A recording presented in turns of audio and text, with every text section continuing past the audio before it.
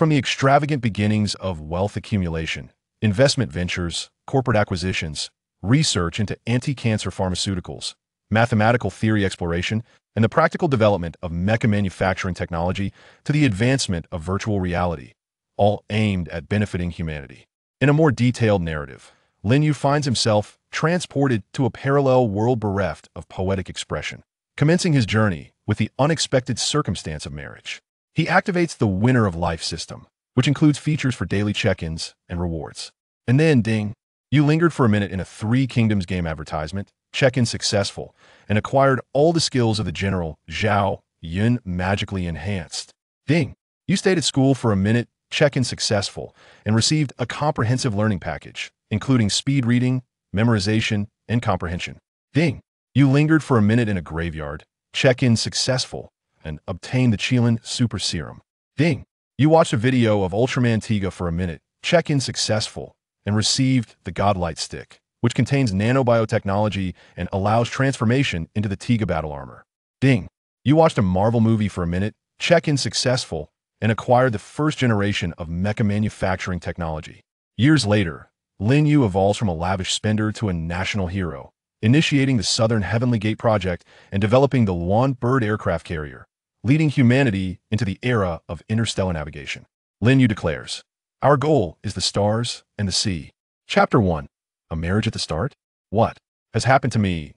S consciousness begins to awaken from darkness.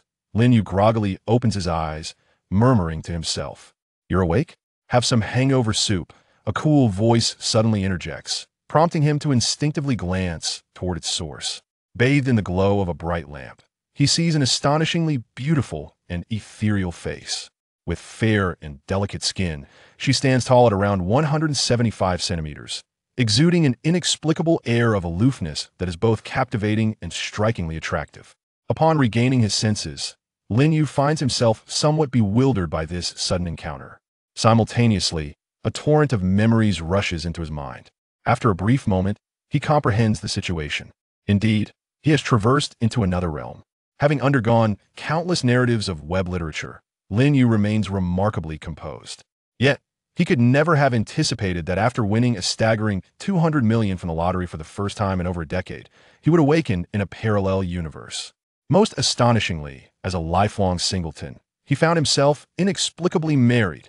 This body, also named Lin Yu, is a graduate of a prestigious university in China, yet has led a rather miserable existence and possesses an eccentric personality. Orphaned and raised in an orphanage, he is exceedingly reclusive, preferring solitude and harboring the peculiar notion of a monotonous life. In terms of social connections, he has no friends, drifting through life like a solitary figure on society's fringes. Yet, despite his peculiarities, he possesses striking good look-sharp features, piercing eyes, and a refined demeanor. His reticent nature and penchant for solitude contribute to an image reminiscent of a cold, aloof male deity, captivating the attention of many admirers since high school, including wealthy young women and talent agencies eager to launch his stardom. However, the original owner of this body harbored a strong aversion to such attention, even avoiding contact with the opposite sex. Just yesterday, after being targeted for his looks at work, he resigned and later encountered a drunken woman during dinner who inexplicably insisted on sharing a drink with him. Afterward, he found himself inebriated and confused, ultimately leading to a hasty online marriage registration with the woman. To this day, he remains uncertain whether the original owner died due to intoxication or some other cause, allowing Lin Yu to take over. This person is truly peculiar, Lin Yu muses, reflecting on the memories in his mind. The original owner squandered a fortunate situation, making a mess of what could have been a promising life. Reclining on a plush bed, gazing at the high-cold woman named Su Muyun before him, Lin Yu inwardly sighs. Though she embodies the type he finds appealing, the issue remains she does not know her. Lacking any emotional foundation, and given the absurdity of their circumstances, it might be best to conclude this errant romance before it even begins. After all, with his extraordinary looks, he could certainly engage in a love affair that transcends both the mental and physical realms. "Thank you, but I'm fine now," Lin Yu says, glancing at the hangover soup on the nearby table as he sits up, expressing his gratitude. Following his acknowledgement, an awkward silence envelopes the room, as both lapse into stillness. Having just arrived in this world, Lin Yu finds himself at a loss for words, opting for silence instead. As he contemplates, the phone suddenly rings, interrupting Su Muyun just as she is about to speak. Upon glancing at the caller ID, her expression shifts, revealing a trace of coldness as she steps out of the bedroom to answer the call. Is there something you need? Su Muyun, how could you suddenly marry a stranger? Do you even consider marriage a lifelong commitment? Do you not regard me as your father? Even if we have our differences, you needn't resort to marriage to provoke me. Who's trying to provoke you? I have found my true love. My marriage is none of your concern. I will make my own choices. And since you abandoned your mother when she needed you most, you are no longer my father. I already explained that my company had urgent matters at that time. I truly could not leave. That has nothing to do with me. You can spend your life with your wretched company, and my affairs are none of your business. Observing the intense exchange outside, which appears to be a heated argument between a father and daughter, Lin Yu is taken aback. He quietly reclines back onto the bed, contemplating the peculiarities of this world. As a parallel universe, it largely resembles his own, yet poetry and verse seem remarkably scarce here. Although historical timelines align, the absence of poetic works is striking. For instance, almost none of Li Bai's poetry remains, with only a few fragmented lines and little trace of other renowned poets. However, for Lin Yu, these are mere trifles. After all, who better to navigate the world of classical poetry than someone who majored in Chinese language and literature? With a second chance at life, Lin Yu feels an overwhelming sense of calm. While he is slightly discontent with the fact that he transitioned into another world right after winning a lottery, he acknowledges that this striking appearance provided a somewhat favorable start. Reflecting on his previous life, as an orphan who barely inherited a fortune yet never experienced genuine love, he feels a pang of regret.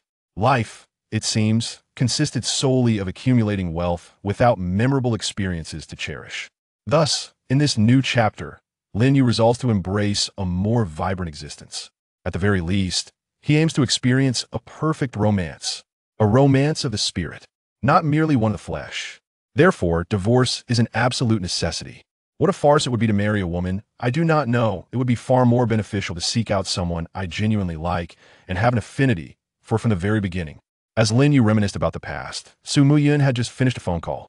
Her expression was grim and her demeanor icy as she entered the room. I sincerely apologize for the trouble I caused you yesterday, she stated. Seated on the bed, before Lin Yu could utter a word, Su Muyun preemptively offered her apology, continuing, I understand that the registration incident was a result of my poor mood and excessive drinking yesterday.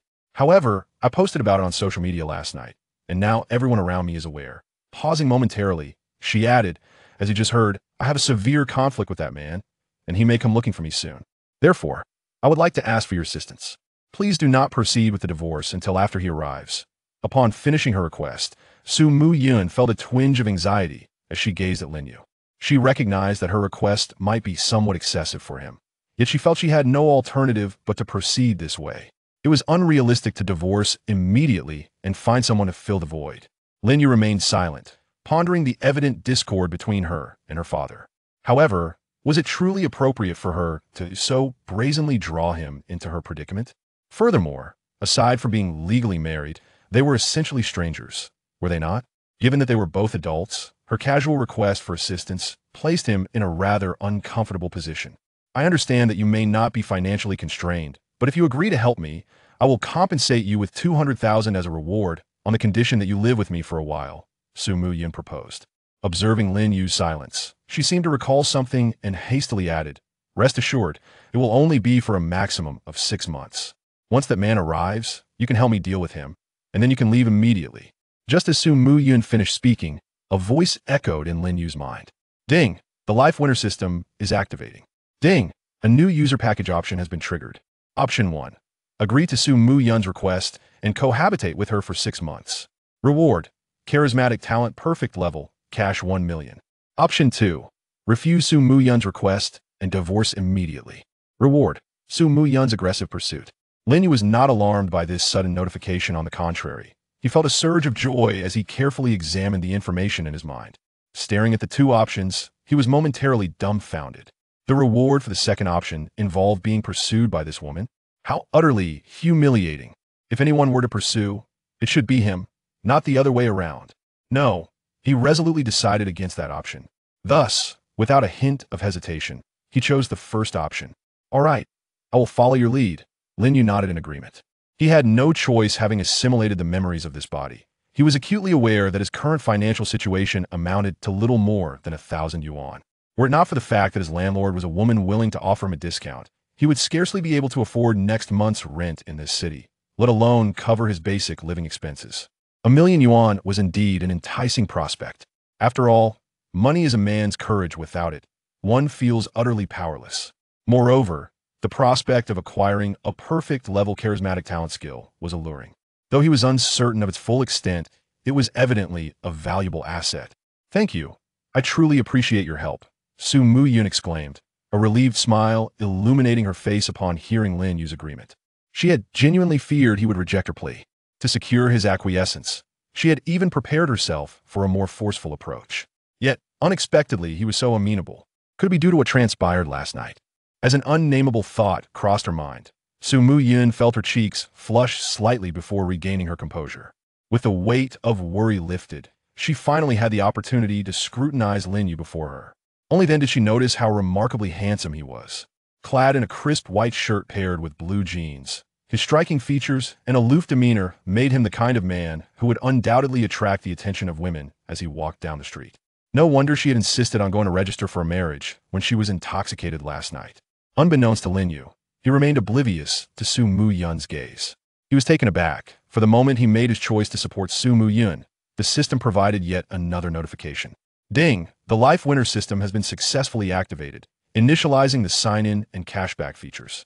The host will be rewarded for every minute spent in any location, whether in online videos or live streams, with a maximum of 3 sign-ins per day. Rewards earned from sign-ins can yield 10-fold returns when spent in live streams and double returns for any expenditures in the real world. As Lin Yu absorbed this information, a smile began to curl at the corners of his mouth. His mind was consumed by a singular thought. It's time to soar. Chapter 2. Cohabitation. With the sound of a notification echoing in his mind, Lin Yu felt an inexplicable surge of energy within him. Suddenly, he sensed an elusive transformation occurring within his being.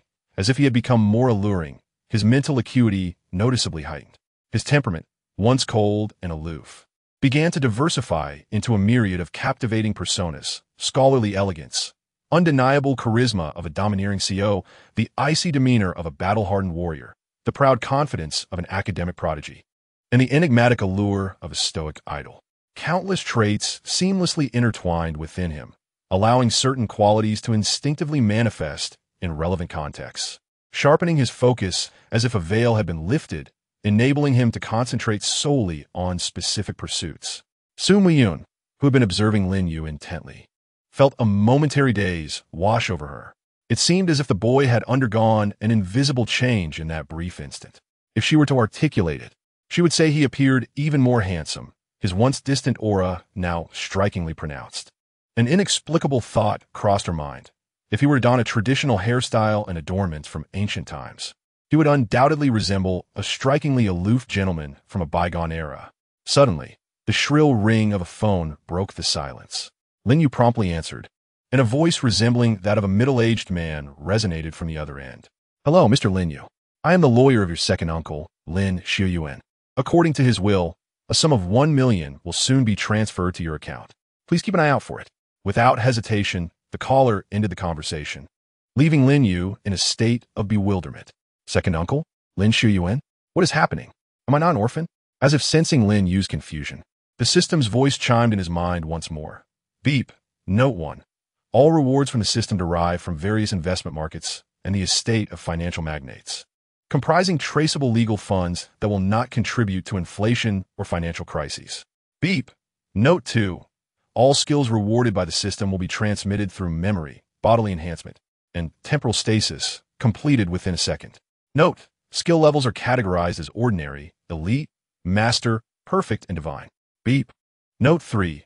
All items awarded by the system will undergo transformations at the levels of causality and fate, ensuring perfect compliance with legality and authenticity in reality. Please feel at ease when utilizing them. Upon reading these 3 consecutive alerts, Lin Yu couldn't help but draw a sharp breath. Is the system truly this powerful? I am utterly enamored. It certainly lives up to the reputation of being an essential tool for traversing worlds. Simply remarkable. Soon after, Lin Yu's phone vibrated, indicating a new message. Your agricultural bank account ending in 7331 has received a transfer of 1,000,000, bringing your current balance to 120, 348 yuan. Realizing that this was the handiwork of the system, Lin Yu understood that his so-called second uncle was likely a mere fabrication as well. By the way, send me your bank account number, and I will have someone draft a contract for you to sign, Su Muyun said as she observed Lin Yu lost in thought. If there are no issues, you can start moving your belongings here to live with me. I have plenty of spare rooms, and if you have a lot of items, I can call a moving company to assist you. No need, I can manage it myself, Lin Yu replied, shaking his head. If you have other matters to attend to, feel free to go about your business. He had few belongings, especially now that he had the system, and he was disinclined to carry items that could easily be purchased. I'm not busy right now. I usually have commitments in the evening. I can drive you to collect your things, Su Muyun offered, as she needed to visit a law firm to formalize their agreement, requiring both of their signatures. After a moment's deliberation, Lin Yu acquiesced, grateful that he wouldn't have to drive. Before long, they exited the house and made their way to the parking lot. During the walk, Lin Yu realized that his new wife appeared to be quite affluent, owning a BMW 5 Series and residing in a villa-style apartment. A peculiar sensation of being pampered by a wealthy benefactor washed over him. Inside the car, the atmosphere was somewhat stifling, and Lin Yu resorted to browsing videos on his Xiaomi phone. However, he was soon met with a trending news headline. Shocking. The renowned Douxia streamer Su Muyun has gotten married. Lin Yu's eyes widened in surprise as he glanced at Su Muyun behind the wheel.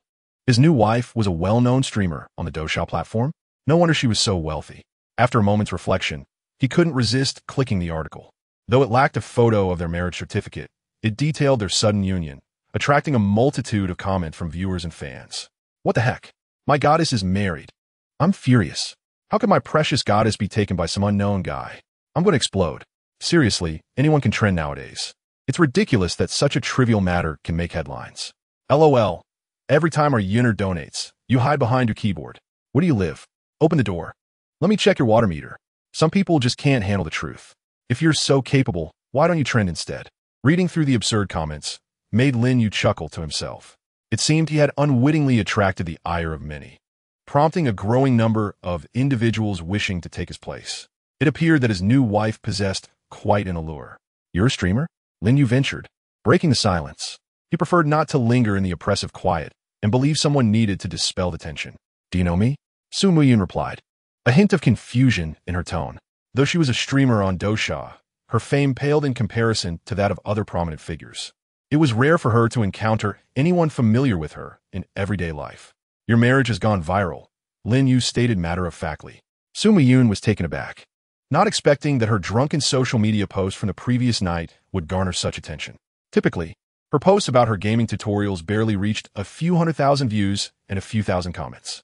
The outcome is rather unfortunate. The marriage incident has unexpectedly surged into trending topics. This indeed is a poignant tale. Perhaps it is due to Lin Yu's disruption of the somber atmosphere. The two engaged in a casual conversation, discussing where to purchase daily necessities and the trivialities of visiting a law firm to handle contracts. Of course, it was mostly Su Muyun who spoke, with Lin Yu listening intently. During this exchange, Lin Yu discovered that his rather unassuming wife was a renowned streamer of the game Honor of Kings, and surprisingly, she had no scandals attached to her name. To Lin Yu's astonishment, she had even donated her own funds to build a Hope Primary School for underprivileged children in a rural area. This was quite impressive. Soon, the pair arrived at Lin Yu's rental accommodation. Upon entering, Su Muyun surveyed the room, noting that despite its worn state, it was remarkably tidy and clean, exuding a sense of simple comfort.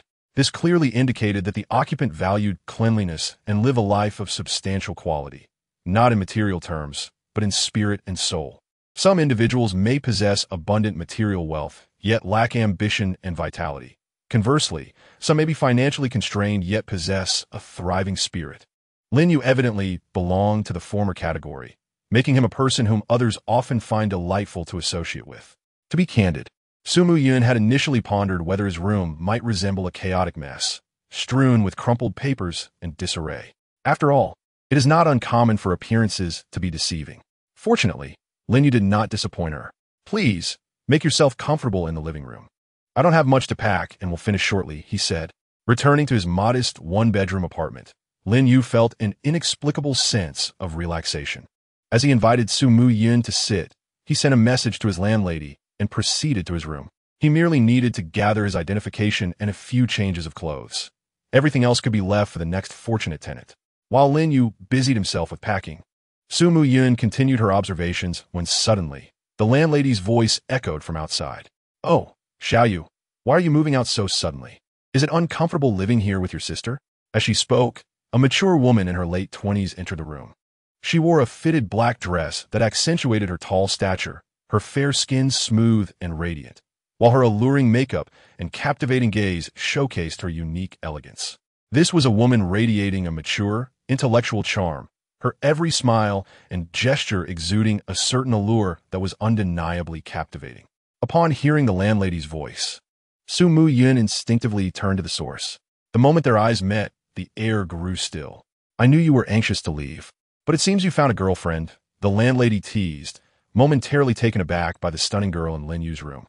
This was the first time she had seen Lin Yu in the company of a female, especially one brought into his personal space.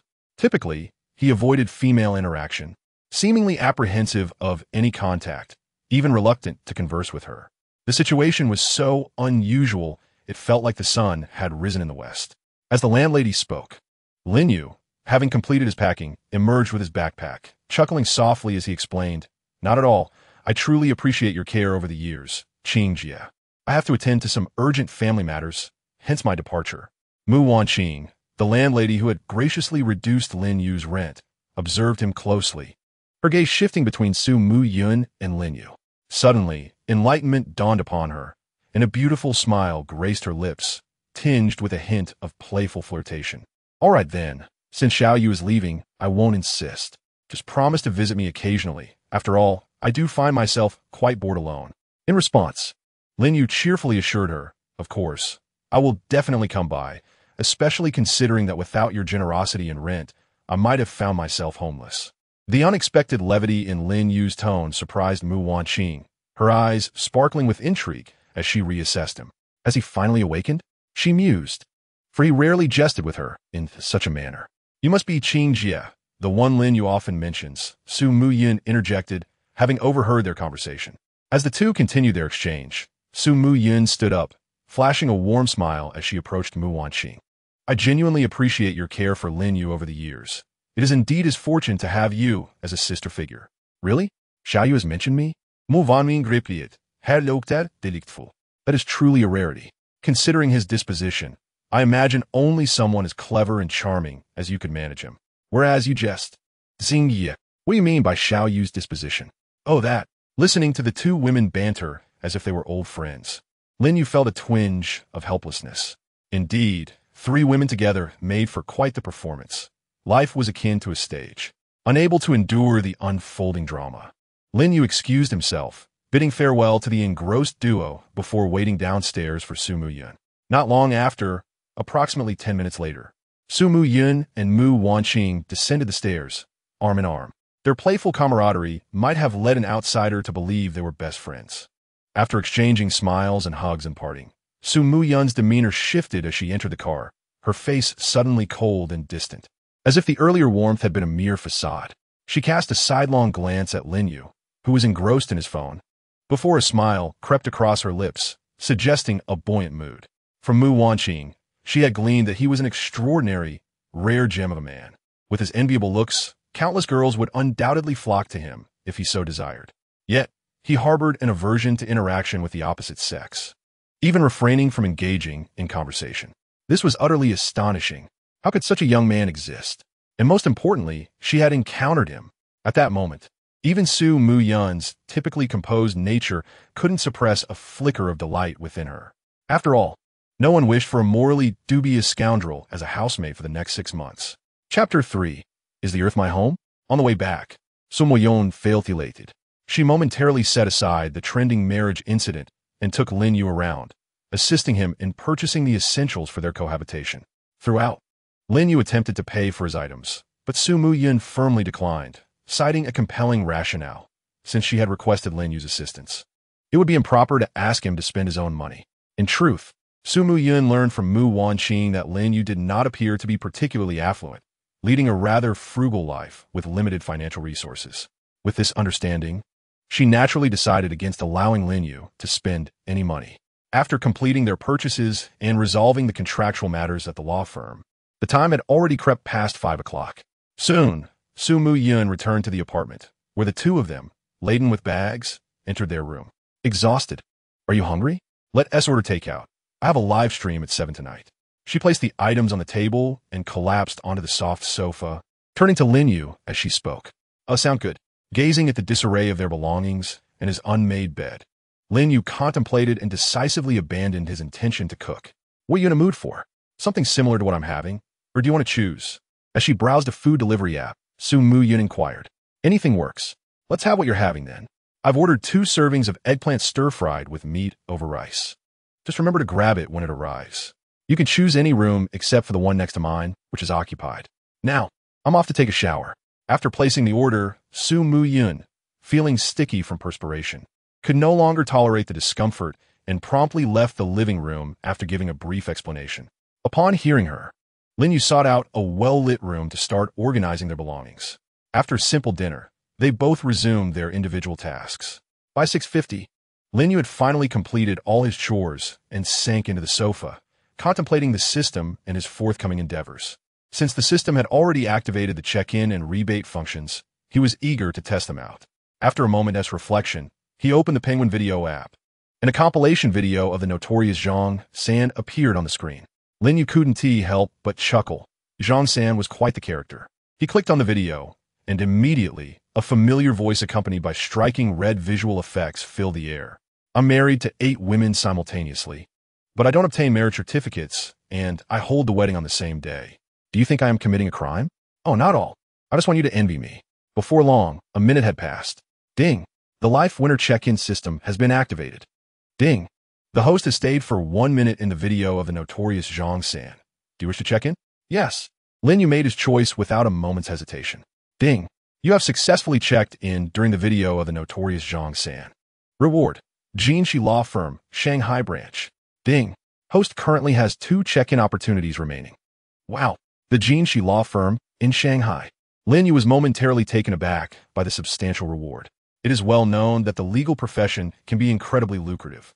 The top 20 to 30 of lawyers in major cities like Beijing and Shanghai account for over 80 of the entire industry's revenue. Truly astonishing, especially for a prestigious firm like Jinshi. Every case they handle is significant, such as international patent infringement cases, directly engaging with top-tier law firms in the United States. Their revenue generation capabilities are formidable, often raking in profits exceeding hundreds of millions annually. Although such renowned firms operate under a partnership structure, they implement a corporate management model with a chief partner, directors, committee managers, and numerous senior and equity partners. The team is extensive, making unilateral decision-making virtually impossible. However, now, thanks to the system's adjustments, a law firm that previously required the consensus of numerous partners to make decisions is now entirely at Lin Yu's discretion. Ding, ding, ding. A familiar ringtone interrupted his thoughts. Upon answering, a gentle female voice greeted him. Hello, Mr. Lin Yu, I am Wang Ling, the head of the Jinshi Law Firm in Shanghai. According to the will left by your uncle, Lin Xiaoyuan, we now entrust the entire firm to your personal ownership. If you have the time, we welcome you to visit our office. After casually responding, Lin Yu hung up the phone, feeling somewhat awestruck. The golden opportunity presented to him was truly remarkable.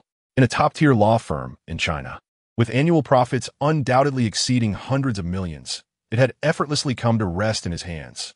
Although he had mentally prepared for this, he was still astonished by how the system facilitated this transfer. Eager to continue, Lin Yu enthusiastically prepared for his next check-in. Based on the insights from his first check-in, it seemed that the rewards he received were closely linked to the content of the video. He pondered for a moment before exiting the Penguin Video app and downloading the Doushao platform. After completing the registration and basic information, he entered the platform, where a plethora of popular live streaming rooms appeared on the recommendation page. To his surprise, he spotted his cheap Wi-Fi's live streaming room, but chose not to enter, as he had more pressing matters to attend to.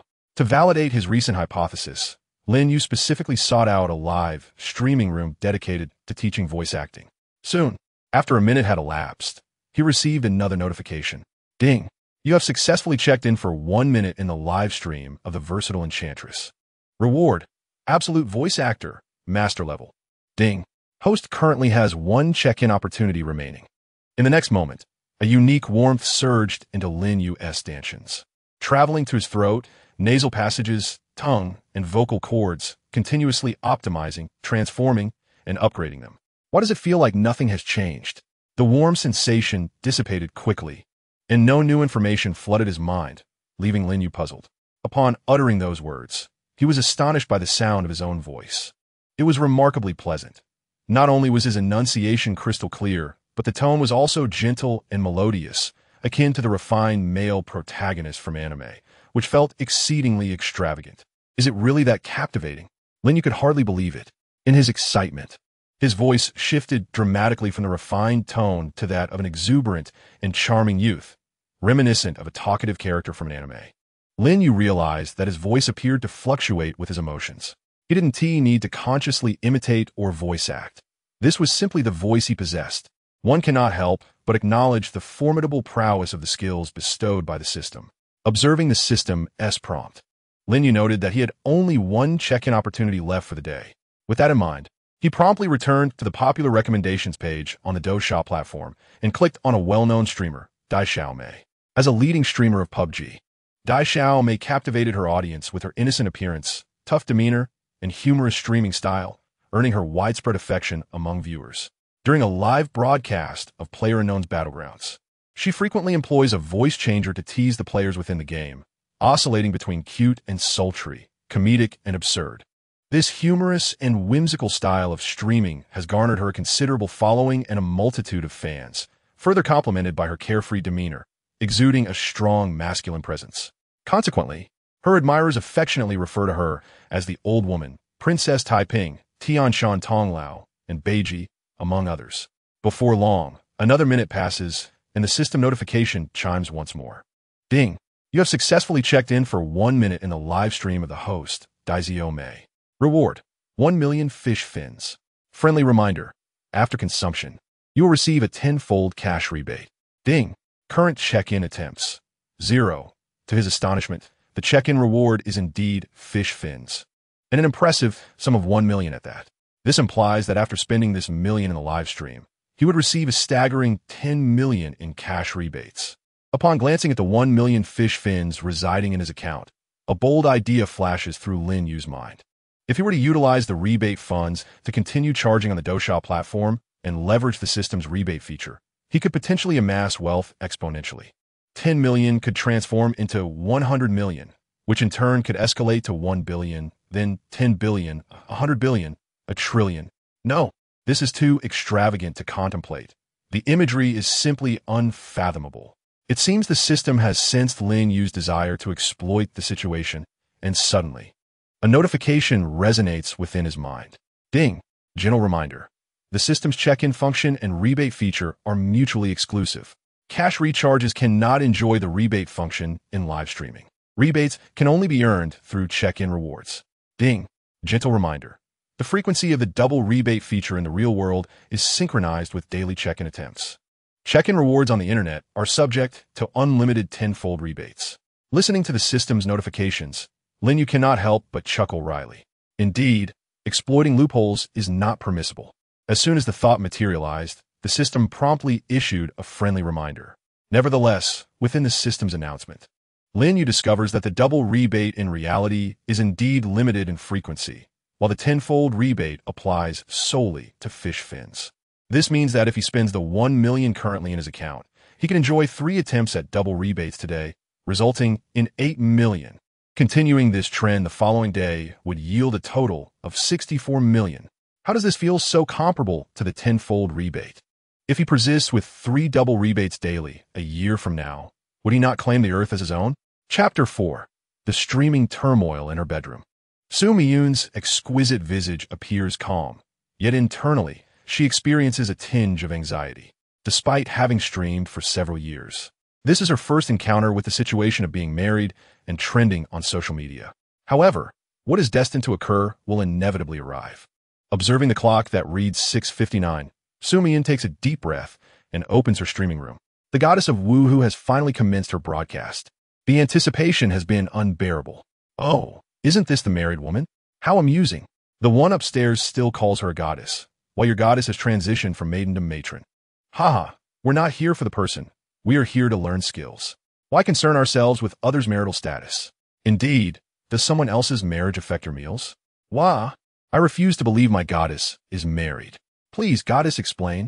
Haha, pardon my candor, but from today onward, this shall be the territory of my bull-headed man. Wherever there is a bull-headed man, there I shall be, the pure love warrior, ready to strike down the bull-headed man.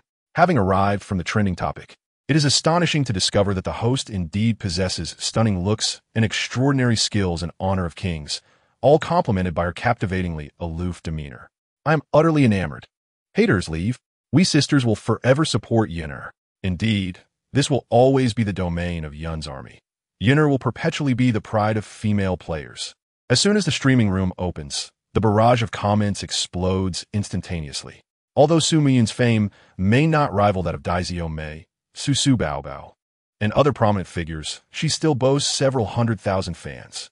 Moreover, the buzz surrounding her marriage, trending on social media, has propelled her follower count beyond 1 million, a figure that continues to rise at a remarkable pace. Undoubtedly, a significant portion of this influx consists of spectators eager for a spectacle. However, there are also many who are drawn by Su Miyun's striking beauty. After all, a fair-skinned, beautiful, long-legged, and aloof goddess is the archetype that many prefer. Observing the various comments on the screen, Su Miyun's expression tightens, her delicate fingers turning slightly pale from tension. Having never encountered such a situation before, she feels a flicker of panic.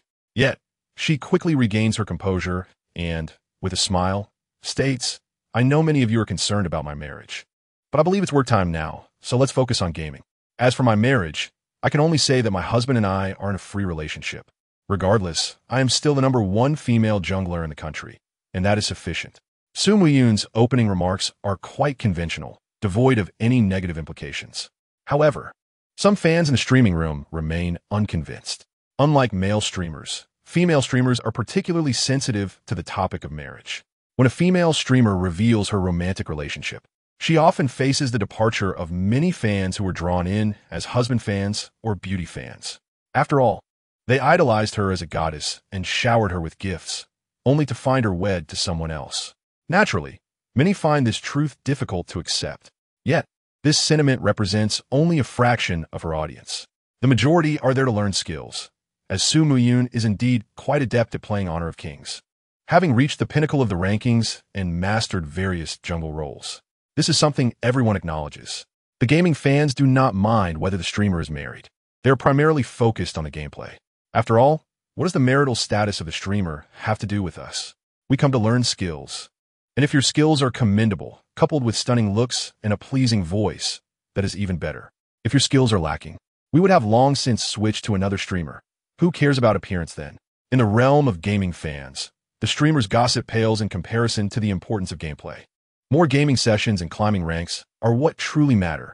Thus, when Su Miyun indeed confirms her marriage and declares, in front of her multitude of fans, that she and her husband are in a free relationship, the husband fans and beauty fans among her followers are utterly taken aback. I can't believe my goddess has been secretly taken. I am so furious I could vomit blood. This marriage is far too sudden. With no prior notice, it feels like a thunderbolt from a clear sky. Bring that man out. I must see who has stolen my goddess. I shall duel him. Precisely. Bring that pretty boy out. I want a one-on-one with him. Cough. There seems to be an unspoken tension coming from upstairs. When the devoted fans of their husbands and those enamored with beauty envision their aloof goddess appearing bashful in another's embrace, they are instantly engulfed by a tempest of fury, their eyes burning with jealousy, nearly driven to madness. At that moment, within Su Miyun's live streaming room, a prominent message from a royal account emerged. A conspicuous red comment flashed across the screen. I simply cannot fathom this. Everything seemed fine yesterday, yet today the news of marriage breaks. Is this the result of indulging in excess funds, planning to keep a toy boy for amusement? It's utterly revolting. I've spent tens of thousands and couldn't even acquire a phone number. You act so high and mighty, yet secretly engage in such shamelessness. I'm deleting my account and leaving. It's nauseating to watch. As this royal account repeated its message thrice, all fans in the streaming room took note, including Su Muyun herself. She recognized this individual, known for being quite active in the fan group and having sought her phone number, which she had declined in favor of adding him on QQ. She never anticipated such a volatile temperament and such a lack of character from him. If you gentlemen are here to learn skills, you're most welcome. However, if you've come merely to indulge in gossip regarding marriage, I must reiterate, my husband and I are in a free relationship, not some arrangement for keeping a toy boy. Please refrain from forcing your narratives upon us. If you wish to leave, I shall not beg you to stay. Thank you. Though the insults stung her heart, Su Miyun refrained from retaliating verbally, maintaining a stoic demeanor as she opened Honor of Kings and continued her stream. Having endured such vitriol for years, she was well accustomed to being slandered and having her narrative manipulated. Even the harshest insults had not broken her spirit, let alone this minor uproar. After her words, some fans who could not tolerate the situation chose to depart. Ha ha, this is simply hilarious. A grand display of losing followers. No big deal, those who should leave. Please do so quickly. Don't hinder my viewing experience, as I am here to learn skills. Indeed, our Yun is the #1 female jungler in the national server of Honor of Kings, a bona fide technical streamer, not merely a beauty streamer. If you seek beauty, kindly depart to the dance channel. Ah, the world of the affluent is beyond my comprehension, as a royal account worth 60,000 simply vanished. Alas, that poor fellow must be devastated, having been outpaced by a toy boy, truly a pitiful sight. Quickly, bring out the toy boy for all to see. What else with the pretense of aloofness? It's utterly amusing. The live chat brimmed with varied comments, some reveling in the misfortune, others finding it amusing, while a few haters endeavored to stir chaos. Chapter 5, Wrath. Casting aside thoughts that felt distant, Lin Yu gazed at the 1 million fish fins resting in his Dosha platform account. Contemplating, he reasoned that since any recipient would be equally deserving, he might as well reward his nominal wife, Su Muyun. After all, it is wise to share the bounty with those close to one. Yet, before entering her streaming room, Lin Yu could not suppress his curiosity and search for her information online. Su Muyun, the #1 female jungler in the national server of Honor of Kings, boasts an elite rank of Glory King with 105 stars, achieving a peak ranking of 3rd in the Pinnacle matches. Renowned for her exceptional skill with Luna, she's a revered figure among countless female players. Her exquisite beauty and cool demeanor have garnered her immense popularity within her streaming community. Upon reading about Su Muyun, Lin Yu cannot help but marvel. Goodness, my dear wife is indeed impressive. Achieving such heights solo is a testament to her strength. He recalled his previous life, where he dominated the Pinnacle matches for 4 consecutive seasons, holding first place, while his alternate accounts secured 2nd and 3rd. While her achievements were formidable, they still paled in comparison to his. Nonetheless, for a girl in Honor of Kings, attaining what Su Muyun achieved is commendable. With a smile gracing his lips, he eagerly entered her live stream. However, in an instant, his smile faded, replaced by a rigid expression. For in Su Muyun's streaming room, a barrage of comments ignited his anger. Where's that toy boy? Get him out here to face us. Indeed, the host's silence implies acceptance of him as your kept man, doesn't he? It's so obvious, yet you continue to pretend otherwise. Huh. Others may dine on soft rice, but how can we label him a toy boy? He is merely the soft rice king. I Uchiha-ban recognize him. I shall dub him the strongest soft rice king. For heaven's sake, you haters, just scram. Don't disrupt our quest for knowledge. We're the moderators. Kick these pests out. Ladies, let these haters witness the might of our Yun family. Let the comments flow. As the comments surged, Su Muyun remained expressionless, fixated on her game of Honor of Kings. With a new season upon them, a new hero named Jing had emerged, captivating her interest with his character and backstory. As for the haters, every streamer encounters them to some extent. Thus, there was no need for concern. Some streamers even engage with haters, assimilating them into their community. Thus, Su Muyun remained indifferent, as the moderators swiftly began silencing the troublemakers. Yet, just as she was engrossed in reviewing the new hero's abilities, yet another hidden royal account made its presence known in the chat, repeating its message multiple times. Su Muyun, my goddess, I believe that Brother S words hold merit. Was this indifferent expression you bear? If you truly have a toy boy, summon him. Let us see what transpires. Or could it be that you are clandestinely nurturing a toy boy behind your parents' backs? How utterly shameless. To secretly keep a soft rice boy, yet project such superiority is revolting. Upon reading this comment, Zhao Yun, who had maintained her composure, suddenly changed. Her expression hardened. Her icy gaze bore into the chat as her slender fingers clenched, turning pale and bloodless.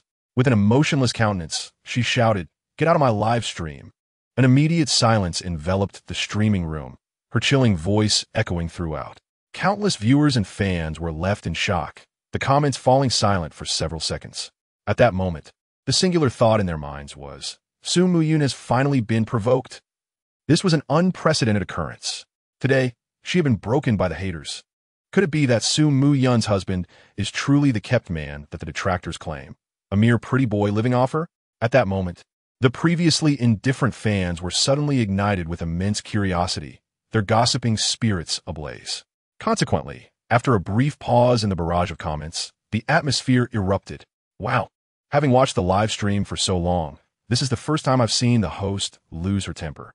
I can only say how fortunate I am today. Haha, this is hilarious. The truth has finally come to light, yet they still refuse to admit to keeping a soft rice man. Why break down if you're innocent? If you truly didn't have a kept man, how could you be so easily provoked? This is evidence. TSK, I must admit, I suddenly feel a twinge of envy for that pretty boy. With the host's looks and figure coupled with wealth, it seems quite appealing to be a kept man. We want to see the pretty boy. Bring him out for the brothers to see. Come on, let us get the rhythm going. Pretty boy, king of soft rice. Pretty boy, king of soft rice. In response to the rhythms set by the detractors and mischief makers, the entire live stream quickly filled with a unified barrage of comments. Faced with this situation, the moderators in Zhao Yun's live stream found themselves at a loss. There were simply too many comments to manage. Although a portion of female fans staunchly defended Zhao Yun, the majority, including gaming fans, began to harbor doubts upon witnessing her breakdown, opting instead to watch the drama unfold. To be honest, Lin Yu usually had quite a temper. Yet the audacity of these vile individuals was simply too much. How dare they label him a pretty boy? King of soft rice? No. However, the initially frustrated Lin Yu felt his anger boil over upon seeing Zhao Yun's breakdown caused by a single comment in the live stream. Damn it, no matter what, Zhao Yun is still my nominal wife. To have that scoundrel insult her right in front of me is utterly intolerable. If I don't vent this anger, am I even a man? Thus, even if it meant risking everything, I'll make that foul-mouthed scoundrel pay. With that thought, Lin Yu swiftly took a screenshot of the repeated comment in the live stream and checked the VIP requirements of the Douxia platform. The platform had a hierarchy of nobility, starting from the lowest: Ranger, Knight, Viscount, Earl, Duke, King, and Emperor, totaling 7 ranks. The cost to become the Emperor. The highest rank was merely 120,000 fish fins, with a rebate of 100,000 fish fins, effectively costing only 20,000. One fish fin equated to 1 yuan. Once someone became an emperor, they received a custom rocket and could not be muted, allowing them to virtually propel a small streamer into the spotlight, making it highly coveted among streamers. Seeing that the highest rank only costs 120,000 a month, Lin Yu chuckled. A mere 120,000 wooden T even exhaust the million in his account. Today, he intended to show those detractors whether he truly was a kept man or not. Chapter 6. Confrontation within the live stream. Just as Zhao Yun was about to explain the reason behind her breakdown, a massive golden banner suddenly appeared. Congratulations to Lin Yu for successfully activating Emperor privileges in Zhao Yun's live stream. Upon witnessing this, the viewers were momentarily stunned. This was the Emperor privilege, costing 120,000. How could anyone activate an Emperor in Zhao Yun's live stream after a marriage? Incredible. Despite Zhao Yun's years of streaming, no one had ever activated an Emperor in her stream. The highest had been kings or dukes. Who would have thought that today someone would become an Emperor?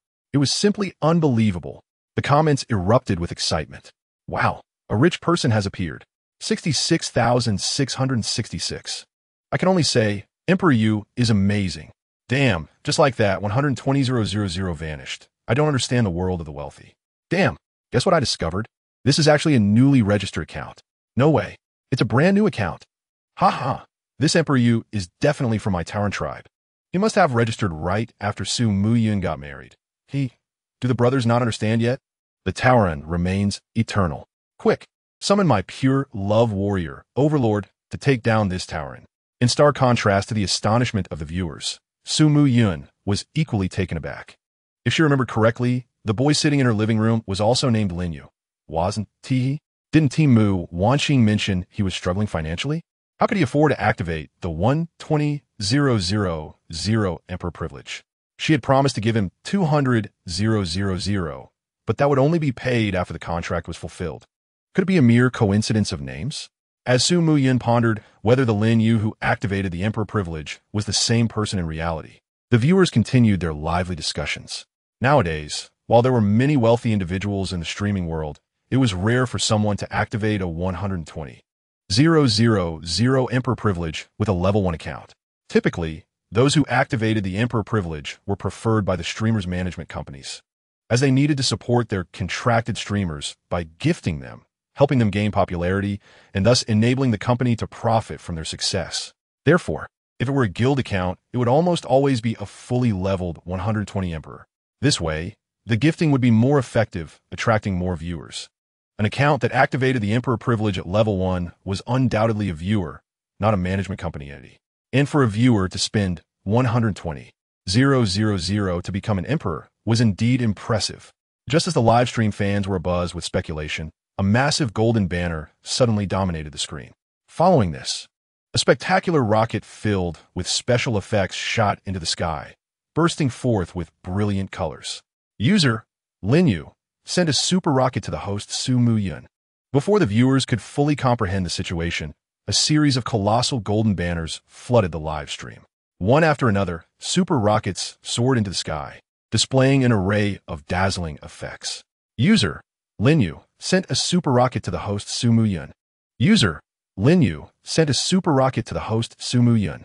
User, Lin Yu, sent a super rocket to the host Su Muyun. User, Lin Yu, sent 100 super rockets to the host Su Muyun. Super rockets are the most expensive gift on the Douxia platform, costing 2,000 each. 100 super rockets equate to 20,000 fish fins, equivalent to 20,000 yuan. For most viewers, this was no small sum. Even though Su Muyun had been streaming for quite some time, it was rare for anyone to gift her 20,000 yuan. Therefore, when Lin Yu sent out 100 super rockets, the atmosphere in the entire live stream exploded. Wow, incredible.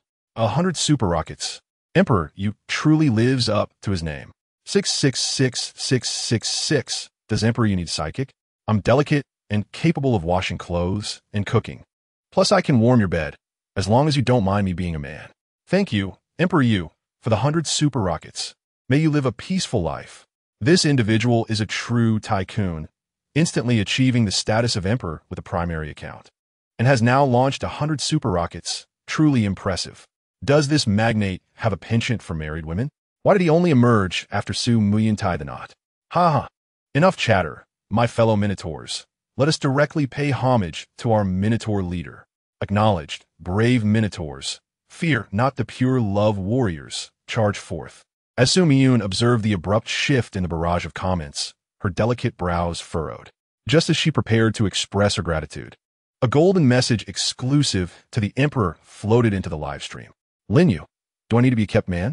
And that foul-mouthed king who just spoke, what are you even worth? As this golden message from the Emperor repeated across the screen, the previously bustling comments abruptly halted for several seconds. Upon deciphering the implications of this statement, countless viewers became flushed with excitement. The main character has finally arrived. Lin Yu appears to be the husband Su Muyun mentioned. Oh my, could it be that the Emperor is the same kept man just disparaged by those envious critics? Ha ha ha, this is hilarious. It seems they have met their match. With the Emperor's entrance, he not only activated the Emperor status, but also nonchalantly showered 100 super rockets. Does anyone else really need to live off others? Remarkable. If all kept men were like the Emperor, then nearly half of the populace in Huaxiao would be inferior to them. The Emperor is so dashing. This display of fierce protection of his wife could only be found in a domineering CEO romance novel.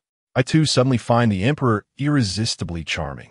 As a member of the Yun family army, I recognize you solely based on your assertive defense of your wife. TSK, TSK. I dare say the Emperor is undoubtedly a master of retorts, a true player in the arena of insults, never resorting to vulgarity. Hee. I can sense the tension of war among the wealthy. Indeed, just as Lin Yu's message was sent, the previously mentioned Red King's message resurfaced. My goddess me, why the sudden urgency to establish a persona? Where were you earlier? If you had the guts, you would have stood up and clarified things when Su Muyun began her stream. TSK, TSK, now that you've appeared, do you intend to throw money around? By the way, Su Muyun, don't you feel a pang of regret pouring all your earnings from streaming these past few years into this?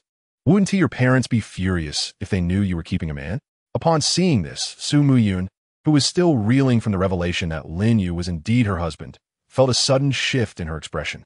Her gaze turned icy as she fixated on the red comment in the live stream, declaring, "If you dare to mention my parents again, I swear, no matter where you are, I will ensure you face the consequences in reality." She could not tolerate any insults directed at her mother. Throughout her years of streaming, no matter how harshly the critics hurled insults, she managed to endure and ignore them, allowing the moderators to ban them. However, her mother was an inviolable boundary. Anyone who dared to insult her mother would face her wrath in kind, with no mercy. As the dialogue between these titans unfolded, the fans in a live stream suddenly realized the true reason behind Su Muyun's distress. It was not about her husband, but her parents.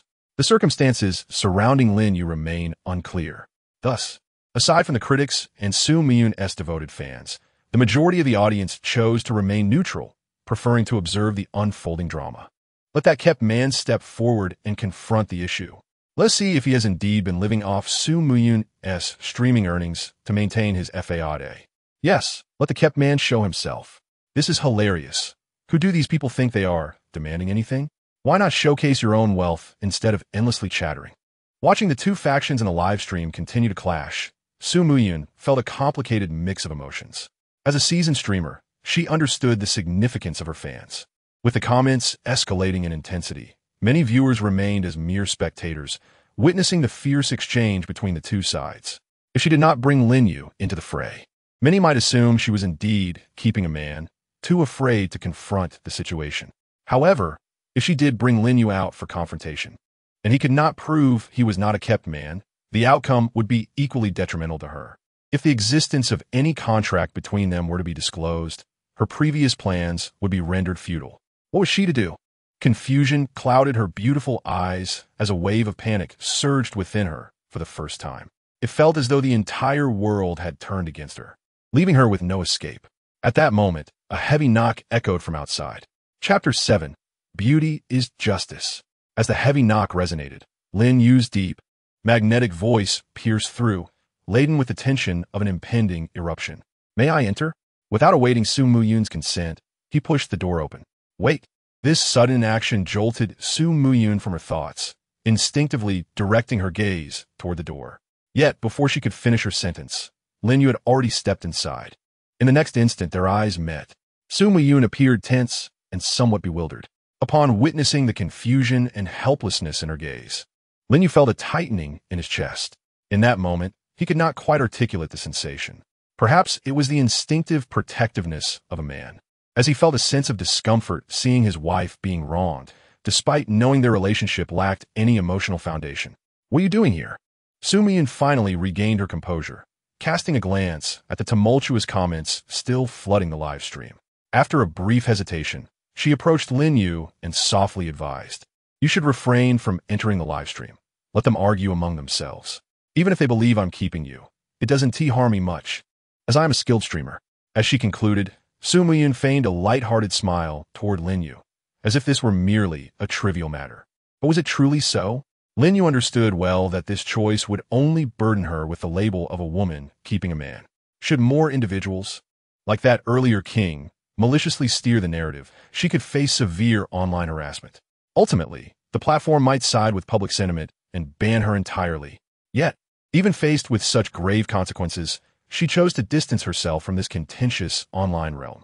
She would rather suffer damage to her reputation than drag anyone else down with her. It must be acknowledged that she is a girl who appears strong and brave on the outside, but is gentle and kind-hearted at her core. Lin Yu admitted that when this girl, unaware of his circumstances, genuinely considered his well-being, he felt a flicker of attraction. All right, you should step out for now. I still have a live stream to conduct. As Lin Yu gazed intently at her, Zhao Yun felt a wave of anxiety wash over her, prompting her to avert her gaze and lower her head in an attempt to persuade him to leave. Unmoved, Lin Yu continued to look deeply into her eyes and said, "As your nominal husband, do you truly believe I could abandon you in this live stream, exposed to the scorn of countless viewers and fans? Would that make me a man in your eyes?" At his words, Zhao Yun's heart trembled, and instinctively, she lifted her gaze to meet his. In that moment, Lin Yu's expression was resolute, his eyes radiating sincerity, making it impossible for her to hold his gaze. "Now allow me to take charge. After all, you are my nominal wife, and it is not customary for a girl to shield a boy from the storm." Observing the momentary daze of Zhao Yun, who appeared adorably perplexed, Lin Yu chuckled softly and couldn't resist ruffling her hair. With that, he confidently approached her computer. As she watched his retreating figure, an unusual glimmer danced in Zhao Yun's beautiful eyes. It was the first time she felt that this man's presence was so towering and formidable, offering her a sense of security she had never known. Having navigated life alone for several years, shouldering every burden by herself, she suddenly realized how delightful it was to have someone to rely on. This thought brought forth a subtle yet radiant smile upon her delicate face, blooming like a garden in spring. In the live stream room, due to Zhao Yun's abrupt departure, the audience, initially engaged in idle gossip, began to speculate. Why did the host leave? Is she going to call her husband? They wondered. Oh, this is going to be entertaining. A clash of titans is inevitable. The competition among the affluent was a rare spectacle, and that night was destined to be one of sleepless excitement. The truth was about to unfold, and the thrill was palpable. Hilarious. The pretty boy should come out and face his fate. Indeed, how dare he use the host's money for gifts? What a genius in living off others. As Lin Yu settled into the chair beside the computer, he faced the camera amidst the clamor of the chat room. In the next instant, when his face appeared on the stream, the once bustling barrage of comments fell silent in an astonishing hush. In a matter of seconds, not a single comment emerged in the live room, where tens of thousands were watching. However, after this brief stillness, the chat erupted like a volcano, exploding with fervor. What on earth is this divine visage? Wow, he's unbelievably handsome. He looks like a beautiful man from ancient times. Oh my goodness, I adore this cool, ethereal beauty. Is this really the Emperor Yu? He.S. stunning. He.S. exactly my type. Yun, stop live streaming games. Let Emperor Yu take the stage. I would sell everything to support him. Me too. I'd work tirelessly just to sustain him. Count me in. I'd even sell my kidney. Who is this man? He is exceptionally handsome. This beauty is truly otherworldly. Even I, a man, find him extraordinarily attractive. As Lin Yu made his grand entrance, the live stream was inundated with a flurry of gifts. User, Su Jin Air, sent Zhao Yun a super rocket. User, Yun Air forever, gifted her yacht. User, Su offered a sports car. The gifts poured in like a fountain, showing no signs of abating, and the atmosphere surged with excitement. Observing this spectacle, Zhao Yun was taken aback. She had known Lin Yu was handsome, but she had not anticipated such an exaggerated reaction from the audience, particularly her devoted fans. The Yun family army were showering Lin Yu with gifts like fervent admirers. Amidst the accolades, Zhao Yun felt a flutter of joy within her. After all, as Lin Yu's nominal wife, she couldn't help but feel a sense of pride when others praised him, acknowledging her discerning taste. Thank you to all the viewers and fans for your compliments and gifts, but could I kindly ask you to pause the barrage for a moment? We need to clarify a few matters, such as who the Soft Rice King is, Lin Yu said, raising his brow as he addressed the still gifting fans. However, as his voice resonated through the stream, even Zhao Yun, who had just begun to comprehend the situation, was momentarily stunned. Lin Yu's voice was gentle yet resonant, akin to a clear spring, and his eloquence was captivating. With a voice reminiscent of a master voice actor, combined with his ethereal beauty, the audience felt as if a character from a two-dimensional manga had come to life, clad in flowing white garments, wielding a sword like a melodious song. Is this truly Emperor Yu's voice? My heavens, it's so enchanting that it could make one swoon. This is beyond beautiful. I feel as though I might faint. As a voice enthusiast, I am overwhelmed. The sensation is indescribable. Oh no, Emperor US voice is too delightful, and he is so handsome and wealthy. I feel a pang of envy. Yet amidst the admiration, some voices attempted to steer the conversation back to a less favorable tone. Can we focus on the main issue? A pretty boy is still just a pretty boy. What does his looks matter? Lin Yu found himself bemused by the misguided direction of the discourse among the fans. Just then, the notorious Soft Rice King reappeared in the chat. Muyun, my goddess. Haha, I was beginning to doubt my judgment, but your self-exposure as a pretty boy. Soft Rice King is undeniable. As this comment floated through the live stream, the previously passive audience swiftly rallied to defend Lin Yu, unleashing their fury upon the detractor. What a jealous wretch. You're just envious of Emperor US looks and wealth. Those who can't even show their face have the audacity to bark here. Someone, please teach this fool how to dress. I fear he might wither in shame, faced with the collective outrage of the viewers. Even the dissenters could not withstand the onslaught and quickly faded from the conversation. The Soft Rice King was soon overwhelmed by the tide of supportive comments, barely able to surface in the sea of appreciation. Even if there were any, they would soon be overwhelmed by countless barrage comments. In an instant, the live streaming room, which had originally featured a standoff between two factions, transformed into a scene of overwhelming advantage as the majority of fans joined in. Witnessing this dramatic shift, Lin Yu couldn't help but chuckle to himself. He had not anticipated that merely showing his face and uttering a few words would lead to such a situation. It was indeed somewhat exaggerated. However, this was to be expected in an era where entertainment reigns supreme and appearances are deemed justice. Human interactions often begin with superficial beauty, then delve into talent, loyalty to character, infatuation with physical allure, fascination with voice, and intoxication with deep emotions. At this moment, Lin Yu's looks were regarded by the livestream fans as nothing short of breathtaking. Coupled with his wealth and a voice reminiscent of a national dubbing master, alongside his gallant protective actions towards his wife, he captured the attention of numerous fans instantaneously. Nevertheless, Lin Yu did not intend to resolve this matter through the power of his fans. He aimed to demonstrate to everyone that he, Lin Yu, was no mere pretty face. He was certainly not a Soft Rice King. No one could insult him and walk away unscathed. Moreover, no one could insult his nominal wife in his presence. Chapter 8. The Power of Wealth. Miyu, my goddess. This is hilarious. A pretty boy with such limited prowess, relying solely on others? Under the relentless barrage from the Waterfriends fans, the Red King account could only sporadically send a few repetitive messages, soon submerged in an ocean of endless comments. Aside from Lin Yu, who remained focused on him, it was likely that no one else noticed his messages. Thus, when Lin Yu saw his comment, he couldn't help but laugh. Sometimes, individuals choose self-deception, unwilling to accept that someone might surpass them in excellence, for their hearts are inherently narrow-minded, unable to bear seeing others excel. With that thought, Lin Yu cast a scornful glance at the live stream. His dismissive gaze pierced through the digital realm like a sharp sword, striking deeply into someone's heart, shattering their fragile ego. Seemingly provoked by Lin Yu's disdainful look, the Red King account began to frantically send barrage comments one after another. Me and my goddess, you pretty boy, what qualifications do you have to claim superiority over me? Just because of your surgically altered face? Me and my goddess, do I need to deceive myself? I earn a six-figure monthly income, far exceeding your pathetic existence as a mere pretty face reliant on cosmetic enhancements. Me and my goddess, you loser, this is all you can achieve, relying on others, attempting to flaunt superiority as a pretty boy, perfectly suited for that pretentious Su Muyun. As these glaring red comments repeatedly flashed through the live stream, Lin Yu's expression darkened, his tone icy as he remarked, "A mere clown. Since you have presented your face to me, I shall not hold back from smashing it to pieces."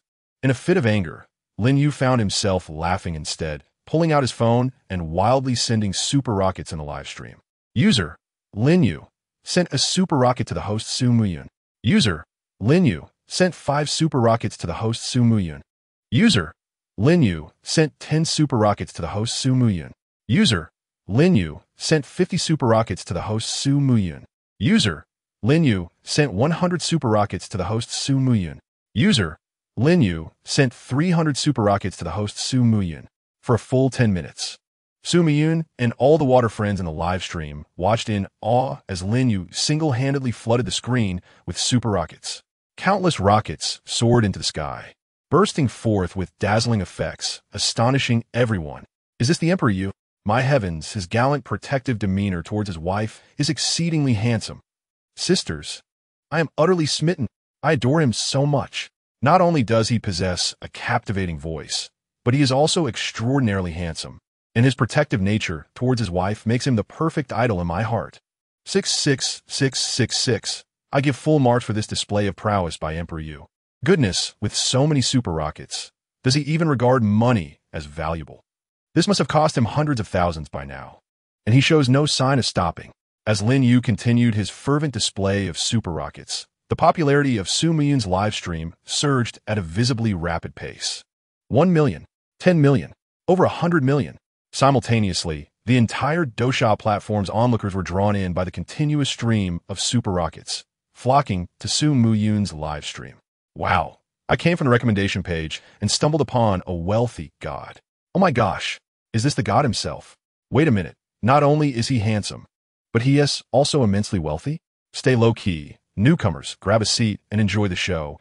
There's a foolish king openly insulting Emperor Yu and the host, calling others kept pretty boys, and now he is being taught a lesson by Emperor Yu. What a character. Does this king account really have such audacity? He is truly the iron-headed brat of the new era. That host is exceptionally handsome. Without further ado, sisters, I'm going to follow him now. As Lin Yu relentlessly sent super rockets, fans across various live streaming rooms began to discuss fervently, particularly those who had returned from watching the spectacle, urging different hosts to take notice. In the live stream of Daizio Mei, wow, old woman, hurry to Yun's live stream. Her husband is incredibly handsome. This isn't the main point. The most important thing is that he has sent over 300 super rockets in Yun's live stream already. Is this for real? Wealthy and handsome? Absolutely. I watched Yun's live stream the whole time. Her husband is not only good-looking, but also rich, and his voice is magnificent, akin to a national-level dubbing talent. My goodness, is it really that exaggerated? Brothers, I'm going to take a look. Wait, good brother, count me in. I'm going to grab some popcorn too. Soon, the viewership and popularity in Daizio Mei's live stream began to plummet at an astonishing rate. Nearly half the viewers had departed. Clearly, these thrill-seekers had rushed off to witness the spectacle. Observing that half of the audience was still commenting, Daizio Mei curiously asked, "Are there any brothers returning? Please come back and share the news." 1 minute later, seeing that no one had returned to report, Daizio Mei could no longer contain her curiosity and jokingly scolded, "You old lechers, just how handsome is he that none of you have returned? Is it really that outrageous?" As soon as those words left her mouth, 3 minutes later, a barrage comment finally appeared in the live stream. "My goodness, he is simply too handsome. With that aloof, ancient-style demeanor, it's as if he walked out from an anime. Hurry, old woman, go take a look. He is unbelievably good-looking, far surpassing those so-called stars." Seeing such exaggerated reactions from the fans, Daizio Mei's curiosity reached its peak. She quickly abandoned her ongoing game and led numerous fans to check it out. This same dialogue echoed across various live streaming rooms on the Douxia platform, especially among certain female streamers, such as Dai Xiaomei, Zhou Shufan, Yu Shuang, and Nan Boer, under the encouragement of their adoring fans. They flocked one after another to Yun's live broadcast, causing both the popularity and viewer count of her stream to surge dramatically. It was inevitable. After all, Lin Yu was undeniably handsome. Inside Yun's live stream, Lin Yu continued to shower her with super rockets. User, Lin Yu, gifted streamer Yun 350 super rockets. User, Lin Yu, gifted streamer Yun 400 super rockets. User, Lin Yu, gifted streamer Yun 450 super rockets. Finally, Lin Yu paused. At that moment, the fans in the live stream breathed a sigh of relief. It had only just begun, and Lin Yu had been furiously tapping on his phone for nearly 10 minutes. 450 super rockets amounted to an astonishing 900,000. Adding to the previous 100 super rockets, it totaled a staggering 1 million. In less than 10 minutes, 1 million had vanished just like that. Indeed, the world of the wealthy is incomprehensible to us. Chapter 9. The Eternal God of Yu. As Lin Yu watched his million fish fins on the Douxia platform disappear, he too released a breath of relief. After incessantly tapping his phone, his fingers were beginning to feel sore. Why was the most expensive gift on the Douxia platform in this parallel world merely 2,000? Why not set it at 200,000? Just as Lin Yu was lamenting the low cost of gifts on the Douxia platform, a system notification echoed in his mind. Ding! Congratulations to the host for spending 1 million fish fins in the live broadcast. A tenfold rebate has been activated, receiving a cash reward of 10 million. The next moment, a familiar message arrived, and without even glancing, Lin Yu knew that 10 million had been credited to his account. Without a moment's hesitation, he transferred all his current assets, totaling 11 million, into his Douxia platform account. As a successful recharge page appeared, the system alert chimed again. Ding! Congratulations to the host for spending 11 million. The double rebate function has been activated, receiving a cash reward of 22 million. Rebate opportunities remaining today. 2. Hearing this notification, a smile crept onto Lin Yu's lips. The existence of the system reminded him of a classic Versailles quote, "I am not interested in money." Indeed, for Lin Yu, the amount of wealth was merely a matter of time.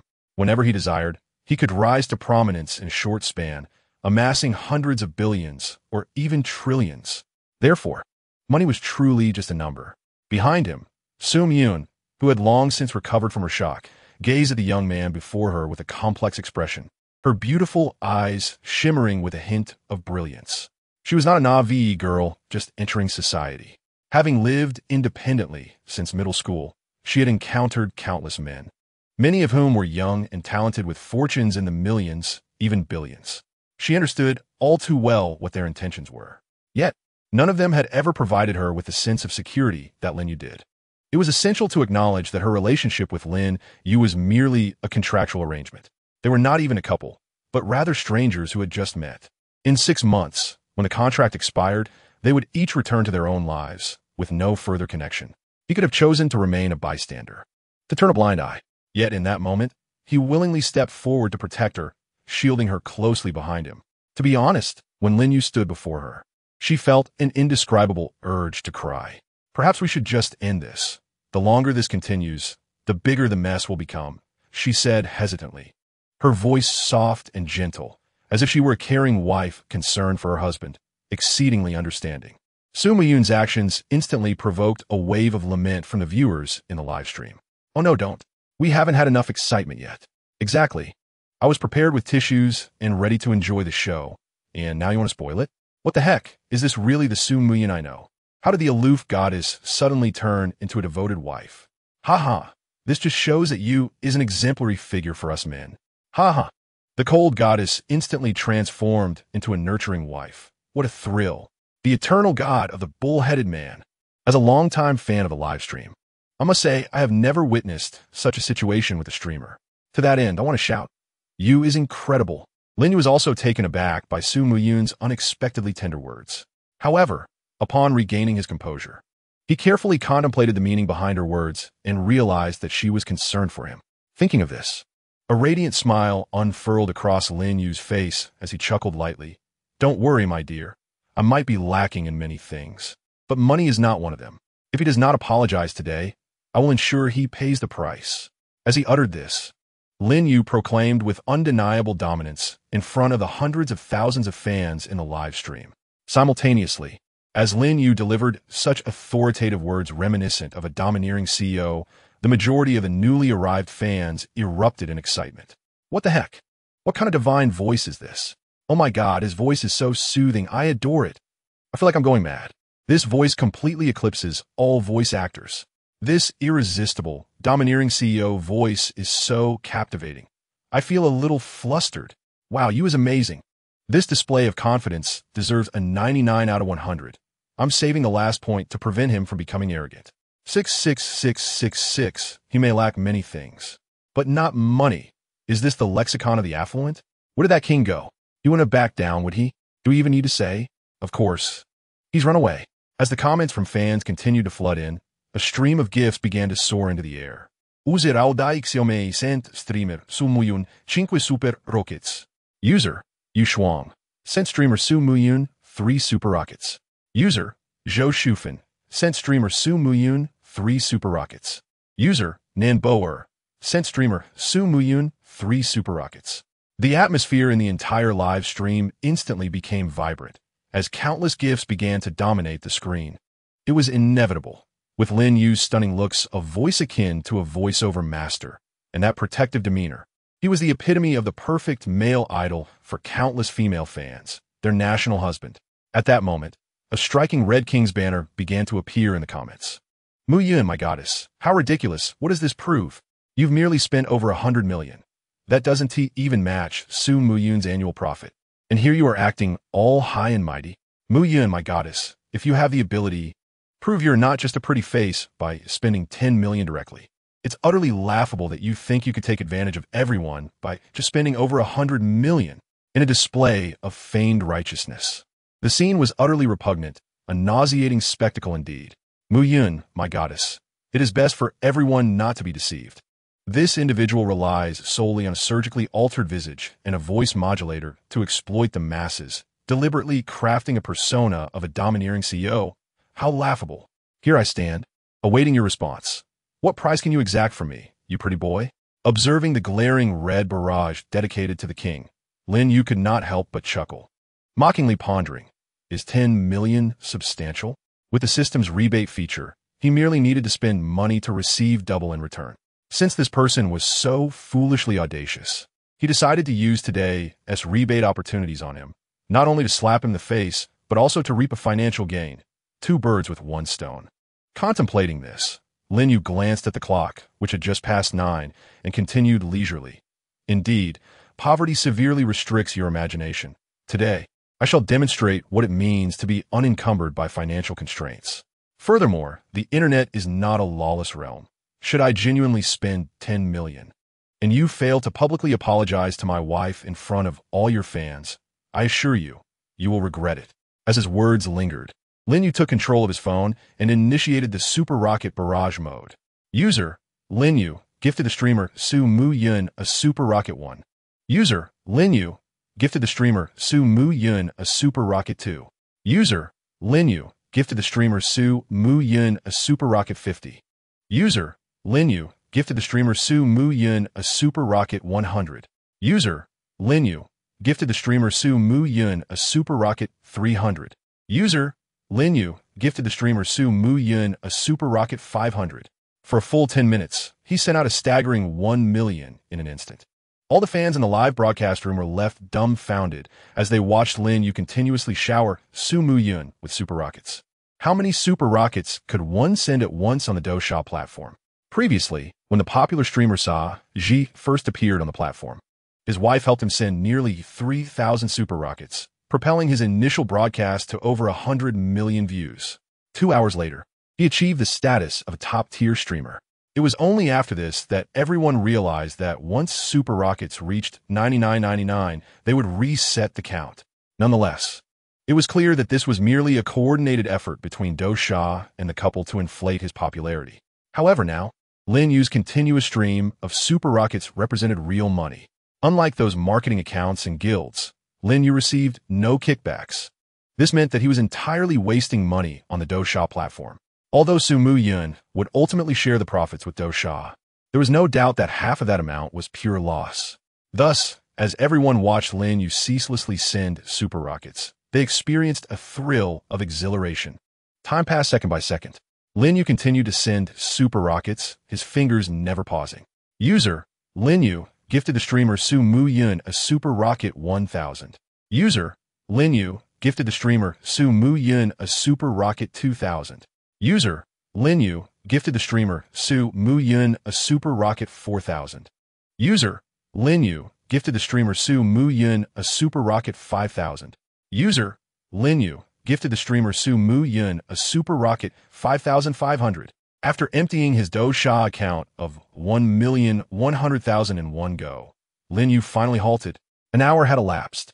When the fans in the live broadcast room saw Lin Yu finally stop, they collectively exhaled in relief. Was he not a machine? He had clicked continuously without a break. Yet this was simply astonishing. 5,500 super rockets. 1,100,000 was squandered so effortlessly. This was the epitome of a wealthy benefactor. In that moment, the fans in the live broadcast room erupted in fervor. I can only exclaim, the Emperor Yu is forever a deity. Without a doubt, the Emperor Yu is eternal. Ha ha, I knew that scoundrel was slandering the Emperor Yu. Where is that wretched soul now? Come forth and face your reckoning. Incredible. The Emperor Yu is magnificent. Voice breaks. Oh my, to squander over 10 million so easily is utterly extravagant. It pains my heart. Even a small portion would suffice. Ha ha. Perhaps this is the realm of the affluent. Brothers, I believe gender need not be so rigidly defined. I too can wash, cook, and warm the bed. Imperorio, please adopt me. Sobi. Gaga gaga. Those who doubted the Emperor Yu, come forth. I can no longer contain my 40-meter-long blade. Today, I shall spill blood to celebrate. Chapter 10. Apology. The fans were in a state of exhilaration. Such scenes of wealthy individuals showering money are rare. It is known that only a select few exist in the entire streaming realm. The most illustrious among them are the top-tier tycoons who have spent billions. Even the least among them has shelled out millions. Generally, one must spend at least a few million to be deemed a tycoon. The operators of various streaming platforms are naturally keenly aware of these rare specimens. Nearly every tycoon who has graced the platform is etched in their memory. They have long since identified those who utilize marketing accounts and guilds to inflate their earnings. Thus, the true tycoons on Dosha are likely no more than 100. Yet now, a new tycoon has suddenly emerged. Moreover, he is married to the streamer Zhao Yun, having even obtained a marriage certificate. Most importantly, this newly risen tycoon was publicly insulted by a king account as a pretty boy. Such a scenario of humiliation and retribution undoubtedly captivates the audience eager for drama. Thus, upon Lin Yu's successful display of prowess, the fans in the live broadcast room fervently targeted that king account, reveling in the chaos, as if possessed. Where's that wretched soul? That scoundrel has fled? I have sharpened my 40-meter blade, and you tell me he has escaped? Indeed, that despicable king account. Come forth and face your demise. Alas, this moment teaches us that without strength, one should not feign superiority, for it will only lead to foolishness. TSK. This is the consequence of provoking the Emperor Yu. How dare they? Alas, it is a pity that the super rockets did not break the 99.99 mark. Otherwise, it would have been a historic moment for Dosha. Ah, that amounts to over 20 million. Not mere pocket change. You truly do not regard money as valuable. Glancing at the barrage in the live broadcast room, which was predominantly attacking the king account, Lin Yu could not help but marvel at the power of wealth. Rubbing his stiff, sore fingers, Lin Yu simultaneously recharged his Dosha account with another 22 million for a second round of rebates. While addressing the live audience, I do not care whether that king account has fled or gone incognito. If you do not appear in the live broadcast room within 3 minutes at 11 o'clock sharp and publicly apologize to my wife, I regret to inform you. Your fate is sealed. Concluding his statement with a smile, Lin Yu displayed screenshots of the king account's previous insults, slanders, and rumors about Zhao Yun for all the fans to see. His calm demeanor exuded absolute confidence and authority. If you do not apologize, I solemnly swear in the name of the sole partner of the prestigious law firm in the Magic City, Jin Shi, that you will face the consequences. Furthermore, I will file a lawsuit against you for defamation under Article 246, Section 2 of the criminal law for deliberately fabricating and disseminating false information that tarnishes a person's character and damages their reputation. So, if you refuse to apologize, brace yourself for a court summons. As Lin Yu's words echoed in the live broadcast room, countless fans were electrified, their scalps tingling with excitement. A surge of adrenaline coursed through them, igniting their fervor. The atmosphere in the stream erupted. No way. Did I hear that correctly? The Jinshi law firm in the Magic City is actually solely owned by Yu Huang. What? Did Yu Huang just refer to that top-tier Jinshi law firm Huaxia? I can't believe it. This is a monumental blunder. Incredible. I'm utterly shocked. Oh, Yu Huang is so handsome. I envy the streamer protected by him. Directly suing in court. Is Yu Huang really this domineering? The way Yu Huang just spoke was so captivating. I can't handle it. How can there be such a divine young man in this world? Sob. I'm so envious of that streamer sheltered by Yu Huang. I feel like I've eaten a truckload of lemons. It's so sour. The fans could never have imagined that what began as a simple act of bravado would escalate into a legal matter. This felt surreal, almost dreamlike. Not only were the fans astonished by Lin Yu's actions, but Su Muyun, standing behind him, was equally taken aback. She had no idea that Lin Yu was the sole partner of the Jinshi law firm in the Magic City. More importantly, he had anticipated the current situation long before that King account had insulted him. Otherwise, he could not have been so thoroughly prepared and meticulous. At that moment, Su Muyun felt a tremor in her heart, as if a warm, bright ray of sunlight had penetrated the dark, cold recesses of her soul. Gazing at the aloof yet strikingly handsome young man before her, recalling everything he had just done, a tender smile, previously unknown to her, graced Su Muyun's delicate features. Her eyes sparkled like rippling spring water, brimming with countless affections. If she had felt a liking for Lin Yu before, she had now resolved to turn their playful pretense into something genuine. Such a divine young man was not someone she could let slip away, nor could she allow him to belong to another woman. He was hers alone. Unbeknownst to Su Muyun, Lin Yu was preoccupied, keeping an eye on the time while searching for the basic information of that King account. Perhaps due to the nature of this parallel world, registration on the Dosha platform required real name verification. Therefore, even if that King account had deleted its fan title and fled from Su Muyun's stream, his information remained accessible. With his consumption record, Lin Yu could easily trace him. Before long, Lin Yu located the consumption record of that King account and clicked on it to view his profile. Name, Zhang Yi. Gender, male, birthday, May 20th, location, Tanzhou. Email, redacted, phone number, redacted. Upon seeing this, Lin Yu couldn't help but chuckle. The information was quite detailed. It seemed the Dosha platform in this world was quite robust. As time ticked away, the fans in the live stream were glued to the clock. Soon, it approached 10:59, just 1 minute away from Lin Yu's stipulated time. At that moment, a golden banner suddenly appeared in the live stream. Congratulations to user. I am an idiot for successfully activating the Emperor privilege in Su Muyun's live stream. Before the fans could react, a barrage of super rockets launched into the air, bursting forth with dazzling effects. User, I am an idiot, sent Su Muyun a super rocket 1. User, I am an idiot, sent Su Muyun a super rocket 5. User, I am an idiot, sent Su Muyun a super rocket 10. User, I am an idiot, sent Su Muyun a super rocket 30. User, I am an idiot, sent Su Muyun a super rocket 50. In the blink of an eye, 50 super rockets soared in the live stream. As the clock neared 11, exclusive golden messages from the Emperor began to flood in. I'm an idiot, I'm sorry. I'm sorry, I'm an idiot, a big idiot. I should not have insulted the streamer, nor should I have disparaged Yu Huang. I know Yu Huang does not lack money, but these 50 super rockets are my humble gesture, pleading for forgiveness. I'm an idiot. I apologize to the streamer in front of everyone. I truly regret it. I had a few drinks earlier and spoke nonsense.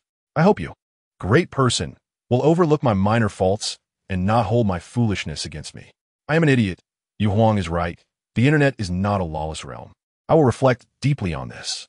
Let my experience serve as a warning to others. As long as Yu Huang is willing to forgive me, I promise never to appear in major online streams again. At that moment, the clock struck 11, precisely on the dot. Witnessing this scene, the fans in the live stream erupted in laughter. Ha ha, this fool definitely timed his apology perfectly. TSK. So he is already backing down? I thought he would stand his ground. Don't be timid. Just a moment ago, you were so arrogant. You weren't this humble when you were bickering with our Yun family army. Were you? Just this? I expected more from you. Is this all you've got? Seriously, let me give you a piece of advice. The internet is a deep sea that you can't navigate. Sigh. At least he sent 50 super rockets and has shown a decent attitude in admitting his mistakes. He is a man who knows when to bend and when to stand firm. But the person upstairs is too naive. If Yu Huang didn't have evidence and the backing of wealth and power, would he back down? The person above makes a valid point. If it were anyone else, that guy would have fled long ago without a care for any lawsuits. He has the means, just as others do. As long as the disparity isn't too vast, it's not easy to challenge someone like Yu Huang. The comments flooded the screen, with most being sarcastic jabs at the individual named Zhang Yi, particularly from the Yun family army who had previously clashed with him, their combativeness an all-time high. Regarding Zhang Yi's apology, Lin Yu merely cast a cursory glance before turning to Su Muyun, who stood a short distance behind him, and smiled softly. What do you think? Will you accept the apology from, I am an idiot? Lin Yu's words not only made Zhang Yi on the other end of the internet anxious, but they also left countless fans in the live stream on edge, eagerly anticipating Su Muyun's response. Would she accept the apology? At this moment, Zhang Yi's fate rested entirely in her hands. If she refused, Zhang Yi will not only receive a pair of silver handcuffs and a luxurious private room, but will also have to pay a substantial sum as compensation for emotional distress. This notion is firmly believed by numerous fans and supporters. The reason is simple. Zhang Yi is up against one of the most prestigious law firms in Huaxia. Provided the evidence is irrefutable, they possess the capability to act decisively. Chapter 11. A fatal blow to the heart under the watchful gaze of Lin Yu and hundreds of thousands of fans. Su Muyun graced the screen with a delicate smile upon her exquisite face, speaking in a gentle tone. You may act as you see fit. Such a tender response left Lin Yu momentarily speechless, as did the countless viewers in the live stream. What on earth? Is this really the same aloof and commanding Su Muyun we see during her broadcasts? She has transformed into a caring and affectionate wife. In that instant, the live stream's comments exploded with excitement. I can't believe my eyes. This gentle soul is Su Muyun. It's over. Our dreams of restoring the wife's authority are utterly shattered. There is no hope. Yun has completely succumbed to being a devoted wife. If only I could have a national husband like Yu Huang. I too would gladly embrace being a devoted spouse. I see you're dreaming foolishly. Haha. Is this what they call family hierarchy? Brothers, the royal position in the household is evidently clear. This is Yu Huang. Come on, everyone. Let us flood the screen with praises for Yu Huang. In response to Su Muyun's gentle demeanor, Lin Yu found himself momentarily taken aback.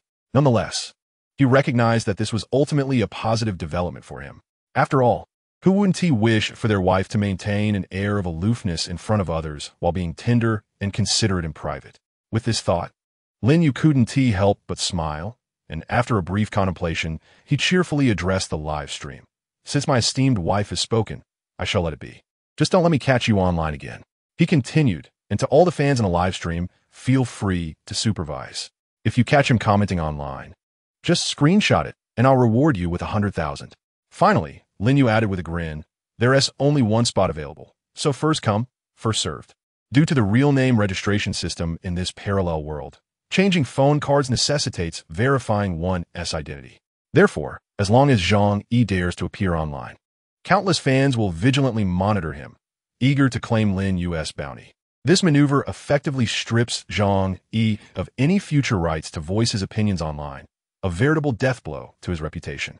However, the majority of the live stream's audience were in agreement with Lin Yu's decision, especially the female fans of the Yun family army, who were fervently expressing their satisfaction in the comments section. Meanwhile, on the other side of the internet, a middle-aged man with a protruding belly sat pale-faced before a computer in an office, his gaze fixed intently on Su Muyun's live stream.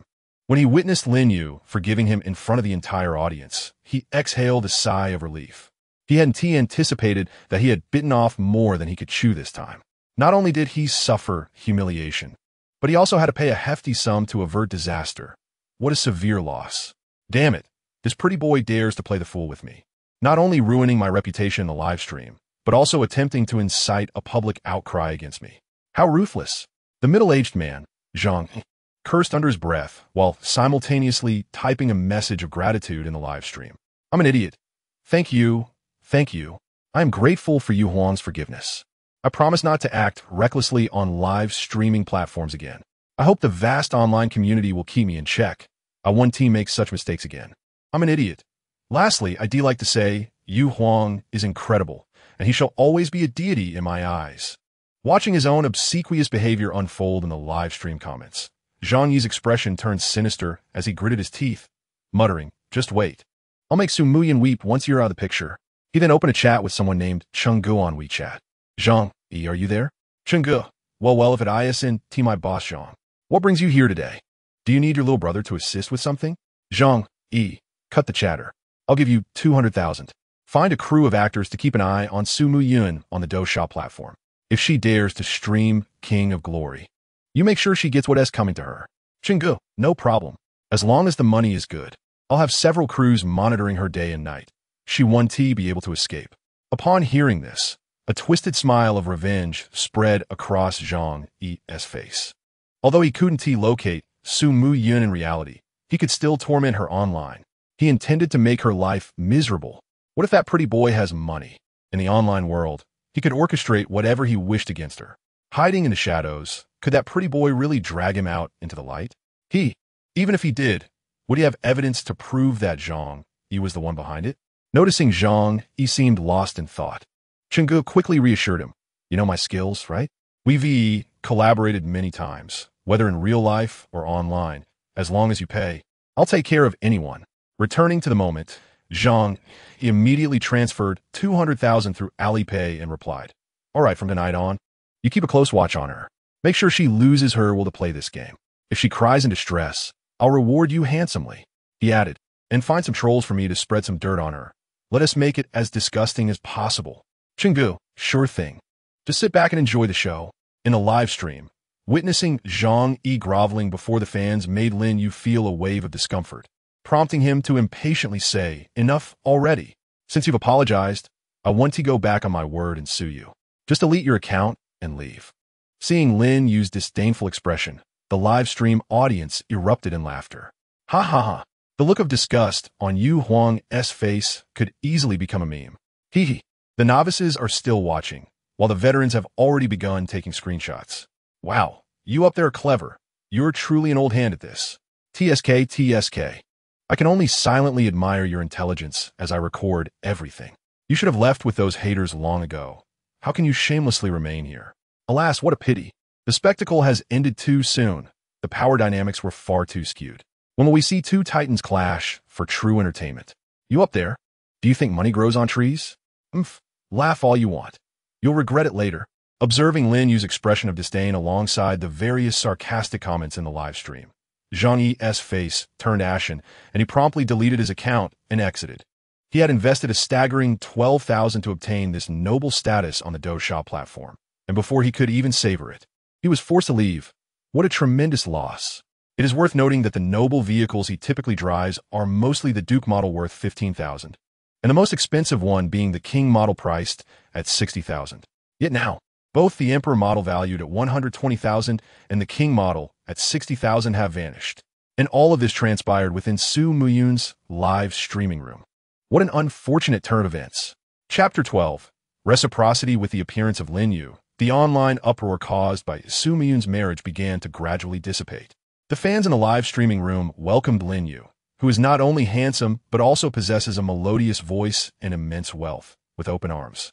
They even formed factions, predominantly comprising various female fans with a penchant for aesthetics and voice, such as beauty enthusiasts and voice admirers. Even the gaming enthusiasts, who once dominated Su Mu-yun's live stream, found themselves sidelined, trembling in the corner. Lin Yu's immense popularity left Su Mu-yun, the host, a bit taken aback. The live streaming room could very well be renamed as Lin Yu's live stream. In response, Lin Yu could only offer Su Mu-yun a helpless glance. For being exceedingly handsome can indeed be a burden. All right, you continue with the stream. I shall take my leave, Lin Yu remarked, standing up as he assessed that the situation in the live streaming room had stabilized. Initially, he had come to vent his frustrations for his dear wife, and now that the matter was settled, it was time for him to depart. Upon seeing Lin Yu rise to leave, the fans in the live streaming room quickly urged him to stay. Whoa, host, quickly stop the Emperor from leaving. Emperor, don't go. If the Emperor leaves, my youth will come to an end. Yun, hurry and keep the Emperor here. Yes. Cloud Army, spam the chat to prevent the Emperor from leaving. As the fans began to flood the chat with pleas for Lin Yu to stay, a smile crept on Su Mu-yun's exquisite face, and she teasingly said to Lin Yu, how about you take over the streaming for me? Look how enthusiastic the fans are. They don't want you to leave. Oh well. Lin Yu blinked, feigning a pained expression. As he staggered weakly towards the exit, he whimsically claimed, I must have overexerted my fingers, causing an accelerated blood flow and cerebral congestion. I'm feeling a bit unwell. Hearing Lin Yu's absurd yet earnest explanation, not only did Su Mu-yun stare in disbelief, but the fans in the live streaming room were equally dumbfounded. Finger fatigue leading to cerebral congestion? Surely, he must think they are fools. The sheer absurdity of his performance and rationale was astounding. Soon, Su Mu-yun regained her composure and, observing Lin Yu's exaggeratedly weak demeanor as he wobbled out. Couldn't help but burst into laughter. The fans in the live streaming room erupted with excitement at this rare and radiant smile from Su Muyun. Goodness, I'm witnessing the host smile. This is the first time in years of watching Su Muyun's streams that I've seen her so joyful. Wow, does this count as being fed dog food? Hey sisters, I just had a daring thought. Imagine how handsome the boy would be if Yun and the Emperor had a son. Whoa, are you all that ruthless? Not even the Emperor's son is spared. What if it's a daughter? What? Did I just speak? I'm willing to wait. Haha, you old lechers. Each of you is eagerly anticipating the host and the Emperor to have children. Returning her gaze from the vanishing figure of Lin Yu, Su Muyun sat down at her computer. However, upon reading the comments from her fans, her cheeks flushed slightly. The fans were being rather excessive, with some inquiring when she and Lin Yu would have children. My goodness, must they be so nosy? Yet, perhaps such a thing could indeed occur in the future? No, she mustn't think about it. How embarrassing. Unbeknownst to Lin Yu, who had exited the bedroom and entered the living room, he began checking his phone. Currently, he had 22 million fish fins lying in his Dough Shop platform account, freshly recharged, and his mobile balance stood at 44 million cash. Furthermore, he had one final rebate opportunity for the day. Gazing at the clock, which read 11:30, Lin Yu resolved to maximize his profits by transferring his entire balance of 44 million into his Dough account. Soon, with the system notification chiming, the third rebate of 88 million was credited. Seeing this, Lin Yu couldn't help but marvel at the system's prowess. With continued rebates, his daily wealth was surpassing 100 million. Moreover, the most significant aspect was that the wealth would only escalate further. Observing the 66 million fish fins in his Dough account, Lin Yu contemplated visiting the live streams of Dai Xiaomei and Sister Zhou, as they had just sent a few super rockets in Su Muyun's stream. Since they had come to support, it was only fitting that Lin Yu reciprocate. Such acts of kindness are best returned. However, as Lin Yu clicked into Dai Xiaomei's live stream, a magnificent golden dragon suddenly appeared at the center of her stream, twisting and soaring with striking effects, exuding an air of grandeur. Lin Yu was momentarily taken aback, but soon realized that his Dough account, previously at level 1, had now been upgraded to the maximum level of 121. In the Dough platform, 100 fish balls yield 1 experience point, and 10 experience points equate to $1. Ascending from level 1 to level 121 requires over $5 million. Yet, having spent over 10 million in just one night, he had easily reached the maximum level. Thus, every time he entered a live stream, such dazzling effects would accompany him. At that moment, Dai Xiaomei was chatting with Su Muyun in her live stream. Upon noticing Lin Yu's presence, she was momentarily stunned, instinctively exclaiming, "Whoa, guys, the Emperor has come to my live stream." My goodness, she had just been playfully teasing her fans, stating that if she had a boyfriend like Lin Yu, she would have married long ago. And now, he appeared right before her eyes. It felt overwhelmingly surreal. Unaware of Dai Xiaomei's fanciful thoughts, Lin Yu scanned the live stream and was surprised to see her seemingly conversing with his dear wife, Su Muyun. After a moment's thought, he disregarded it, opting instead to open the gift interface and send super rockets. User, Lin Yu, has sent the streamer Dai Xiaomei a Super Rocket X1. User, Lin Yu, has sent the streamer Dai Xiaomei a Super Rocket X100. User, Lin Yu, has sent the streamer Dai Xiaomei a Super Rocket X300. User, Lin Yu, has sent the streamer Dai Xiaomei a Super Rocket X500. A total of 500 super rockets soared into the sky, the effects erupting spectacularly. The entire live stream room was set ablaze with excitement, reaching a heat level of over 10 million. Wow, is this really the Emperor? He's just throwing around a million like it's nothing? With a sense of incredulity, I find myself exclaiming that money is being treated as mere fish balls, utterly devoid of value. But enough said, my brothers. Let the barrage of comments commence. Long live the Emperor Yu.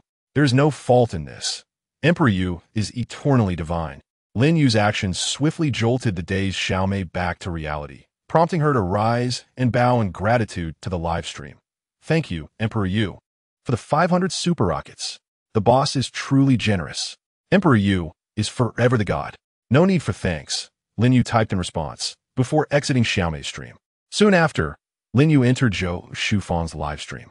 Upon his arrival, he discovered that Zhou Shufang appeared to have been eagerly awaiting him. Upon seeing him, she burst into hearty laughter and boisterously welcomed. "Welcome, Emperor Yu. I have been waiting for you." Zhou Shufang, a gaming host, had previously commented on tournaments such as the World Championship and League, and she has long been a commentator for projects like Game Storm and Heroes of the Storm. She is renowned for her clever wordplay and is affectionately dubbed the Counter-Strike Fighter. This moniker arose from her striking appearance, coupled with her sharp tongue, which has earned her both admiration and playful mockery from netizens. Originally from a girl group, Zhou Shufang's beauty and captivating figure are not the sole reasons for her streaming success. Rather, it is her genuine and heartfelt manner of speaking that has captured the hearts of her audience, gathering a loyal following of bold supporters. Her fans often declare that Zhou Jie is indeed quite beautiful, and they wish to show their support. However, whenever they attempt to express their admiration, her sharp retort instantly brings them back to reality, leading them into a state of contemplative silence. This phenomenon has led to the popular saying of her having a mouth that brings misfortune, and is a significant reason behind her title as the Counter-Strike Fighter. Those who tune into her live streams do so primarily to witness her distinctive style. Lin Yu, appreciating this refreshing presence in the streaming world, wasted no time in sending her super rockets. User, Lin Yu, gifted streamer Zhou Shufang 1 super rocket. User, Lin Yu, gifted streamer Zhou Shufang 100 super rockets. User, Lin Yu, gifted streamer Zhou Shufang 300 super rockets. User, Lin Yu, gifted streamer Zhou Shufang 500 super rockets. Seeing Lin Yu shower her with 500 super rockets upon his entrance left Zhou Shufang utterly astonished. She had just returned from Su Muyun's livestream, and this unexpected surprise was beyond her imagination. "Thank you, Emperor Yu. Thank you, Emperor Yu. Emperor Yu is forever the god," Zhou Shufang exclaimed with a grin, while simultaneously making Lin Yu a moderator. This is a true magnate, the kind who is not short on funds. Encountering such an extraordinary benefactor is an opportunity not to be missed, and her fans were equally thrilled to witness Emperor Yu's grandeur. Emperor Yu is indeed generous. He has spent over 10 million this evening and is still going strong. How impressive. Indeed, Emperor Yu is truly providing benefits. Hurry up, brothers. Let's urge Zhou Jie to showcase her talents. Let's see her dance. As the comments flooded in, Zhou Shufang, noticing the requests and the silence from Emperor Yu, gritted her teeth and decided to stand and dance. As the music began, Zhou Shufang swayed to the rhythm. However, the comments quickly shifted. "Stop dancing, Zhou Jie, please. How could you make Zhou Jie dance in front of Emperor Yu? You're simply too much. Haha, I only acknowledge Zhou Jie's dance. Oh dear my eyes. Zhou Jie, take it easy. Emperor Yu is one of us. Spare him. I can't bear to see Zhou Jie dance. I'm out of here." Witnessing this spectacle, Lin Yu couldn't help but chuckle. Zhou Shufang, the seasoned Counter-Strike fighter, truly had no sense of rhythm. With a smile on his face, Lin Yu typed, "Thank you for your efforts, Zhou Jie, and thank you for the super rockets you sent in Muyun's stream." "No worries, no need for thanks." Zhou Shufang replied with a playful tone. Who could resist when Emperor Yu is so handsome and accomplished? Even I cannot help myself.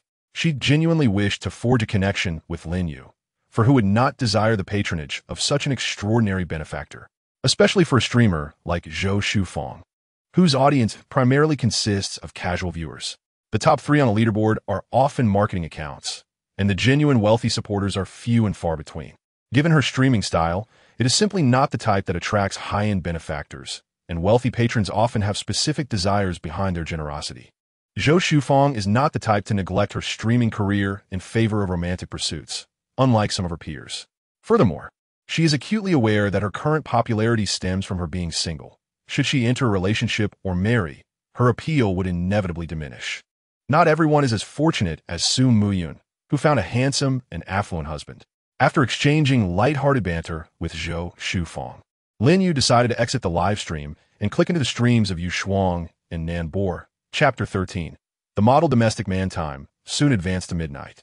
Having sent 500 super rockets in the streams of Yu Shuang and Nan Bo, Lin Yu finally ceased his flurry of activity. His fingers were weary, reluctant to move even a fraction more.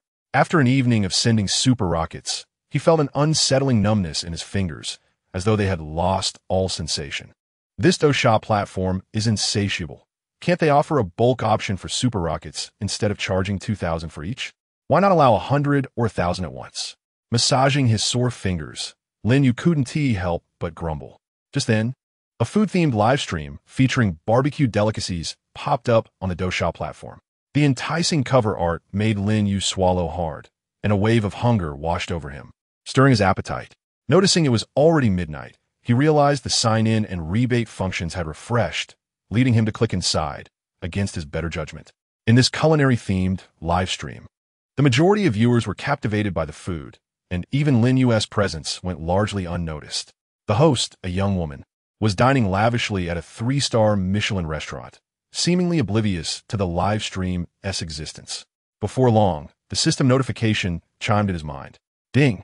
You have successfully signed in after staying in the streamer's room for 1 minute. Reward: Master-level culinary skill, Chinese chef techniques. Ding! You currently have 2 sign-in attempts remaining. In the next moment, Lin Yu felt a wave of dizziness wash over him, as if he had entered a void of white space. Here, time held no meaning, and he could scarcely perceive its passage. Time seemed to stretch infinitely, as if a mere second had transformed into decades. Before Lin Yu, a figure clad in white emerged, wielding a spatula and a knife, fervently honing skills over an inferno. The flicker of the blade danced rhythmically, expertly guiding an array of ingredients into the bubbling pot, encompassing everything from ground dwellers to creatures of the sky and sea. As the figure continued to conjure ingredients with increasing speed, it appeared to reach an extraordinary crescendo. Suddenly, with a resounding explosion, the white figure erupted into a myriad of dazzling lights, hurtling toward Lin Yu. In the wake of this spectacle, the white room shattered, and consciousness began to return. Lin Yu awoke with a start, only to find countless white orbs of light manifesting within him. As myriad cells merged with these luminous points, they seemed to receive a signal, initiating a profound transformation within his body.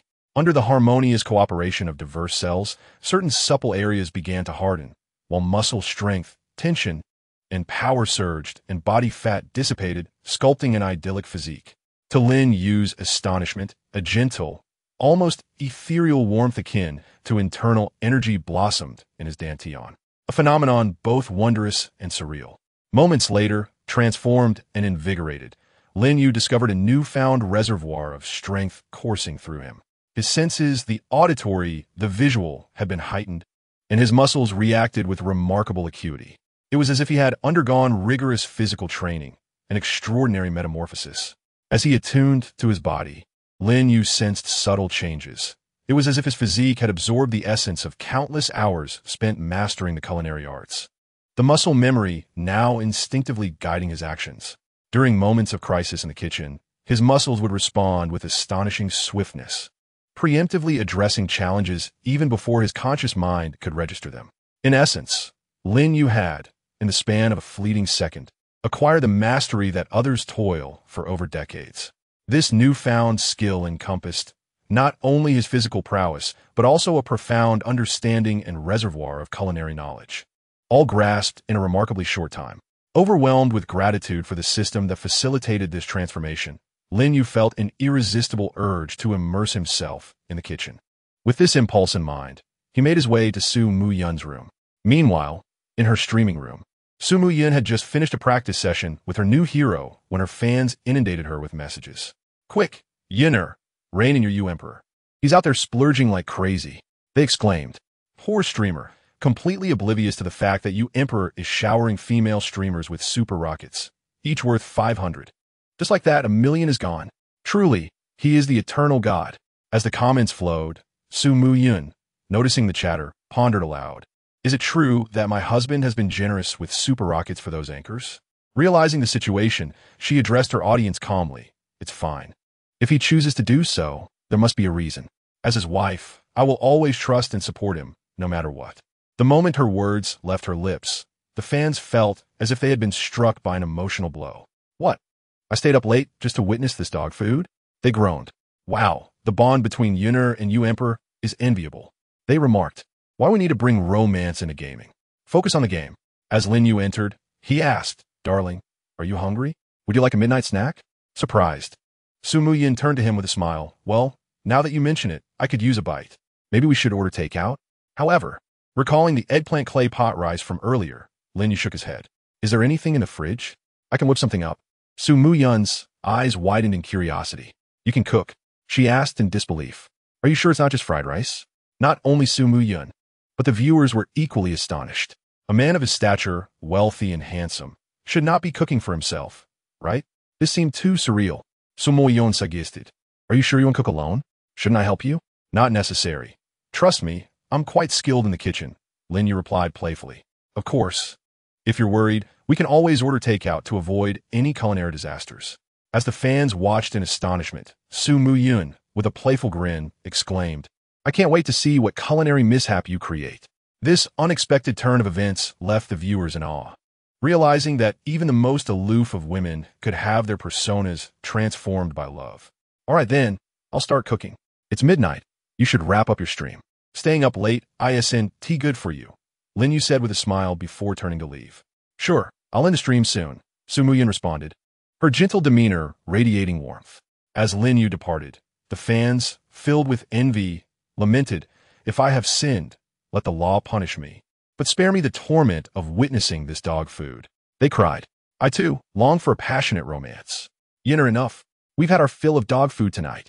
They echoed. I was planning on a late-night snack, but now it feels unappetizing. With a cheerful smile, Su Muyun concluded, All right, that's it for today's stream. I'm off to see what my husband is cooking. As the conversation drew to a close, the tone transformed into a melodious chirp reminiscent of a yellow oriole, filled with joyous exuberance. Upon noticing that Su Muyun was about to conclude her live stream, her fans hurriedly implored her to stay. Please, we also wish to see Huang cook. It is far better to share joy than to relish it alone. Dear streamer, you cannot indulge in solitary feasting. They unanimously expressed their desire to witness how Yu Huang prepared his dishes. Yinner, hurry and check on Yu Huang's cooking. I wonder if he will be making fried rice. Hee, if you mention that, I am all in. I excel at providing assistance. Ahem, my friend. Is that common appropriate? Laughter erupted, and one brother inquired. Are you two perhaps the legendary pairing of Wu Long and Feng Chu? Internet police are here. You are suspected of illicit driving, and I shall take you into custody in the name of justice. The absurdity of the situation left Su Muyun bemused. Is this Lin Yu's live stream or my own? Are all these fans truly devoted to Lin Yu? Am I merely a pawn in this game? With a mix of amusement and exasperation, Su Muyun remarked, I seriously suspect you all harbor ulterior motives towards my husband. Hey, please eliminate the doubts. Our intentions toward Yu Huang are indeed beyond mere admiration. They chimed in unison. Absolutely. Yu Huang belongs to everyone. One fan whimsically lamented, I believe that boys can also wash clothes, cook, clean, and warm the bed for Yu Huang. Why not let Yunner relinquish him to us? You are still young. Allow us sisters to bear this burden. Ahem, I believe we boys can shoulder this as well. Observing the barrage of comment from her fans, Su Muyun could only shake her head in resignation. This generation of fans was truly difficult to manage. Nevertheless, she ultimately acquiesced, taking her phone and heading to the kitchen to commence the live stream. Chapter 14. Culinary Arts in the Kitchen. Lin Yu opened the double-door refrigerator, only to be met with a disheartening sight of scant ingredients. Had his frugal wife been relying solely on takeout? The refrigerator was hardly full, indicating a rather subpar quality of life. After a prolonged search, Lin Yu managed to extract a dozen eggs, 2 carrots, a pack of ham, and a small bunch of scallions and bell peppers. Aside from that, the freezer was stocked with frozen foods, such as dumplings. It was evident that these were purchased due to Su Muyun's lack of time or unwillingness to cook. Lin Yu glanced at the rice cooker and discovered it contained leftover rice. Upon sniffing it, he was relieved to find it had not spoiled. With the limited ingredients before him, a plethora of culinary ideas flooded his mind, eventually settling on the classic dish of fried rice. Fried rice may appear simple, yet it can be intricate. Simple, in that nearly everyone who cooks has attempted it at least once, yet the flavor often falls short. The challenge lies in the fact that a master must achieve the perfect separation of each grain while ensuring the rice is coated with egg. Additionally, the freshness of the ingredients and the moisture content of the rice must be meticulously balanced, and the dish needs to be prepared within a specific time frame for optimal results. For instance, day-old rice is ideal. It contains less moisture, making the grains firmer and easier to separate during frying. After absorbing moisture overnight, the rice expands, becoming fluffy on the inside, yet firm on the outside. resulting in a visually appealing dish. The starch undergoes a transformation, yielding trace amounts of sugar and polysaccharides that, when combined with heat, oil, and eggs, create a delightful aroma and sweetness that surpasses freshly steamed rice, making it exceptionally delectable. Standing behind the countertop, Lin Yu mentally reviewed the nuances of preparing fried rice, swiftly arranging all the necessary items. Taking a deep breath, a slight tremor coursed through his body, not from nerves, but from exhilaration. He relished the forthcoming cooking process. At that moment, Zhao Yun entered the kitchen, smartphone in hand, ready to livestream. Before she could cheerfully inquire, Lin Yu's next move left her momentarily speechless. Suddenly, Lin Yu sprang into action, slapping his palm against the cutting board, causing the 4 eggs to leap into the air. With a swift flash of a knife, he expertly sliced through the airborne eggs. With a decisive motion, the shells shattered, the upper halves falling into a nearby trash bin, while the egg whites and yolks remained suspended, seemingly enveloped by an invisible force. The weight and the unseen energy caused the egg liquid and the lower halves of the shells to descend gracefully. In a breathtaking display, time seemed to halt as Lin Yu, holding a bowl in each hand, moved with lightning speed, creating 2 crisp sounds as the egg whites and yolks perfectly separated into their respective bowls, leaving only the lightly coated shells to tumble to the ground. Next, Lin Yu began whisking the eggs while simultaneously heating the pan. The cast iron skillet turned a vibrant red as he stirred the egg mixture thoroughly. With a flick of his wrist, he introduced cold oil into the pan, which instantly erupted in a furious sizzle. The sound of hot oil spattering filled the air as Lin Yu, wielding his knife with exaggerated finesse, sliced the bell peppers, carrots, and ham into fine strips and cubes with impressive speed. Then, with a fluid motion, he deftly tossed the julienne bell peppers into the pan, ensuring not a single piece was left behind. The distinctive spicy aroma of the bell peppers wafted through the kitchen, prompting Zhao Yun to involuntarily salivate, unable to suppress a swallow. This was utterly astonishing. Lin Yu continued to stir-fry the bell peppers over high heat while preparing a plate. Soon, the perfectly cooked bell pepper strips were elegantly arranged on the dish, their vibrant green hue inviting an irresistible urge to taste them. With a swift motion, Lin Yu poured the well-mixed egg liquid into the hot skillet, releasing a rich fragrance that filled the air. He quickly added the leftover rice, adjusting the heat from high to low, and the spatula danced in his hands as the golden yolk coated each grain, transforming them into a luscious golden hue. When the aroma reached its peak, he added the egg whites, artfully distributing them across the golden fried rice.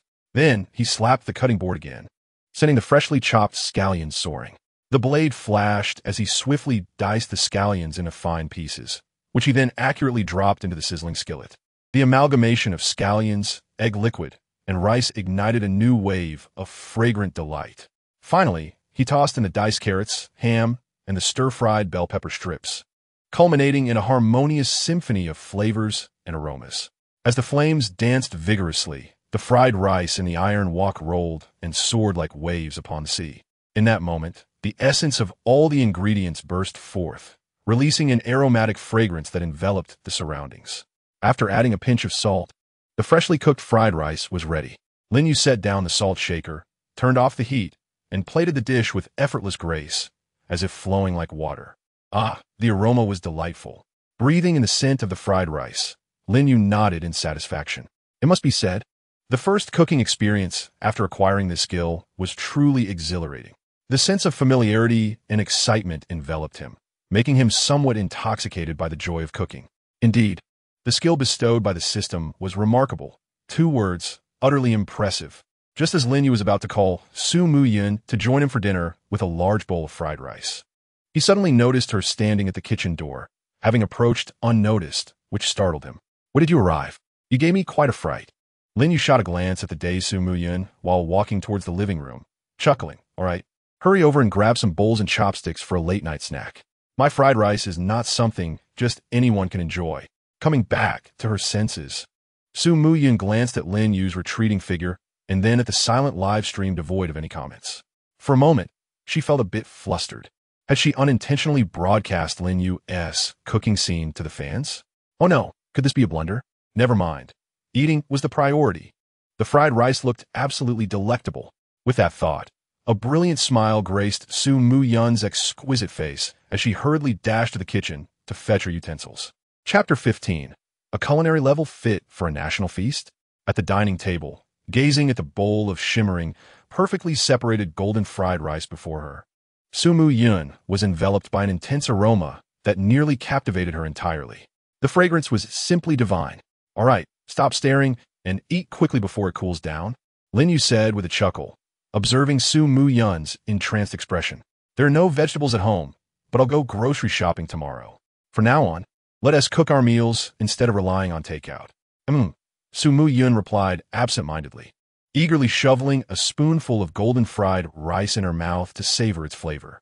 The next moment, her eyes widened in astonishment, and she couldn't help but moan, "It's simply too delicious."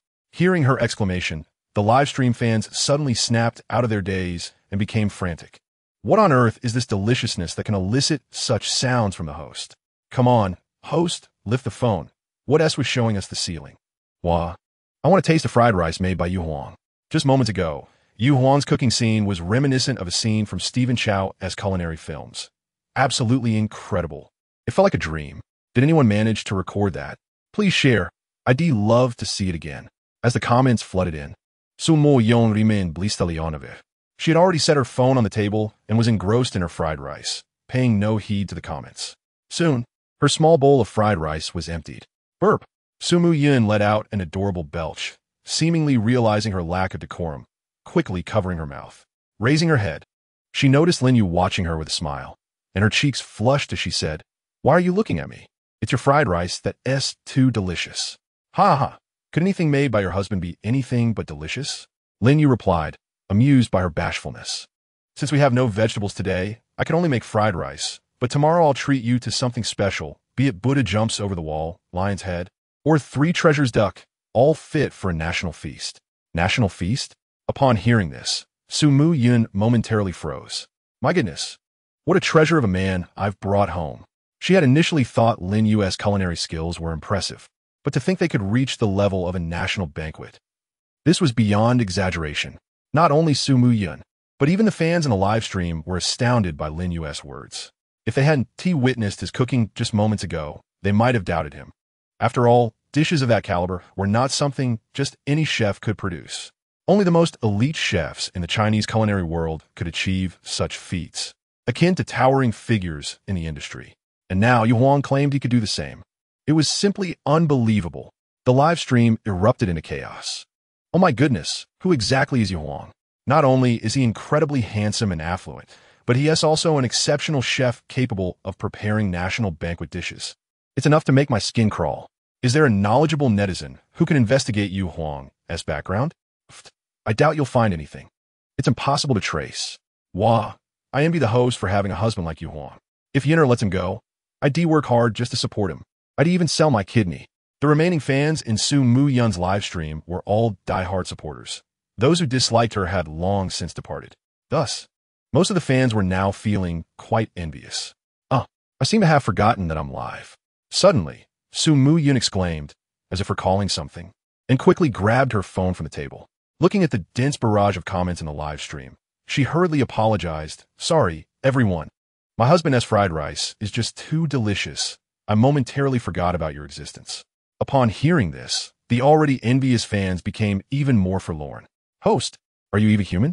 Eating with such joy while completely forgetting about us is just too much." "Exactly. Even if you send us a portion of Yu Huang's fried rice, we won't forgive you." Cough, cough. "I think I could forgive you if you send me a portion." "Come on, you need to be more ambitious. At least 2 portions. By the way, what does Yu Huang's fried rice actually taste like? Yinner, do tell us." "Yes, just hearing you eat makes my mouth water." After pondering for a moment, Su Mu Yun recalled, "How should I describe it? The moment it hits your palate, an indescribably rich fragrance envelopes you. It's soft and chewy, with each grain of golden fried rice plump and bursting with flavor. The delightful sweetness is complemented by the spicy tenderness of the green pepper strips and the crispness of the carrots and diced ham. The harmonious blend of flavors leaves a lingering taste that compels one to take another bite." As she spoke, Su Mu Yun instinctively glanced to the untouched golden fried rice in Lin Yu's bowl, her tongue unconsciously licking her lips. Hearing such a detailed description of a dish made the barrage of comments erupt in a wave of longing.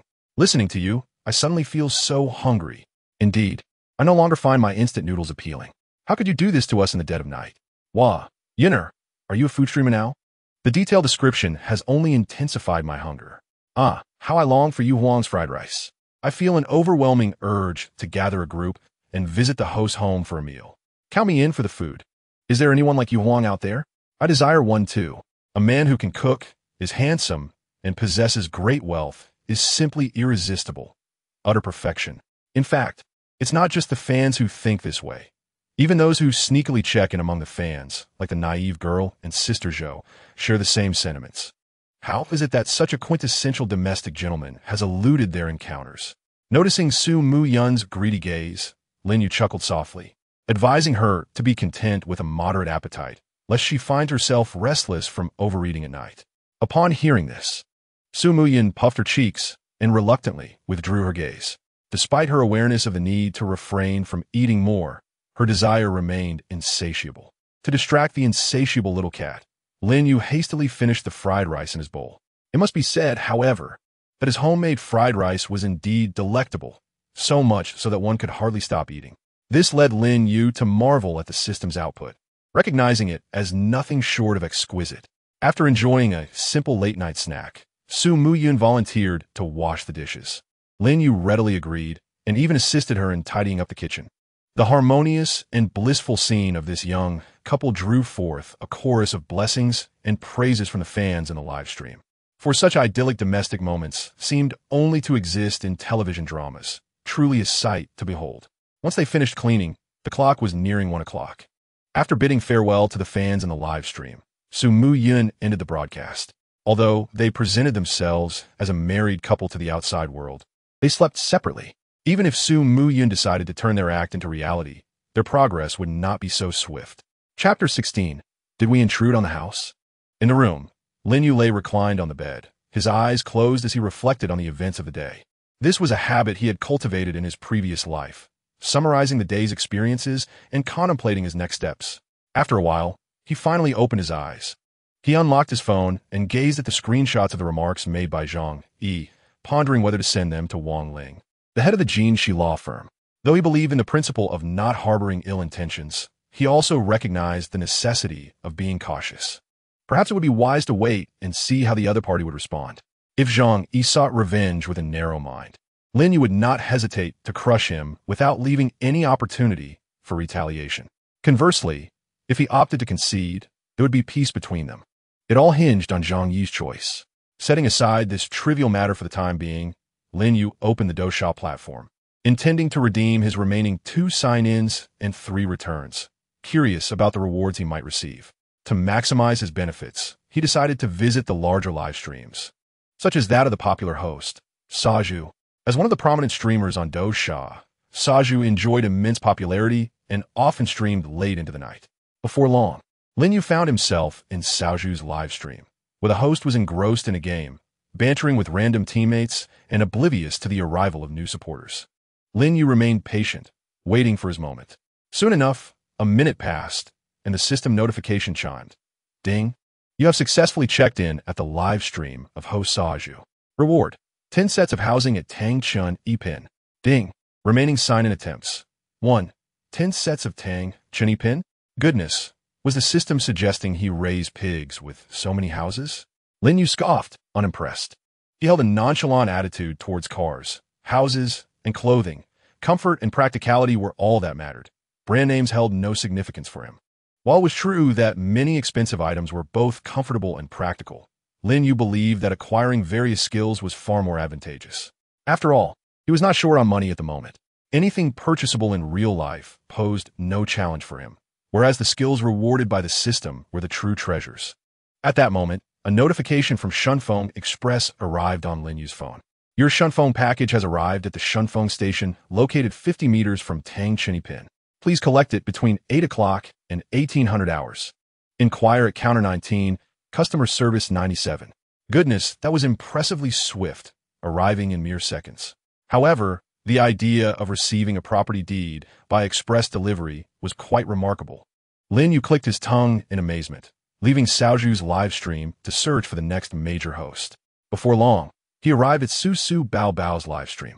As one of the top hosts on Douxia, Su Su Bao Bao's stream was comparable to Xiaoju's, boasting a high level of popularity and numerous supporters. Coincidentally, as Lin Yu entered, he was welcomed with enthusiasm. "Welcome Yu Huang to my live stream. Thank you for your support." Seeing Su Su Bao Bao's warm reception, Lin Yu, who had initially planned to check in discreetly and depart, felt compelled to make a show of his presence. Thus, he swiftly initiated a super rocket spamming spree. User, Lin Yu, sent a super rocket to host Su Su Bao Bao 1. User, Lin Yu, sent a super rocket to host Su Su Bao Bao 10. Usa news a sup docket to host Su Su Bao Bao. Namui. Usa news a sup docket to host Su Su Bao Bao. Mocham. After sending 100, Lin Yu paused, not due to a lack of willingness, but simply because he no longer felt inclined to continue. Wow. Thank you, Yu Huang, for the 100 super rockets. Thank you, boss. Su Su Bao Bao, who had been immersed in a dungeon game, was suddenly taken aback. This was a significant contribution, 20,000 in total. Simultaneously, fans in Su Su Bao Bao's live stream erupted in excitement, with many recognizing Lin Yu. "Hey, everyone! Look who we have here, the elusive Yu Huang sneaking in at midnight to shower gifts. Goodness, Yu Huang is still sending gifts after a late-night snack. I must inform your wife. Even if you tempt me with fried rice, I shall not yield. Ha, no doubt about it. The person above me. Count me in for the report, unless you offer 2 bowls of fried rice. Tangzu, Yu Huang, for supporting Su Su Bao Bao. By the way, who is this Yu Huang? Can someone fill me in? Don't you know Yu Huang? Buddy, you're out of the loop. Let me tell you tonight." As the barrage of messages continued, not only did the fans in the live stream become aware of Lin Yu's actions, but Su Su Bao Bao was also taken aback. It turned out that this Yu Huang was the husband of a top-tier female streamer on Douxia. More astonishingly, he was a wealthy benefactor. He had spent over 10 million in a single night, without any cash back. This was the epitome of a true tycoon. Meanwhile, Lin Yu typed a message. "No need for thanks. The gift mechanism on Douxia is rather poor. A super rocket can only be sent one at a time. Why not upgrade it to allow sending 100 or even 1,000 at once? Clicking one by one has left my fingers sore." Upon reading this, the fans in the live stream of Su Su Baby burst into laughter. "Ha ha ha. Is the super administrator present? Come forth and fulfill your duties. Even I, the Emperor of the Universe, have spoken. Indeed, the Douxia platform ought to reflect upon itself. For my user experience has been profoundly lacking. Ahem, I sincerely hope Douxia does not take this lightly. Incredible. 100 super rockets launched at once. Only the Emperor of the Universe could make such a claim, truly treating money as if it were of no consequence. Joking aside, who am I? I am the eternal deity. The Emperor of the Universe exudes majesty. The fans are jesting, well aware that the Emperor is being intentionally provocative. For the super administrator commands considerable respect. Regardless of whether one is a wealthy patron or a prominent streamer, all bow in deference before the super admin. Yet, in the next moment, they were met with a resounding slap to the face. Super Administrator Shark Chio. "Very well. Your request will be reported promptly. Please hold on." The fans erupted in excitement upon witnessing the Super Administrator Chio actually respond and agree to relay the Emperor's request. Oh my, the Super Admin truly showed up. Goodness, is this really the Emperor? I can only declare that the Emperor is the eternal deity. I am left speechless. All I can say is the Emperor is remarkable. In contrast to the fans' astonishment, Lin Yu remained remarkably composed. He understood that the Douxia platform was in pursuit of profit. Individuals like him, who could effortlessly contribute tens of millions to Douxia without expecting any returns, would have their requests readily accommodated. Moreover, such demands only serve to benefit the platform, which would eagerly welcome the opportunity to receive substantial financial contributions. Soon, as the system notification resonated in his mind, Lin Yu completed his final check-in. Ding! You have successfully checked in at the live stream of Su Su Baby, earning the reward of a villa in Magic City, Purple Guard number 1. Ding! Current check-in opportunities available. 0. Another house? Goodness, am I inadvertently uncovering a real estate treasure trove today? Lin Yu couldn't help but feel perplexed upon seeing this check-in reward. Just moments ago, he had received 10 luxury apartments, and now, another villa? Was his assumption that higher popularity yields richer rewards incorrect? Shouldn't T check-ins in specialized live streams result in skills? Yet, if that were the case, his previous check-in rewards in the Zhao live stream should have been related to League of Legends, not 10 luxury apartments. Conversely, rewards from Su Baby should pertain to Dungeon and Fighter. The current outcome, however, was solely properties. Does this imply that check-in rewards are random, and that the likelihood of acquiring skills is merely higher in specialized streams? The more Lin Yu contemplated, the more plausible it seemed. After all, the system was unpredictable, devoid of any discernible patterns. It was akin to unboxing a mystery box, with rewards being random. Perhaps the probability of obtaining skills in specialized streams is indeed greater than in ordinary ones. Shaking his head, Lin Yu exited Su Baby's live stream. However, in the next moment, an unfamiliar call suddenly rang. Without a glance, Lin Yu recognized it as a result of the system's arrangement. Indeed, upon answering, a standard female customer service voice greeted him. "Hello, Mr. Lin Yu. I am Li Xian, the dedicated representative for the villa in Magic City, Purple Garden Number 1. According to the will left by your uncle Lin Yu, this villa is now wholly under your name. May I inquire if you are available to receive it tomorrow?" After a brief exchange, Lin Yu confirmed he would visit the following day before ending the call. He had utilized all 3 check-in opportunities today, earning a master-level culinary skill, 10 luxury apartments, and a standalone villa. Regardless of the circumstances, acquiring a skill felt like a worthwhile endeavor. With this thought, Lin Yu's spirits lifted. Observing his account balance of 88 million, Lin Yu hesitated not for a moment, immediately depositing his entire wealth of 88 million into the Douxia platform account. As the successful recharge notification chimed, the system's alert echoed once more. Ding! Congratulations, you have spent 88 million, activating the double rebate feature, earning a cash return of 176 million. Today's rebate opportunities available, too. Consequently, Lin Yu's Douxia platform account now held over 140 million fish fins. Ultimately, Lin Yu utilized all remaining rebate opportunities, elevating his account balance to 740 million. Meanwhile, the fish fins on Douxia platform transformed into over 660 million. Observing such a substantial sum amassed overnight, even with mental preparation, Lin Yu felt overwhelmed. This was utterly extraordinary. Yet, fortunately, he was the one who had the advantage. With this thought, Lin Yu chuckled to himself and drifted into a blissful slumber. However, unbeknownst to Lin Yu, discussions and videos about him were rapidly surging across the internet at an alarming rate. This night was destined to be one of wakefulness. Chapter 17. Lin Yu's rise to fame. Douyin, one of the most popular short video platforms in China, naturally attracted the attention of many young people.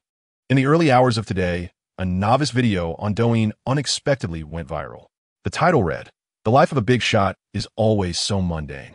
Such a simple title instantly captivated countless viewers, driven purely by curiosity. After watching the video, viewers noted that it was nearly a complete, unedited reproduction. Many were astonished to witness Lin Yu spending over 10 million in the live stream, publicly declaring an intent to obliterate Zhang Yi and pursue a defamation lawsuit. The comments section exploded. "Wow, today I've gained new insights. This is what a true big shot looks like. Goodness, witnessing this court lawsuit sends shivers down my spine. Indeed, the internet is not a lawless realm. Ha ha, this is precisely how it should be. Let those keyboard warriors continue to be arrogant. Just slap them with a court summons. How satisfying."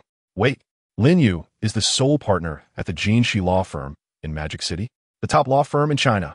Wow, he is so handsome, and his voice is delightful. For a young man who is not only handsome, but also wealthy beyond measure, and most importantly, possesses such a charming voice, there is simply no resistance. As more individuals viewed the video, the topic surrounding Lin Yu ignited into a wildfire, spreading with the ferocity of a hurricane across Douyin and beyond. Some netizens even began to create memes, turning Lin Yu into an emoticon, emblazoned with the words, "All-out attack on you." Upon seeing this comical emoticon, users in the Guchu section of the platform were delighted, eagerly creating more memes featuring Lin Yu. For instance, there are legal warnings, court summons alerts, and the notion that the internet is not a lawless domain. Netizens indulged in these discussions with great amusement. Amidst their jovial banter, videos of Lin Yu cooking and conversing were suddenly exposed. Upon witnessing this visually stunning cooking video, reminiscent of cinematic special effects. Alongside conversations about state banquet-level dishes, viewers were left utterly astonished. Could it be that this was a mere illusion? Surely, this seemed too implausible. It is widely acknowledged that live broadcasts are devoid of any special effects. Although I too was reluctant to believe, the reality was indeed surreal. Oh, how shocking it was to discover that Lin Yu could cook. My admiration for him surged. I felt a pang of envy, longing for such a perfect man. To think he could prepare dishes worthy of a state banquet? How could I possibly believe it? It was laughable that some would buy into such grandiose claims. A cursory understanding of the culinary industry in China would reveal that only a handful could craft dishes of such caliber, all of whom are exceptionally skilled. And he? As Lin Yu's various videos proliferated, discussion surrounding him rapidly escalated online. Among the spectators, there were those who scoffed, yet a greater number were filled with admiration and adoration. The majority of these admirers were female fans, particularly those enamored with his looks or his voice, along with a multitude of onlookers reveling in the spectacle. Consequently, the resourceful netizens commenced a search to unearth Lin Yu's true identity. Simultaneously, at the prestigious Tsinghua University, when Lin Yu's name surfaced, individuals who recognized him took to the internet to leave comments. In the campus forum, one individual even published an article about him, which has since been shared across various platforms. The article read as follows. Title: The Legend of Lin Yu. My junior, Body. Lin Yu is considered a legendary figure at Tsinghua University. I am 2 years his senior and have been quietly following his journey. I shall remain anonymous. To elaborate, Lin Yu was admitted to Tsinghua as the top scorer from Hunan province, boasting unbeatable scores in the sciences, all perfect, truly exceptional. However, despite his prowess in the sciences, his performance in Chinese was rather poor, reportedly hindered by a zero-scoring essay. The topic that year was related to governance, and his essay boldly articulated certain unmentionable flaws within the system, sharply criticizing specific individuals. The essay has not circulated, as its content was deemed too sensitive. Nonetheless, I still believe that receiving a 0 was excessive, especially since he achieved perfect scores in mathematics and English. As a self-proclaimed admirer of beauty, I must say, Lin Yu is extraordinarily handsome. He embodies the ethereal qualities of ancient beauties, exuding a cool, godlike demeanor that I find utterly irresistible. Regarding Lin Yu's background, I have heard that he grew up in an orphanage and possesses remarkable academic talent, excelling in every subject. By the way, here, as a little secret, Lin Yu has never interacted with girls, rarely speaking to us, let alone engaging in physical contact. At times, I even questioned his sexual orientation. Yet, to my astonishment, he is now married. Upon learning of his marriage, I felt as though my youthful dreams had come to an abrupt end. I am profoundly envious of his wife, Su Muyun. Ultimately, I wish my white moonlight, Lin Yu, a joyful marriage. Once this post circulated, countless netizens began to share it widely. The air of mystery surrounding Lin Yu intensified, and his popularity soared. Consequently, more individuals flocked to Douyin and Douyin platforms to search for Su Muyun and click follow. As for why they did not seek out Lin Yu, it was simply because there were no accounts associated with him on Douyin or Weibo. Xingyun Software Company, renowned for its flagship products including Xingyun Antivirus Software and Xingyun Firewall, among various other applications, has witnessed a meteoric rise in prestige over the past decade, trending toward becoming a dominant force in the antivirus software market. Today, Xingyun Software Company has transformed from a small enterprise over a decade ago into a private corporation valued in the billions. Inside the Xingyun Software headquarters, although it was already the early hours of the morning, numerous security technicians were diligently at work. In the president's office, a dimly lit room, Su Jianya sat before a computer radiating a soft glow. He scrutinized various short videos featuring Lin Yu on his phone, his brow furrowed into a deep frown, his stern visage exuding an air of authority. Suddenly, a notification from the Xingyun communication software broke the silence, announcing a voice call from someone named Xiao Zhang. Setting aside his phone, Su Jianya answered the call with an impassive expression. In the next moment, a respectful female voice emerged. President Su, we have gathered and organized the information on Lin Yu and Zhang Yi. I will send it to you now. Please be ready to receive it. Understood. Before long, the files were received, and he began to review them meticulously. 5 minutes later, the tension in Su Jianya's brow eased considerably. After a moment of contemplation, he spoke. Notify the branch office in Tanzhou to collect evidence of Zhang Yi's criminal activities over the years and arrange for his incarceration. As for Lin Yu, Su Jianya hesitated briefly before concluding. For now, let us not concern ourselves with him. Once I have addressed my current matters, I will personally pay him a visit. Keep a close watch on Yun. Report any developments to me promptly. Additionally, ensure that the security personnel surrounding her maintain a vigilant protective presence, remaining discreet unless absolutely necessary. Understood. I will make the arrangements immediately, Xiao Zhang replied. Acknowledging her response, Su Jianya hung up the call, placing his phone on the desk. His gaze instinctively drifted towards a family portrait resting nearby. In the photograph, he held two adorable little girls, one older and one younger, radiating joy. Beside him stood a woman in a red qipao, her face aglow with happiness. As he gazed upon this picture of familial bliss, Su Jianya's previously stern expression softened, his eyes tenderly fixed on the woman in the photograph. After a lengthy silence, he picked up the photo and rose from his chair, walking to the floor-to-ceiling window, overlooking the vibrant nightscape of the city, illuminated by a kaleidoscope of lights. He caressed the photograph while seemingly murmuring to himself. Eventually, a faint, heavy sigh echoed through the office. The Nord Noble Academy in the city is the premier institution of elite education from the world's top-tier aristocratic educational groups. Each year, nearly a third of its graduates gain admission to the world's top 100 universities. Entry here is not merely a matter of wealth. Those privileged to study here are invariably the offspring of business magnates, heirs of noble families, and scions of influential clans, with each student embodying either immense wealth or status. In this prestigious academy, both the faculty and teaching facilities are of the highest caliber. Here, one can find a variety of sports favored by the upper echelons of society, such as rock climbing and golf. Moreover, the environment is a harmonious blend of Eastern and Western aesthetics, featuring an array of ornamental hills, gardens, and stone pavilions. Wow, Xiner, come quickly. It seems your sister is getting married, and she's found a remarkably handsome husband, exclaimed a girl clad in pink pajamas, her eyes glued to a video on her phone as she called out to the girl in the bathroom. Impossible? Upon hearing this, the bathroom door burst open, and Su Muxin, still in her damp hair and a hastily wrapped white towel, rushed out, disbelief etched on her face. As Su Muxin approached the girl, she peered at the phone, only to discover that the person in the video was indeed her elder sister, Su Muyun. The shark streamer Su Muyun is getting married, and a wealthy husband has emerged. Reading the caption beneath the video, Su Muxin's eyes widened in shock. Her sister had inexplicably tied the knot, and her partner was a wealthy individual.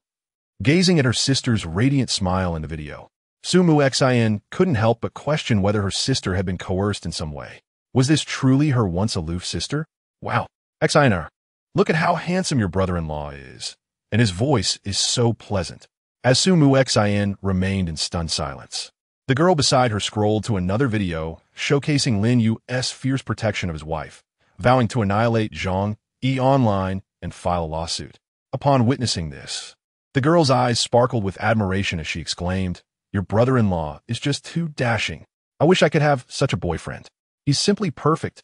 After regaining her senses, Su Muxin instinctively glanced at the video. The moment she laid eyes on Lin Yu, she was indeed taken aback by his looks and voice. She continued watching, experiencing a whirlwind of emotions from her sister's initial distress to Lin Yu's courageous intervention, ultimately resulting in the perpetrator's apology and Lin Yu's triumphant retaliation. Watching the events unfold brought Su Muxin a sense of catharsis.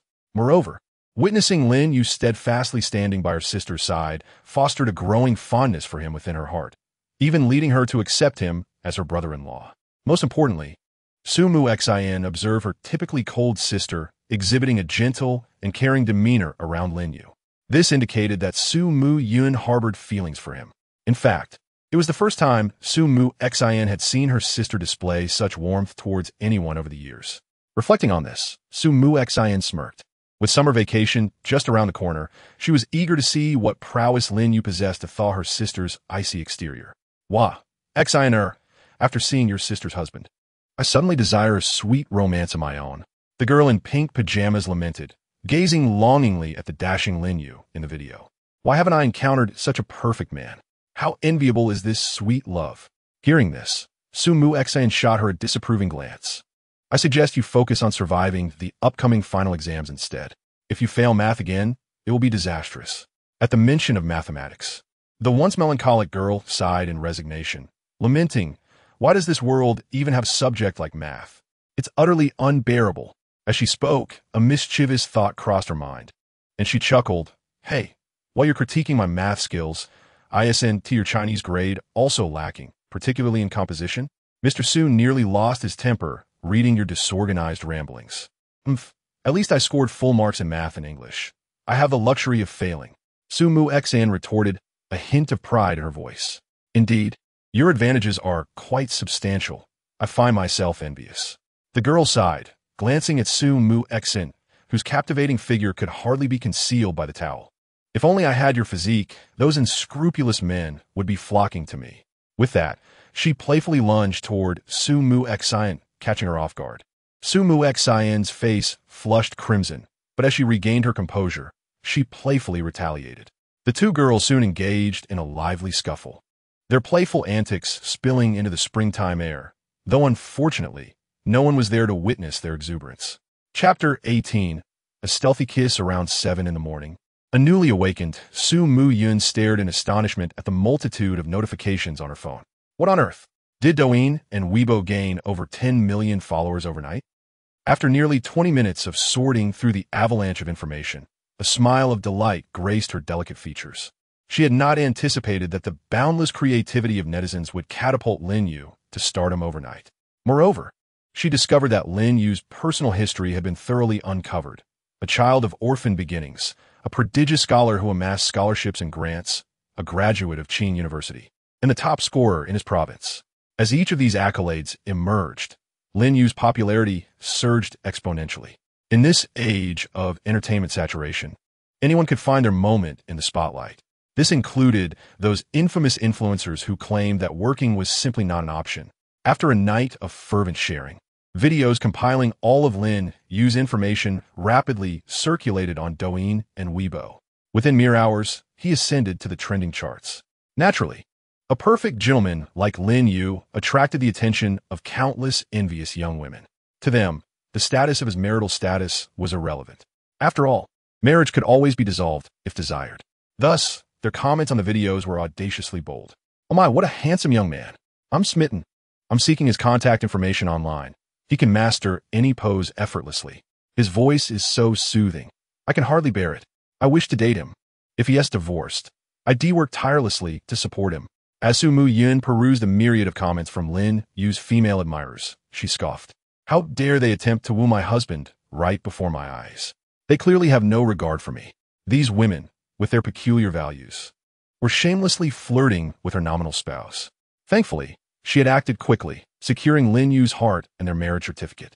Yet, the thought of Lin Yu's newfound popularity and the reality that they had only been together for half a year stirred a complex mix of emotions within her. The radiant smile on Sumu Yun's delicate face instantly vanished, replaced by an unfamiliar sense of restlessness deep within her heart. No, how could she allow such a good man to be taken by another woman? Over the next 6 months, even if it meant employing forceful tactics, she must secure him for herself. She could not permit him to be whisked away by someone else. With this determination, Sumu Yun realized she needed to take action to assert her claim. Furthermore, she aimed to leave a lasting impression on Lin Yu, ideally allowing him to gradually become accustomed to her presence, leading to a natural progression from pretense to genuine affection. A twofold approach indeed. After a brief contemplation, an idea struck her, and she quickly got out of bed, stealthily making her way to Lin Yu's room. Carefully, she opened the door just a crack. Gazing at Lin Yu, who was still lost in slumber, a mischievous smile crept on her face. Quietly pushing the door open, she tiptoed inside. As she approached the bed, she noticed Lin Yu was in a deep sleep, the kind of slumber that would remain unbroken even by thunder. Realizing this, her previously anxious heart began to relax as she boldly scrutinized the man she was to marry. He was truly handsome. Observing the refined features before her, Sumu Yun couldn't help but marvel inwardly. Although she had encountered many attractive young men, none could compare to Lin Yu in terms of looks, temperament, voice, and most importantly, character. he surpassed them all by a wide margin. The thought that this man was her nominal husband sent her pulse racing, even with her typically composed demeanor. At that moment, a beam of sunlight streamed through the curtain, illuminating Lin Yu's face, transforming his tranquil visage into one of ethereal beauty. Akin to a statue from ancient Greece, filled with an otherworldly dreaminess and a sense of serene grace. Captivated by this enchanting scene, Su Mu-yin found herself momentarily frozen in place. After a while, she regained her senses. Her cheeks flushed as she took out her phone and captured a photograph of Lin Yu's sun-kissed face. Gazing at the image, her mind wandered to the many things he had done for her and the trials he had faced in life. Beneath his seemingly glamorous exterior, he likely harbored a heart that had endured much hardship. After all, with no one to rely on, Lin Yu had to depend on himself. To rise from a background of poverty and obscurity to his current standing must have required immense perseverance. Surely, he must have paid a steep price to protect himself last night. Yet, he had never mentioned it to her, bearing the burden silently alone. This realization stirred a sense of empathy within Su Mu-yin for the young man before her, further solidifying her resolve. She would not allow Lin Yu to be taken from her. Observing the sleeping figure, she gently bit her lip as if making a solemn vow, and leaned down to plant a soft kiss on his cheek. The tender touch seemed to elicit some reaction from Lin Yu, who furrowed his brow slightly, yet remained still. With a smile of satisfaction, Su Mu-yin admired the sight of him, thinking, "What's wrong with kissing my own man?" Seizing the moment while Lin Yu was still asleep, she quietly exited the room. The stillness enveloped the space, the air conditioning humming softly as a gentle breeze danced about, seemingly celebrating the beauty of spring. After leaving Lin Yu's room, Su Mu-yin glanced at the photo of him sleeping on her phone, a smile gracing her lips. With his secret weapon in hand, she felt confident in confronting those fans who sought to win his affection. With a lightened heart, she made her way to the bathroom. By now, it was around 7:30. After a quick wash-up, Su Mu-yin planned to step out to buy some groceries, intending to return and prepare a sumptuous breakfast, perfectly paired with Lin Yu's sleeping picture, creating a delightful surprise. She imagined the delightful comments that would ensue. Chapter 19. Daily Life Unbeknownst to Su Mu-yin. Lin Yu remained completely oblivious to her actions. He slept soundly until hunger stirred him awake, finally rising lazily when his stomach began to growl. Checking the time, he was surprised to see it was already past 11. However, he had to admit, waking up naturally felt quite pleasant, especially in a pressure-free environment where one could simply lounge at home with an abundance of funds to spend. Stepping into the living room, he found it empty, glancing towards Su Mu-yin's ajar bedroom door before walking over. Indeed, as he suspected, she was live streaming, seemingly engaged in a collaboration with others. What surprised him, however, was that she was not playing King of Glory, but rather PUBG. Peering through the door crack for a while, Lin Yu noticed she appeared to be a novice, struggling with the controls. But he paid it no mind and headed to the bathroom to freshen up. After a quick wash, he made his way to Su Mu-yin's room, entering without knocking and asking, "What do you want for lunch?" "I'll go buy some groceries." "Huh?" The startled Su Mu-yin instinctively turned around to look at him. Upon realizing it was Lin Yu who had awakened, she smiled and replied, "You're up. I thought you would sleep until the afternoon." "Ah, the Emperor Yu has arrived. Good morning, Emperor Yu." At the same time, voices from Dai Xiaomei and Zhou Shufang echoed in the voice channel, indicating the three were teaming up to play together. "Morning," Lin Yu replied casually before turning to Su Mu-yin, asking again, "What do you want for lunch?" Su Mu-yin replied gently, "Anything is fine, as long as you make it." Her words prompted a chorus of lamentations in the live stream from the single viewers. "Damn, why do I have to be force-fed dog food the moment Emperor Yu arrives? I beg you to consider us single folks. Can't you keep your romance private? Seriously, I've never been hurt so badly even in Syria. This is too cruel." Watching this public display of affection unfold, Zhou Shufang and Dai Xiaomei in the voice channel couldn't help but chime in. Dai Xiaomei exaggeratedly exclaimed, "Wow, you two are outrageous, flaunting your love in front of so many people." Zhou Shufang wholeheartedly agreed. "Exactly, I'm just trying to play a game and I get force-fed dog food. It's too painful." In response, Su Mu-yin merely smiled at Lin Yu, saying, "I ordered takeout this morning, and it's all in the fridge. What do you feel like eating? We can have that for lunch." "All right, I'll go cook. You keep streaming." Lin Yu nodded, intending to leave. However, before he could take a step, Su Mu-yin called out to him, Thank you, husband. To Lin Yu's surprise, Su Mu-yun publicly made a heart gesture towards him in front of all her fans, stunned by this rare display of affection from her. Lin Yu was momentarily taken aback. He truly did not expect Su Mu-yun to perform such an adorable gesture, especially in front of so many people. This was utterly abnormal, bordering on the incomprehensible. Was she acting? Or perhaps her seemingly aloof demeanor was merely a fade, and this was her authentic self? Did she genuinely harbor affection for him, willing to reveal her true nature before his eyes? The mere thought of this possibility caused Lin Yu's heart to race inexplicably, his blood pressure to rise, and his face to flush. This unfamiliar tension compelled him to instinctively flee the scene. Observing Lin Yu's flustered retreat, Su Mu-yun couldn't help but let out a giggle, her smile radiant like a garden in full bloom. In a live stream, comments erupted. If I am guilty, let the law punish me, but spare me from this dog food. Brothers, I feel I've had my fill. I've saved on lunch. Did I just see Yuan blush? So cute. I saw it too. Absolutely adorable. How can there be such a charming boy in this world? Vu, when will the country start distributing husbands like Yu Huang and wives like this streamer? I can hardly wait. Once in the kitchen, the peculiar sensation gradually faded, and Lin Yu exhaled deeply, his expression tinged with helplessness. How could he have embarrassed himself so thoroughly? In his previous life, he had attended various grand feasts, encountering all sorts of absurd situations. He had witnessed golf and Russian roulette aplenty. Yet, how could a simple display of affection disrupt him so profoundly? Shaking his head, he decided to cast aside those thoughts for the moment and began washing rice and preparing a meal. Peering into the refrigerator, he discovered that Su Mu-yun had stocked up on an array of meats, chicken, duck, fish, ribs, and more. Additionally, she had purchased vegetables like cabbage, tofu, potatoes, and tomatoes, nearly every variety available. Lin Yu found himself questioning whether she had summoned the delivery boys to transport an entire supermarket. Contemplating the ingredients, he resolved to cook 3 dishes: kung pao chicken, wincy tofu, and boiled cabbage. Before long, under his masterful culinary skills, even a banquet-level meal was ready in less than an hour, albeit in a simplified version. While calling Su Mu-yun to the table, he reminded her to wash her hands. When Lin Yu presented the dishes, Su Mu-yun was taken aback. The boiled cabbage resembled a work of art, akin to a tightly closed flower bud, exquisitely delicate. As Lin Yu poured the simmered broth over the cabbage, it blossomed magnificently, akin to a flower unfurling its petals. Well done, the meal is ready. Let us eat, Lin Yu said, nodding in satisfaction at the blooming cabbage. It's astonishing. This is truly a masterpiece. Seeing this, Su Mu-yun remarked, I almost feel reluctant to eat it. Ha. No matter how beautiful, it is still food. Hurry up and eat, or it will cool down and lose its appeal, especially the wincy tofu, Lin Yu reminded her. What?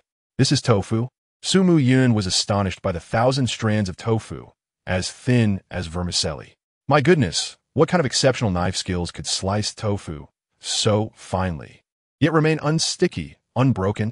This is sheer artistry. Amused by her expression, Lin Yu chuckled. All right, calm down. It's just a few small dishes from a state banquet. Nothing extraordinary. Small dishes from a state banquet? Nothing extraordinary? Su Mu-yun was surprised to discover Lin Yu's casual nonchalance. Rolling her eyes at him, she couldn't help but take photos of the beautifully plated food. Satisfied with the images, she nodded nice. Let us post these on Douyin and Weibo. Let those female fans feel envious. Suddenly, she seemed to recall something and, smiling, turned to Lin Yu. Have you checked your phone? Huh? Caught off guard by her sudden change of topic, Lin Yu replied, Not yet. What happened? Without explaining further, Su Mu-yun simply smiled. You'll find out soon enough. Lin Yu shrugged, somewhat indifferent, and resumed his meal. To be fair, the state banquet-level dishes were quite delectable, especially the kung pao chicken and wincy tofu. The former offered a delightful balance of sweet, sour, spicy, and savory flavors, while the latter was smooth, refreshing, and quickly satisfied one's hunger. Even the boiled cabbage was commendable. Though lacking top-tier ingredients, its clear broth was rich and flavorful, a refreshing delight that surpassed even the most extravagant dishes. This exquisite lunch left Su Mu-yun pleasantly full. Reclining on the sofa, her belly pleasantly rounded, reluctant to move.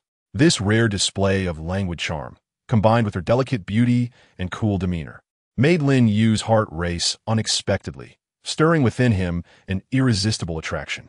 He was reminded of a creature, an elegant, yet lazy black cat, utterly captivating. Chapter 20. House viewing. After finishing lunch, Lin Yu curiously picked up his phone to check for updates. Upon discovering that his experiences had been unearthed and shared widely by netizens, he couldn't help but chuckle. The sight of his amusing memes and various anecdotes left him both amused and bewildered. This generation of internet users was quite a handful. Of course, he was unfazed by his newfound online fame and trending status. In fact, he had no intention of registering for Douyin or Weibo accounts, finding the process too cumbersome. After a brief exchange with Zhao Yun, he decided to step out to collect the property deed and take a look at the house. Before long, Lin Yu hailed a taxi to the delivery store. Under the astonished gazes of onlookers, he opened the package to reveal 10 property deeds for the prestigious Tao Chengyi Pin. Requesting a red plastic bag from the bewildered clerk, he gathered them all and made his way toward the residential area of Tao Chengyi Pin. As Lin Yu's figure receded into the distance, the astonished crowd buzzed with chatter. Wow, now that is a true big shot. Carrying property deeds in a plastic bag. How impressive. If I'm not mistaken, all those deeds belong to Tao Chengyi Pin. No way. Are you referring to the multi-million-dollar Thompson Riviera? Lin Yu exclaimed, hastily snapping a photo to showcase on his social media. Upon hearing the sales assistant mention that the property deed was indeed for Thompson Riviera, a collective gasp echoed through the crowd as they fixated on Lin Yu, who was now a mere silhouette fading from view, their thoughts consumed by one singular notion. Incredible. Unbeknownst to Lin Yu, who had already arrived at the entrance of Thompson Riviera, the opulence of the grand lobby left him awestruck as he stepped inside. Good day. How may I assist you?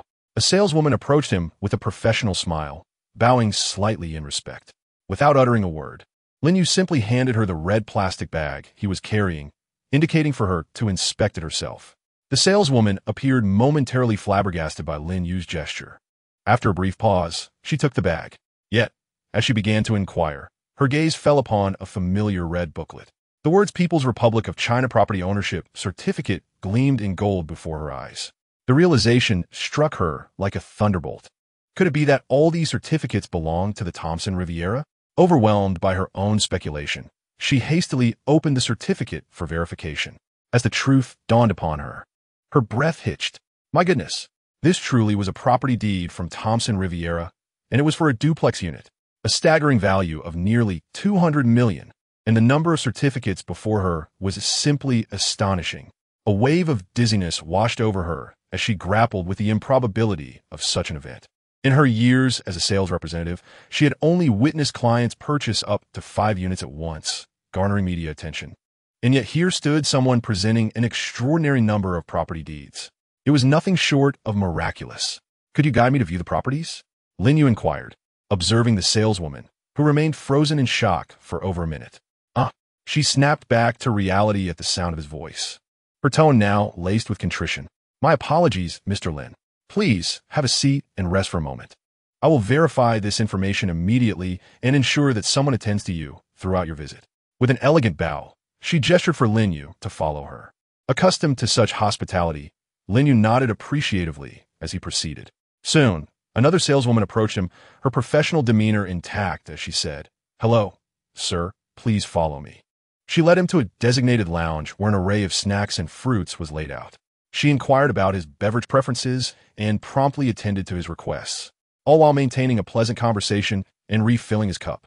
After a brief interval, the first saleswoman returned, presenting an exquisite wooden box to Lin Yu. Mr. Lin, we have completed the verification. You have purchased a total of 10 standard floor units, each measuring 597 square meters, all situated between the 15th and 20th floors. Would you like me to guide you? Lin Yu paused briefly before nodding in agreement. Yes, that would be much appreciated. It is our honor to serve you, Mr. Lin. The saleswoman replied with a smile. As she led the way, she began to elaborate on various aspects of Thompson Riviera, including its layout, materials, safety management, and even the celebrities residing there. In no time, Lin Yu acquired a wealth of useful information. For instance, the 10 units he had purchased shared a similar layout of 6 bedrooms, 6 bathrooms, and 2 living areas. Additionally, every construction material was sourced from over a dozen countries, all from top-tier brands. Lin Yu, however, was indifferent to the origins of these materials, as long as they provided comfort. Eventually, Lin Yu arrived at his designated unit, or rather, his 5-story residence. After some contemplation, he decided on a room on the 20th floor as his temporary abode, leaving the disposition of the remaining rooms undecided. Renting out the excess seemed impractical, given that Thompson Riviera itself operated rentals. After expressing gratitude to the saleswoman, Lin Yu stepped into his new sanctuary. He casually placed the elegant wooden box containing the property deeds on the table and began to explore his new home. The space was expansive, featuring numerous rooms, a bedroom, a master suite, a dining area, a breakfast nook, a kitchen, a walk-in closet, and a living room. The elevator even had direct access to the lobby. With 6 balconies affording views of the Bund, Lujiazui, the Huangpu River, and the Global Financial Center, the 270-degree panorama presented a breathtaking vista of the city's skyline. The furnishings were nothing short of exquisite, comprising the finest quality, all included in the price of the property. After a thorough tour, Lin Yu settled comfortably on a plush leather sofa, feeling a sense of satisfaction and tranquility, reflecting on the undeniable truth behind the high prices of luxury real estate. Noticing the time, he realized it was already past 1 o'clock. After a brief respite, he intended to continue his property exploration. However, as he exited the building, a captivating figure brushed past him, exuding an ethereal charm. Was that Louis Fei? Recognizing the familiar silhouette, Lin Yu's brows arched in sudden recollection as he turned around. But by the time he did, she had already entered the elevator, leaving only a fleeting glimpse of her flowing white dress behind. A smile graced Lin Yu's face. Just moments ago, he had heard the saleswoman mention the many celebrities residing here, and now he had encountered one, his only crush from his previous life. Fate truly had a whimsical way of unfolding. Chapter 21. The True Luxury Residence, setting aside the delightful encounter with Louis Fei. Lin Yu exited the Thompson Riviera building in high spirits, making his way toward his next destination, the Magic City Purple Garden. On his journey, Lin Yu hailed a taxi. However, upon hearing his destination, the driver shot him a skeptical glance, his expression peculiar, yet he refrained from commenting. Lin Yu simply smiled in silence, fully aware of the driver's thoughts, yet choosing not to divulge anything, leaving him to speculate. Upon arriving at the entrance of Magic City Purple Garden, the driver's curiosity finally got the better of him, and in a playful tone, he asked, "Young man, I can't enter, but you don't actually live there, do you?"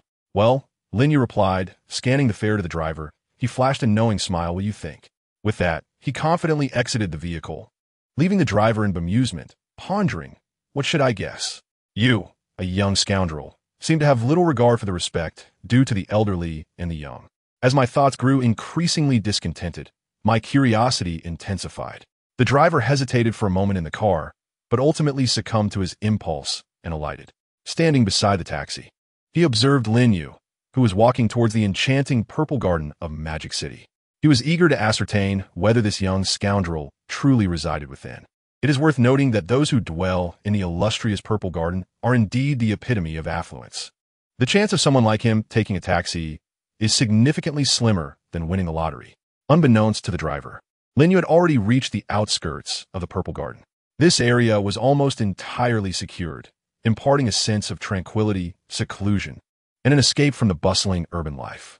Just as Lin Yu arrived at the entrance and began to admire the scenery, a security guard emerged from the kiosk, greeting him with, "Good day, sir. This is a high-end residential area. If you wish to enter for a visit, please come over to register and inform me of the individual you intend to see. I will call to verify before granting you entry." It is customary for such upscale residential areas to exhibit courteous attitudes without any trace of arrogance, maintaining a high level of politeness. This demeanor is not limited to this location. Indeed, in any esteemed venue or renowned establishment, the staff tends to exhibit similar graciousness.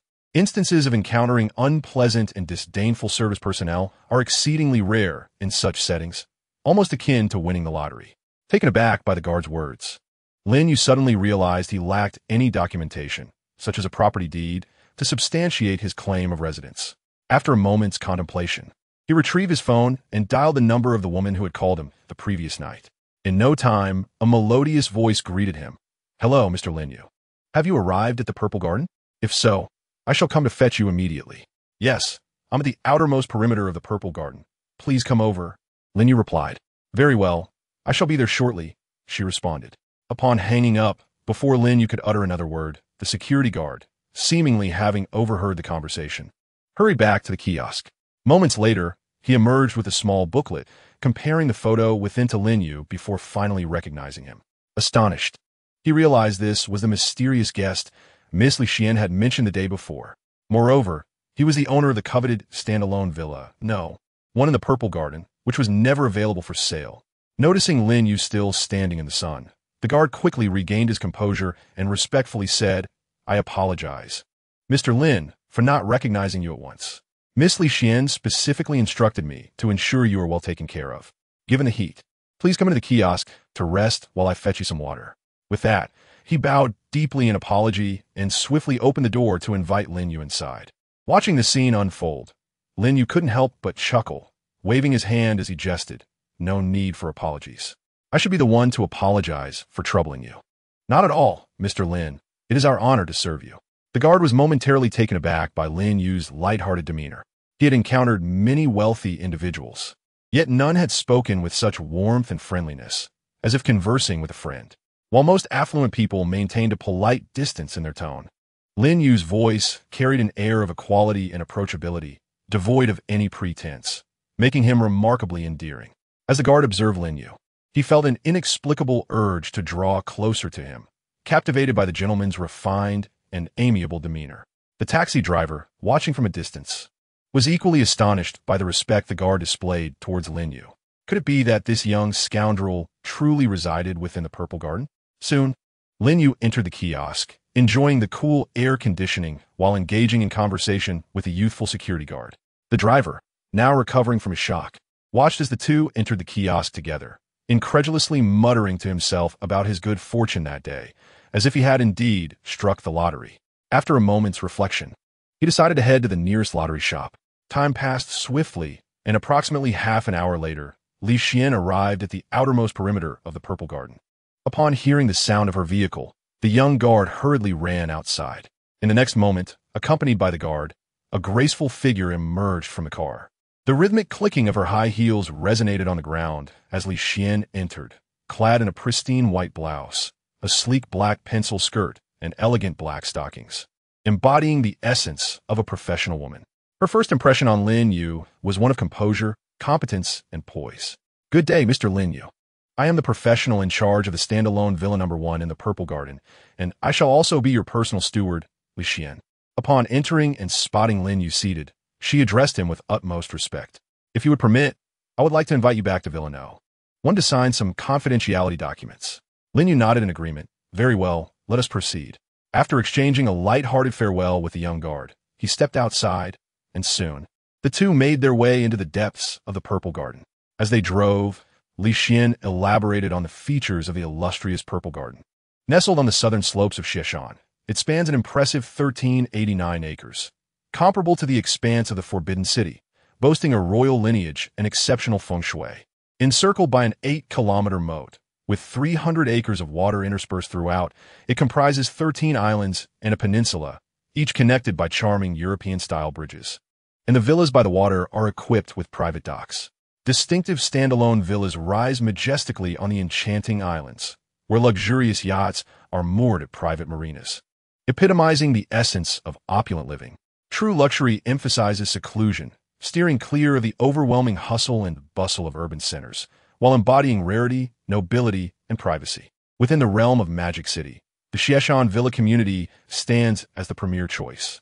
For years, it has been said that those with power reside along Kongping Road, while the affluent flock to the Rinheng Riverside and Xishan Villas. After a half-hour drive, Lin Yu finally arrived at his standalone villa, No. 1 in the Purple Garden. Renowned as the crowning jewel of the city's real estate and never offered for sale, it took 5 years to construct, designed by a prestigious American firm, utilizing the finest materials from over a dozen countries. Every element within is from a globally recognized brand. Surrounded by water, standing independently on an island, and nestled against the heart of Xishan, the villa faces south, occupying 24 acres, with a total area of 3,342 square meters, comprising 2 above-ground levels and 1 underground level. It can almost be said to be the most unique residence in Huaxia, a style that does not conform to any existing school of thought, merely representing its own language of human habitation. Standing outside the grand iron gate, gazing at the mansion before him, reminiscent of a medieval European manor, Lin Yu was momentarily stunned, with only one thought occupying his mind. Is this truly a villa, and not a manor? Chapter 22. Sumushin. As the towering iron gate slowly opened, all the servants and bodyguards of Ziyuan number 1 stood in 2 lines to welcome Lin Yu. The vehicle gradually entered and finally came to a halt in the designated parking area. Stepping out of the car, Lin Yu surveyed his surroundings. The entire standalone villa was arranged in a circular courtyard, divided into the 4 cardinal directions. Upon entering through the iron gate, one was greeted by a row of uniquely designed fountains, while the main entrance featured a dual driveway separated by a verdant belt, abundant with various flowers, plants, and trees. Upon entering the courtyard, the guest parking area was located to the west, accommodating up to 12 vehicles, allowing distinguished guests to access the building's entrance through a sheltered flower corridor. To the east lay the quarters for the servants and bodyguards.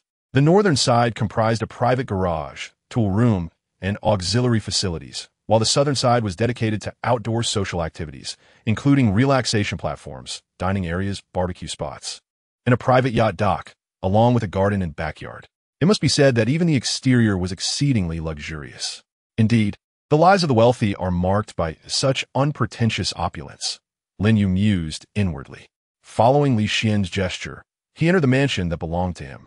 The grand, classical entrance was flanked by 10 12-meter-high, handcrafted classical stone columns. Inside the hall, 2 magnificent crystal chandeliers adorned with 5,000 light tubes, each hung from above, showcasing an array of decorations that epitomized luxury, exuding royal grandeur. The basement featured a boat-shaped hall that integrated various functions, including a cinema, wine cellar, coffee bar, tea room, gym, male and female changing rooms, and 4 workspaces, complemented by equipment rooms, storage rooms, and restrooms. 7 entrances and exits connected the hall to the graceful swimming pool, the first-floor hall, and the garage. Here, the concept of enjoyment was taken to its zenith. Mr. Lin, here are the agreements established by your second uncle, Lin Xuan, along with the relevant documents for Ziyuan number 1. Please sign, Li Xian said with a gentle smile, retrieving a stack of documents and a pen from a briefcase. Lin Yu nodded, not even glancing at the pages, and signed all the documents in one go. Mr. Lin, once you sign these documents, Ziyuan no. 1 will officially be under your name, meaning that a total of 26 individuals, including myself, will come under your management. After carefully collecting the documents, Li Xian continued in a measured tone. Moreover, you will be responsible for the daily operations and management of Ziyuan number 1. Her words were clear. Upon signing, Lin Yu would assume responsibility for the salaries of all maids, servants, chefs, and bodyguards, as well as the costs associated with the villa's routine maintenance. Lin Yu did not mind this, as he was not short on funds. After a moment's reflection, he suggested, how about this? You set up an account, and I will periodically transfer some funds into it. If any issues arise, you can handle them. If they're beyond your capacity, then come to me. He added, for now, I won't be residing here, so please continue to manage it. Upon hearing this, Li Xian looked at him in surprise, then nodded in understanding. Glancing at the clock, which indicated it was already past 5 in the afternoon, Li Xian inquired, Mr. Lin, it's dinner time now. What would you like to eat? I can arrange it right away. Alternatively, if you wish to swim or take a bath first, you may use the outdoor pool on the 2nd floor, which offers a broad view and beautiful scenery. Before Lin Yu could respond, his phone rang. Upon checking, he realized it was a video call from Su Muyun. Hesitating for a moment, he answered the call. The next instant, Su Muyun's delicate face appeared on the screen, her gentle voice flowing forth. Hello, darling, when will you be back? I've prepared dinner. Glancing at the professionally smiling Li Xian beside him, Lin Yu paused for a moment before replying. Okay, I'll be back shortly. Where are you? Is there anyone else around? Noticing the opulent decor behind him and the shift in his gaze, Su Miyun's brows furrowed slightly, her expression becoming slightly perturbed. Why did this place seem reminiscent of such locales? No, Lin Yu is not that kind of person. Sensing Su Miyun's unease, Lin Yu quickly reassured her. I'm just looking at some properties. Looking at properties? Are you planning to move out? Su Miyun's tone turned somewhat frosty. Realizing the gravity of the situation, Lin Yu hastily clarified. No, I merely came to see how the place is. It may be useful for us in the future. Upon hearing Lin Yu's intentions, Su Miyun's previously icy demeanor softened, and her cheeks flushed. She anticipated that Lin Yu would express a desire to live together in the future. Did this not imply that he had feelings for her? With this thought, her face burned red as she hurriedly urged Lin Yu to return soon before ending the call. Observing Su Miyun's bashful demeanor through the screen, a playful smile crept onto Lin Yu's face. It must be said that Su Miyun looked particularly charming when blushing, especially with her mature and poised style. Her bashfulness was truly captivating. Declining Li Xian's arrangements, Lin Yu simply toured the villa's layout before taking his leave, with Li Xian seeing him off. This made Lin Yu ponder whether he should purchase a car to avoid needing to hail a taxi each time he ventured out. Around 6:30 in the evening, Lin Yu returned to Su Miyun's home. Upon entering, he found that she had already prepared slippers and a change of clothes for him, and had filled the bathtub with warm water, inviting him to take a bath. Reclining in the tub, eyes closed, Lin Yu reflected on Su Miyun's gentle, nurturing demeanor. A warmth spread through his heart. This cozy life was precisely what he had yearned for in his previous existence. Only those who have wandered for long periods understand the beauty of having a wife who awaits one at home.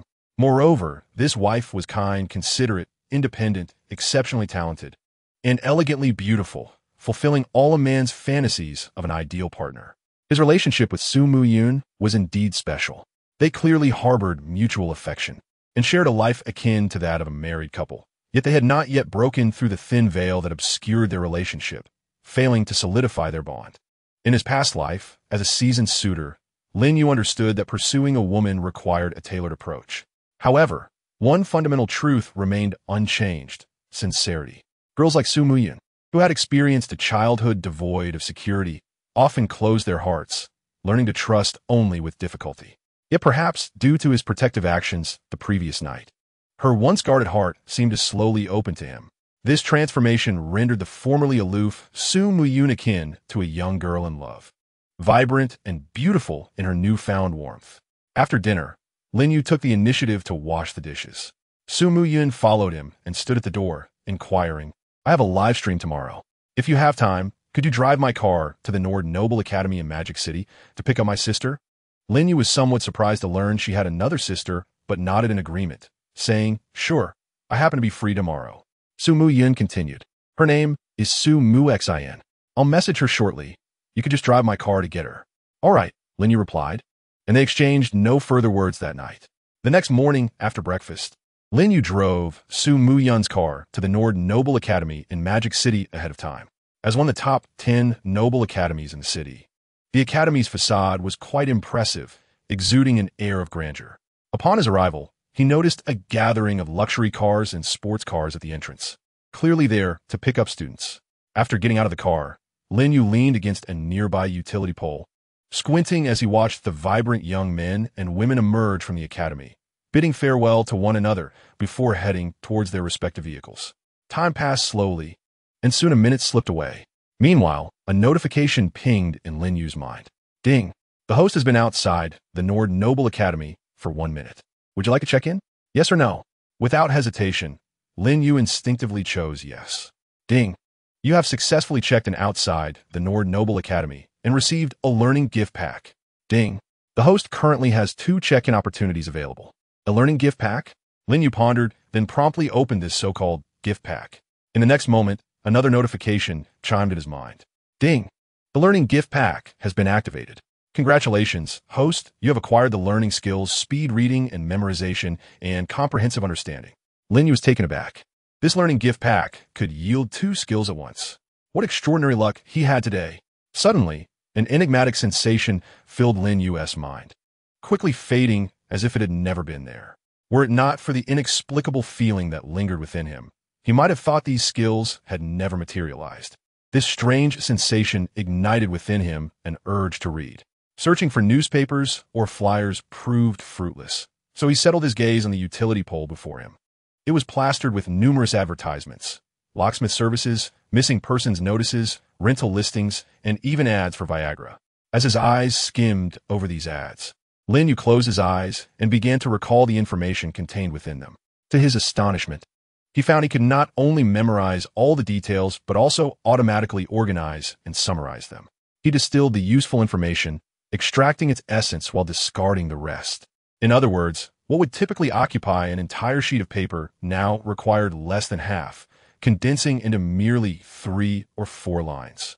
Most importantly, Lin Yu realized he could perfectly master any information or knowledge he had encountered and delete it at will. Such an extraordinary capacity for learning left Lin Yu in awe. It meant that any knowledge he wished to acquire could be swiftly grasped and mastered. Just as he was marveling at this newfound ability, the system notification chimed again. Ding! The host has been outside the Nord Noble Academy for 1 minute. Would you like to check in? Yes or no?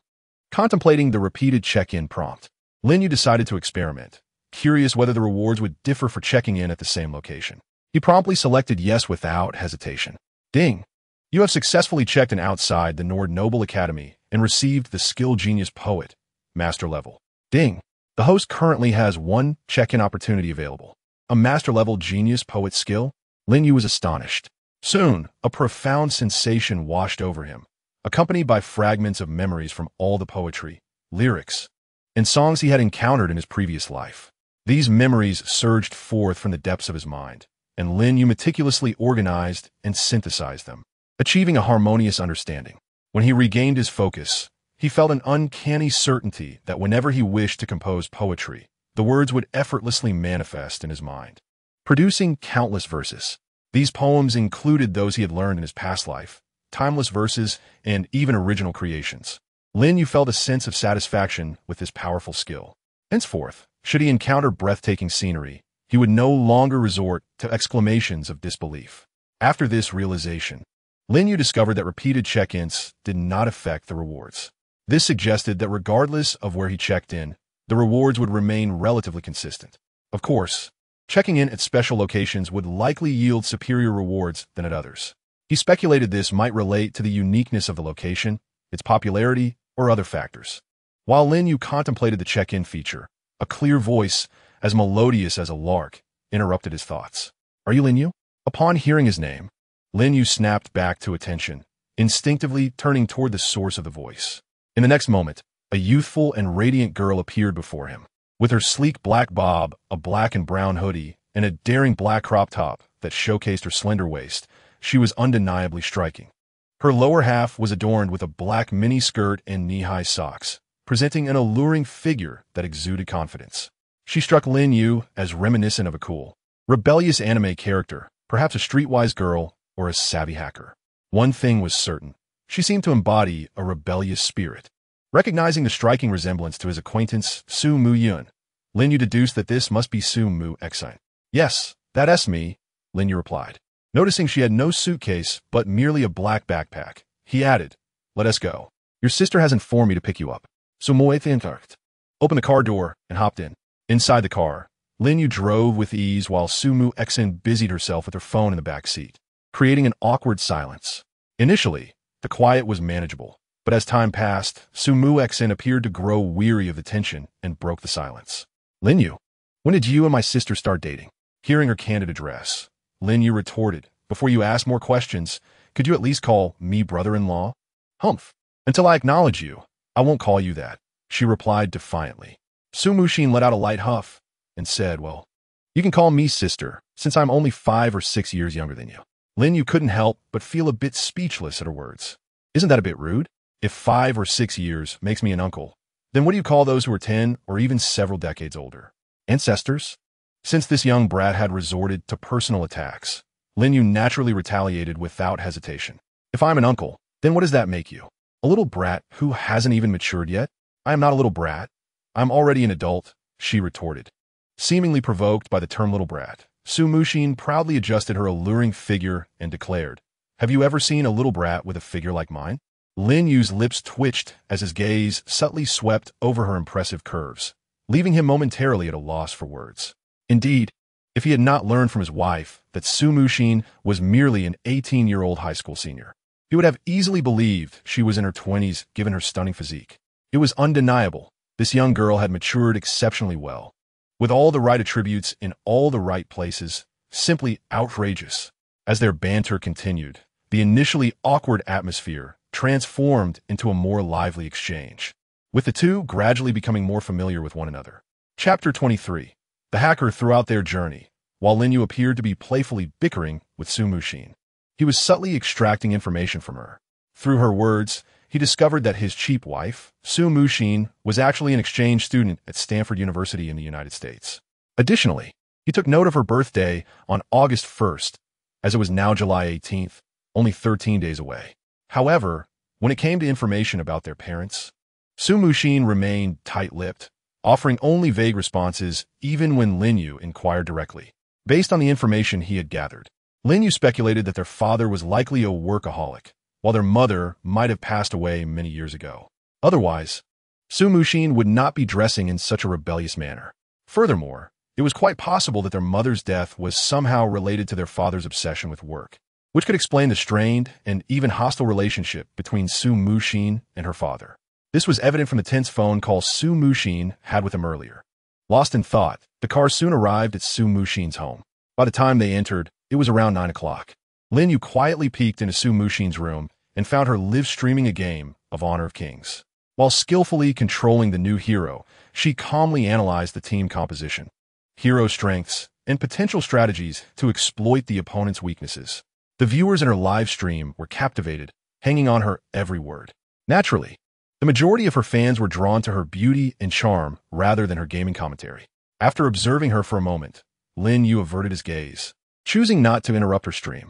However, upon entering the living room and witnessing the scene before him, he couldn't help but remark, "Is this how you sit when you're outside too?" At that moment, Su Muxin was lazily reclining on the sofa, one leg crossed over the other, chewing gum, while her eyes were fixated on the white laptop resting on her lap. Her slender fingers danced across the keyboard with remarkable speed. "I'm not wearing anything inappropriate, so why are you so worked up?" Su Muxin shot back, momentarily pausing her typing to glance at him with disdain. "You're the one with a dirty mind here." Lin Yu found himself momentarily speechless at her words. It was as if she believed he had some ulterior motive. With her type, he had traversed through countless flirtations without a single thought. After a moment of gathering his thoughts, he said, "Can't you be a bit more ladylike? That posture is rather masculine." "Ladylike? What purpose would that serve?" Su Muxin blew a large bubble with her gum, which popped loudly as she continued typing. "Besides, who pretends to be a lady at home when no one is watching? Clearly, you don't see me as a person." Seeing her attitude, Lin Yu decided not to press the matter further. After all, she wasn't his actual sister. If she were, he would have long since given her a playful smack and employed a strict approach to discipline her. Shaking his head, Lin Yu picked up a book titled 4 Books of Business Theory that had been left beside Su Muxin. It was likely a book Su Muxin had forgotten to return to her study after reading it the previous night. Just as he bent down to retrieve the book, preparing to head to the study to review the skills he had acquired, his peripheral vision caught a glimpse of numerous lines of code flashing across Su Muxin's laptop screen. Standing behind her, Lin Yu expressed his surprise. "Are you coding? Goodness, are high school girls this proficient these days? Could you be any more dramatic?" "Just go do your own thing," Su Muxin replied, her patience wearing thin as she continued to focus on her screen. "Why can't I just code in peace? You keep interrupting my train of thought." To Lin Yu's utter disbelief, he found himself being scorned by a mere child. Just then, a notification sound echoed in his mind. Ding. The host has spent 1 minute watching a computer programming video. Would you like a check-in? Casting a glance at Su Muxin, who had once again engrossed herself in coding, Lin Yu, without a second thought, opted to check in. Ding. Successful check-in at the computer programming video. Reward. Hacker computer skills perfect level. Ding. Current check-in attempts available. 0 simultaneously. The familiar white space enveloped him once more. A second later, feeling an influx of knowledge about computer science and the changes within himself, Lin Yu slowly opened his eyes. Thanks to the system's enlightenment, he now possessed a profound understanding of hacker computer knowledge. In this era dominated by big data, computers could be considered humanity's second realm. In a virtual world, 2 types of individuals existed: hackers and crackers. Hackers, further divided into red and white hackers, referred to those passionate about computer technology and possessing exceptional skills, especially programmers. Among them, red hackers were those with solid technical skills who disdained associating with crackers. Baiku, also known as the guardian of security, can be described in simple terms as hackers who have transitioned into legitimate roles. They join major technology companies or relevant departments, specializing in safeguarding cybersecurity. On the other hand, hackers, often referred to as destructive forces, are known for their ability to dismantle systems, maliciously attack other computers, and propagate various forms of malware, including Trojans and viruses. In essence, hackers represent construction, while destructive hackers embody destruction. To aspire to become a hacker, one must possess a fundamental proficiency in programming. In layman's terms, it can be said that while not all programmers are hackers, all hackers are indeed programmers. A programmer's skills encompass those of a hacker, yet not vice versa. As Lin Yu observed the content on Su Muxin's laptop, he couldn't help but let out a soft exclamation. There's something noteworthy here. To his surprise, the young individual was employing an advanced programming language, which is a sophisticated multi-paradigm language within a framework. Among programming languages, it stands as one of the most powerful to date. After scrutinizing her work for a while, Lin Yu found her creation of attack-oriented auxiliary tools rather simplistic, displaying rudimentary principles and programming techniques. However, from the perspective of Lin Yu, a master in computer science, it appeared quite rudimentary. Yet, for a novice hacker, her coding was commendable, as it could at least simulate a basic data flow, albeit just one. As he continued to observe, Lin Yu felt an inexplicable urge to try his hand at it. After some contemplation, he ultimately decided against pursuing that impulse. Instead, he took his book and headed to the study. Chapter 24. Flow State. Su Muxin's home featured a spacious study, furnished with 4 rows of wooden bookshelves, brimming with a myriad of books. The collection included volumes on business management, specialized English translation guides, and literary knowledge, among others. Truly an extensive repository. Sitting upright in a chair, Lin Yu closed his eyes slightly and began to communicate with the system in his mind. System, could you kindly present my current status in the form of personal information? It would certainly facilitate my understanding. Once Lin Yu finished speaking, the system seemed to pause for a moment before emitting a notification sound.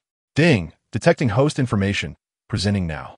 Host. Lin Yu skills, speed reading and memory retention, comprehensive understanding. Master level culinary skills, genius poet. Perfect level charismatic persona, absolute voice talent, computer technology, hacking.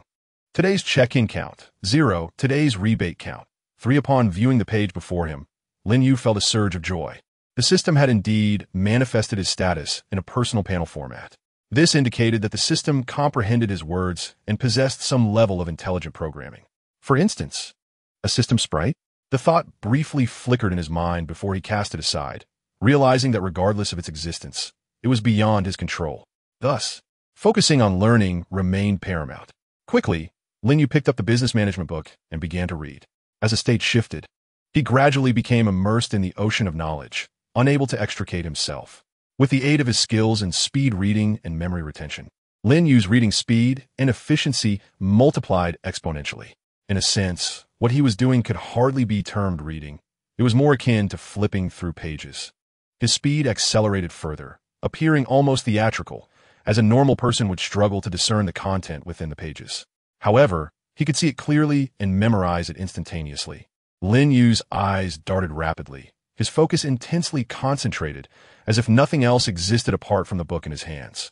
2 minutes later, he had completely absorbed the contents of the business management book and thoroughly mastered its principles. Emerging from this heightened state of concentration, Lin Yu blinked in surprise and then walked toward the bookshelf. He casually selected a book on English professional translation and continued his reading.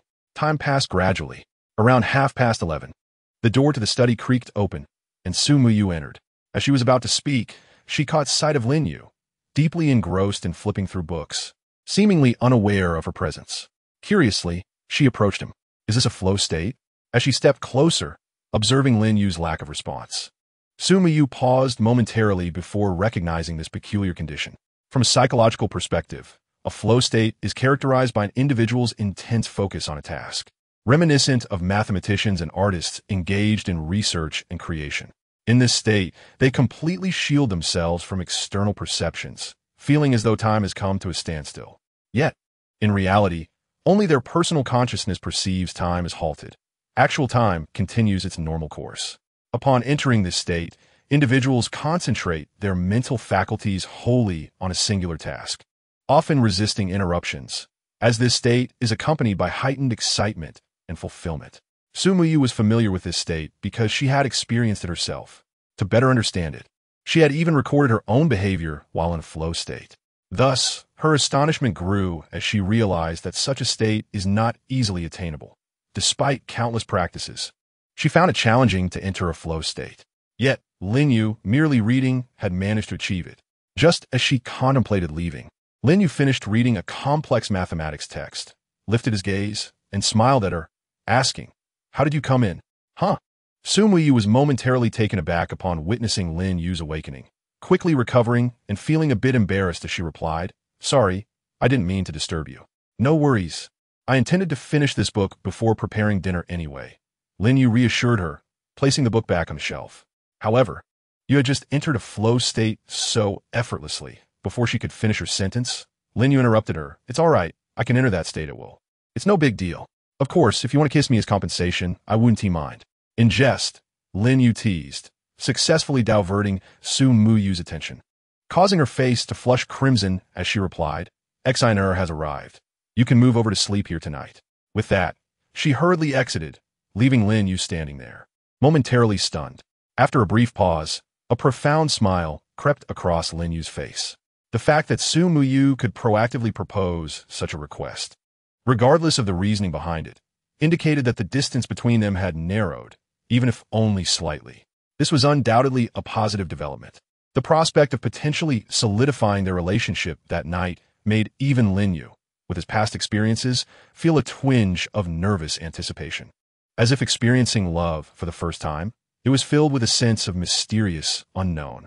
For over 2 hours, Lin Yu diligently perused nearly half of the books in the study, mastering the knowledge contained within. Upon exiting the study, he discovered that Su Yun had prepared a meal and was washing vegetables nearby, prompting him to rush over and assist her. With an additional mouth to feed, Lin Yu ended up preparing an extra meat dish for lunch. The menu included stir-fried green peppers with meat, kung pao chicken, braised pork ribs, and a seaweed egg soup, 4 dishes in total. Aside from the kung pao chicken, the others were simple home-style recipes. Although the flavors did not quite reach the grandeur of a state banquet, they were still of exceptional quality, as one would expect from a system-produced meal. Despite this, Su Yun and her sister found the food delightful, particularly Su Exen, who devoured half of the meal as though she had never eaten before, leaving Lin Yu quite astounded. He began to seriously suspect that this little girl had never had a proper meal at the Nord Noble Academy. After lunch, Su Yun voluntarily went to wash the dishes, as this was the unspoken agreement between her and Lin Yu. If she cooked, he would wash up, and vice versa. However, when she stood up to clear the table, Lin Yu quickly urged her to set it down, then turned to Su Exen, who lay comfortably on the sofa, her belly full and watching television like a little lord. "You go wash the dishes, or else there will be no dinner for you tonight," he said. Su Exen's eyes widened in shock, her mouth agape in disbelief. "Me? Wash the dishes? Of course. You ate the most. If you don't do it, who will?" Lin Yu replied without hesitation. "Both your sister and I have done our parts, and you've done nothing. Hurry up, or you'll have to fend for yourself at dinner." At a loss for words, Su Exen looked to her sister, hoping to pull a cute act to elicit sympathy, but Lin Yu decisively cut off her escape, asserting, "Look, your sister is no help. I mean it. If you don't wash the dishes, you'll have to solve your own dinner." Hearing this, Su Exen quickly turned to her sister with a pleading look, hoping for assistance. However, at that moment, Su Yun was intently admiring a vase on a nearby shelf, seemingly captivated by something there. "Sorry, sis. I'm no help either. You might as well wash them. I'm too lazy to do it," she said, leaving Su Exen, realizing her sister was unreliable, to glare at Lin Yu in frustration and huff, "Fine, I'll do it." With that, she stormed over to Lin Yu's side, angrily gathering the dishes as if they were punching bags. You're lucky your cooking is decent. Otherwise, I wouldn't lift a finger to wash the dishes. Tonight, I'll eat more vegetables and leave the rice, just to tire you out." Chapter 25. An unexpected incident observing Su Exen clumsily tidying up the dishes. A smile crept onto Lin Yu's lips. His intentions were for her own good, not out of revenge for her previous remarks. Indeed, that was the case. In contrast to Lin Yu's subtle thoughts, Su Yun remarked softly, "This girl has been spoiled since childhood. She has never done anything before. I've never seen her obediently wash the dishes like this." To this, Lin Yu smiled slightly and said, As the old adage goes, to capture a woman's heart, one must first capture her stomach. Once you conquer her palate, she will naturally become compliant. As he spoke, he gazed meaningfully at Su Mu-yun, his eyes reflecting depth. Feeling the weight of his gaze, Su Mu-yun's heart skipped a beat, and she hurriedly retreated to her bedroom, leaving behind a stammering remark. I need to go live stream. My fans are waiting. Seeing her flustered demeanor only made Lin Yu smile wider. For some reason, he found great delight in witnessing Su Mu-yun's bashful blush. After finishing lunch, Lin Yu returned to the study to continue his reading while Su Mu-xian remained in the living room, tapping away at her code. Time passed slowly. Around 3:30 in the afternoon, Lin Yu finally completed his exploration of the study's books. He delved into various subjects, including advanced mathematics, quantum physics, business management, biotechnology, and English translation. The unprecedented sense of fulfillment and exhilaration compelled him to continue immersing himself in learning. It must be said that reading while in a state of flow is an extraordinarily delightful experience. Meanwhile, in Su Mu-yun's live streaming room, she had just finished a ranked match and was preparing for the next one when a super rocket suddenly soared into the air, dazzling with spectacular effects. A user named Su gifted her a super rocket, followed by a message that floated across the screen. Sister Yun, I hope you and Yu Huang can be happy together. I will always pray for your happiness. Initially taken aback, Su Mu-xian soon smiled and responded. Thank you for the gift and blessings, Su. She recognized this girl as a member of her fan group, known for being quiet and seldom speaking, yet always participating in matters related to her. Su Mu-yun was also surprised to receive a gift and blessing from her today. After sending the super rocket and message, the user named Su fell silent. At first, Su Mu-yun paid little attention, considering it a normal occurrence. However, midway through her game, her fans began to flood the chat with frantic messages, urging her to check the fan group. Yun, something happened to Su. Quick, check the fan group. What is going on? What happened? Just a moment ago, she was sending gifts and messages. What could possibly have transpired? Is there anyone who knows the details? Hurry up and share. Feeling a sense of urgency, Su Mu-yun found herself bewildered. Yet, as she observed the fans' frantic messages, an ominous feeling washed over her. She hastily set her game aside and logged off, following her fans' directives to check the number 10 fan group where Su was. Upon entering the group, she quickly discovered that Su had sent her a private message and had also tagged her in the group. Lin Yu found her private message, revealing a lengthy note. Dear Sister Yun, this may be my last chance to speak with you. Tomorrow, I will begin a new life in another world. I have no friends or family. There are some things I don't know who to share with. Though you may not know me, it suffices that I know you. There are many thoughts I've held in my heart for a long time, unheard by anyone, but today I wish to express them, as I want to leave a mark of my existence in this world. I hope Sister Yun will not find me tiresome. Let me indulge just this once. When I was very young, my parents, burdened by gambling debts, vanished to escape their creditors. Consequently, I was raised by my grandmother, adopting her surname. Though our lives were fraught with hardship, I felt a profound happiness during that fleeting period. However, perhaps due to transgressions in a past life, this happiness eluded me when I was in my 3rd year of junior high. My grandmother fell ill, compelling me to leave school prematurely and enter the workforce as a child laborer to afford her medical treatment. Tragically, at the tender age of 15, my only relative passed away. In her final moments, my grandmother smiled and urged me to live well, regardless of life's adversities, encouraging me to face each day with a smile. Tearfully, I nodded, vowing to remain optimistic, yet I could not comprehend why fate seemed to conspire against me. Only last month, on my birthday, while purchasing a cake, I suddenly collapsed. A kind stranger took me to the hospital, where doctors diagnosed me with stomach cancer. They reassured me that it was in its early stages, and with persistence in treatment, there remained a considerable chance of recovery. Upon hearing this news, despair engulfed me. I fled the hospital in a frenzy, voicing my anguished cries against the injustice of the universe, questioning why I was subjected to such relentless suffering. Yet, once I had vented my frustrations, I was left to confront the harsh reality ahead. Determined to heal, I resolved to resign from my job, invest in anti-cancer medication, and only return to work once I had triumphed over this illness. Thus, I wagered everything I possessed, even my very life. During the past month, I resided in a modest rental, scraping by on a meager budget for utilities, while while battling my illness and distracting myself with videos online. It was during this time that I discovered your live stream, Sister Yun. I watched as you endured the vitriol of many detractors with an air of composure. Just when I thought you might concede to their taunts, you instead met them with scornful derision, displaying a fierce resolve akin to that of a valiant Valkyrie. In that moment, clarity washed over me, inspiring me to tune in to your broadcasts daily. Although you often played games, your occasional words resonated deeply, empowering me. As you once said, a desired life must be forged through one's own efforts, and even as a girl, one must strive for independence and strength. However, Sister Yun, I feel my journey has reached its conclusion. In this wager of life, I ultimately faced defeat.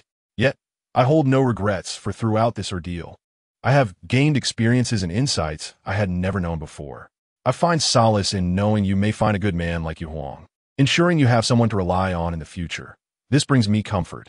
Finally, I hope that in my next existence, fortune will smile upon me, granting me a sweeter life, even if it means not being human.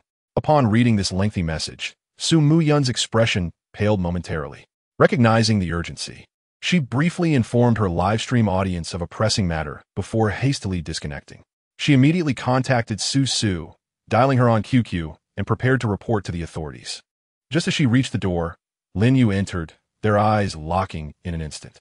Observing Su Muyun's ashen face and reddened eyes, Lin Yu's demeanor shifted as he inquired, "What has happened?" Seeing Lin Yu, who had appeared just in time, brought Su Muyun a sense of relief.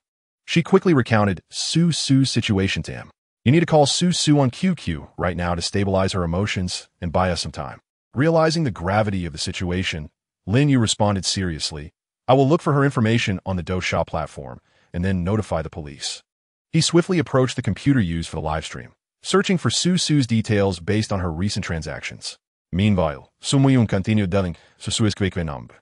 Although Lin Yu was absent from the livestream, many fans remained in the darkened chat room, discussing the unfolding events. He had no time to engage with them, as he quickly found Su's account details, account name, Su Zhao Yun name, Su Mo, gender, female, birthday, December 21st, location, Xinjiang email, phone number. Relieved to have obtained this information, Lin Yu felt grateful for the live streaming platform's stringent verification processes. Just as he prepared to call the authorities, Su's QQ phone unexpectedly connected. As soon as the call connected, Su Muyun spoke rapidly. "Hello, Su. Where are you? I read your message. Please don't do anything rash. We can solve this together. Early-stage cancer is treatable. Don't be afraid. We will support you through this." On the other end of the line, after a moment of silence, Su's frail voice emerged, barely audible. "It's too late, Yun. I think I see Grandma. She has come to take me." Her voice faded into silence, leaving the call still connected. Su, you mustn't sleep. Please wake up. Su, stay with me." As Su Muyun sensed Su's voice vanish, tears streamed down her cheeks as she desperately shouted into the phone. Witnessing her anguish, Lin Yu, having reported the incident, stood and enveloped her in a comforting embrace. "It will be all right. I've called the police. They should be notifying the authorities in Xinjiang now. Based on what I know, it's likely that Su took sleeping pills rather than resorting to drastic measures." Her voice sounded off. It indicates she may have ingested a significant amount. Generally, the lethal dose for sleeping pills can vary, but if treated promptly, she can survive. The process of dying from an overdose can be slow, requiring a prolonged period without assistance. In a single day, the police in Sparse City managed to locate Su. I had instructed them to contact me immediately upon finding her, assuring them not to worry, for I would handle everything. Listening to Lin Yu's analysis, Su Muyun, who had initially felt sorrowful, gradually calmed down. After a while, she spoke with a tremor in her voice. "I see my former self reflected in Su." Upon hearing this, Lin Yu silently embraced her tighter. He understood that Su's experiences might mirror her own. Both had struggled to grow stronger through their own efforts. Emotionally, Su Muyun resonated deeply with Su's tragic background and experiences, perhaps even more than others could. In a certain sense, she could be regarded as the one who understood Su best, as both had endured painful childhoods. Reflecting on this, Lin Yu gently reassured her, "It's all right. The past is behind us. From now on, I will be by your side." As his tender voice enveloped her, leaning against his chest and feeling an unprecedented warmth, Su Mu Yun found herself enveloped by a long-lost sense of safety. This fulfilling warmth made her gaze soften, momentarily lost in the moment, reluctant to break away. Just as the two were nestled together, Su Mu Xen rushed over, drawn by Su Mu Yun's earlier cries. "Sister, what happened?" However, upon hastily reaching the doorway and witnessing the intimate scene before her, her expression froze instantly. The rest of her words were swallowed back, leaving her standing there in stunned silence. After a moment, Su Mu Xen regained her composure, her face rigid as she turned away, silently retreating. "Well, this is quite a feast for the eyes," she mused, feeling quite satisfied, thinking she could skip washing dishes that evening. Chapter 26. A beneficial endeavor for the nation and the people. Su Mu Xian's unexpected interruption jolted Su Mu Yun back to reality. Her face flushed as she gently pushed Lin Yu away. Lin Yu merely smiled, for he recognized that when a woman no longer shies away from physical contact, even if it involves playful teasing, it signifies a significant closeness between them.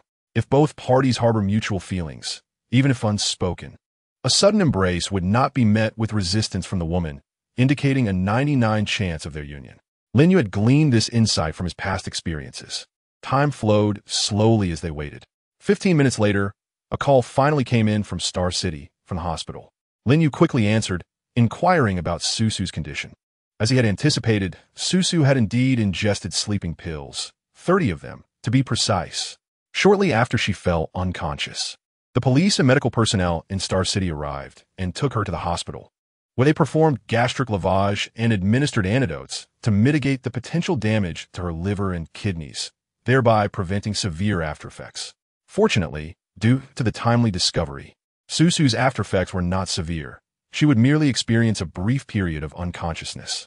According to the doctor, she would wake up within a day or two, and after a week's observation in the hospital, she could be discharged. This joyous news brought a sigh of relief from Su Mu Yun, as the heavy burden in her heart finally lifted. However, regarding Susu's early-stage stomach cancer, the doctor advised prompt treatment in the hospital and regular intake of anti-cancer medication to prevent the worsening of her condition, which would complicate future treatment. After contemplating, Lin Yu decided to transfer Susu from the Star City Hospital to one in Magic City, allowing Su Mu Yun to provide her support while ensuring she received better treatment for a swift recovery. He shared this idea with Su Mu Yun, who wholeheartedly agreed. Consequently, Lin Yu communicated with the hospital in Star City while arranging for the medical expenses to be transferred via a courier service, assisting with the necessary procedures. As the saying goes, money can work wonders. With financial backing, the hospital swiftly completed Susu's transfer arrangements and informed Lin Yu that she would be moved that very evening. Once everything was settled, Lin Yu exhaled deeply, sinking into the softness of his chair, smiling at Su Mu Yun. "Thank you, Lin Yu," she responded softly, her tone imbued with warmth. She had always been a strong-willed person, but ever since Lin Yu had appeared, standing protectively before her, she felt a sense of security she had never known before. This feeling of security only intensified over time. In fact, whenever Lin Yu was beside her, she found herself inexplicably drawn to him, relishing the warmth of dependency. This comforting sensation led Su Mu Yun to appreciate the notion of being a delicate, cherished woman. After all, no matter how strong or brave a girl may appear on the outside, there always lies a soft spot within. "There's no need for thanks. You are my wife. Who else would I help?" Lin Yu remarked playfully, reclining comfortably in his chair with a mischievous grin. "Of course, you could also express your gratitude in more tangible ways, such as giving me a kiss." However, before he could finish, a shadow suddenly loomed before him. In the next moment, before Lin Yu could react, he felt a soft sensation against his cheek, like a fleeting touch of a dragonfly skimming the water, prompting him to open his eyes wide in astonishment. She actually kissed me. Gazing at Su Mu Yun's blushing, exquisite face, Lin Yu found himself momentarily entranced. A poetic line instinctively surfaced in his mind. The tenderness of that lowered head resembles a water lily, shyly resisting the cool breeze. Feeling the heat in Lin Yu's gaze, Su Mu Yun blushed and playfully chided, "You were the one who said I could kiss you." Recovering from his surprise, Lin Yu chuckled, "I didn't process it in time. How about another kiss? This time, I promise to savor it." "Get lost," Su Mu Yun retorted, rolling her eyes. "It's your fault for not reacting." "It's not happening again." Noticing her mood seemed to have brightened, Lin Yu shifted the conversation back to serious matters. What do you plan to do once Su wakes up? At the mention of this practical concern, Su Mu Yun composed herself, pondering for a moment before responding. Since you appeared, my live stream has gained many fans and is becoming increasingly popular. The Douxia platform is preparing to renew my contract, and I need someone to assist me. She can stay and help out. If I am busy with streaming, she can take over for me, with her meals and accommodation covered. I'll start her off with a salary of 4,000 for the first month, and we can increase it as circumstances allow. What do you think? Lin Yu is already aware of Su Muyun's plans. She is well aware that Su is the type of girl who appears gentle on the outside, but possesses inner strength. Such girls typically do not accept charity from others. This was evident from the conversation between them that she had just overheard. The second station mentioned by Su Muyun essentially means having Su work under her. This situation is generally reserved for prominent streamers, allowing Su to take over the streaming duties when Su Muyun is unavailable. On the Douxia platform, this is referred to as the second station, a strategy to gather an audience. Although Su Muyun's intentions are good, she seems to have forgotten an important point. What if Su is unwilling? Or what if she is not suited for streaming? These possibilities exist. After contemplating this, Lin Yu voiced his concerns to Su Muyun. Upon hearing this, Su Muyun furrowed her brows, realizing she had overlooked this crucial aspect. All right, enough thinking. Evil kindal susui severs. Observing Su Muyun's dazed and innocent expression, Lin Yu couldn't resist ruffling her hair and chuckled. I happen to be planning to start a company, and I'm short on staff. I can have Su work for me. This notion suddenly inspired Lin Yu. He felt compelled to engage in meaningful activities within his capabilities. For instance, he considered research into cancer treatment. From what he understood, the current state of cancer treatment in China is dire, characterized by a harsh reality of reliance on foreign imports. The cost of legitimate cancer medication can reach tens of thousands for a single bottle, necessitating nearly 100,000 monthly for treatment. This amount only covers one treatment cycle, excluding other cancer therapies. Even for an average person, the exorbitant prices of such medications are unsustainable. Lin Yu roughly estimated that to adequately treat a cancer patient, a minimum of 1 million is required. While a few million may seem trivial to him, for Su or ordinary individuals, it constitutes a substantial sum. According to a report by the World Health Organization, approximately 13 of cancers are curable, and another 13 can have their life expectancy extended through treatment. Yet, the supply of cancer medications in China falls significantly short of patient needs. Thus, Lin Yu deemed it essential to establish a company, one that encompasses all industries and is dedicated to serving the nation and its people. After all, he is not lacking in wealth, with his daily fortune measured in billions. Moreover, as time progresses, his wealth will only accumulate further, akin to a snowball effect. Additionally, he needs to utilize his rebate opportunities thrice daily to increase his finances. Rather than funneling money into the Douxia platform, it will be far more beneficial to deposit all those funds into his company's account. This way, not only would he benefit, but the populace in the country would also reap significant advantages. Truly a win-win situation. Take the development of cancer medication, for instance. If Lin Yu channels the funds gained from his 3 daily rebates into his company account consistently for a month, he could amass a substantial amount. Researching cancer treatment is costly. 100 billion a day should suffice. Domestic researchers have fled abroad due to high salaries. As long as you achieve significant breakthroughs, you could be rewarded with 100 million. Lin Yu believes in the limitless power of money. In the face of absolute capital, even justice and truth may fall silent, something he had verified in his past life. Chapter 27. Starting a company. Lin Yu's unprecedented act of affection left Su Muyun momentarily stunned, akin to an electric shock, prompting her to swiftly escape his grasp. Her cheeks flushed as she said, "Then I'll leave Su in your hands. I'll notify the group now." Upon hearing this, Lin Yu contemplated and replied, "Then please add me as well. I want to see if there are any fans from Modu who could also come work at my company." Hearing Lin Yu's blatant request, Su Muyun, who had initially blushed, regained her composure and retorted, "Are you trying to poach my fans right in front of me?" Lin Yu smirked, teasingly saying, "Actually, I do like to poach you as well. How about you come work for my company? I'll pay you a salary. What do you think?" To his surprise, Su Muyun did not immediately refute him. Instead, she genuinely contemplated the proposal.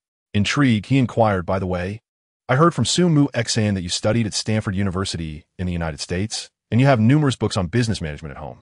Did you major in business management? Yes, due to that man, I indeed studied business management in college. When mentioning that man, Su Mu Yun seemed to recall unpleasant memories. Her tone growing cold. Lin Yu hesitated for a moment, but ultimately decided against pressing further, smiling as he said, "Honestly, I think it would be better for you to live stream from home and earn money to support me. After all, the doctor said my appetite is poor, and I can only rely on soft meals." At this, Su Mu Yun's previously frosty demeanor melted away, and she smiled, saying, "If you want to eat soft meals, it depends on whether you can satisfy me in the future." As she spoke, she picked up her phone and added Lin Yu to the primary fans group. Successfully diverting the conversation, Lin Yu smiled subtly and remarked, "You'll find out soon enough whether or not I meet your expectations." As Lin Yu entered Su Mu Yun's core fan group, the already lively atmosphere exploded. "Wow, everyone, look who just joined. No way. It's the Emperor Yu. Wow. The Emperor Yu is here. I'm going to die. I can't take it anymore. I'm so excited. Hey, calm down a bit. Don't scare the Emperor Yu away. I'm going to add Emperor Yu as a friend, and then try to steal Yun Air's heart. By the way, Yun Air, how is Su doing? Is she all right?" Upon Lin Yu's entrance, the fans of the Yun family brigade erupted in excitement. Among them were several attentive fans. Noticing someone finally inquiring about the main concern, Lin Yu felt relieved and typed back, "She is fine now. A good nap is all she needed." Hearing this response, the concerned fans breathed a sigh of relief. Although Su rarely spoke in the group, she actively participated in important events, never missing a beat. As members of the Yun family brigade, they sincerely hoped for Su's well-being. Moreover, when they saw Su tagging Su Mu Yun in the group, they felt a deep sympathy and fondness for this resilient yet optimistic girl. "By the way, we were just brainstorming ways to raise funds for Su. Would you like to join us, Emperor Yu?" At that moment, the group's administrator, Rue, inquired via text. However, Lin Yu's next response left them stunned. "No, I want TB joining you." Upon reading Lin Yu's statement, some of the more fervent fans erupted in disbelief. "Is this really the Emperor Yu? Yun Air? Are you sure you didn't add the wrong person? Could it be that you, Yun'er, have made a mistake? How could Yu Huang possibly be such a person? Yu Huang, what jest is this? This is a matter of life and death. How can you not join me in offering assistance? With your wealth, would it not be a simple act to help us raise funds for Su? Indeed, we must have misjudged you. All right, calm down, everyone. Pay attention to the topic at hand. Yu Huang merely stated he would not join us. He did not refuse to donate. Why the uproar? Why are the youth today so easily agitated? Can't they exhibit the composure and maturity I possess? How dare you pressure others like that? You were the first to cast out on Yu Huang." Observing the fan group, some fervent fans began to launch personal attacks against Lin Yu, prompting the administrator, Rue, to intervene and urge everyone to remain rational. In light of this scene, Lin Yu found himself both amused and bemused as he typed. As one of Yun'er's fans, "I will not stand idly by. I have already arranged for her to be transferred to a private hospital in the magical city for treatment. You need not worry about expenses. After all, I'm only left with money." Upon seeing Lin Yu's words, particularly that last statement dripping with irony, the fans felt a sense of relief and responded with laughter and playful banter. Yu Huang remains unchanged, steadfast as ever. I knew he was not that sort of person. Those who doubted him earlier step forward and confess. I was wrong. I should not have questioned Yu Huang. I am guilty and beseech you all for forgiveness. From now on, Yu Huang shall be a monument in my heart. I shall question no one else. Incredible, my friend. I suspect you are cursing Yu Huang, yet I have no evidence, haha. Oh, I cannot help but feel a twinge of envy at the thought of Su meeting Yu Huang and Yun'er in person. That is an exaggeration, dear sister. There is no need to feel that way. Yu Huang is Yu Huang, and we are ourselves. Even if he chooses not to join us in fundraising, I still wish to contribute for Su. Of course, this is entirely voluntary. Any amount, even a mere dime, is welcome. As the administrator of the core group, Runrund insisted on raising funds for Sununtai. To this, the fans in the group responded in kind. Witnessing this, Lin Yu couldn't help but feel a sense of admiration for his dear wife's fan base, particularly their unity and sense of teamwork. Ultimately, Lin Yu refrained from promoting anything in the group, as his company was not yet operational. It would be quite awkward if others arrived only to find no office space. Thus, The priority was to register the company promptly or transfer the earnings from today's 3 rebate opportunities into his account. After some contemplation, Lin Yu exited the Penguin page and called Li Xian. As soon as the call connected, a clear voice rang out, capturing the attention of Su Mu Yun, who was nearby playing on her phone. "Mr. Lin, how may I assist you?" Lin Yu, unperturbed by Su Mu Yun's gaze, replied in a calm and unremarkable tone. "If you have set up the account I asked for yesterday, please send me the relevant information, and I will transfer the funds to you. Additionally, I will send you my details shortly. Please liaise with the agency to handle all the company registration work." "Understood, Mr. Lin. I will attend to it right away." "Very well." With that, Lin Yu ended the call and turned to Su Mu Yun, who had been observing him intently, teasingly remarking, "What's the matter? Are you feeling a twinge of jealousy?" At his words, Su Mu Yun diverted her gaze and replied with a light chuckle. "Do you truly believe I am the type to get jealous over trifles?" Given the tone of their conversation, she recognized that the person on the other end was his subordinate. She was not the type to create unnecessary drama. How could she be jealous over something so trivial? Lin Yu merely smiled and offered no further explanation. Soon, Li Xian sent over the account information, and Lin Yu, utilizing Ji Fu Bao as an intermediary, transferred the entirety of his balance, 740 million. Simultaneously, the system notification chimed in. "Ding! Congratulations, the host has spent 740 million. The double rebate function has been activated, yielding a cash reward of 1,480 million. Daily rebate opportunities available, too." Once again, with over 1 billion received, Lin Yu continued to accumulate wealth, utilizing all available rebate opportunities. Following 3 rounds of rebates, his account balance soared to over 5,600 million. Gazing at the impressive figures in his account, Lin Yu couldn't help but marvel at the prospect of his wealth exceeding 100 billion daily starting tomorrow. Truly remarkable. Regarding concerns over large sums of money and transfer limitations, Lin Yu felt no anxiety, as the system provided ample security. As for the loyalty of his personal assistant, Li Xian, he remained untroubled, for he was acutely aware of every transaction made from the account he had transferred funds into, ensuring utmost transparency. Thus, as long as Li Xian remained rational, she would harbor no ulterior motives. Otherwise, she would face dire consequences. While Lin Yu pondered his account balance, far away in Purple Garden Number 1, Li Xian gazed at the 49 billion in her account, momentarily lost in thought. Chapter 28. Writing around 6 in the evening, Lin Yu prepared dinner while Su Mu Xin washed the dishes. After a simple meal, each returned to their respective tasks. Due to Su's situation, Su Mu Yun chose not to livestream. Instead, she retreated to the study to read. Su Mu Xin, as usual, lounged on the living room sofa, comfortably writing her exam paper. Meanwhile, Lin Yu operated his phone, searching for books online and ordering a custom-made laptop to be delivered by the Meituan delivery service. His curiosity about the second virtual world within computers stirred within him, especially recalling the sharp cadence of Su Mu Xion's keystrokes while she programmed earlier that afternoon, intensifying his desire to delve into it. As time leisurely passed, Lin Yu scrolled through books on life sciences when the previously relaxed Su Mu Xian began to exhibit signs of irritation. "I loathe writing essays." Casting her eyes over the final essay prompt on her Chinese exam paper, Su Mu Xian sighed and muttered softly, her frustration evident on her delicate features. That old man Su was truly insufferable for assigning her an essay. Not only did he assign extra work, but he also knew she struggled with essays, yet insisted she write one. Utterly unreasonable. The mere thought of Su's sly, smiling face as he assigned her homework only fueled her annoyance. In her vexation, her gaze inadvertently drifted to Lin Yu, who was engrossed in his phone. Suddenly, a thought sparked in her mind, and her eyes brightened with excitement. As a top student at Qing University, Lin Yu could surely craft an essay with ease, couldn't he? Upon reflecting on this, Su Muxin lightly cleared her throat, attempting to appear more docile and charming. She then turned her gaze towards Lin Yu, a smile gracing her face as she sweetly implored, "Uncle, could you do me a favor?"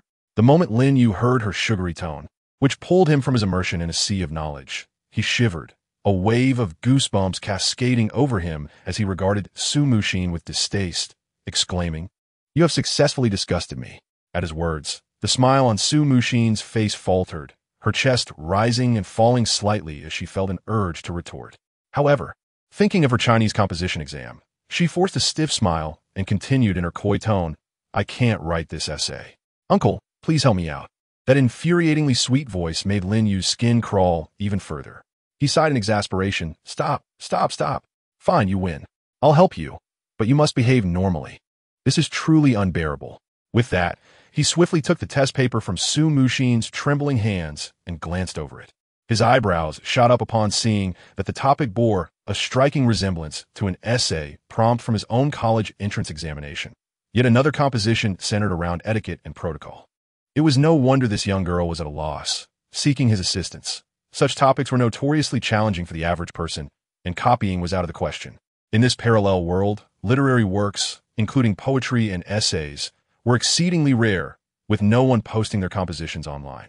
This scarcity was due to the existence of an institution known as the Institute of Literature, a nationally recognized body that conferred the title of literary master upon those who demonstrated profound literary skills or published works that met their standards. There were 5 levels of this title, each offering substantial benefits, though advancement was notoriously difficult. Nevertheless, even the title of a Level 1 literary master attracted countless aspirants, primarily because it was financially lucrative. Hearing Lin Yu's declaration of disgust nearly provoked Su Muxin into a retort, but she ultimately restrained herself, recognizing her dependence on him. Yet, it was infuriating that her attempts to charm him had failed, and that Lin Yu had the audacity to express such disdain. Despite her indignation, she found herself puzzled. Hadn't she read that a girl as coyness wielded great power over men, igniting their protective instincts? Could it be untrue? Unbeknownst to Lin Yu, who was oblivious to her musings, he closed his eyes, his mind racing with a flurry of words that rapidly coalesced into a coherent essay within less than a minute. "Pass me the pen," he instructed, opening his eyes and placing the test paper on the table. Startled, Su Muxin quickly handed him the pen, her curiosity piqued. How could he have formulated a plan to write so swiftly? It seemed almost exaggerated. Once he received the pen, Lin Yu lowered his gaze to the paper and began to write at an astonishing pace, the ink flowing effortlessly from his pen. For him, there was no need for meticulous phrasing. He merely transcribed the composition that had emerged fully formed in his mind. Watching him write with such ease, Su Muxin was momentarily mesmerized. Was there truly such a vast disparity between individuals? How could her own writing process feel like squeezing toothpaste, while he seemed to be operating on a completely different level? After roughly 20 minutes, an 800-word essay titled The Flames of Civilization, centered on etiquette and protocol, was completed. "Done. Time to play," Lin Yu declared lazily, tossing the pen onto the table as he stretched his body. With that, Su Muxin eagerly snatched up the test paper. For 2,000 years, since the Zhou Li, thus it is called China. China has great propriety, hence it is called Xia. It is adorned with elegant attire. Hence it is referred to as Huaxia. Before she could finish the first paragraph, she found herself utterly disheartened. The entire essay was written in classical Chinese, which she simply could not comprehend. "I asked you to write an essay, not a textbook," she lamented. Ultimately, she resigned herself to the fact that it was not her responsibility to decipher it. As long as the task was completed, she could leave the pondering to old Su. It was not her brain cells that were being expended. With this new perspective, Su Muxin felt a wave of relief wash over her. She swiftly gathered the paper and, with renewed enthusiasm, resumed her joyful coding journey on her computer. Chapter 29. In the atmosphere around 9 o'clock in the evening, the delivery driver for Meituan arrived with the high-end custom laptop Lin Yu had ordered. After signing for it, he eagerly retreated to his room. Upon unboxing, a sleek black laptop was revealed, an exclusive model that could not be found on the market. Its components, including the motherboard, display, and hard drive, had been meticulously selected. Even the metal materials were custom-made, costing him a fortune. As he powered on the laptop and caressed the cool black keyboard, Lin Yu felt a familiar surge of excitement from deep within. He understood that this was the profound influence of exceptional computing technology on his being. Soon, as the computer booted up, Lin Yu navigated through the basic user registration and downloaded relevant applications. After completing these preliminary tasks, he contemplated but ultimately refrained from visiting the Huaxia Red Hacker Alliance forum. Instead, he opened a text file and began the coding work he was intimately familiar with. What is the most crucial tool for a swordsman? Undoubtedly, it is the sword. Similarly, for a hacker, The most vital tool is the instrument itself. A tool that operates swiftly and with high precision is akin to a sharp blade. Thus, true hackers often write their own tools. Powerful attacks require robust tools as assistants, for it is impossible to execute such intricate and complex assaults solely with one's fingers. To illustrate, consider an individual attempting to move 100 bricks by hand. No matter how skilled they are, it will take time. However, using a forklift would accomplish the task in an instant, showcasing the stark contrast between having tools and lacking them. Currently, the development of hackers can be categorized into 5 types: offensive, defensive, infiltrative, virus malware, and auxiliary. Each type resembles a profession, and every hacker selects a path of development to pursue. The category of attack can be succinctly encapsulated in a single word: devastation. The category of infiltration signifies penetration and invasion. It possesses the capacity to breach the enemy's firewall, manage control permissions, and uncover various information. It can even bypass your firewall to directly ascertain your real-life address, leaving you utterly exposed. The defense category, as its name suggests, specializes in technologies akin to firewalls, establishing a formidable bastion of protection. The virus and Trojan category poses a particularly significant threat, akin to that of a biochemical weapon.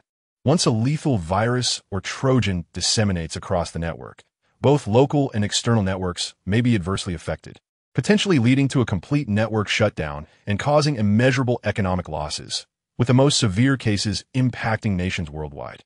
A typical example in China is the panda burning incense virus. The auxiliary category, in a sense, encompasses both viruses and Trojans. Auxiliary tools include a vast array of technologies such as detection, analysis, tracking, and integration.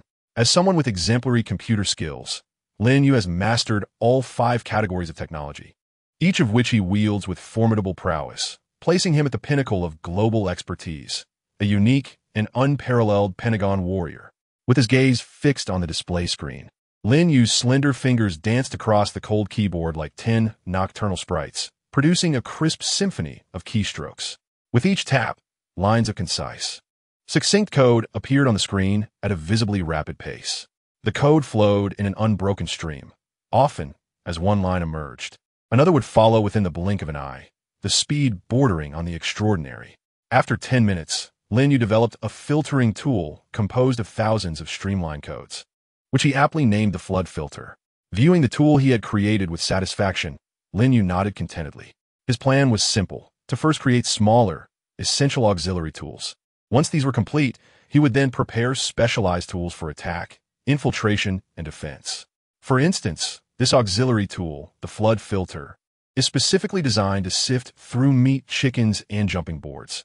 Meat chickens refer to machines under a hacker's control, while jumping boards are used to infiltrate other servers via these compromised machines, establishing a continuous cycle of invasion. After some contemplation, Lin Yu resolved to complete tools for the auxiliary, attack, and infiltration categories tonight. As for the defense category, he intended to establish an exceptionally secure firewall on his own computer. The specifics of his thoughts and principles were already clear in his mind. Yet coding was a time-consuming endeavor, a monumental task indeed. As time passed, it soon approached 11:30. Just as Lin Yu was engrossed in coding various tools, a sudden knock echoed from outside. "Come in," he called, pausing his rhythmic keystrokes without turning his head. As lines of code continued to materialize, the final tool of the night was swiftly completed. With the tool finished, Lin Yu let out a sigh of relief, reclining in his soft chair, his eyes gently closing as he stretched luxuriously. He knew without looking that it was Su Mu-yun entering, for she was the only one in the household who would knock so politely. Indeed, a familiar voice soon resonated behind him. "Still busy at this late hour?" Gently shutting the door, Su Mu-yun approached Lin Yu, glancing at the illuminated laptop on the desk and the relaxed figure of Lin Yu, who was momentarily lost in repose. "Are you hungry? Would you like a late-night snack? I can prepare something for you." "No, I'm fine," Lin Yu replied. But as he listened to Su Mu-yun's gentle voice, he suddenly remembered something important. He abruptly opened his eyes, shut down the laptop, and turned toward Su Mu-yun, who was clad in her pajamas, a mischievous smile gracing his lips. "Let us go. It's quite late. We should get some rest." Hearing the word "we," Su Mu-yun's cheeks flushed crimson, though she said nothing, as her intention was to invite him to sleep in her room. "Come with me," she said shyly, leading the way outside. With a faint smile on his face, Lin Yu followed her. Shortly, they arrived at Su Muyun's room, which was a stark contrast to the tool-laden space he had just left. This was her true sanctuary. Upon entering, Lin Yu discovered a small living room, scented with incense, the refreshing aroma enveloping him. The room was divided into 2 layers, with the outer layer serving as the living area, while the inner layer likely housed Su Muyun's bedroom. To his surprise, he noticed a sofa in the living room. "You can't be serious. You expect me to sleep here tonight?" He jested. In response, Su Muyun shot him an exaggerated eye roll before gently pushing open the partially ajar door to her bedroom. In that instant, Lin Yu caught a whiff of a delicate fragrance that was remarkably soothing. Upon entering, he was astonished to find a small study within Su Muyun's room, which was also divided into 2 sections, separated by a bookshelf. He could faintly see a light blue mosquito net draped from the ceiling in the innermost part. That must be where Su Muyun's bed lay, explaining the concentrated fragrance. The study was adorned with numerous books that spanned across various eras and cultures. A treasure trove of knowledge. Near the balcony, there was a sofa and a table, upon which rested a single teacup. These details indicated that Lin Yu was likely the first person to step into Su Muyun's private space. Even Su Muxian had likely never entered, as only 1 teacup was set upon the table. "You please take a seat. I'll fetch a cup," Su Muyun said, her tone slightly anxious, indicating Lin Yu to sit before hurriedly retreating. Although she had mentally prepared for this moment countless times, the reality left her flustered. Observing her retreating figure, Lin Yu shook his head. He recognized her unease and, wishing to alleviate the awkwardness, decided it best to retire for the night.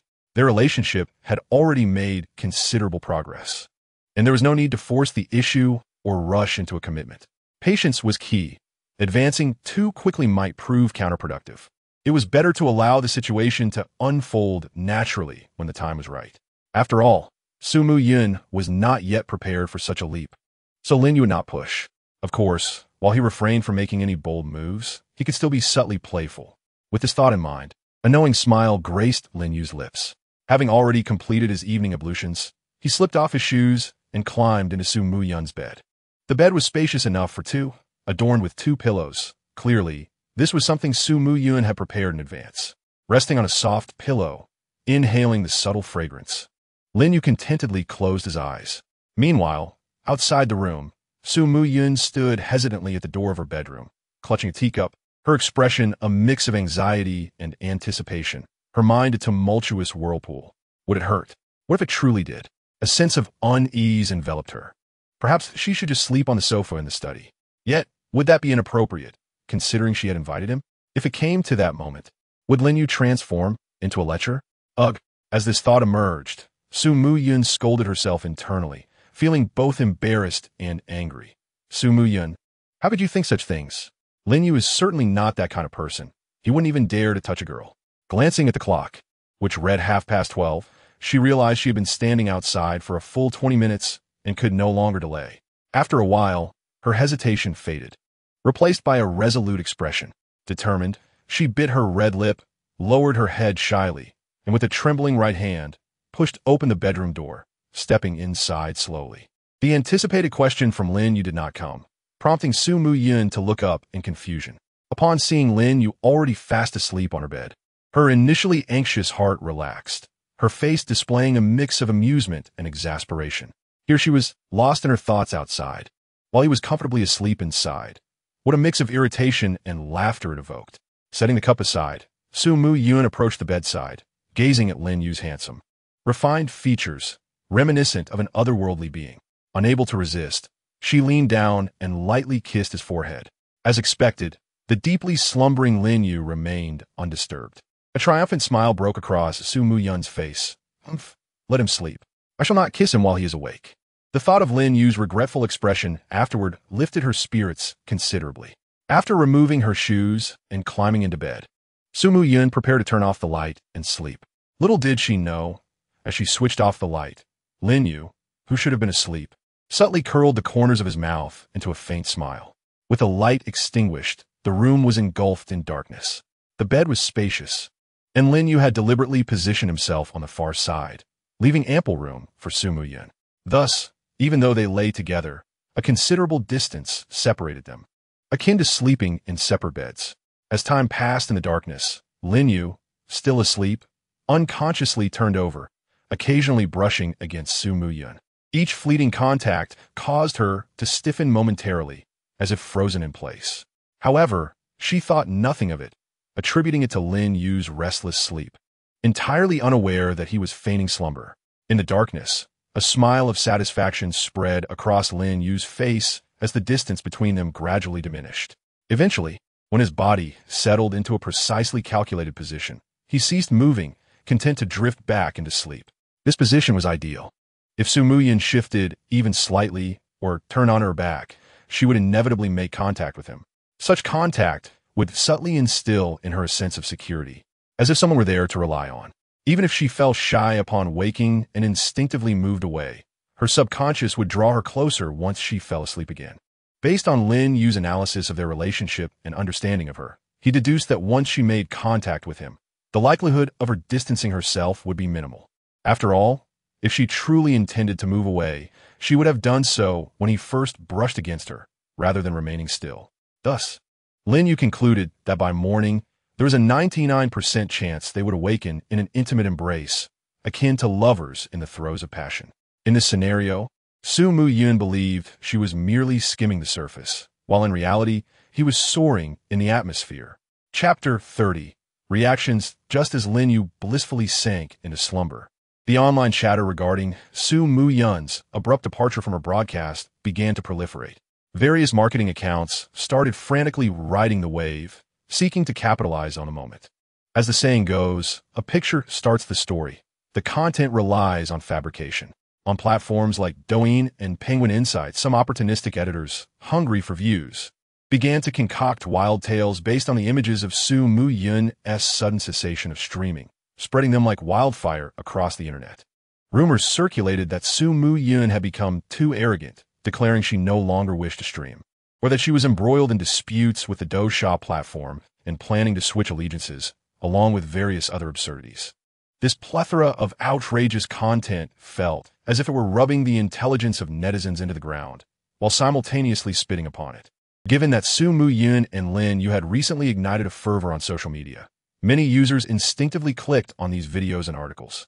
However, upon witnessing the lack of substantive information within these posts, they erupted with derision in the comments. "Hey everyone, look what I found. A brainless editor spinning a nonsensical yarn," they exclaimed. "These fools just keep churning out trash for clicks, throwing their dignity to the wind. Is there anyone out there who can clarify what actually happened? What nonsense is this? If you don't know what is going on, stop making things up. Editor, are you the last one left in your family, you dog?" Without further ado, users began reporting these accounts en masse.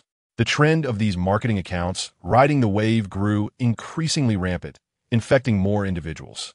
Even those with few followers joined the fray. Despite being constantly berated and criticized by netizens, their views skyrocketed, which thrilled those seeking attention. Typically, they would receive only a handful of likes and comments for their videos, but now, by merely jumping on a bandwagon and posting something related to Su Muyun and Lin Yu, they attracted thousands of viewers and comments. It was utterly exhilarating. Many individuals with no followers, eager to cash in on the traffic, saw this spectacle and eagerly joined the growing snowball of public opinion. In the end, Su Muyun's streaming incident became a hot topic online, once again trending on Weibo and Douyin, a truly absurd situation. However, as the situation escalated, Su Muyun's loyal fans quickly emerged to debunk the rumors, providing evidence in the comment section below. When the truth of the incident and Su Muyun's statements surfaced on the internet, many netizens and onlookers fell silent, a tide of insightful comments flooding in. I have profound insights regarding this matter of Su, as I have navigated the complexities of society for many years. I have discovered that the most lethal ailment in this world is none other than the affliction of poverty. It pains me deeply to witness Su, despite being relentlessly targeted by fate, never bows her head and maintains such a sunny and positive attitude. I truly admire her resilience. To those elementary school students who vent their frustrations online during sleepless nights, take a moment to reflect. Your minor hardships hardly compare to the trials faced by Su. It is laughable to draw comparisons between them. They are not worthy of such a comparison. Sigh, though heaven has bestowed upon me a heart of compassion, it has not granted me the ability to rescue the suffering. I find it difficult to bear the sight of the myriad afflictions in this world, even while my own life remains unsatisfactory. I wonder how Su is faring now. I have yet to receive any updates. Is there a way to contribute to her cause? I long to lend a hand, to let her know that she is not alone, that there are many who are watching over her in this vast world. Indeed, if each of us offers a fragment of our love, Su can surely triumph over her illness. The possibility of early cancer remission is quite promising. As the tale of Su continues to be shared by countless netizens, its impact has grown exponentially, becoming a topic of widespread awareness across the internet. Consequently, the event surrounding Su has undergone thorough analysis by the omnipotent online community. The harsh realities behind her plight have ignited fervent discussions regarding cancer patients and the exorbitant prices of life-saving medications. As this topic spreads, numerous family members of cancer patients have stepped forward, tearfully recounting how their once happy and harmonious households have been shattered by cancer and the exorbitant costs of treatment, leading to devastation and despair. As these harsh truths emerged, young individuals, previously unaware of the realities of cancer, banded together in collective outrage, fervently sharing Su's story online, urging everyone to join in addressing this significant social issue. Some even took it a step further, tagging relevant governmental departments in their appeals. Throughout the night, in the face of staggering data traffic, platforms like Dubon were unprepared for such an overwhelming surge, causing their servers to crash. Upon discovering the server failures, frustrated netizens flocked to Weibo. This sudden influx of data nearly caused Weibo's infrastructure to collapse. Fortunately, Weibo's servers proved resilient, withstanding the onslaught of traffic. Nonetheless, this night was destined to be sleepless, not just for the netizens, but also for the programmers working tirelessly to restore server functionality. Around 6 in the morning, the ringing of a phone disturbed a couple who lay entwined in each other's arms. In his daze, Lin Yu felt as though he were cradling a piece of exquisite jade, soft, smooth, and delightfully tactile. This pleasant sensation jolted him awake. As he gazed down at Su Yun, who was stirred from slumber by the phone's insistent ringing, her delicate brows furrowed in confusion. He smiled gently before answering the call. Upon connecting, a familiar professional voice greeted him. "Hello, Mr. Lin. This is the Baihui Private Hospital in the Magic City. The transfer procedures for Ms. Su Mo have been completed, and she has been settled into a private room. May I inquire when you would be able to come in to address the related matters?" Upon hearing that it was regarding Su Yun, who had been somewhat dazed, became alert and lifted her head, her beautiful eyes fixed on Lin Yu. "I will come by in the morning," he replied softly, maintaining eye contact. After a brief exchange of pleasantries, the caller ended the conversation. With Su now in the Magic City, Lin Yu surmised she was still asleep. He placed his phone aside, gently caressing Su Yun's silky, dark hair before repositioning her head against his chest, chuckling softly, "Let us return to our slumber." Upon hearing his suggestion, Su Yun, who had not yet noticed their intimate posture, suddenly regained her senses. Her cheeks flushed with embarrassment as she lowered her gaze to avoid his. She distinctly remembered leaning against Lin Yu the previous night. How had she woken up in his embrace, resting on his chest? Had she inadvertently sought his comfort? The mere thought of this made her blush to the tips of her ears. Chapter 31. The Inhibitor. Once she had gathered her composure, Su Yun reluctantly extricated herself from Lin Yu's embrace, rising to wash up and prepare breakfast. Although Lin Yu felt a twinge of regret, he understood it was only natural. Their relationship had not yet been explicitly defined, yet there existed an unspoken understanding of each other as presence. Even when Lin Yu engaged in actions typically reserved for couples, Su Yun accepted them without resistance. Thus, he felt no urgency, confident that as long as they continued to nurture their bond, the day when they would be together would inevitably arrive. As if struck by a sudden realization, Lin Yu smiled subtly. Perhaps that day was not far off. By around 7:30 in the morning, Su Yun had prepared breakfast and roused her sister, Su Xian, who had stayed up late until 2 or 3 in the morning. Despite her reluctance to rise, under Su Yun's gentle insistence, she eventually grumbled as she got out of bed to wash up and eat. Soon after breakfast, while Su Xian succumbed to her fatigue and returned to sleep, Su Yun drove alongside Lin Yu to the Baihui Private Hospital in the Magic City. After parking, Lin Yu proceeded to the reception to handle the necessary paperwork and inquire about Su's condition. Upon learning that Su had awakened, The two of them, after completing the formalities, were guided by the medical staff to her hospital room. Inside, Su Imo sat propped against her pillow, gazing quietly out the window at the osmanthus tree, her expression serene. As the door creaked open, sensing the presence of others, she instinctively turned to look. Upon recognizing the familiar faces of Su Mu Yun and Lin Yu, her calm demeanor shifted to one of nervousness. She lowered her head in embarrassment, her cheeks flushing visibly, extending to the tips of her ears. She had already learned from the nurse about the circumstances surrounding her transfer. She could hardly believe that not only was she alive, but that Lin Yu had facilitated her transfer from Xing City to this private hospital in the Magic City. Reflecting on her past actions, she felt an overwhelming sense of shame. Before long, Lin Yu and Su Mu Yun approached Su Mo's bedside. Su, are you all right? Su Mu Yun gently inquired, sitting by her side. I am fine. Thank you for your concern, Sister Yun, Su Imo stammered, appearing quite anxious. Observing this, Su Mu Yun turned her gaze thoughtfully to Lin Yu, her eyes conveying a message that Lin Yu understood instantly. You two continue your conversation. I will step outside for a moment, Lin Yu said with a hint of resignation before exiting the room. The atmosphere in the room shifted to tranquility, leaving only Su Mu Yun and Su Imo.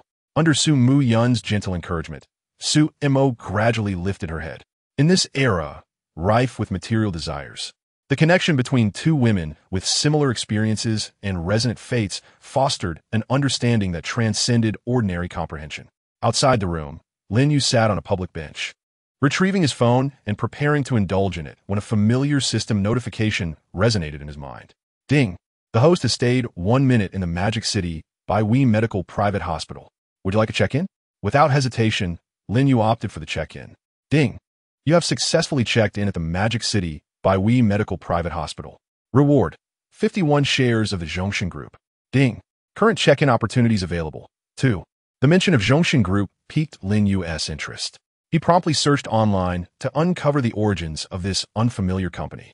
After a brief search, he discovered that Zhongshan Group was established through the collaboration of 3 collectively owned enterprises, also known as Zhongshan High-Tech Company, Limited, and was now primarily engaged in the pharmaceutical manufacturing industry. The group not only comprised numerous subsidiaries, such as biopharmaceutical firms and pharmaceutical companies, but its investment projects also spanned the entire pharmaceutical sector. Overall, Zhongshan Group was a dominant force within the pharmaceutical industry, ranking among the elite. Simultaneously, a familiar notification from SF Express arrived. Clearly, it was the stock agreement from Zhongshan Group. Contemplating, Lin Yu decided to utilize all 3 check-in opportunities today, eager to discover what treasures awaited him. As he made up his mind, the system notification chimed again. Ding! You have successfully checked in at the Magic City by Wee Medical Private Hospital. Reward: Principles and Techniques for Inhibitor Production. Ding!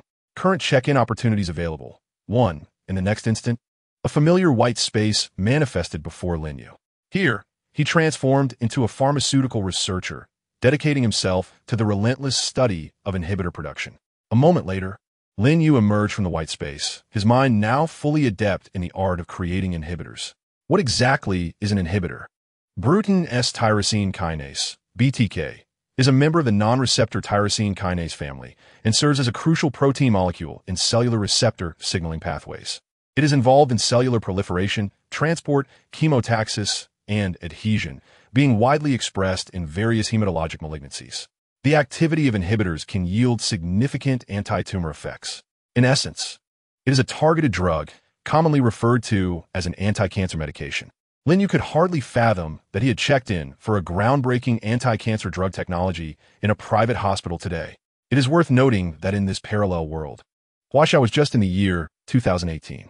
The nation's access to anti-cancer drugs was limited to imports, creating a profound sense of frustration among its citizens who yearned for independence in this regard. Unfortunately, no domestic pharmaceutical company had yet succeeded in developing a legitimate, market-ready anti-cancer drug. Most companies were still in the research and experimental phases, achieving commendable results but lacking a complete breakthrough. Nonetheless, despite the absence of domestically developed genuine anti-cancer drugs, Huaxiao's prowess in imitation was unmatched worldwide. Consequently, numerous generic versions of anti-cancer medications flooded the market. albeit with many falling short in efficacy compared to their original counterparts, though their prices were significantly lower. However, Lin Yu was unabashedly confident that, given a period of time, he could fully realize the inhibitor technology swirling in his mind. As the inaugural locally developed anti-cancer drug from Huaxia, it would herald the end of the nation's embarrassing reliance on imports. This timely and potent reward from his check-in brought an uncontainable smile to Lin Yu's face. Just as he prepared to use his final check-in opportunity, Zhao Yun unexpectedly emerged from Su's hospital room. "What has got you so cheerful today?" Grinning from ear to ear, observing Lin Yu's radiant smile, Zhao Yun took a seat beside him, her curiosity piqued. A project has made significant progress," Lin Yu casually explained, then inquired, "Is Su all right?" "Yes, I've clarified everything with her. She promised not to seek drastic measures again and expressed her commitment to stay here for treatment and strive for a swift recovery." Zhao Yun nodded, seemingly recalling something, and added with a smile, "She even mentioned that once she recovers, she'll come work for you to help repay the medical expenses." Upon hearing this, Lin Yu couldn't help but chuckle. "Does that mean she'll be working for me for life?" After all, in the Magic City, the medical expenses in private hospitals and cancer treatment costs were hefty, easily amounting to several million. When Lin Yu re-entered Su's room, he noticed she was no longer shamefully looking down. It was then he realized that Su had quite a charming appearance, her doll-like face framed by long, fluttering eyelashes beneath her bangs. She resembled a sweet, obedient neighbor girl, albeit a bit frail. "Hello, Su," Lin Yu greeted with a smile. Your Majesty, hello," Su stammered, her cheeks flushing crimson upon seeing Lin Yu's handsome visage and the refined aura he exuded. Lin Yu was surprised. It was rare to encounter such a shy girl in today's world. Many girls nowadays, when presented with an inappropriate joke, could easily reciprocate with something even more risque. Su's demeanor was almost an anomaly in contrast. As their conversation unfolded, Lin Yu discerned that this seemingly delicate and timid girl possessed an inner strength and independence that rivaled anyone. She and his dear wife, Zhao Yun, represented two contrasting personalities, one outwardly cold yet warm within, the other soft yet resilient. While they conversed, the door to the room suddenly swung open, revealing a middle-aged male doctor accompanied by two medical staff members. "Hello, Mr. Lin. I am Dr. Zhou Chao, Sumo's primary physician." The doctor greeted Lin Yu with a smile, then continued, "I have prepared a treatment plan regarding Miss Su's early-stage gastric cancer, and I would appreciate it if you could join me in my office for a detailed discussion." Lin Yu nodded in agreement. "Certainly, thank you, Dr. Zhou." "Not at all. As a physician, it is my duty to care for my patients," Dr. Zhou replied courteously. Before long, Lin Yu followed him to the office. Upon entering, Dr. Zhou handed Lin Yu the completed treatment plan and spoke. "Based on our analysis of Miss Su's blood, we have confirmed her early-stage gastric cancer. Furthermore, since she has been taking targeted therapy, her condition has been well managed. The cancer cells have ceased to spread and are currently localized to a small area of her stomach. In light of this situation, we have two treatment options available. One involves surgical removal of the surface tumor, while the underlying capillaries may remain intact, supplemented by traditional Chinese medicine to enhance efficacy and promote recovery, ensuring safety and minimal side effects. The second option involves partial resection, wherein the benign tumors clustered in the stomach are entirely excised. Following the procedure, there is no requirement for chemotherapy, radiotherapy, or even traditional Chinese medicine, although there may be slight adverse reactions and sequelae in the future." After hearing about these two treatment plans, Lin Yu raised an eyebrow, his mind beginning to weigh the pros and cons of each. In the long run, the first option is undoubtedly the most favorable. It may require a longer duration and incur higher costs, but aside from that, it is devoid of adverse reactions and sequelae. Post-surgery, when coupled with traditional Chinese medicine, the body can recover swiftly, returning to a state of normalcy. Conversely, while the second option promises quicker results and a shorter treatment time frame, it may lead to complications in later years. After all, the body, having lost a part, will inevitably suffer from various degrees of dissonance. It is essential to understand that the human body is a flawless whole, constructed from cells, tissues, organs, and systems, akin to a finely tuned instrument. Should any part of this intricate mechanism falter, it may not be immediately apparent, but as one ages, these issues will become increasingly pronounced. In fact, they might evolve into latent ailments, lying in wait until a certain threshold is reached, at which point they may erupt, leading to illness. This is a typical scenario that every adult encounters in reality, as they grapple with the demands of life, long hours at work, sleepless nights, and the repetitive nature of their responsibilities, all of which can leave behind invisible, intangible afflictions. Those who spend long hours at a desk are prone to lumbar strain and even hemorrhoids or cervical spondylosis.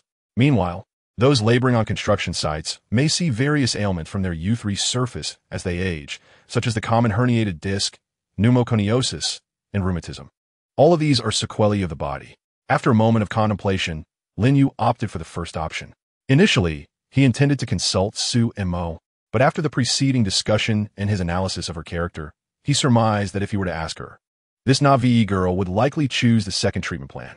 This choice would allow her to be discharged sooner and return to work to repay her debts. Thus, considering her well-being, Lin Yu resolved to withhold the treatment options from her, making the decision on her behalf.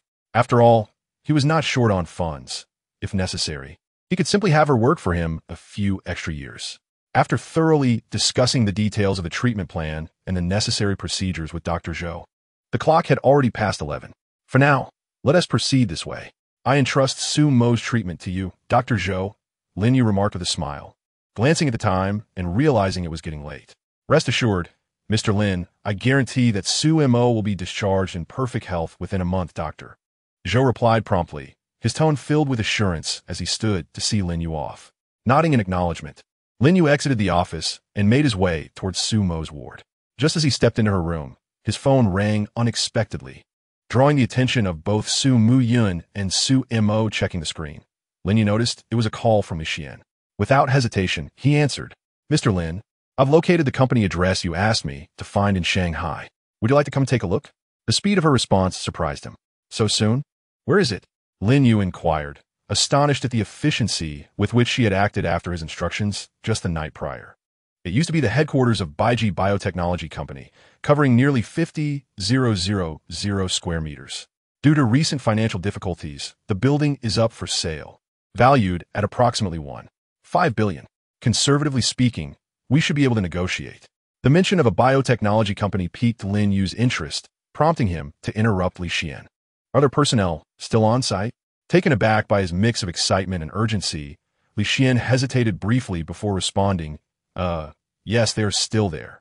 Good. Assess the market valuation of this company. I want to acquire it, along with its personnel and premises, for several billion. I'll head over immediately. Several billion for a biotechnology company that is struggling financially and on the brink of bankruptcy? Is the boss insane, or did I mishear? Li Xian thought, bewildered by the apparent recklessness of the plan. Despite her reservations, as a personal assistant, she promptly agreed to follow his orders.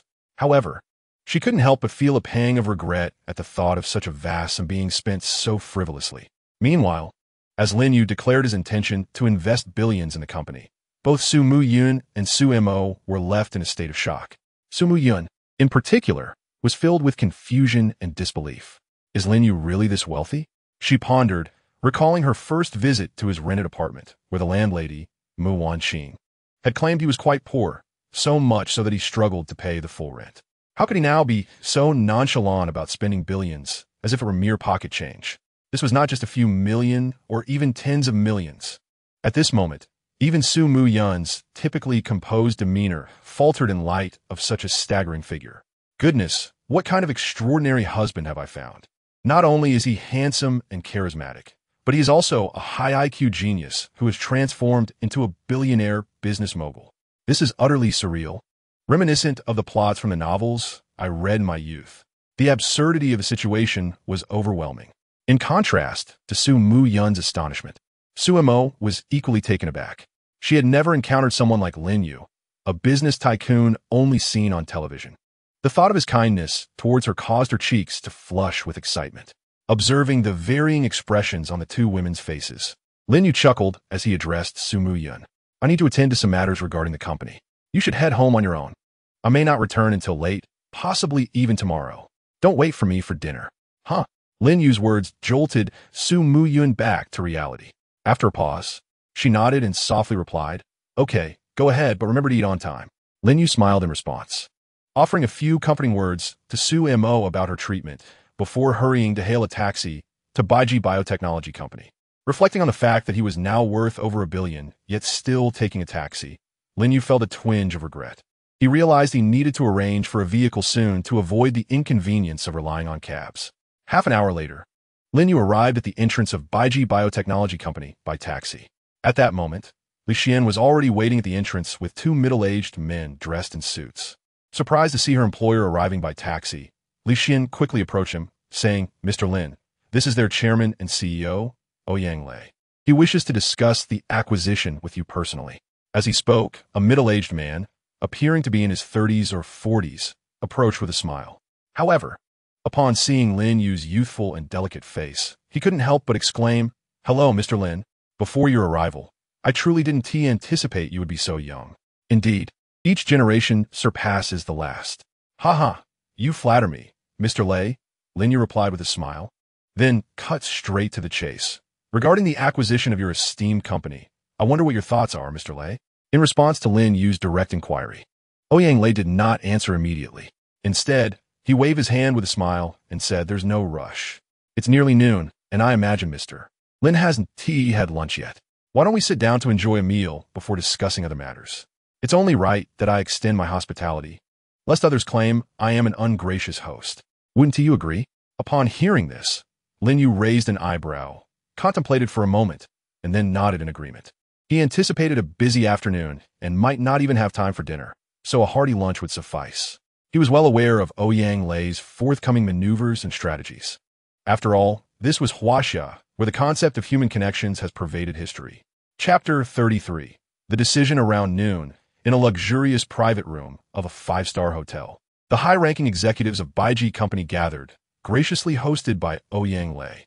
Lin Yu counted and realized there were 14 people in total, including Ouyang Lei, among whom were several foreigners. This did not concern Lin Yu, as he was merely there to enjoy a meal. As time passed, a splendid array of delicacies was soon presented on the table. Without waiting for Ouyang Lei to take the lead, Lin Yu took the initiative, encouraging everyone to eat. "Come on, everyone, don't be shy. Let us enjoy ourselves. We shall all be family from now on. Eat and drink freely." With a smile, he led by example, diving into the feast as the others looked on in astonishment. Ouyang Lei and the others wondered, who is really hosting whom? Why does it feel like we're the guests here? And is it truly appropriate for only one person to indulge in the meal? Seeing Lin Yu's exuberance, Li Xian, seated beside him, maintained an outwardly calm demeanor, yet a glimmer of amusement danced in her eyes. "Haha, Mr. Lin, you truly embody the spirit of youth. Your uniqueness is remarkable." Observing Lin Yu devour the food with unabashed enthusiasm, Ouyang Lei's smile faltered, and he managed a stiff chuckle. This young man was certainly unconventional, leaving him somewhat bewildered. After a moment, regaining his composure, Ouyang Lei smiled and said, "Since Mr. Lin has spoken, let us all enjoy the meal." With that, the previously hesitant guests began to join in the feast. Noticing this, Ouyang Lei exchanged a knowing glance with Zhu Fei, the sales manager, who promptly understood and picked up a bottle of Maodai from the side. However, just as he was about to speak, Lin Yu's calm voice interrupted, "I apologize, but I'm allergic to alcohol." Zhu Fei thought, "Is this how we are to enjoy our meal?" Casting a glance at the middle-aged man across from him, whose smile was rigid and clearly uncomfortable, Lin Yu pondered that since they would all soon be colleagues, there was no need for pretense. Thus, he decided to speak plainly. "We are all intelligent individuals, and I prefer to avoid insincerity. So, let me be direct. I am here to acquire Baiji Biotechnology Company, not merely its premises. If you are agreeable, I assure you that aside from having an additional non-operational chairman, everything else will remain unchanged. You will continue to work as you have been, and I will not interfere. Additionally, I will allocate funds for your research projects. As long as you achieve breakthroughs or progress, I will meet all your financial needs." Upon hearing these words, the previously listless foreign executives and middle-aged individuals suddenly brightened, their eyes gleaming with interest. Lin Yu smiled slightly and continued, "However, if you are unwilling to be acquired, I shall have no choice but to purchase your company's building and establish a new biotechnology firm, recruiting personnel from elsewhere to take over. This approach may be more troublesome and time-consuming, but I can afford to wait." With that, Lin Yu leisurely resumed, savoring the exquisite cuisine, leaving them to deliberate. He had conveyed his intentions clearly, outlining the pros and cons. If they remained obstinate, it would simply lead to a parting of ways. After all, he still held a 51% stake in Zhongxin Group, allowing him the option to establish a new biotechnology company in Magic City and recruit talent from Zhongxin Group. As Lin Yu's words hung in the air, the private room fell into a profound silence. All 13 high-ranking executives of Baiji turned their gaze towards Ouyang Lei, the founder, chairman, and CEO, with palpable tension in the air. They were acutely aware that the fate of Baiji hung precariously in the balance, teetering between impending bankruptcy and the promise of a brighter future, resting solely on Ouyang Lei's decision. Would he cling to his life's work, unwilling to surrender it to acquisition, and continue to struggle through the thorny path of biotechnology? Or would he embrace the acquisition, paving a smooth path towards success in the field? As these thoughts swirled in his mind, Ouyang Lei found himself wavering. Yet, when his gaze swept across the familiar faces of those who had persevered alongside him, his uncertainty faded, and his expression solidified with resolve. With a resigned sigh, he admitted, "I must concede that I am indeed getting older. The tenacity of my youth has been dulled by time. This world ultimately belongs to the young. Therefore, Mr. Lin, Baiji Biotechnology Company welcomes you. I hope that under your leadership, our entire team can stride towards a brighter future." As he concluded, Ouyang Lei raised a glass and toasted Lin Yu. Witnessing Ouyang Lei's judicious choice, the atmosphere within the room erupted with enthusiasm, the executives filled with a renewed fervor. The once subdued ambience transformed dramatically, as glasses clinked and laughter filled the air. Seeing this, Lin Yu wore a satisfied smile. He had successfully secured Baiji Biotechnology Company. This journey had not been in vain. The meal was delightful, though due to the impending work commitments, they refrained from excessive drinking. Before long, the clock struck 2:30 in the afternoon. Under the guidance of Ouyang Lei and others, Lin Yu once again found himself standing at the entrance of Baiji Biotechnology Company, Limited, his gaze continually surveying the building that was destined to become his first company in name. The structure, comprising 9 floors, boasted a minimalist and rectangular design, enveloped entirely in a glass curtain wall, accented by bold black steel lines that lended an industrial elegance from afar. It must be said that the façade of Baiji Company was indeed quite appealing. With a sigh of admiration, Lin Yu followed Ouyang Lei into the conference room on the 9th floor, prepared to undertake the procedures for the company acquisition. The acquisition process entailed 5 steps: confirming the intent to acquire, followed by the acquirer issuing a resolution, the target company convening a shareholders meeting, and the other shareholders relinquishing their right of first refusal. Additionally, a due diligence investigation was necessary to ascertain the basic conditions of the target company, culminating in the signing of the acquisition agreement.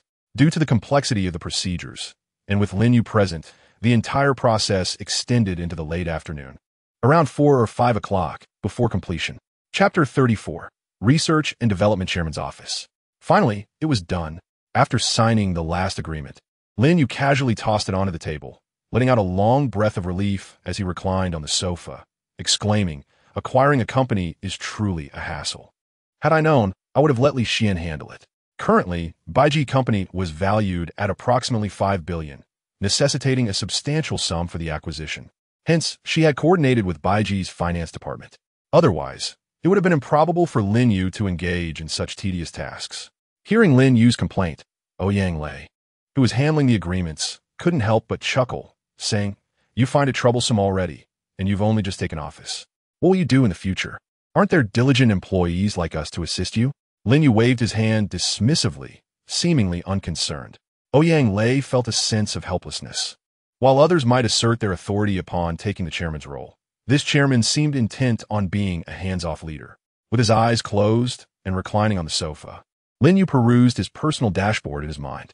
Host, Lin Yu skills, speed reading, memory retention, culinary skills, expand. Today's sign-in count. 1 today's rebate count. 3. Discovering that he had 1 sign-in and 3 rebate opportunities left for the day, Lin Yu decided to utilize them all. As a system's prompt rang out, a familiar voice echoed. "Ding. You have successfully signed in at Baiji Biotechnology Company, Limited, rewarding you with cell therapy technology. Ding. Current available sign-in count, 0. Before Lin Yu could fully comprehend the implications, he was suddenly enveloped in a familiar white space once more. A second later, his eyes flew open, a wave of immense surprise coursing through him. Just moments ago, he had nearly mastered the intricacies of cell therapy technology. The emergence of this technology filled Lin Yu with exhilaration. It was simply extraordinary. What is cell therapy technology? In essence, it is a personalized immunotherapy method capable of specifically eliminating aberrant cells within the body. In other words, it serves as a formidable weapon against tumor cells, classified among the most potent anti-cancer drugs. This approach primarily involves genetically modifying the patient's cells, adding a chimeric protein to their surface, then amplifying and activating them ex vivo before reintroducing them into the body. These enhanced cells, equipped with the chimeric protein's single-chain antibody, gain the ability to recognize tumor cells and activate the co-stimulatory portion of the chimeric protein, instigating an immune response that obliterates the target tumor cells. If viewed from a military perspective, this cell therapy technology is akin to extracting a cell, akin to a shell, from within the body and artificially upgrading it into a strategic missile. Furthermore, the enhanced cells, the missiles, are equipped with a precision strike and navigation system, enabling them to directly target the root of the tumor cells with formidable accuracy. Lin Yu deemed this cell therapy technology powerful because a single application could extend a patient's life by approximately 3 years, even for those in the advanced stages of cancer. In gaming terms, it essentially adds 3 years to your lifespan when you were expected to succumb. It would not be an exaggeration to call it an anti-cancer panacea. According to Lin Yu's research, the current number of newly diagnosed cancer cases in Huaxia stands at 457 million, accounting for 23.7% of the global total. Owing to its vast population, Huaxia has the highest number of new cancer cases in the world. Last year alone, 3 million individuals succumbed to cancer. With the number of new cases and those living with tumors, the total cancer patient count in Huaxia exceeds 20 million. In other words, nearly 20 million patients are desperately awaiting access to anti-cancer medications. Some cannot afford them, while others find no available treatments. This realization stirred an inexplicable urgency within Lin Yu. It was imperative to expedite the development of inhibitors and cell therapy technologies, seeking approval for market entry, so that more citizens could benefit from affordable anti-cancer drugs. Manipulating his phone, he swiftly utilized all 3 rebate opportunities for the day, transferring the accrued 39.2 billion to Li Xian, while retaining 22.4 billion in his account for future transactions. Having completed these tasks, Lin Yu turned his attention to Ouyang Lei, who was finalizing the agreements, and inquired, "Old Lei, how far is our company's cancer drug research center from here?" Following the previous acquisition agreement, he had learned that Baiji Company specializes in the development and innovation of affordable medications, particularly pioneering in the field of targeted tumor immunotherapy and cancer treatment within Huaxia. This was also the reason for their cash flow challenges, as the development of each anti-cancer drug is extraordinarily costly, sometimes consuming as much as 50 million a day. A staggering figure. Taken aback by Lin Yu's direct question, Ouyang Lei hesitated momentarily, seemingly unaccustomed to being addressed as Old Lei. Regaining his composure, he replied, "Not far. It's only a dozen kilometers away, and we can reach there in about half an hour." "Good, let us go. I have some ideas regarding the research and development of anti-cancer drugs that I wish to put into practice to see if they might benefit our research team," Lin Yu stated as he nodded and rose. Listening to the implications of Lin Yu's words, Ouyang Lei was left momentarily stunned. Research and development of anti-cancer drugs? Implementing ideas? Their newly appointed chairman was also a researcher in anti-cancer drugs. This world seemed utterly surreal, and such an extraordinary occurrence happening before him was almost unfathomable. Furthermore, the notion that a chairman worth tens of billions could also be a grassroots researcher would likely be met with disbelief if disclosed. However, recalling that Lin Yu had arrived by taxi, Ouyang Lei began to understand. This chairman was perhaps different from other executives, exhibiting a uniquely distinctive behavior. Keeping these thoughts to himself, Ouyang Lei quickly began to make arrangements and even contacted the research center in advance. As it stood, Baiji Company was strategically composed of 4 main areas pertaining to disease: solid tumors, hematologic tumors, tumor immunology, and autoimmune diseases. Each segment constitutes approximately 25% of the overall endeavor, with dedicated research and development centers allocated for each. After all, Baiji Company must generate revenue from its pharmaceuticals, and although the current financial situation is dire, there remains a possibility to mitigate losses. Soon, under the guidance of Ouyang Lei, the two men arrived at one of the four major research facilities operated by Baiji Company. Along the journey, Lin Yu gleaned insights into the state of this research center from Ouyang Lei. It turned out that their current research focus was on the antigen receptors of cells and Bruton S-tyrosine kinase. In other words, they were investigating inhibitors, albeit without success as of yet.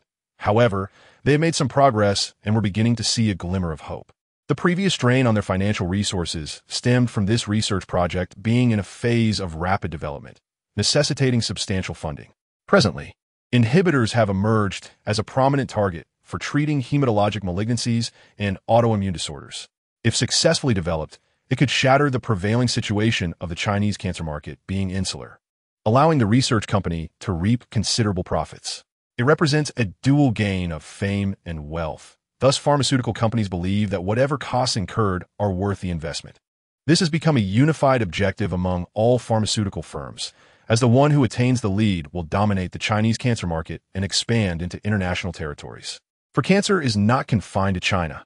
Nearly every nation grapples with it. Furthermore, every cancer patient yearns for the swift emergence of new anti-cancer drugs. Upon their arrival at the research center, Amy, the head of the Hematologic Oncology Research Facility, was already waiting at the entrance with her management team. Lin Yu immediately recognized her as one of the foreigners he had dined with earlier that day. Indeed, she was the middle-aged foreign man who had gazed at him with the same fervor a lecher might bestow upon a rare beauty. "Ah, look who we have here, our esteemed chairman. Your visit to the research center is truly our honor," Amy said, her gaze fervent as she addressed Lin Yu with warmth. Lin Yu felt exasperated. The translation was rather grating. Ouyang Lei chuckled and introduced, "Chairman, this is Amy Peterpat, our Chief Medical Officer in Hematologic Oncology at Baiji Company. And she is also in charge here." "Hello, Amy," Lin Yu responded succinctly, steering straight to the point. "Please take me directly to the laboratory. I have some research ideas regarding anti-cancer drugs that require validation." Amy was taken aback, exclaiming, "My goodness, how astonishing. Our chairman is also a remarkable researcher." Lin Yu thought to himself that had he not known she was a foreigner, he would have seriously suspected she was mocking him. After brief pleasantries, Lin Yu followed Amy for over 10 minutes until they arrived outside the inhibitor research laboratory. Through the glass, he could clearly observe the scene within. There, over 100 specialized team members donned white masks and lab coats, intensely focused on their tasks, meticulously handling glass test tubes and various experimental apparatuses. "What stage has the research on inhibitors reached?" Lin Yu inquired, watching the researchers' operations. "Regarding the new drug research, we have identified the target and established a model.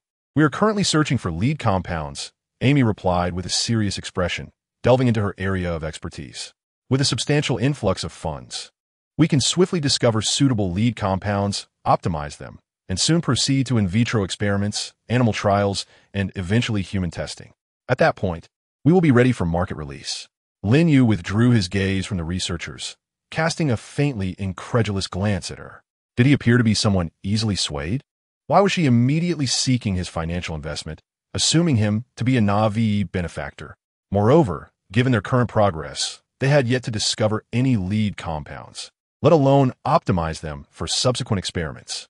Had he not intervened, it may have taken years for any groundbreaking advancements to materialize, as the pace was alarmingly sluggish. However, this was to be expected. The research and development of new drugs is an arduous task. It is akin to providing you with the blueprints for a firearm. Yet you must first sift through countless materials to find the right components. Once identified, those materials must be further refined until they become actual gunpowder. The process of developing even a single component like gunpowder is lengthy. Thus, one can only imagine the complexity and duration required for the overall endeavor. "Prepare a lab coat and research tools. I wish to test my research ideas," Lin Yu stated earnestly. "If successful, we could identify and optimize the lead compound for inhibitors today, allowing you to proceed directly to in vitro and animal testing. Of course, ensure confidentiality is maintained." Upon hearing this, both Ouyang Lei and Amy were momentarily stunned. "If your research idea succeeds, we could identify and optimize a lead compound? Surely, this must be a jest. How could that be possible?" Yet, looking at Lin Yu's serious demeanor, they exchanged glances, momentarily at a loss for words. If lead compounds were indeed that easily found and optimized, why would hundreds of them toil day and night analyzing, screening, and researching? If their chairman could genuinely succeed in this endeavor, they could all go home and raise pigs instead. It was ludicrous. How could the efforts of hundreds of specialized team members be eclipsed by a single individual's thoughts? It was unfathomable, absolutely impossible, unless he had some sort of extraordinary advantage. Nevertheless, even if they harbored doubts about Lin Yu's potential for success, they nonetheless adhered to their chairman's directive. Soon, under their supervision, Lin Yu donned a mask, lab coat, and blue rubber gloves before entering the laboratory. Standing at his designated workstation, surrounded by glassware, jars, and a variety of electronic instruments, Lin Yu felt an inexplicable sense of comfort wash over him. It was as if he had returned home. He was intimately familiar with all the tools and apparatuses at his disposal. This sensation was quite extraordinary. As time progressed, Lin Yu gradually found his focus, diligently and attentively manipulating the instruments at hand. The research of a new drug is no simple feat. It demands strict adherence to complex protocols, an extensive timeline, and significant financial resources. Initially, one must define and categorize the new drug, clarifying its intended action. Simply put, in the human body, while viruses seek to infiltrate, the drug's role is to prevent them from doing so. Generally, viruses undergo a sequence of processes: adsorption, penetration, uncoating, biosynthesis, assembly, and release within the human body. Each stage presents potential points of action for the drug, referred to as targets. Once the targets are established and a model created, the next step is to identify the weapons that can act upon them, which are the lead compounds. The lead compound is a molecule that can be identified through various methods, such as screening from pharmaceuticals, extracting from natural substances, gene synthesis, and chemical extraction, among others. Once a series of experiments confirm its efficacy, it will be developed into a medication. The next step involves in vitro experiments targeting proteins, cells, tissues, and other non-biological entities to preliminarily validate the drug's effectiveness. Following this, the lead compound is further optimized to enhance its safety and efficacy, striving to achieve an ideal form. The duration of this phase is uncertain, as it is fraught with unknowns. However, it generally requires a considerable amount of time, typically several years. Subsequently, animal trials are conducted, during which data is meticulously collected from the blood, urine, and feces of the animals, until the new drug's data stabilizes within normal thresholds. Finally, human trials commence, mirroring the rigor of animal studies, but with an even greater emphasis on safety.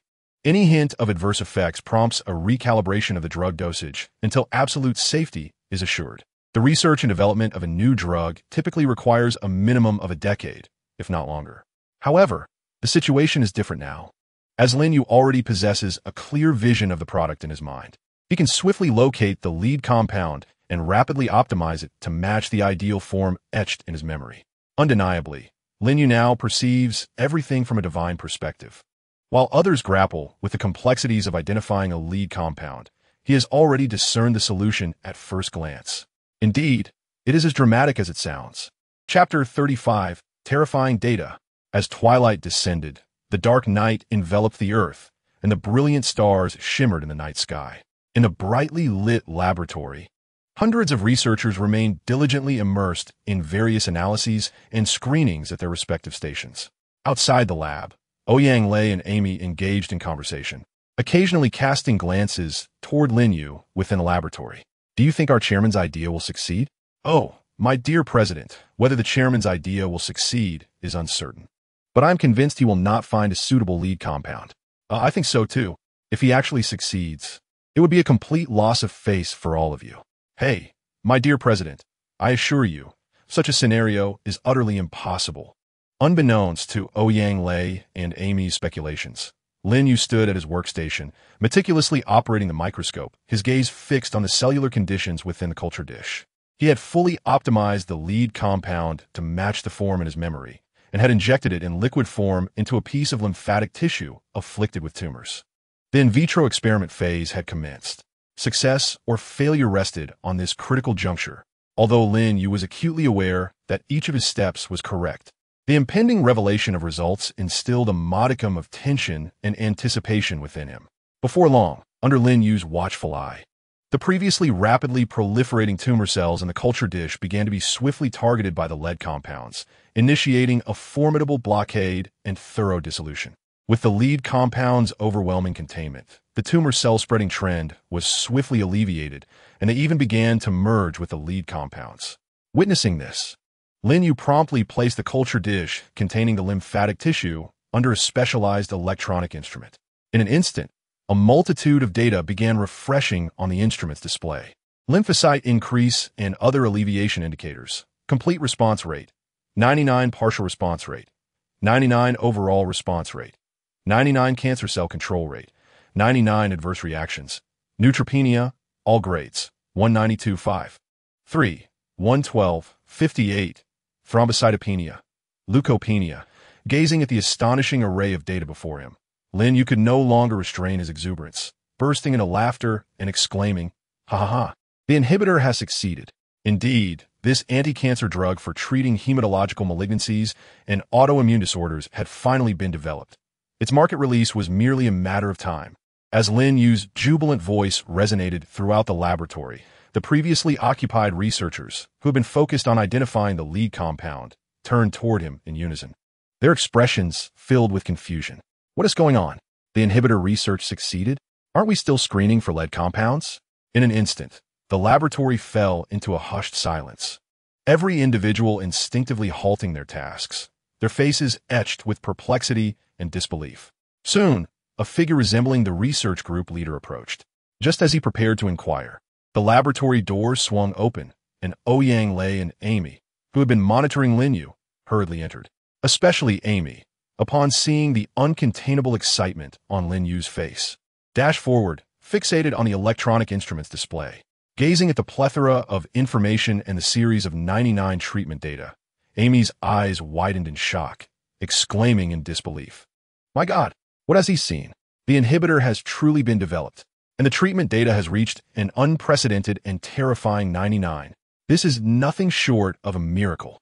Rubbing his eyes vigorously, Amy looked back at the display, fearful that this might be an unexpected illusion. However, the evidence was indisputable. The coveted data that their entire research team had yearned for was laid bare before them, igniting a surge of exhilaration. Returning to reality, Amy blushed with excitement, gripping Lin Yu's lab coat tightly, and sincerely praised, "Oh, my dear chairman, this must be the work of God. You are surely an angel sent to assist us." Lin Yu's smile faltered, his expression abruptly stiffening, a shadow of annoyance crossing his face. "You are the angel. Your entire family are angels." Ouyang Lei, who had arrived a step later, quickly approached the instrument as well. Upon witnessing the ludicrously exaggerated data before him, he was rendered speechless, his expression frozen in astonishment. After a considerable pause, Ouyang Lei finally regained his composure, fearing this might be an error in the instrument's calculations. He conducted several rechecks, yet the results remained unchanged. Realizing that this was indeed reality, Ouyang Lei swallowed hard, his voice trembling as he uttered, "It has truly succeeded." These words struck the ears of all the researchers like a clap of thunder, leaving them stunned and momentarily breathless, their hearts nearly halting in disbelief. The singular thought echoed in their minds. The inhibitor had succeeded in its research today. Moments later, the previously silent laboratory erupted like an overstrained volcano. The atmosphere igniting in jubilation. The inhibitor had been successfully developed. Wonderful, wonderful. We have finally succeeded. Our nation now possesses a self-developed anti-cancer drug. Indeed, the first anti-cancer drug from Huaxia has been developed by our company, Baiji. How remarkable. The entire research team erupted in jubilant cheers at the confirmation from Ouyang Lei. Excitement filled the air as researchers embraced one another, leaping with joy. Some emotional female colleagues were moved to tears, while the men raised their fists and vociferously shouted in elation. Although they were unaware of who had discovered the lead compound, the success of the inhibitor's development was all that mattered. Amidst the fervor, Lin Yu found himself swept up in the collective joy, joining in the exuberant shouts. His distinct voice quickly captured the attention of many, including several female researchers. It was impossible to ignore the unique timbre of his voice, which stood in stark contrast to those around him, making it particularly recognizable to unfamiliar ears. "Look at him. He asked the one who found the lead compound. Our team, S. Pride. Someone exclaimed, causing all eyes to converge on Lin Yu, who stood somewhat isolated in the center of the crowd. Oh, come on, there's no need for such enthusiasm, Lin Yu said, feeling the weight of their gazes. He instinctively glanced at Ouyang Lei, hoping for some assistance. But to his dismay, not only was Ouyang silent, but even Amy, who had just praised him, had mysteriously vanished. Alone in his white lab coat, he felt like a solitary figure amidst his similarly attired colleagues. Before he could utter another word, the jubilant crowd surged forward, lifting him high and tossing him into the air with joyous laughter. Fortunately, the research facility boasted a high ceiling, and the crowd was careful. Otherwise, Lin Yu might have feared a concussion. After the brief celebration, the team's excitement gradually subsided. A cheerful researcher playfully draped an arm around Lin Yu's shoulders, curiously inquiring, "Which team are you from that you could find the lead compound?" That's impressive. Lin Yu, with a bemused expression, pondered for a moment before smiling and responding. "I'm from the board of directors." Pardon? The researcher seemed perplexed, having never heard of the board of directors. His gaze flickered to Lin Yu's lab coat, noting the absence of a nameplate. Before he could voice his confusion, Ouyang Lei appeared behind Lin Yu, beaming as he announced, "Everyone, this is our newly appointed chairman, Mr. Lin. Let us give him a warm welcome." He initiated a round of applause, and though there was initial bewilderment, the crowd instinctively joined in. As realization dawned upon them, astonishment swept through the group. Their chairman was not only a researcher, but had also discovered the lead compound that eluded hundreds of them. This was nothing short of extraordinary. The researcher who had been so familiar with Lin Yu's presence suddenly froze, his mind blank as he retracted his hand from Lin Yu's shoulder. Stepping back in shock. "Wait, I just casually embraced the company's chairman. How utterly remarkable." Observing the reactions, Lin Yu smiled gently, his tone warm as he addressed the assembly. "Greetings, everyone. I am Lin Yu, your new chairman. My purpose in visiting the research center is to validate some of my ideas regarding the inhibitor. The results have proven successful. Not only have I identified and optimized the lead compound, but it has also passed in vitro testing. The subsequent animal and human trials will be entrusted to you all. My only request is for a swift market release. Are there any objections?" Lin Yu spoke directly, cutting to the chase. He had completed the new drug-S research, and now it was merely a matter of conducting trials to evaluate safety, efficacy, and dosage before proceeding with reporting and registration for production. Typically, the development of new drugs would consume several years to assess safety and efficacy, given the numerous side effects associated with cancer treatments that must be mitigated to meet national standards. However, Lin Yu's inhibitor, produced by the system, boasted terrifyingly effective treatment data, suggesting its robust therapeutic capabilities. While it was not without side effects, it paled in comparison to foreign cancer medications. Upon hearing Lin Yu's declaration, the crowd resonated in unison, no objections. Their chairman's personal involvement in such a significant contribution inspired them. Failure to execute the remaining tasks would be inexcusable. Satisfied with their response, Lin Yu nodded appreciatively. "I appreciate your hard work during this period. Once the inhibitor receives approval, I will grant everyone a week off for a company-organized trip, and this month's salaries and bonuses will be tripled. Long live the chairman." The announcement of tripled salaries ignited a fervor among the researchers, their faces flushed with excitement. Given their usual salaries of around 15,000, a threefold increase alongside bonuses meant they could easily earn upwards of 50 to 60,000 this month. Such generous compensation was undeniably thrilling. After concluding his address, Lin Yu departed the research center, accompanied by Ouyang Lei. As for Amy, she had eagerly arranged for animal trials the moment Lin Yu achieved the inhibitor's breakthrough, seemingly forgetting about him in her fervor. Feeling a pang of hunger, Lin Yu, upon exiting the research facility, was approached by Ouyang Lei, who suggested, "It's quite late. Chairman, you haven't had dinner. Shall we go to a nearby hotel for a meal and stay the night?" Considering the time, Lin Yu realized it was already 11 o'clock. After a moment's reflection, he declined the offer without hesitation. Why would he choose to dine and stay with an older man at a hotel when he could return home and rest beside Zhao Yun? As thoughts of sleeping in his own bed crossed his mind, he felt an unexpected yearning for it. Certainly for the comfort of the bed, not for her gentle form or enchanting fragrance.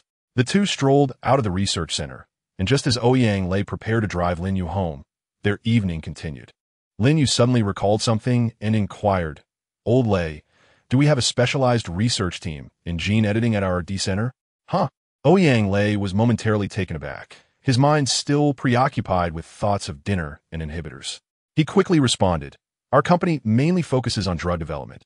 Currently, we do not have a specialized team in gene editing technology." "Well," Lin Yu nodded thoughtfully, "please expedite the search for a specialized team in gene editing. I have some innovative ideas regarding anti-cancer drugs that I wish to validate, which are related to cell therapy technology. If you cannot find a team, then see which gene companies are in Magic City and acquire them, including their personnel.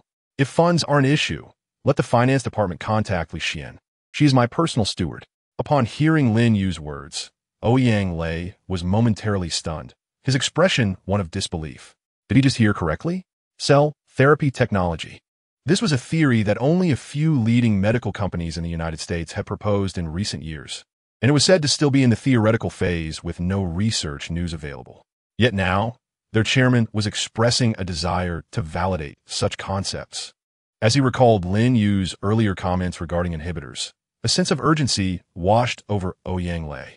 What if he truly succeeded in research again? The thought startled him. How could they possibly advance their research into something that was still in exploratory stages for American medical giants? It seemed implausible. Perhaps the chairman merely had some theories to substantiate, rather than having actually developed cell therapy technology. Yes, that must be it. Ouyang Lei exhaled deeply, agreeing to Lin Yu's requests and promising a prompt response. Lin Yu discerned Ouyang Lei's skepticism, but chose not to elaborate, merely offering a faint smile. Chapter 37. Sharing a bowl of noodles around 12:30 at night, Lin Yu exited the vehicle at his doorstep, briefly bidding farewell to Ouyang Lei as he watched him leave. Su Muxin has not yet retired for the night. Standing at the entrance and observing the light still aglow in the second-floor living room, Lin Yu mused with a smile, burning the midnight oil, truly a night owl. At this hour, aside from Su Muxin, the code-cracking young hacker who enjoyed late nights, it was unlikely anyone else would be awake. As for Su Muyun, she should have long since succumbed to slumber. However, upon ascending the stairs and entering his home, Lin Yu was taken aback to find Su Muyun dozing at the table, resting her chin in her hand. A warmth filled his heart as he gazed at her delicate, slumbering features, prompting a gentle smile to grace his lips.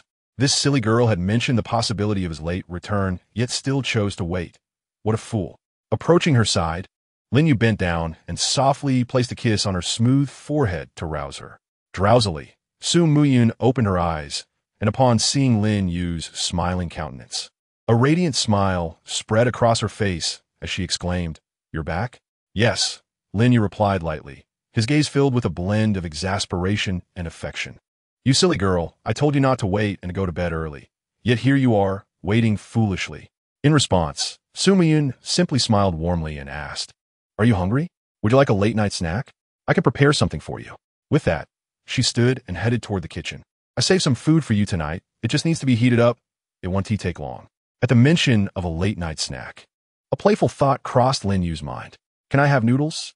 "Noodles?" Su Muyun blinked in surprise, then beamed, "Of course. I'll go prepare them for you." Under Lin Yu's knowing gaze, Su Muyun entered the kitchen to begin cooking. Due to her habit of ordering takeout, their home was well stocked with various ingredients. Soon, after about 20 minutes, Su Muyun emerged carrying a steaming bowl of egg noodles, placing it on the table in the living room. With a cheerful expression, she said, "The noodles are ready. Please try them and see if they are to your liking." Lin Yu admired the bowl before him, adorned with slices of meat, a poached egg, and a sprinkle of green onions. He gave Su Muyun a thumbs up, exclaiming, "Just the aroma alone is delightful, especially the broth. It's rich and fragrant, truly appetizing." Su Muyun's cheeks flushed at his praise, and she playfully rolled her eyes, though her heart swelled with happiness. Every girl loves to hear compliments, especially from someone she holds dear. "I can't eat anymore," Lin Yu said seriously after finishing half the bowl. "One shouldn't eat too heavily at night. It makes sleep difficult.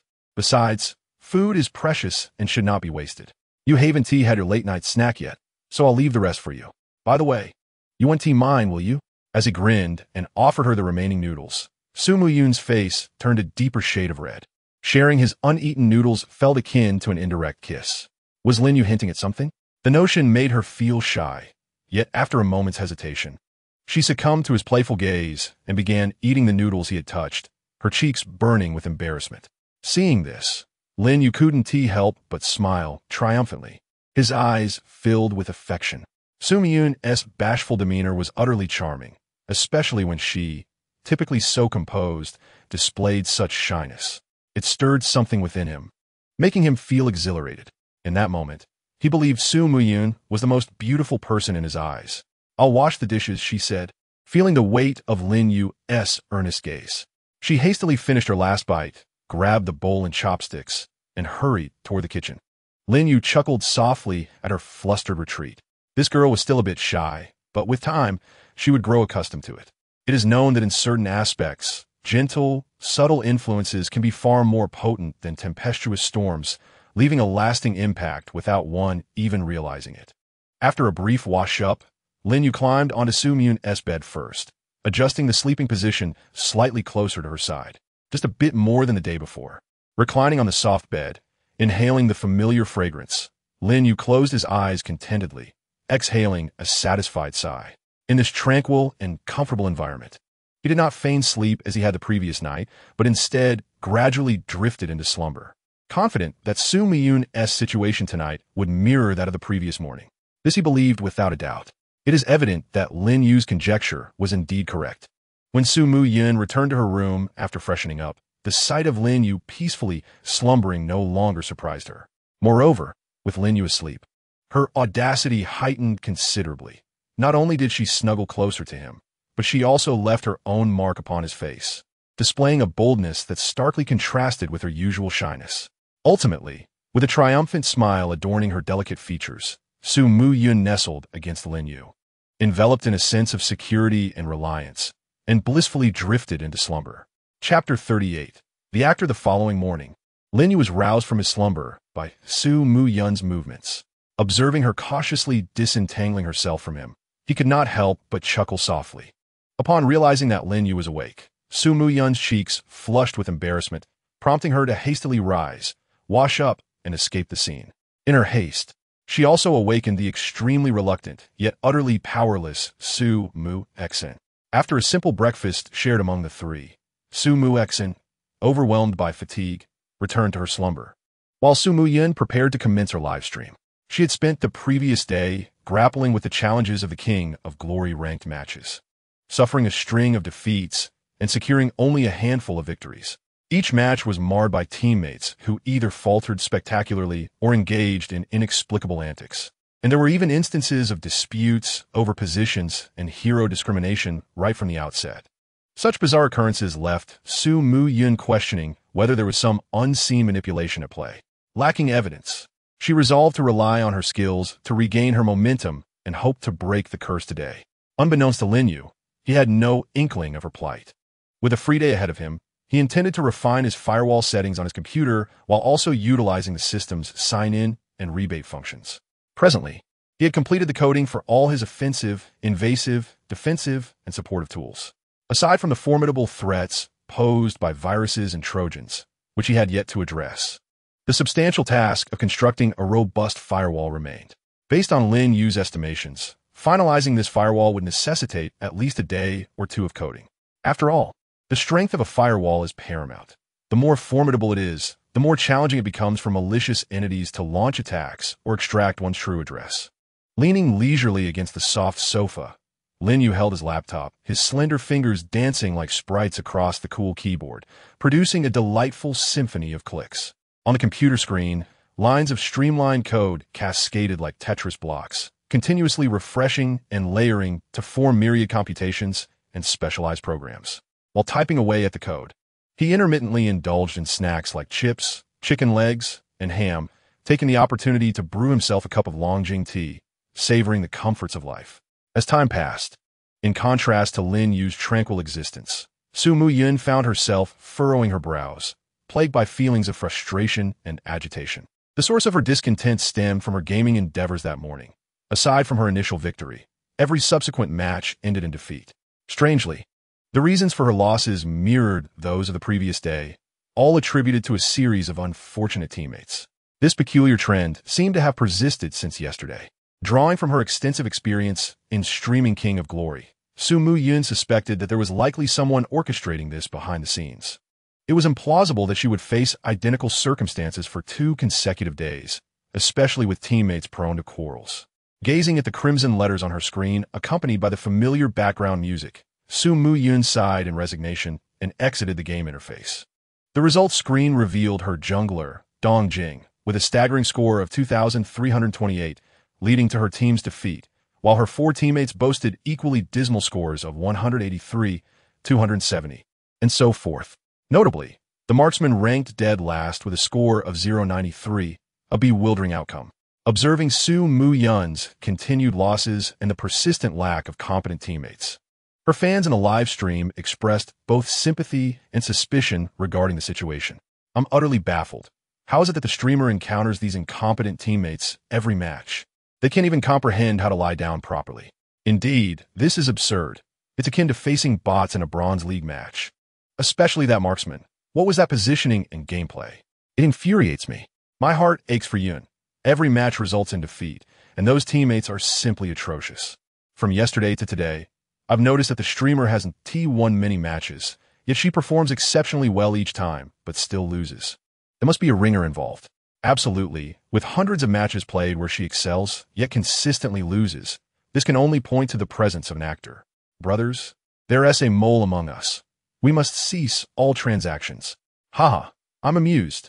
The streamer is simply lacking in skill. And yet you brainless fans continue to support her and speak of actors. How amusing. Exactly. Incompetence in esports is a fundamental flaw. Why make excuses? Come and witness these so-called wise ones. What do we call this? This is a classic case of self-incrimination. Brother, is it good to earn easy money? Don't be greedy. Let us share the spoils. Quickly add me to the group of hired commenters. I want in on this easy money too. How much for each piece of information? Count me in. 1+1. A torrent of comments flooded the screen, and the fans, already sensing something amiss, became further convinced of the existence of an actor upon witnessing the disparaging remarks aimed at Su Mu-yun. After all, such tactics are among the most frequently employed by directors. They not only manipulate events within the game, but also orchestrate hired commentators to verbally attack you in reality, pushing you to the brink of mental collapse. For smaller streamers, facing such a relentless barrage often leads to their downfall, leaving them with no means of defense. Under the influence of the hired commentators, many unsuspecting onlookers may join the fray, unleashing verbal assaults on the streamer. As public sentiment is steered by malicious actors, this phenomenon can escalate, potentially sparking a larger storm of controversy. Various falsehoods proliferated across the internet, and rumors spread like wildfire, becoming increasingly exaggerated. In light of this situation, many smaller streamers simply cannot withstand the immense pressure, leading them to issue apologies, regardless of the truth, and ultimately withdraw from the online sphere. However, there are those who can endure such tremendous strain, awaiting the truth to emerge. For instance, Zhang Daxian weathered such storms in his early days. Yet, Su Mu-yun was no mere small streamer. Currently, within the King of Glory section of the Douyin platform, she had risen to a premier status among top streamers. Especially following the Susu incident, her followers on platforms like Weibo and Douyin surged by millions, garnering her even greater attention. While some fans were drawn by her voice and looks, the majority admired her character. Indeed, in the world of streaming, while many possess exceptional skills and appealing appearances, those who endure and thrive are invariably the ones of good character. Upon discovering the presence of trolls in the live stream targeting Su Mu-yun, the audience, without prompting from the Yun family supporters, unleashed a torrent of scathing comments, vehemently denouncing the trolls with an avalanche of barrage messages. Under such an intense barrage of fire, the trolls were utterly vanquished, failing to utter a single word in their defense. Observing the settlement page, showcasing 4 exceedingly poor teammates, Su Mu-yun exhaled deeply, suppressing her inner agitation and frustration, and prepared to embark on the next game. She understood that in situations like this, maintaining composure was paramount. Any outward display of negativity or emotional turmoil would only serve to fuel the satisfaction of those orchestrating the chaos. Thus, silence could often inflict the most profound harm upon her adversaries. Amidst the comforting messages from her fans, Su Muyun calmly advised. If any of you encounter teammates as unfortunate as mine, it is crucial to remain composed. Seek opportunities to exploit the weaknesses of the opposing team and seize the moment to turn the tide. This greatly enhances your chances of victory. Her words ignited a lively exchange among the viewers. If I were to encounter such fools, I would simply forfeit 6 points. What waste! Exclaimed one. Indeed, those who cannot even lie down properly do not deserve to win, another chimed in. Look at the disparity, my friends. Reflect on your glass hearts while observing our fearless streamer embodying the spirit of esports. Why can't you all learn from her? Someone else remarked. If I were in such a situation, please consider my remarks as mere jest, another added with laughter. Come on, everyone. Let us emblazon the spirit of esports across the screen. As the banter continued, Su Miyun re-entered the ranked game interface, marking the commencement of a new phase. The red team banned Shun Shan, Tai Yizhenrun, and Qiao, while the blue team opted to ban Dong Fong Jing and Bali Shouyu, alongside Liu Bandashur. As anticipated, the moment the hero bans concluded, her teammates began to hurl insults at one another. Fifth floor, are you out of your mind? Did you not see that my go-to is Dong Fong Jing? You didn't team mention you wanted to play. Should I take the blame? I'm dying of laughter. Are you blind? Can't you just ask someone? Why is it always you causing a ruckus? Are you mentally impaired? How was I supposed to know if you didn't say anything? You dimwit. Do I really have to point this out? Can't you see my usual picks? Fool. Idiot. If you want to play, go ahead, but don't waste my time with your nonsense. Seeing her teammates quarrel as soon as the match began, Su Muyun remained unfazed, accustomed to such occurrences.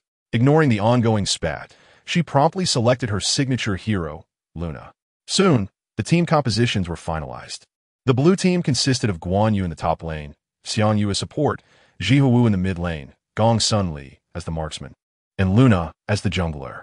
The red team featured Lao Fu Zi in the top lane, Dong Huang Tai Yi as support, Zhang Liang in the mid lane, Huang Zhong as the marksman, and Bai Xian Su as the jungler. As the game transitioned to the loading screen, Su Muyun sensed something amiss. Both Guan Yu and Xiang Yu from the 4th and 5th floors had selected the execute spell. Reflecting on their earlier heated exchange, a sense of foreboding washed over her.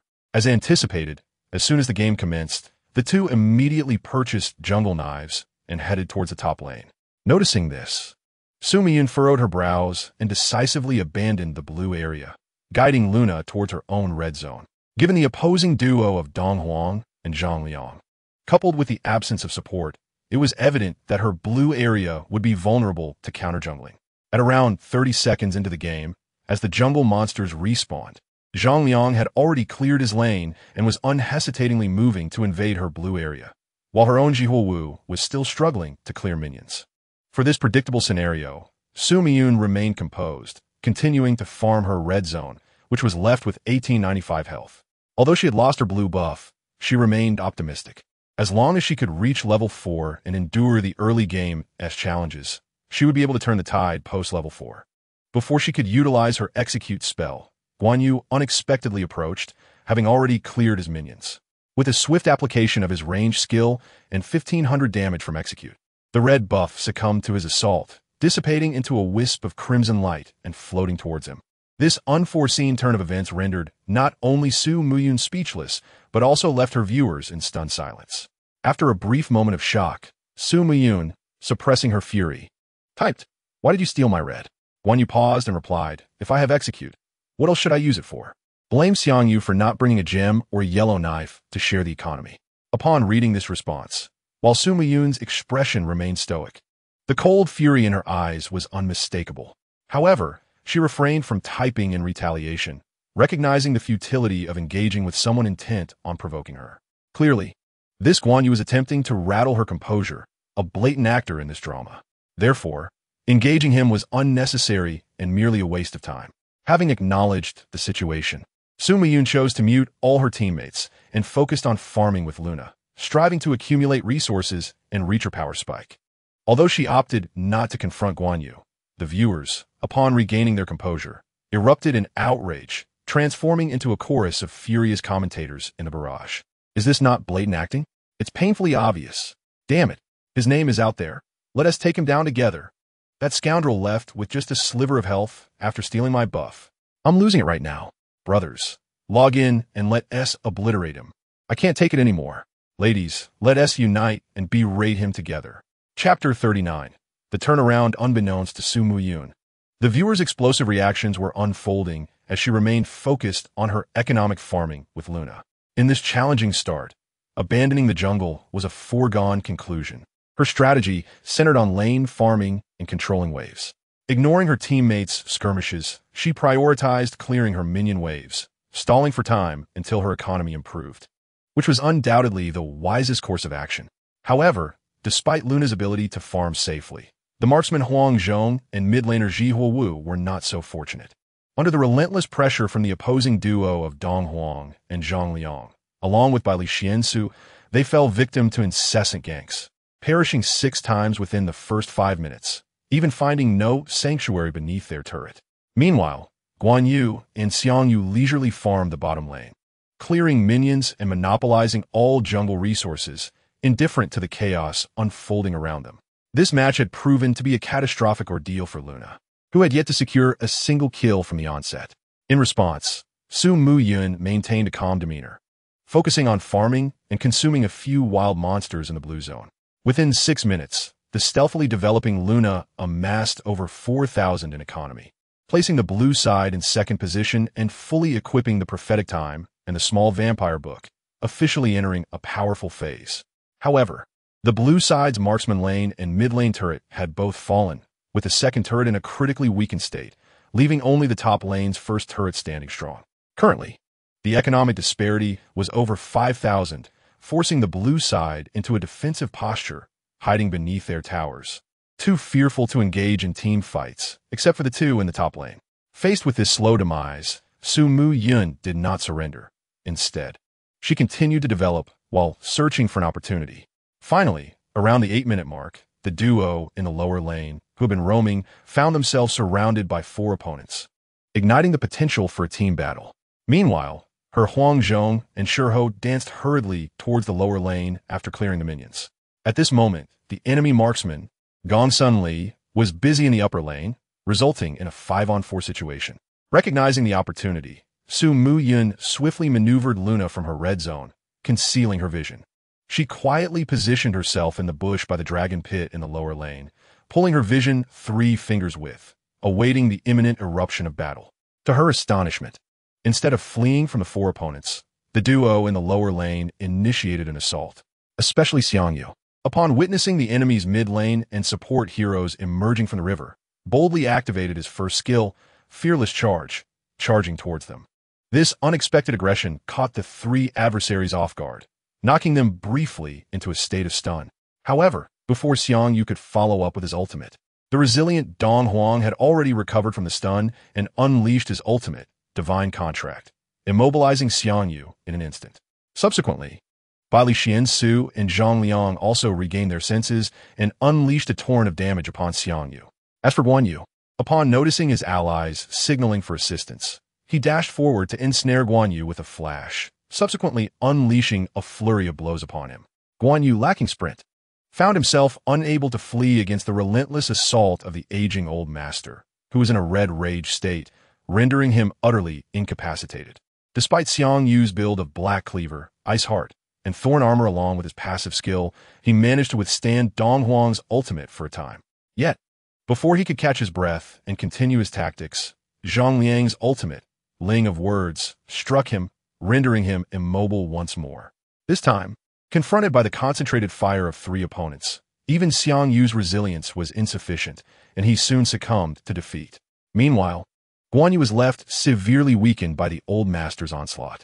However, thanks to his brutal armor, he managed to escape with a sliver of health after the old master's ultimate, Saint's Might, dissipated, utilizing his second skill's purification and acceleration effects.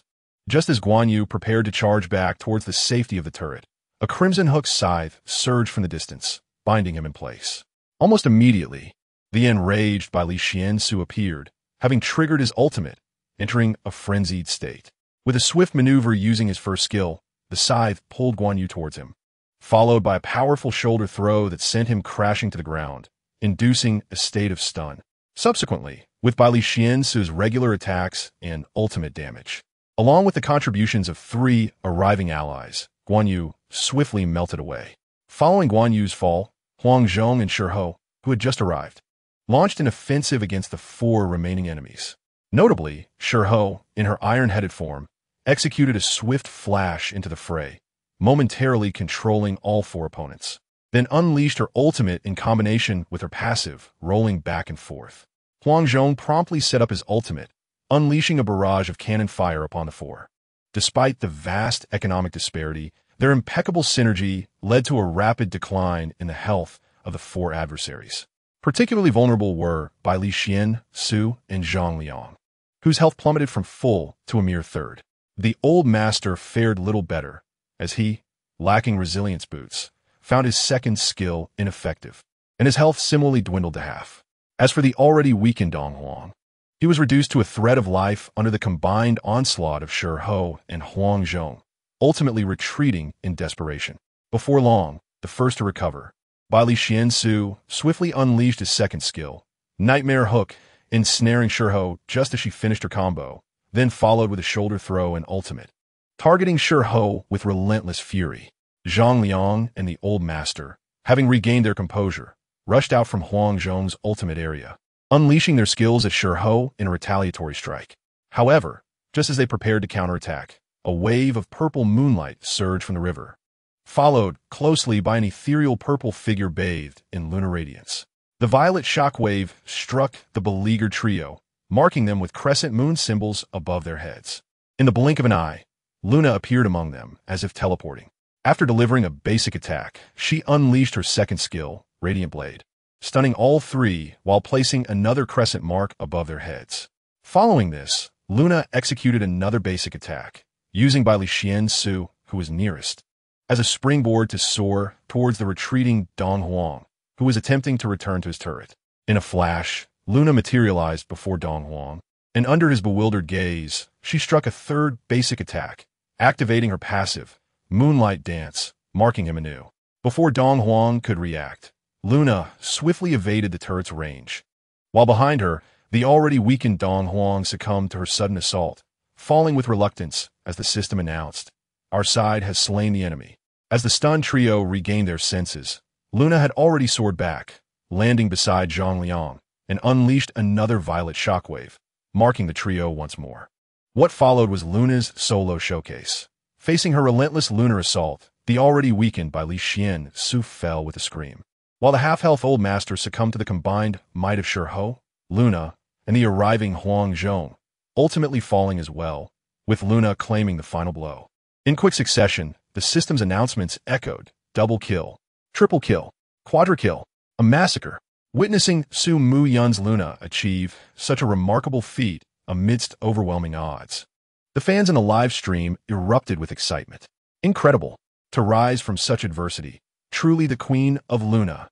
This is simply astounding, especially that moment beneath the turret. I couldn't even react before Dong Huang perished. Not to mention, throughout the encounter, I just saw Luna soaring through the crowd. Her speed is truly unmatched. Finally, Yun has secured both the red and blue buffs. It has been a tough journey. After achieving the quadra kill, Su Mu Yun exhaled deeply. Then, along with Huang Zhong and Shi, they proceeded to dismantle the towers along the top lane. In stark contrast to the exuberance of the fans in the live stream, the marksman Gongsun Li was rendered momentarily dumbfounded upon hearing Luna's 4-kill announcement. Had her team perished while she merely cleared a wave of minions? Before she could even type a response, she witnessed Luna and Huang Zhong rampaging through her side of the lane, prompting her to hastily retreat to defend her base. Noting Gongsun Li's return to the fountain, Luna, having demolished the second turret, withdrew without hesitation. She then signaled her team to regroup and headed towards the barren pit. Following a victorious team fight, the typical strategy involved dismantling towers, clearing lanes, and subsequently securing the dragon, with the priority on tower destruction being paramount in this tower-pushing game. With the enemy's defensive structures fallen, they lost both vision and control over the jungle, allowing the blue side to invade the enemy's territory and gain an economic advantage. 12 minutes into the match, Luna's gold count exceeded 10,000, and she had acquired a resurrection item, mirroring the 6-item build of the opposing Bai Li Xian Su. Meanwhile, her other 4 teammates hovered around 8,000 gold, closely matching the economy of the rival team. Following Luna's impressive chain of kills, The opponents recognized the formidable threat she posed and played cautiously. However, overall, the red side maintained a slight advantage.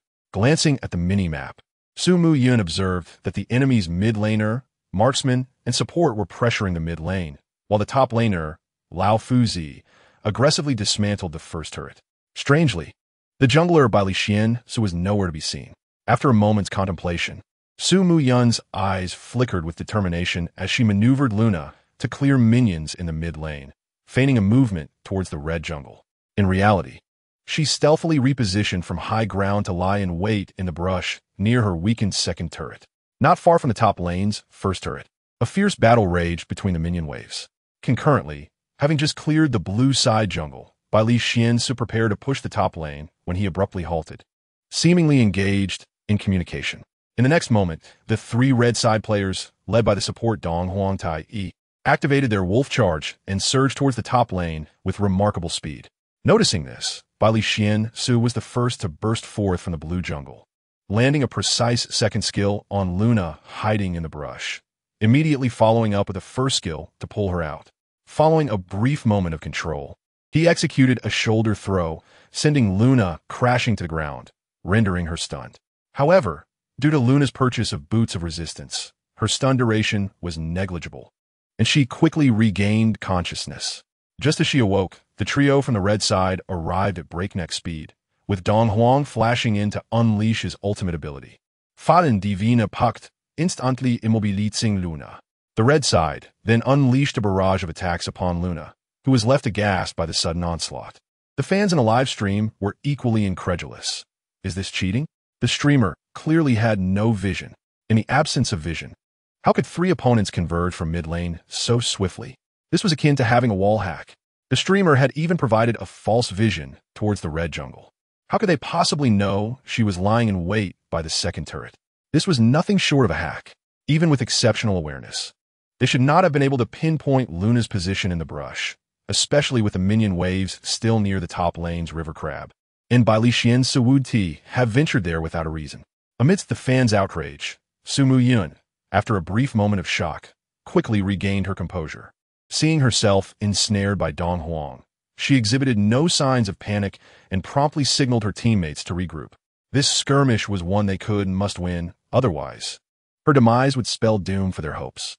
Despite Luna's substantial defenses, she could not withstand the concentrated fire from the three opponents, leading to the immediate activation of her resurrection item. Concurrently, upon receiving Luna's regroup signal, the blue side reacted swiftly, with the mid-lane duo of Zhiji Huowu and Huang Zhong hastening to her aid. However, in an unexpected turn of events, Guan Yu and Xiang Yu disregarded the call entirely, choosing instead to head towards the top lane and red jungle. This bewildering maneuver left Su Mu-yun and her remaining teammates in the dark. As Luna's resurrection item was triggered, she adeptly switched to her Blade of the Immortal.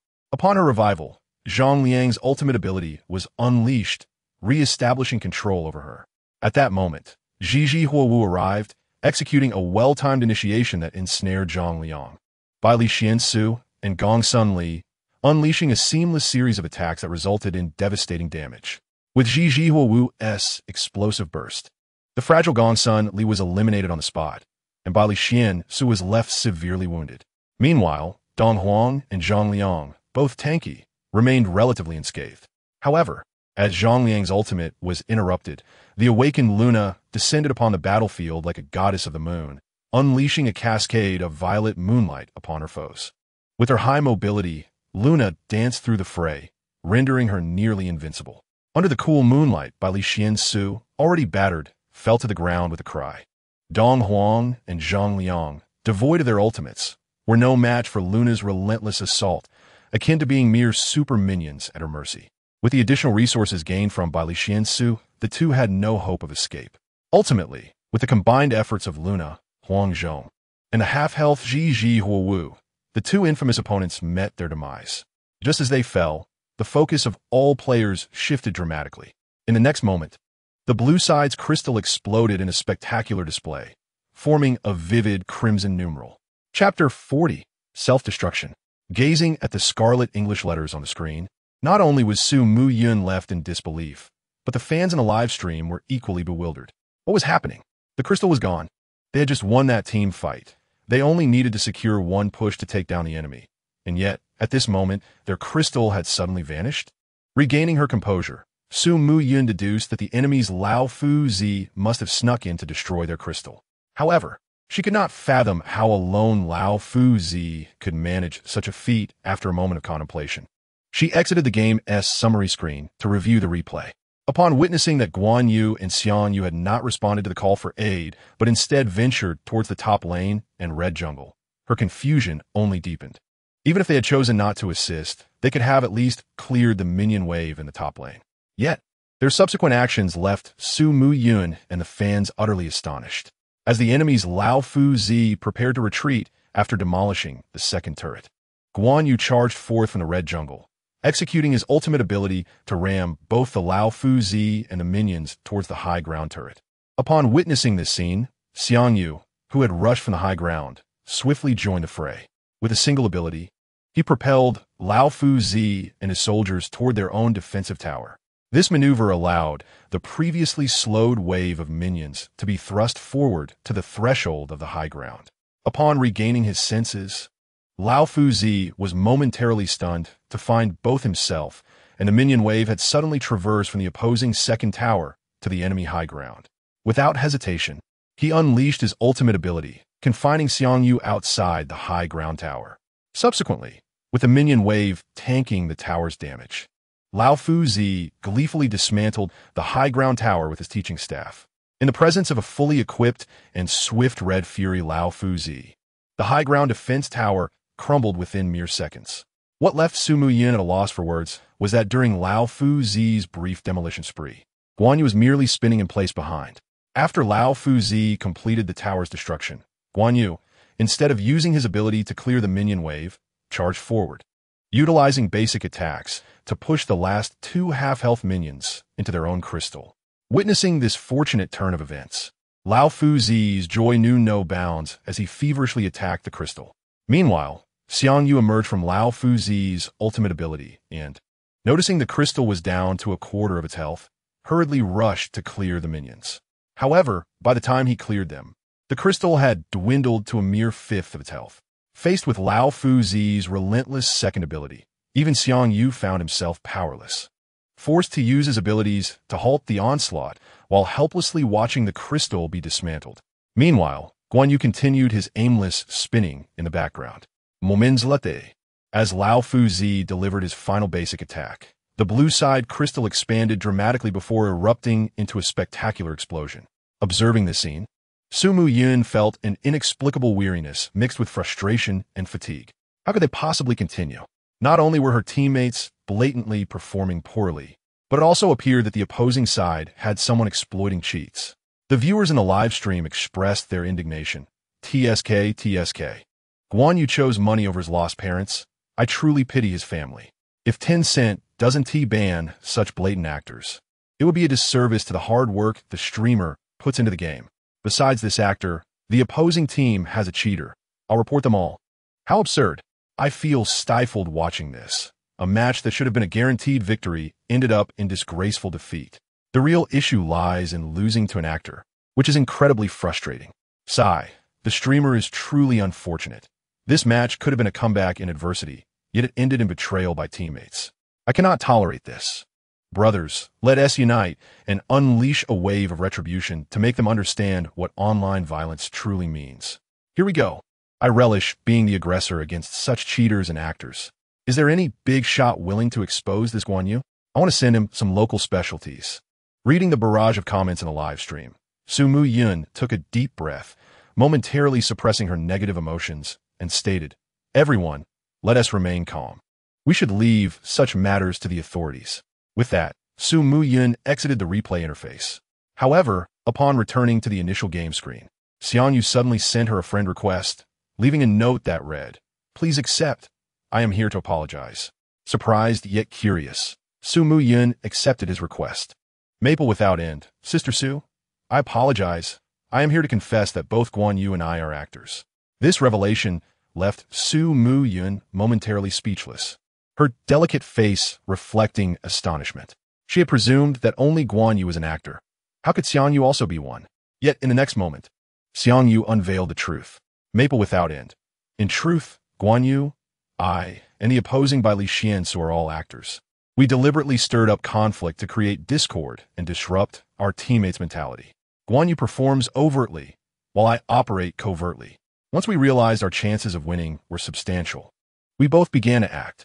For instance, in the final wave, I could have stopped Lao Fu Zi from destroying the crystal, but I intentionally delayed for a few seconds within his ultimate ability.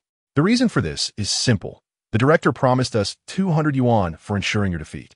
Guan Yu's role is more pronounced, while I play a subtler part. To hinder you, the director even arranged 2 teams, one to intentionally crash during your matches, and another to disrupt your peak games at night. Moreover, the director equipped the peak teams with wall hacks and aimbots to ensure your losses were even more devastating.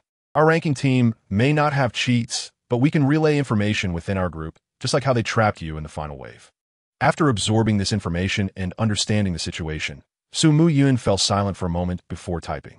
If that is the case, why disclose this to me? There is no benefit for you in doing so.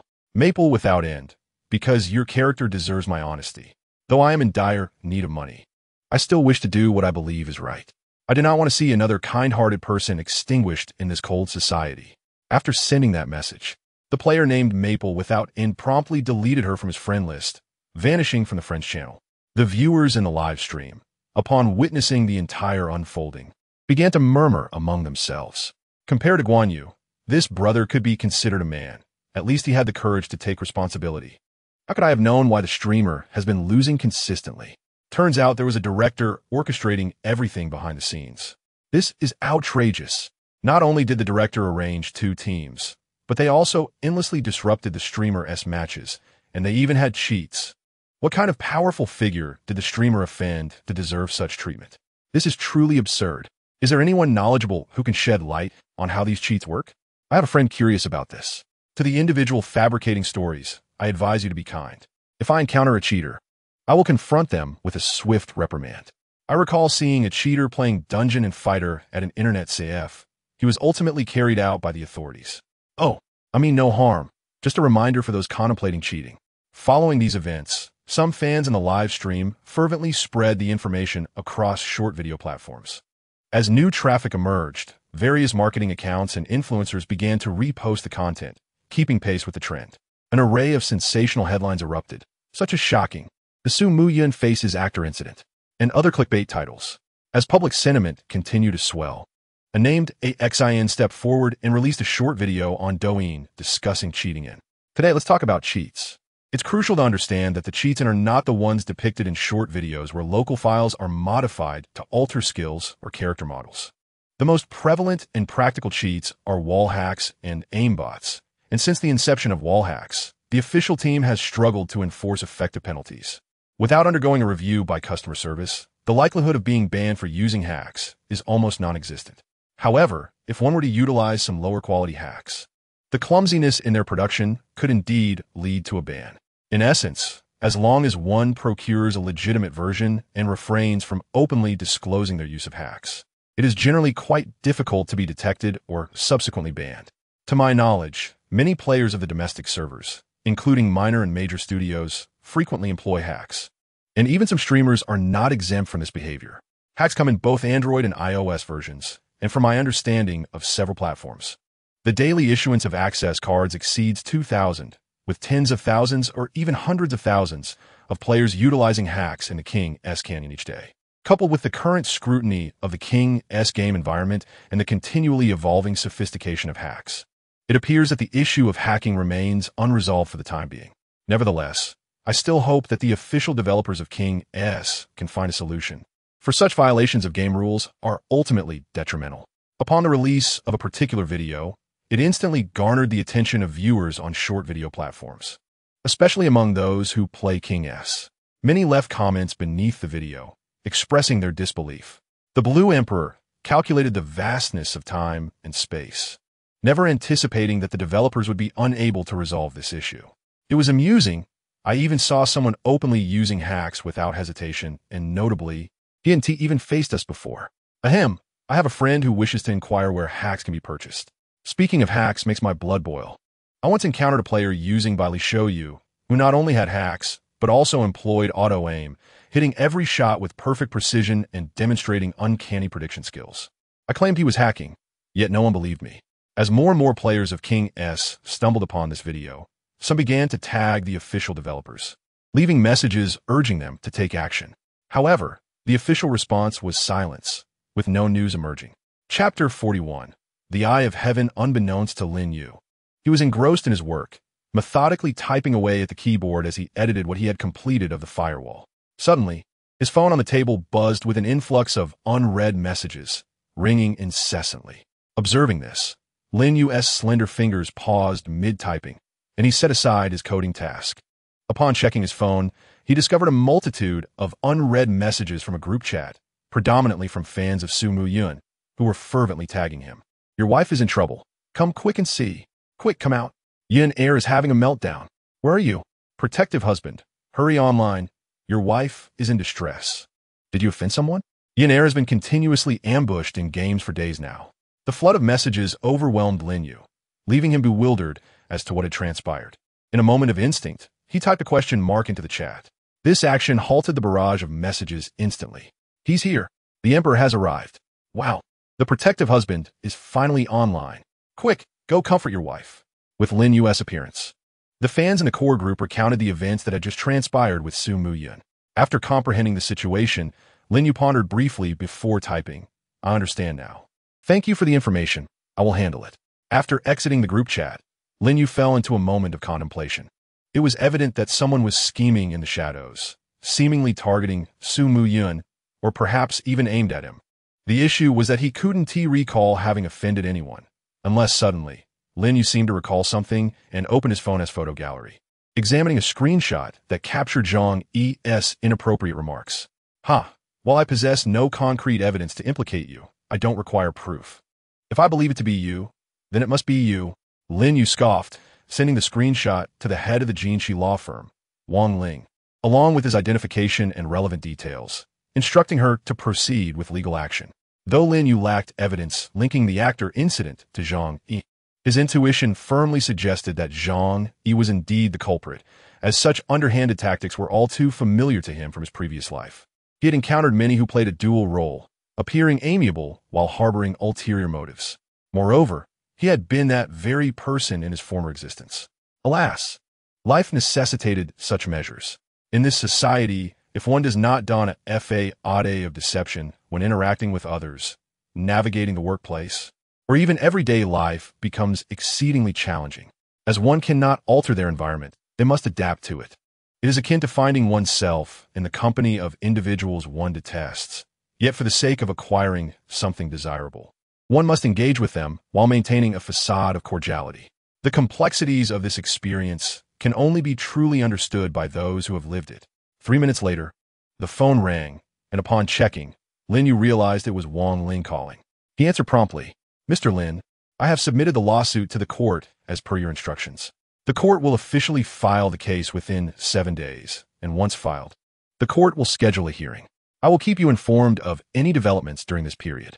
Lin Yu replied nonchalantly, "Thank you for your assistance." "Not at all. As the sole legal representative of Jinshi law firm, we are obligated to assist you. If you have the time, you are welcome to visit our office." After exchanging pleasantries, Lin Yu ended the call, picked up his notebook, temporarily saved his firewall edits, and opened his software development tool. Staring at the blank screen, Lin Yu closed his eyes, envisioning the 26 letters of the English alphabet flashing rapidly in his mind, forming succinct lines of code at an astonishing speed. Before long, his thoughts crystallized, and Lin Yu opened his eyes, his long fingers dancing across the icy keyboard like a spirit, producing a symphony of clicks and taps. Meanwhile, lines of refined code swiftly appeared on the computer screen, continuously refreshing and rearranging. 30 minutes later, he completed his task. With the final line of code displayed on the screen, Lin Yu pressed the Enter key, compressing it into an executable file, naming it the Eye of Heaven. The Eye of Heaven is a software he developed specifically to combat hacks. It encompasses features such as data interception, port scanning, file modification, script injection, tracking, and even Trojan control programs, among various other functionalities. Upon completion, Lin Yu initiated the Eye of Heaven. As the Eye of Heaven was activated, It autonomously operated offline and connected to the external network without any human intervention, becoming a fully automated entity that existed solely in the cloud. On the internet, the Eye of Heaven roamed like a specter, incessantly searching for any anomalies in network data fluctuations. A minute later, as the Eye of Heaven continued its operations, a window suddenly popped up on Lin Yu's computer, displaying a series of unusual data streams. Under the Eye's automatic analysis tools, these erratic data streams were transformed into various access addresses. Moreover, these addresses refreshed at a staggering rate of several dozen times per second, their quantity increasing at a pace visible to the naked eye. Before long, the number of these access addresses soared past 1,000, then 10,000, and eventually surged to over 100,000. Ultimately, this count ceased only after exceeding 400,000, and the addresses were cataloged in a text document. Through the IS automatic filtration, all access addresses vanished, leaving only 1-218-601-5267. Upon seeing this, Lin Yu's face broke into a smile. He discerned that the Eye had successfully traced the source of the cheating software distribution platform. With the Eye's automated scanning, it identified this as a server address, and upon automatic connection, it continued its analysis. The computer possessed 535 ports, and the IS integrated analysis and scanning program revealed that port 9527 was the most vulnerable to intrusion. Consequently, the IS attack program activated, unleashing numerous data streams that tore through the encapsulating data stream, breaching the server's core. Subsequently, as the Eye began dismantling the kernel control permissions, the Trojan control program activated, deploying a myriad of hidden and encrypted Trojans throughout the kernel. In no time, under the Eye's assault, the entire server erupted in chaos. All running programs were halted, leaving the cheating platform in a state of paralysis. Chapter 42. The mysterious man Li Yu, a 28-year-old male, a dropout from a university majoring in computer science, currently serves as the chief executive of the Tycoon assistant cheating platform, earning an annual income exceeding 1 million. The Tycoon assistant platform boasts hundreds of commonly used mobile cheats. From games to food delivery, ride-hailing order-seizing software, and ad-free video software, it encompasses a vast array of offerings. Furthermore, Tycoon Assistant has integrated the research, sales, and promotion phases into a seamless one-stop service concept, creating a colossal kingdom of cheats. As the chief executive of Tycoon Assistant, Li Yu's turning point occurred during his university years. He diligently studied throughout high school and ultimately gained admission to a prestigious computer university. However, once enrolled, he seemed determined to compensate for all the regrets of high school, embarking on a fervent spree of online gaming. After a semester, he had virtually missed every class, failed every examination, and skipping classes became a daily affair. Despite receiving a warning and being placed under academic probation, Li Yu remained unrepentant and was eventually expelled from the university. In a moment of desperation, he fortuitously met a mysterious mentor within the gaming realm. After prolonged discussions, they reached a mutual agreement to pursue profits through game cheats. Under the guidance of this enigmatic mentor, Li Yu quickly developed his first underground cheat, featuring health locking, enlarged skills, and cooldown free functionality, which became immensely popular among dungeon players. Particularly, those who relished competing in the arena found themselves effortlessly dominating formidable opponents. Reveling in the thrill of victory, Li Yu capitalized on this cheat, amassing his first fortune of over 400,000. Witnessing the lucrative potential of cheats, Li Yu became increasingly ambitious, subsequently recruiting a team that rapidly expanded.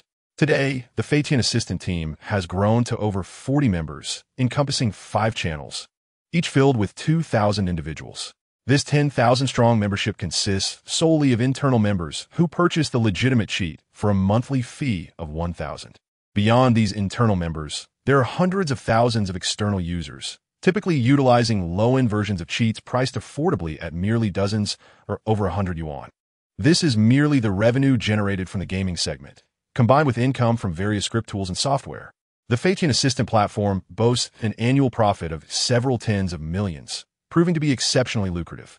With newfound wealth, Li Yu indulged in a lavish lifestyle, spending his days gaming and courting women, aside from routinely overseeing the platform. At that moment, he was engaged in a dungeon raid when, unexpectedly, The adversary he had been effortlessly defeating unleashed a devastating full-screen skill that instantly obliterated him. What? Is the cheat malfunctioning? Momentarily taken aback, Li calmly set out to check the game's update status. Typically, a cheat's failure is attributable to a game update that patches certain vulnerabilities. This period is usually the busiest for cheat developers, as thousands of internal members await their cheats. However, upon entering the back end of the Fakian Assistant server, he was struck dumb by the glaring message, "Access denied." What is happening? The platform has been hacked. Before Li Yi could fully grasp the situation, a message from one of the platform's executives arrived. Brother, our platform server has been destroyed, all data is lost, and it is in a formatted state. What? Upon reading this, Li Yi's eyes widened in disbelief as he exclaimed, "This is impossible. It absolutely cannot be happening." He could scarcely believe his eyes. How could their platform's server be destroyed in such a short amount of time? This system contained tens of thousands of script tools and cheats, all gone in an instant. Were those monitoring the server merely idle? Taking a deep breath, Li Yi forced himself to suppress the seething anger within and opened an independent chat tool on his computer. He had only one friend, and he clicked on the avatar of the mysterious man, sending a message. "Master, the platform has been hacked. All data has been formatted. We need to reboot the system." 3 minutes later, the mysterious man's avatar lit up, and he replied, "How is this possible? I set the defenses, however." Before this mysterious man could finish his sentence, Li Yi watched in astonishment as the recently illuminated avatar dimmed once more. Li Yi. Just as Li Yi was grappling with confusion, his computer screen abruptly darkened. A crimson warning box appeared at the center, prominently displaying 7 bold red characters. The network is not chaotic. Upon witnessing this scene, Li Yi trembled in fear, his face paling. Having engaged in cheating for 3 to 4 years, and with the help of that mysterious mentor, he had acquired some knowledge of hacking techniques. He could execute simple puppet machine attacks. Yet, he had never encountered a situation where his computer was invaded by a hacker so stealthily. Just how formidable was this hacker's skill? To have bypassed his firewall without triggering any alarms? The thought of his computer being hacked and all his related data laid bare before others filled Li Yi with dread. To comprehend the actions of those who engage in illicit activities, one must recognize their inherent vulnerability. Once their true identities are unveiled, they are destined to face the dire consequences of imprisonment. The gravity of the situation intensifies, as their personal information is now precariously at the mercy of others. It can be articulated that their very existence hinges upon the whims of the hacker on the opposite end. Li Yi compelled himself to maintain his composure, fixating his gaze intently upon the monitor, his voice trembling. "Who are you? As long as you refrain from exposing my information, I'm willing to pay you a monthly sum of 1 million as a silencing fee." He understood that, under the current circumstances where his computer was compromised, the hacker could surreptitiously activate his camera or microphone at any moment.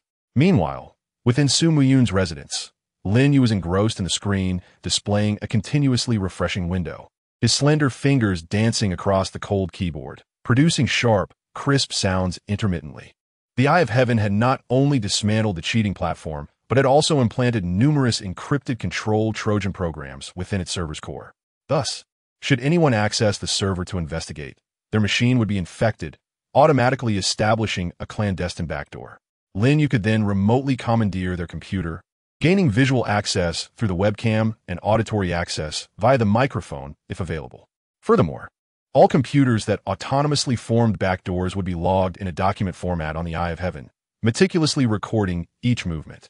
Before long, a window emerged on the Eye of Heaven, revealing a pathway to the backdoor.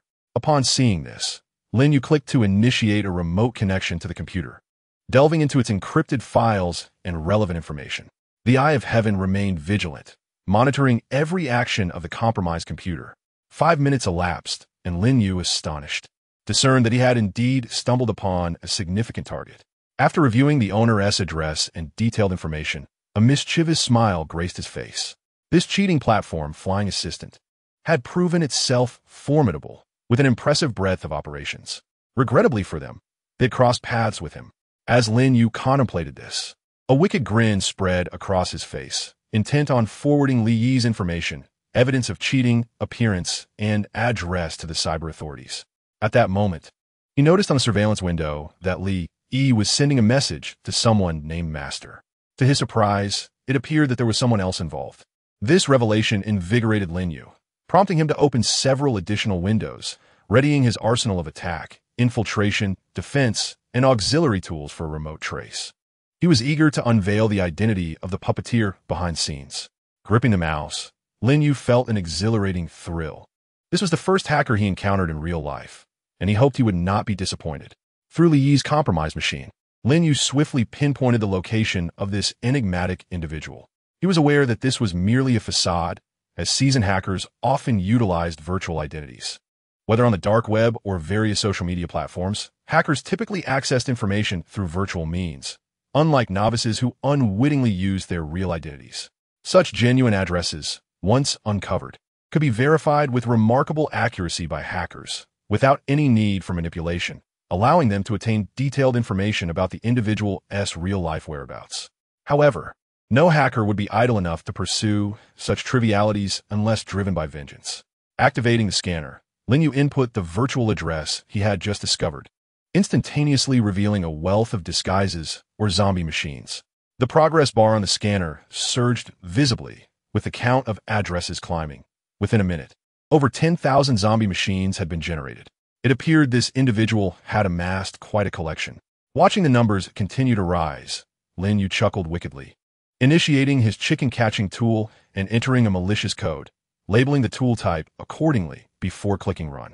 This chicken-catching tool had been meticulously crafted in advance, enabling automatic acquisition of zombie machines upon inputting any data.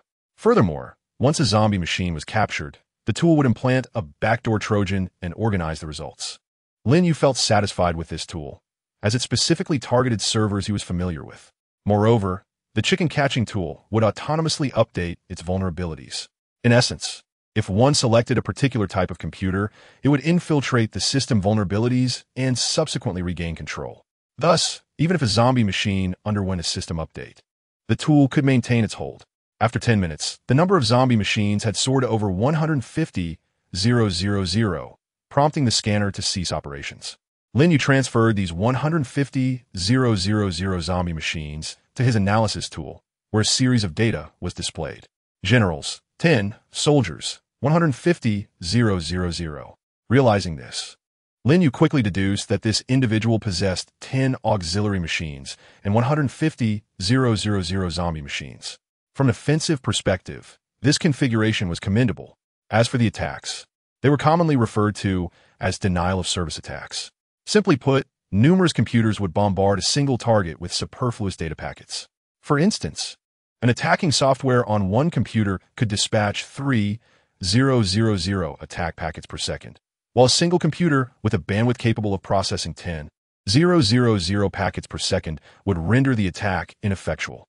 Thus, the concept of attack emerged. If one computer was insufficient, then 10, 100, 1,000, or even tens of thousands would suffice. In the face of such a colossal onslaught, without a specialized firewall or server to combat the attack, computer failure was the inevitable outcome. Attacks remain a prevalent tactic among hackers today, categorized into 4 components.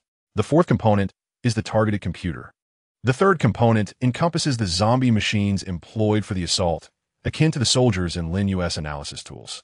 The second component is the control machine, which does not engage in the attack, but rather issues commands, comparable to a commanding officer among the soldiers. The first component comprises the auxiliary machines, utilized to manage both the control machines and zombie machines, typically the most well-equipped computers, analogous to the generals in the analysis tools. If one were to delve further, the originating machine would come into play. Thus, a skilled hacker would remain deeply concealed, evading capture by the average individual. The information that could be uncovered would often consist of various fabrications, falsehoods, or disguises, making it exceedingly challenging to trace a genuine address. Let us first eliminate the general and assess their configurations. Perhaps I can seize them conveniently later, Lin Yu mused to himself, nodding decisively. He proceeded to isolate the 150,000 zombie machines within the analysis tool, placing them into a flood filter and establishing a connection with the chicken-catching tool. The flood filter served as a hybrid tool for both filtering and attacking. Once operational, the targeted zombie machines would vanish. Simultaneously, it would track the connection's address, launching further attacks until the true location of the adversary was unveiled. Certainly, as the flood filter connected with the chicken catching tool, the originally vulnerable broilers that were under attack vanished entirely, swept away by the chicken catching apparatus, and subsequently turned into Lin Yu's broilers through the implantation of a backdoor Trojan. Now, everything was in place, awaiting the final touch. Lin Yu summoned the devouring tool, brimming with confidence, and commenced fabricating data streams directly from his own machine. Soon, 10,000 meticulously crafted data streams materialized within the devouring tool. Without hesitation, Lin Yu activated the flood filter while simultaneously directing the 10,000 fabricated data streams with a relentless consuming strategy towards the 10 auxiliary machines of the analysis tool. Faced with impeccable computing technology and employing his all-encompassing devouring tactics, port scanning to identify system vulnerabilities, breaching firewalls, and implanting backdoor Trojan programs, he swiftly executed these maneuvers within 3 minutes, successfully compromising one auxiliary machine. Without pausing to examine the specific address or configuration, Lin Yu pressed on, unyielding in his quest to infiltrate the next auxiliary machine. Time flowed steadily. As the water supply filter operated, the attack program initiated, and the broilers within began to diminish at a visibly alarming rate. Particularly, with the disappearance of the auxiliary machines, the reduction of broilers became even more pronounced, plummeting by the thousands. Conversely, the count of broilers within the chicken catching tool surged at a remarkable pace. After 10 minutes, Lin Yu successfully devoured 8 out of the 10 auxiliary machines, leaving only 2 behind. At that moment, the opponent finally reacted, yet Lin Yu was taken aback as the individual fled without a moment's hesitation. Indeed, with just the last 2 auxiliary machines and tens of thousands of broilers, the original data stream flitted between the broilers and the jump points. The speed of their escape astonished Lin Yu. However, he was resolute in not letting this prime target slip away. Activating tracking and analysis tools, Lin Yu traced the fabricated data within the opponent's data stream to locate the virtual source, then traced back to the originating broilers. He relentlessly pursued, weaving through one broiler after another, closely tailing the mysterious figure. Generally speaking, if one were to capture the opponent's fabrication and they immediately severed their connection, tracking would become impossible. However, as long as one could trace back to the virtual source through the fabrication, they could follow the trail to the broilers, even if the opponent disconnected. Yet, to continue the pursuit, one must methodically follow the opponent's jump points, an endless cyclical process. Naturally, top-tier experts would exploit this moment to attack the opponent's broilers, thereby reducing the number of jump points and shortening the investigation time. For instance, Lin Yu's flood filtering tool was actively assaulting the opponent's broilers. Just as Lin Yu was pursuing, a monitoring window suddenly popped up, revealing a quivering voice from Li Yi. "Who are you? As long as you don't expose my information, I am willing to pay you 1 million every month as a hush fee." Upon hearing this, Lin Yu couldn't help but chuckle in disbelief. A hush fee of 1 million? He felt somewhat offended. Chapter 43. The virtual battlefield in a dim room in Tianzhou. A gaunt young man fixated intensely on his computer screen, the eerie blue glow illuminating his pale face, rendering it somewhat ghastly. What the hell? Who did I provoke? Why is this freak still pursuing me? Damn it.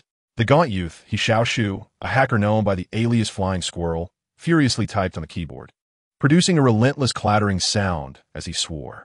He never anticipated that he would find himself in such a dismal predicament. Just moments ago, while chatting with his apprentice, all 8 of his auxiliary machines and over 100,000 broilers had been swept away. In a fleeting moment, he had regressed to square one, nearly spitting blood from rage. If the loss had been solely the broilers, he wouldn't have felt a pang of heartache. However, losing 8 auxiliary machines was an entirely different matter. Those 8 machines were large foreign servers, with 6 being the mainframes of internationally renowned company data centers, boasting exceptional configurations and processing speeds. It had taken him a year of relentless invasions and patching to secure just 10 auxiliary machines. Now, losing 8 in one fell swoop felt like a brutal amputation. However, upon realizing the gravity of the situation and witnessing the relentless devouring tactics of the opponent, he unhesitatingly fled with his remaining 2 auxiliary machines and several tens of thousands of broilers. The reason was simple. When faced with the onslaught of thousands of fabricated data streams, converging like a spiked ball, he lost all courage to confront. This bizarre devouring technique manifested in the virtual network as a spiked ball-like creature, each data stream akin to a tentacle. Furthermore, since the opponent had mastered the vast cycle of continuous looping, this spiked ball could perpetually regenerate data streams. What a nightmare. It is worth noting that even among hackers, there exists a hierarchy.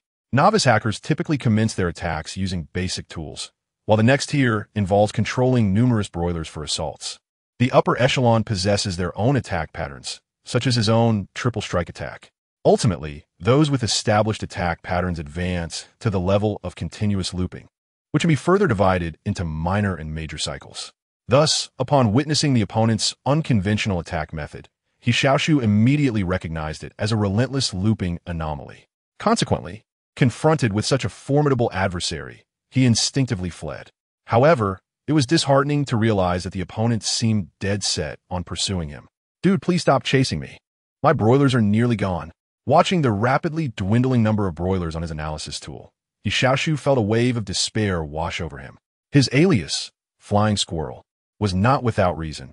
His forte lay in evasion, a skill he had honed to perfection. He could swiftly enter and exit any connected computer, retreating in the nick of time.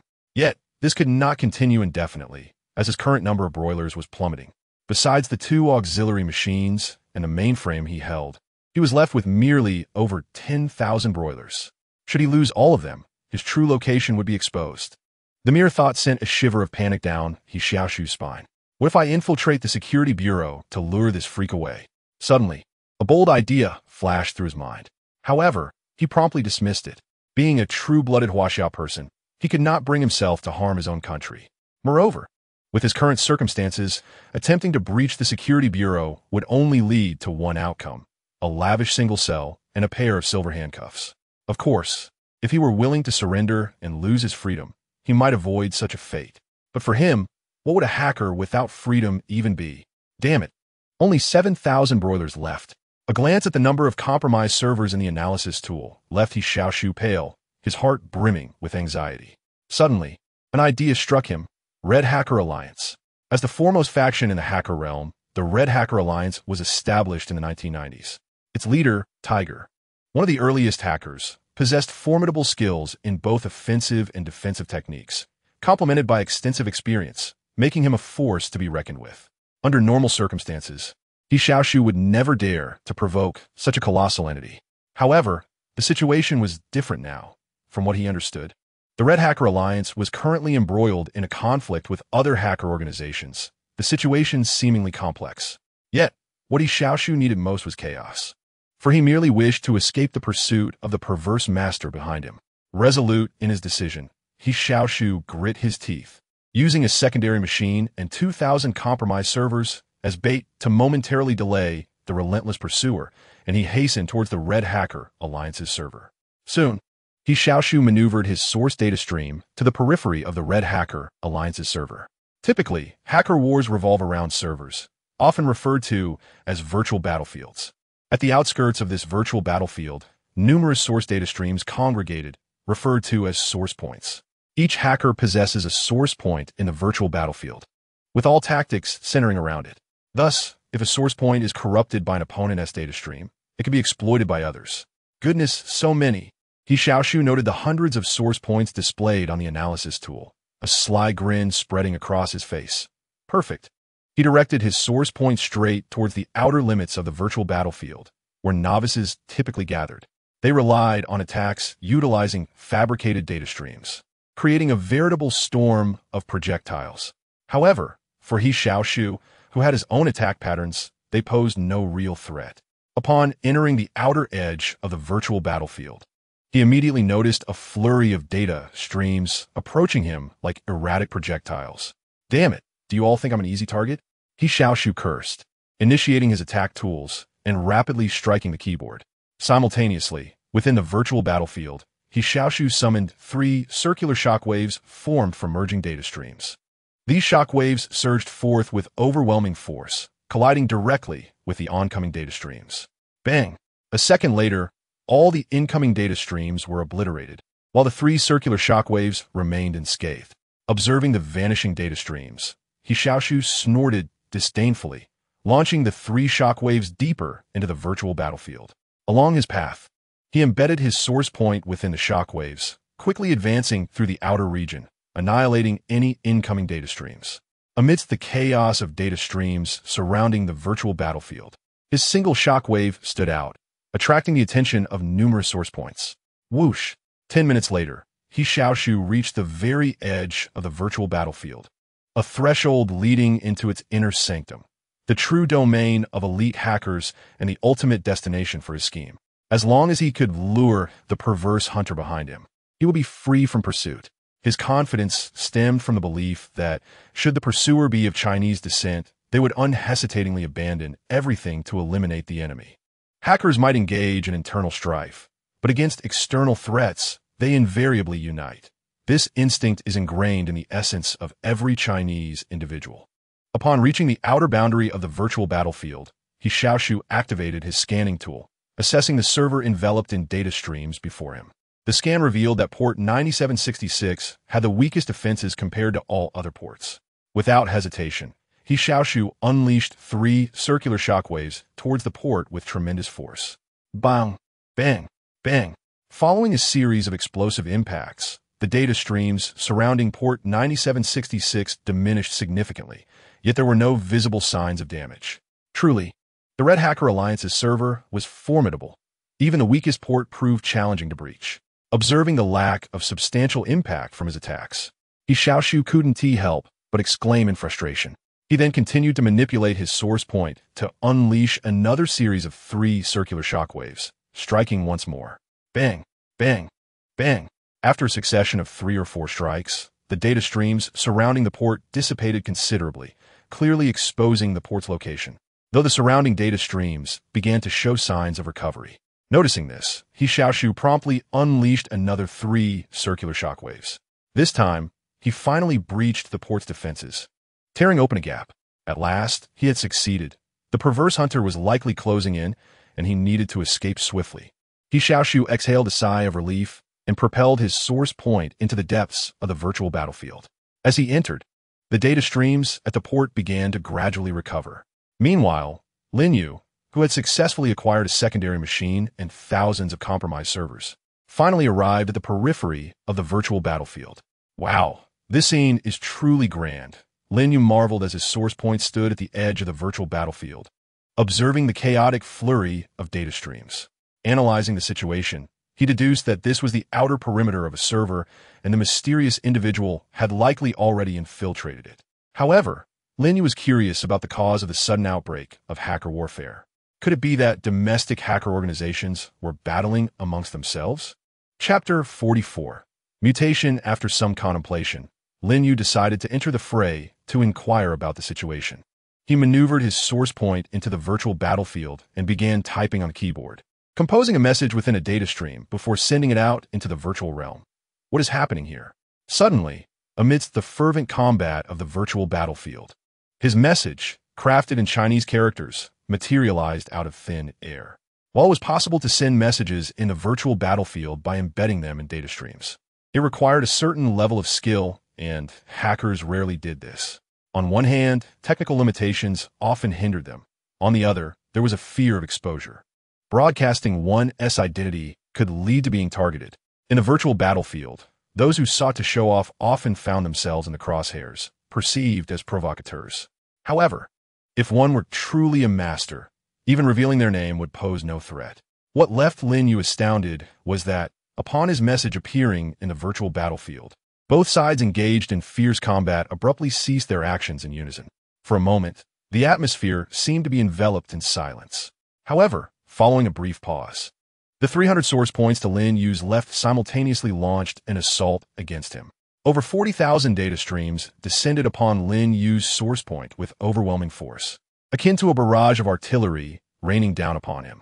Witnessing this scene, Lin Yu remained unperturbed, his fingers deftly dancing across the keyboard as he calmly summoned defensive tools, issuing a series of commands. Just as tens of thousands of data streams were about to converge, Lin Yu's source point unleashed 4 defensive fortresses and a massive protective canopy upon the virtual battlefield.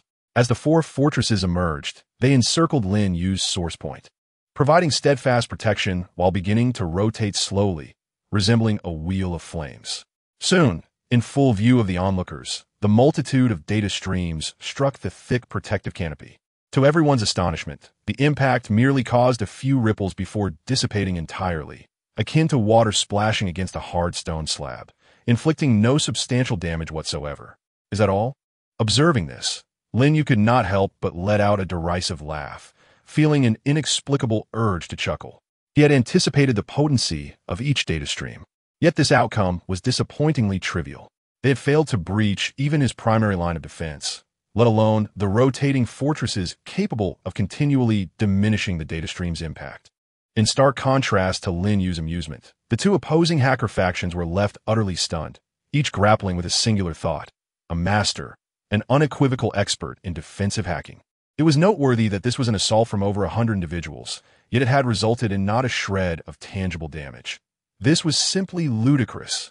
Well, irrespective of the circumstances, since it was they who initiated the attack, I shall first obliterate them.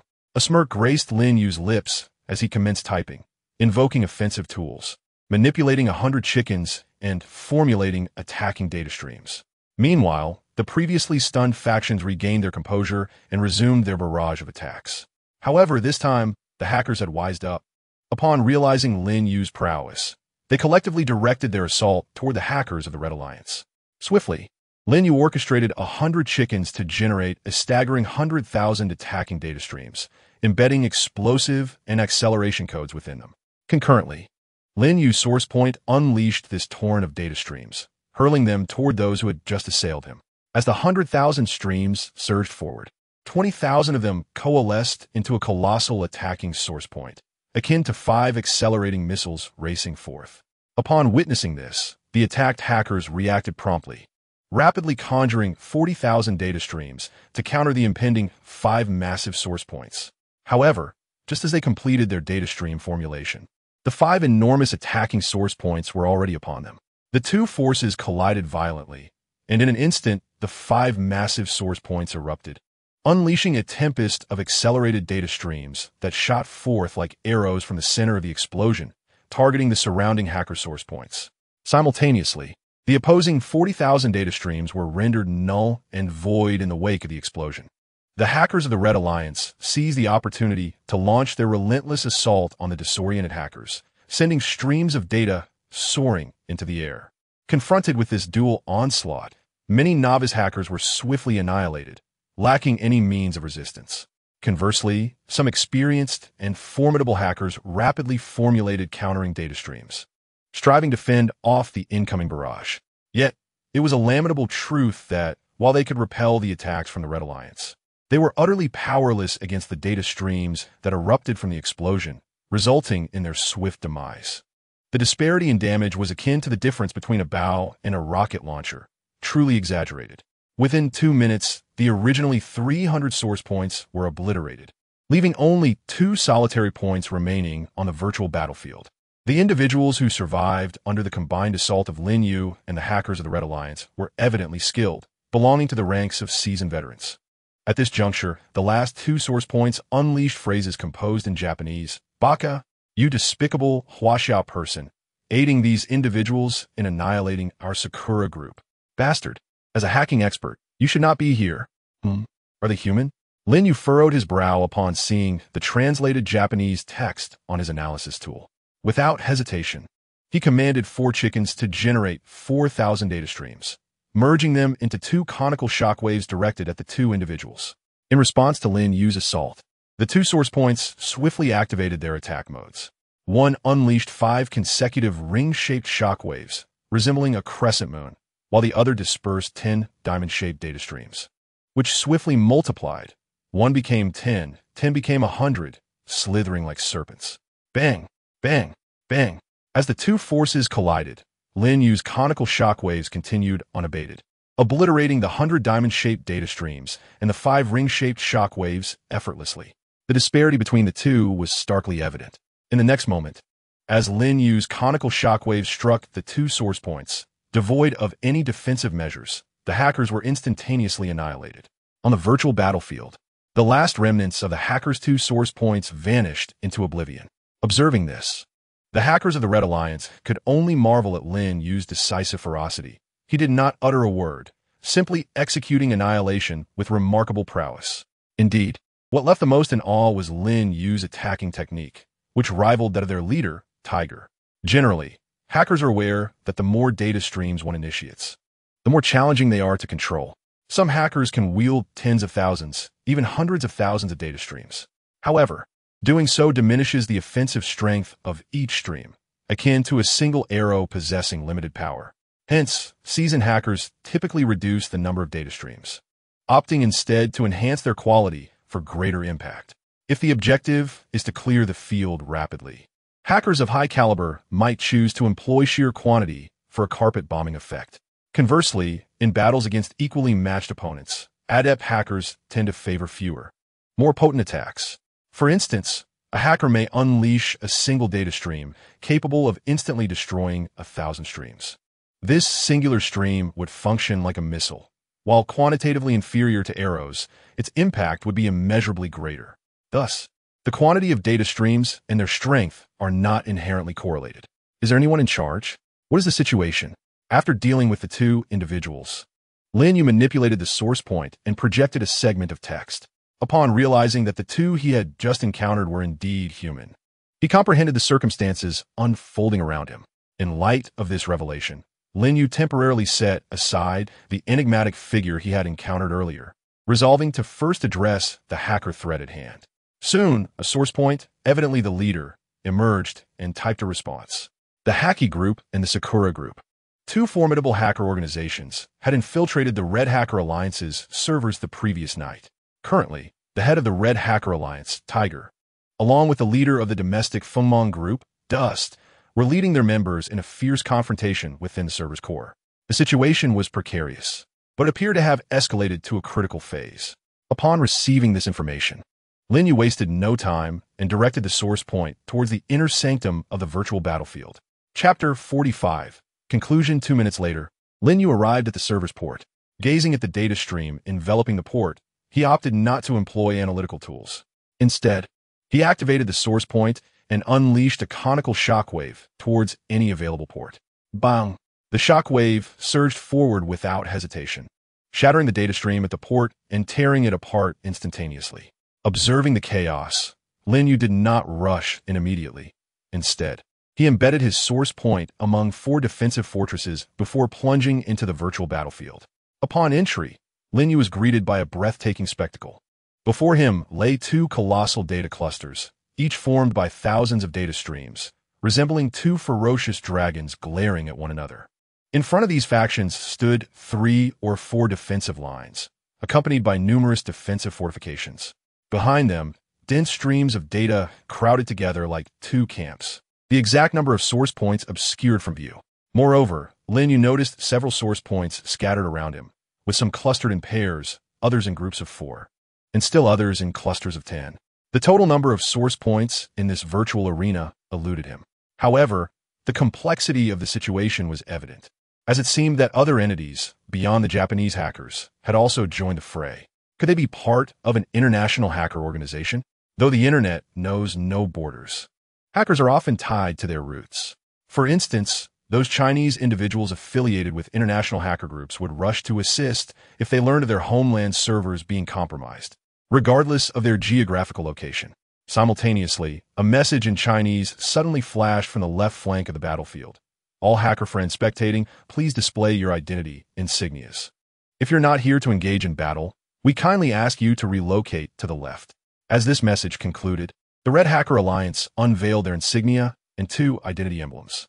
The insignia featured 2 bold red characters, standing tall like a pillar of strength. One identity emblem depicted a majestic golden tiger roaring towards the sky, while the other showcased a silver sword inscribed with the words Fengmong. The identity emblem, also known as the showing flag, symbolizes the prowess of elite hackers. It is an unwritten rule in the hacker community. If one faction reveals their identity, the others must follow suit, akin to ancient warriors disclosing their lineage. particularly in hacker warfare. Failing to declare oneself can lead to being targeted and eliminated by the collective. Bah, it's you Red Hacker Alliance who will be annihilated. Chinese hackers are nothing but novices. Prepare to be crushed, you trash.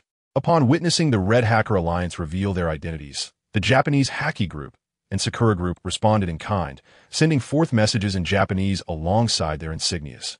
The Haki Group's insignia featured a black eight-headed serpent rearing up, while the Sakura Group's insignia depicted pink cherry blossoms swirling in the air, with both factions exposing their identities.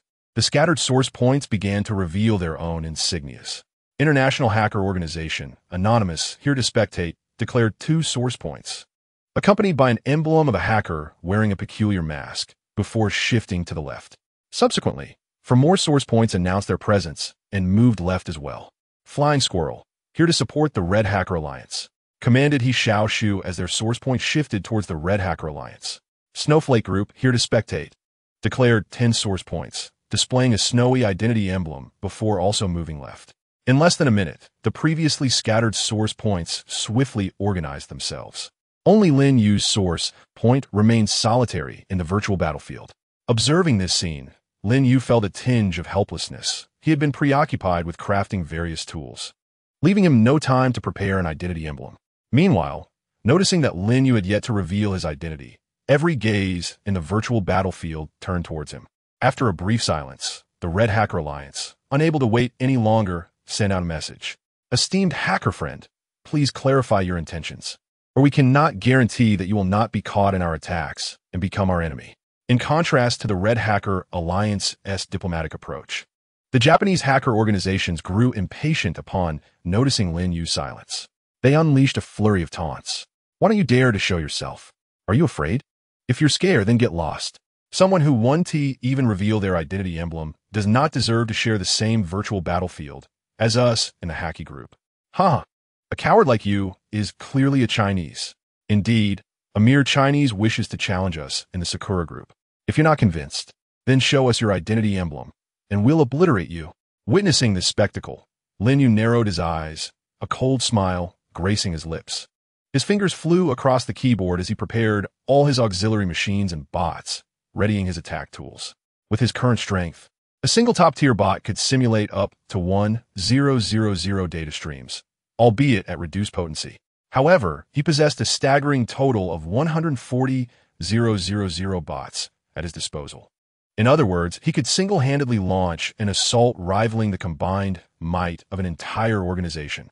As Lin Yu's fingers danced across the keyboard, commands were entered with precision, resulting in a staggering 9,000 data streams generated from his 140,000 bots.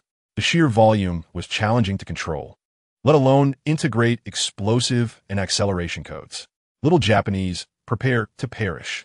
With this message dispatched, Lin Yu abruptly halted his furious keystrokes and decisively pressed the Enter key. Execute the attack. Simultaneously, in the virtual battlefield, under the astonished gazes of all, 9,000 data streams surged upward from Lin Yu's source point. These data streams ascended in perfect formation, densely packed, stretching into infinity. Although this is a virtual battlefield, the sheer terror induced by the staggering number of data streams leaves everyone present with a suffocating sensation. What a horrifying assault this is. Just how many data streams are there? Goodness, this is utterly monstrous. Staring in disbelief at the scanning tool in the upper left corner of the screen, which has already crashed, he Xiao Shu's face is a picture of shock, and he instinctively utters a curse. His scanning tool's maximum threshold is 1,000, yet it has just shattered. Does this not imply that the attack launched by that individual has exceeded 1,000 data streams? Where on earth did this perverse hacker emerge from? Oh no, this is beyond mere perversity. This is a grotesque anomaly among anomalies. If there were a deity in the hacker realm, he Xiao Shu believes that no one could rival the prowess of the person before him. Not only did he Xiao Shu's analysis tool fail, but the analytical instruments of everyone on the virtual battlefield also collapsed simultaneously following Lin Yu's attack. Soon, under the astonished gazes of the crowd, 9,000 data streams descended like a meteor shower from the heavens, charging with overwhelming force towards the 2 prominent Japanese hacker organizations. Witnessing this scene, the previously dazed Japanese hackers quickly regained their wits. The defenders began to erect fortifications, while the attackers commenced formulating counteroffensive data streams. Under the command of the Japanese hacker organizations, 120 data streams soared into the air, defiantly advancing towards the meteor shower-like assault. Boom! As soon as the two forces collided, Lin Yu's 9,000 data streams completely overwhelmed the opposing attack, obliterating their data streams in an instant. The disparity between the two was insurmountable. It was akin to a small brook attempting to collide with the mighty Yangtze River, only to be instantly crushed. After the Japanese hackers' data streams vanished, dozens of circular shockwaves were unleashed from their ranks, continuously surging towards the incoming meteor shower. These circular shockwaves were formidable, rampaging through the remaining 8,000 data streams, relentlessly annihilating them. It was evident that those manipulating these shockwaves were adept experts within the Japanese hacker organization. However, regrettably, no matter how swiftly they fought back, they could not match the overwhelming quantity. If you possess the capability, then clear all the data streams entirely. Observing the Japanese hackers desperately attempting to dismantle the data streams on the screen, Lin Yu sneered, glancing at his analysis tool. His tool's threshold had surpassed 100 million, allowing him to clearly discern the current situation. After the recent collisions, his analysis tool indicated that he still had over 8,500 data streams remaining. Despite the relentless resistance from the Japanese hacker experts, Lin Yu's remaining data streams continued to bombard their defensive lines. Boom! Boom! Boom! Boom! Faced with this carpet-bombing assault, the Japanese hacker organization's 4 defensive lines were instantly torn apart as the immense data streams surged forward. On the virtual battlefield, wherever this meteor shower struck, all defensive lines and fortifications were utterly incapable of halting its advance. It was a relentless onslaught. As the saying goes, when impoverished, one resorts to tactical maneuvers. When affluent, one employs overwhelming firepower. In the face of such a devastating barrage, the feeble counterattacks from the Japanese hacker organizations bore no substantial effect. If one were to argue that there was any, it would merely be that their source points were destroyed a moment later. Lin Yu cast a glance at his analysis tool and noted that after a series of clashes, the originally 8,500 data streams had dwindled to just over 5,000. Well, this barely consumed nearly half. However, that should be more than sufficient to deal with the defenseless Japanese hackers.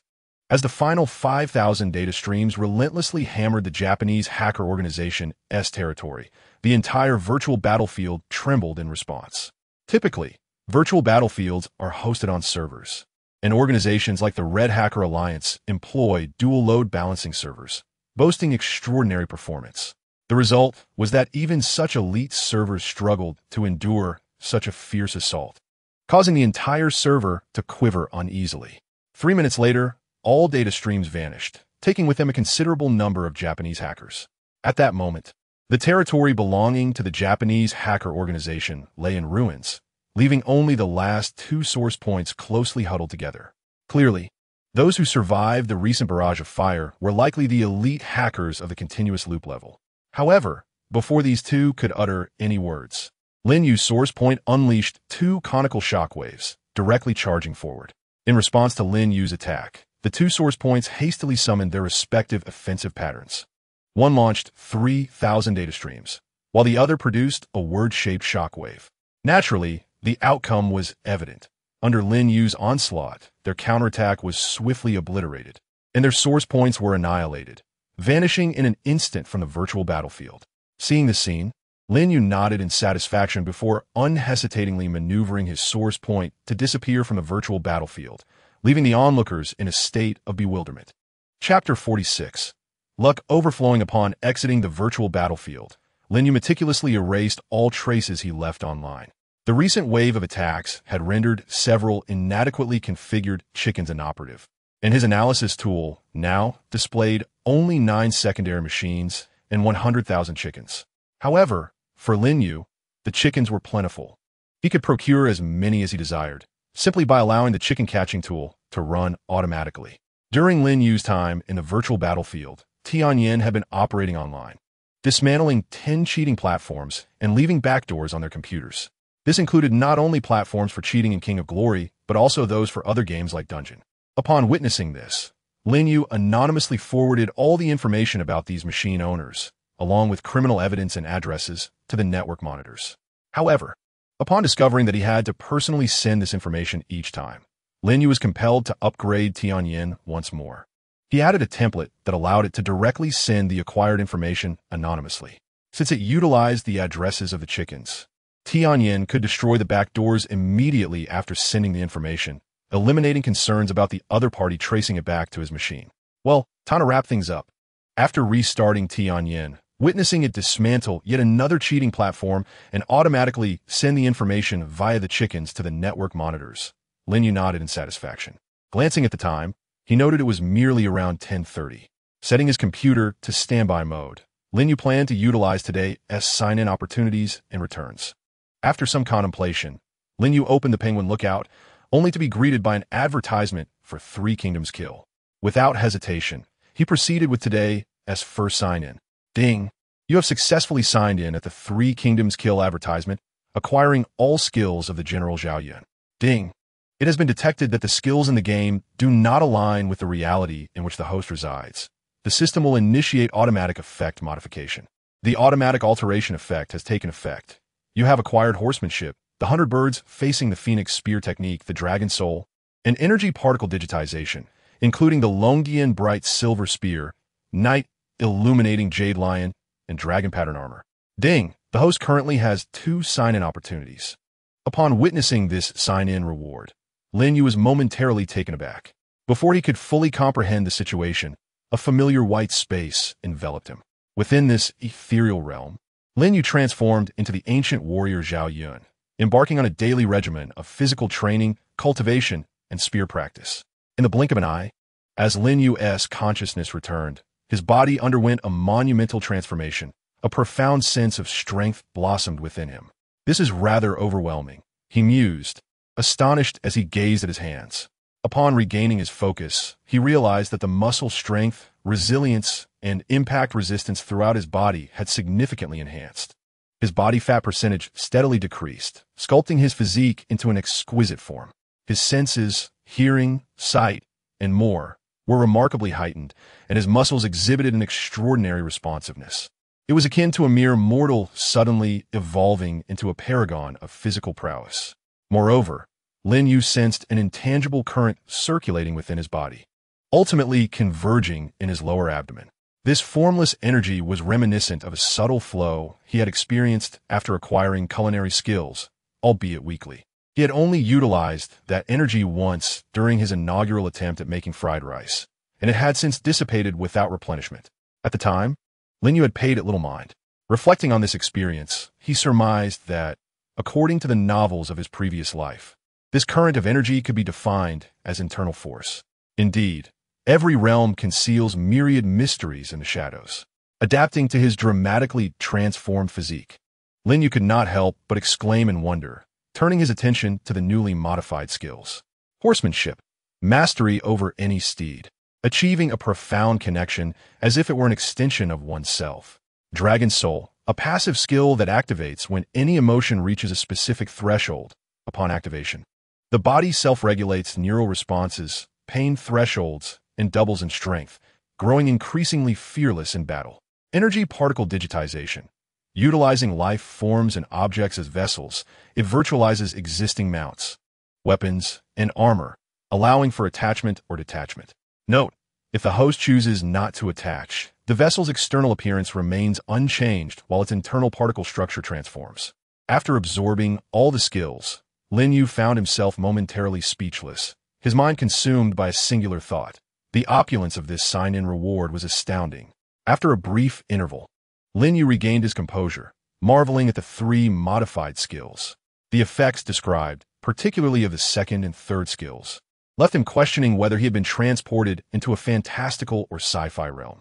According to the system, he now possessed Zhao Yun's weapons, mounts, and armor, albeit requiring a vessel for utilization. Contemplating his attire and the broom nearby, Lin Yu succumbed to temptation, approaching to grasp the broom. With a mere thought, he activated the recently acquired energy particle digitization skill. Upon activation, a virtual page appeared before him, visible only to his eyes. Vessel, broom, load weapon, Longdian bright silver spear. Attach or not attach, vessel, Casual attire, top and bottom. Load armor, dragon pattern armor. Attach or not attach. Mount. None. Casting a glance towards Zhao Yun and her sister, Lin Yu hesitated but ultimately resolved to exercise caution. Hastening toward his room while holding the broom. Once inside, he locked the door, took a deep breath, and selected the attachment option for everything on the virtual page. In an instant, the broom transformed into a gleaming silver spear, while his casual attire morphed into a fitted white helm and armor. This technology is remarkable, Lin Yu marveled, feeling the coldness of the silver spear and the automatic donning of the white armor. Gazing at the Longian bright silver spear, he felt a surge of excitement, yearning to practice. However, mindful of the potential ruckus that might attract the sister's attention, he reluctantly set aside that notion. After all, he was clad in armor forged from a blend of steel and gold, and wielding a spear weighing 30 to 40 pounds. Any movement could wreak havoc in the room. At present, Lin Yu was encumbered with a weight exceeding 100 pounds. For an untrained adult male, merely standing under such weight would be quite challenging, let alone brandishing a heavy metal spear. After experimenting with the spear and armor, Lin Yu reverted them and chose not to attach them again. This time, while his attire and broom appeared unchanged, he could sense that they retained the same properties as when attached. The only distinction lay in their external forms. To test this, he poked the edge of his bed with the unbound broom, and the result was immediate. The headboard was easily punctured. This could prove useful for deflecting bullets in critical moments. He mused, feeling the armor's iron-like hardness, and then canceled the skill, placing the broom back in its original spot. Seated on the sofa, Lin Yu's mind sparked with a bold idea. He opened the Penguin Kanken app and searched for a short video about Thanos from the Marvel movies. Soon, the system's sign-in notification chimed again. Without hesitation, Lin Yu chose to sign in. Ding! You have successfully signed in during the short video of Avengers: Infinity War. Reward skill, Precise Strike. Ding! The host currently has one sign-in opportunity left. Lin Yu? Is there any connection between this and Infinity War? He chuckled wryly, shaking his head. Well, the system sign-ins are indeed filled with randomness. He had anticipated acquiring a more formidable skill from the Marvel film, only to be unexpectedly disappointed. Nevertheless, this precise strike skill proved to be quite advantageous, as he felt an inexplicable essence integrate into his being. He discovered that, regardless of the object, he could achieve a perfect hit with just a thought. With only one sign-in opportunity remaining, Lin Yu decided against searching for other videos and continued signing in. Ding!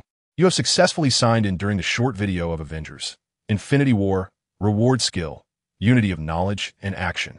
Surprised to receive yet another skill, Lin Yu wondered if today was a day of extraordinary fortune. Soon, another enigmatic essence flowed into him. Upon regaining his senses, Lin Yu felt as though some indescribable change had occurred within him. However, he came to realize one important fact.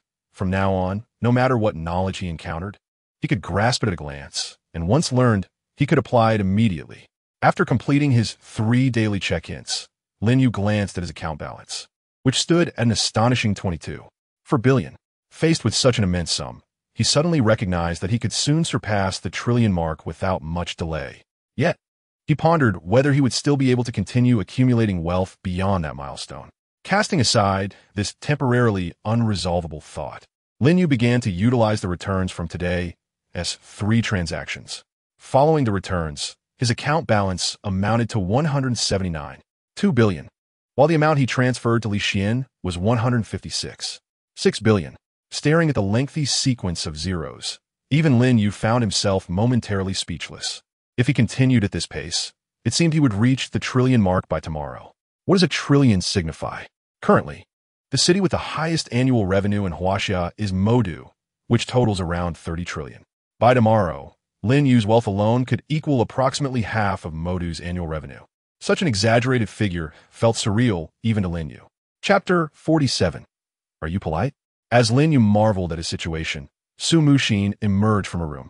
Clad in loose pajamas, clutching a white notebook, her eyes still bleary and stifling yawns. She appeared utterly disheveled, blissfully unaware of her disheveled state. Observing her complete lack of concern for appearances, Lin Yu let out a resigned sigh. This girl was incredibly carefree at home, utterly oblivious to any sense of propriety. As he glanced at the clock, which had just struck 11, Lin Yu stood up to head to the kitchen. Suddenly, a A shocked scream from Su Muxin pierced the air, exclaiming a classic phrase from Chinese culture. What the heck? Startled by her outburst, Lin Yu instinctively turned his head. He found Su Muxin, who had initially looked half asleep, now wide-eyed and fixated on the computer screen, her expression one of disbelief. What are you so agitated about? Lin Yu asked, perplexed. On a forum, it was reported that a mysterious hacker had recently obliterated 2 hacker organizations in a virtual battleground of the Red Hacker Alliance in an instant. After absorbing all the information displayed on the screen, Su Muxin, brimming with excitement and admiration, exclaimed, "Oh my goodness, he single-handedly crushed 2 major hacker organizations. This mysterious figure is incredibly powerful." Lin Yu replied, "What is so thrilling about that? Anyone with hands can do it." Realizing that Lin Yu seemed out of the loop, Su Muxin understood that he might not grasp the intricacies of the hacker world. "Never mind, just go cook," she said, turning back to continue browsing the hacker forum, her head not even turning. Seeing her enthusiasm, Lin Yu couldn't help but chuckle. If this little girl knew that he was the very mysterious figure she idolized, he wondered what her reaction would be. Shaking his head, he proceeded to the kitchen to prepare rice. However, just as he finished cooking, his phone rang unexpectedly. Glancing at the caller ID, he noticed it was Wang Ling, the head of the Jinshi law firm. Lin Yu answered the call. "Mr. Lin." Wang Ling's familiar voice came through. "The court in Modu has just informed me that regarding Zhang Yi, they have contacted the court in Xinjiang and discovered he has been sentenced to life imprisonment for intentional homicide. Moreover, based on his confession, he has admitted to all his actions, including his dealings online with another suspect, Cheng." She continued, "Currently, the authorities in Xinjiang are actively pursuing Cheng, and the case we filed in Modu has been withdrawn. That's the current situation." After digesting all this information, Lin Yu thoughtfully stroked his chin, his gaze wavering. He had not anticipated that Zhang Yi would be so thoroughly dealt with beforehand. Furthermore, Wang Ling's information suggested that his wife's acting incident was likely orchestrated by Zhang Yi behind the scenes. His suspicions were confirmed. However, Lin Yu was curious. Who was assisting Su Muxin from the shadows? Suddenly, he recalled something and quickly inquired, how was Zhang Yi apprehended, and who filed the charges? Wang Ling hesitated for a moment before responding, "Please hold on, I will check." 2 minutes later, she continued, "According to information from Xinjiang, Zhang Yi was prosecuted by the Qing law firm, which is currently the legal department for Xingyun Software Company." "Xingyun Software Company," Lin Yu murmured, then asked, "Is the legal representative there surnamed Su?" "Yes, the legal representative of Xingyun Software Company is named Su Jianya." Upon hearing this expected answer, a faint smile spread across Lin Yu's face. He had suspected that this was the doing of his future father-in-law. From what he had gathered from Su Muxin and her sister, it seemed that her father was the prime suspect. After all, he was indeed Su Muxin's biological father. Although he might act tough, he surely harbored concern deep down. Otherwise, he wouldn't have been discreetly keeping an eye on Su Muxin and arranging for Zhang Yi's situation. Given that Zhang Yi had been sentenced for intentional homicide, the machinations involved were far more complex than they appeared on the surface. Lin Yu was familiar with such operations, having orchestrated similar schemes in his previous life. It seems my future father-in-law is quite the successful businessman," Lin Yu mused. Reflecting on the situation, he realized that even within Su Muxin's fan group, there were likely many of her father's informants. It was no wonder he managed to handle the Zhang Yi affair so swiftly. Contemplating the relationship between Su Muxin and her father, Lin Yu ultimately decided against informing her. Although he understood her father meant well, Su Muxin's temperament might lead to another fierce argument between them. To avoid such a scenario, it was best to remain silent for now. Moreover, he intended to resolve this issue when he had the opportunity to speak with her father directly. Setting these thoughts aside, Lin Yu turned his attention to preparing the meal. With the presence of his inner strength, he decided to utilize it while cooking to test whether it would regenerate after consumption. As anticipated, his inner strength did indeed restore itself, albeit at a slower pace. Around 1 in the afternoon, after the 3 of them finished lunch, Su Muxin proceeded to wash the dishes as usual.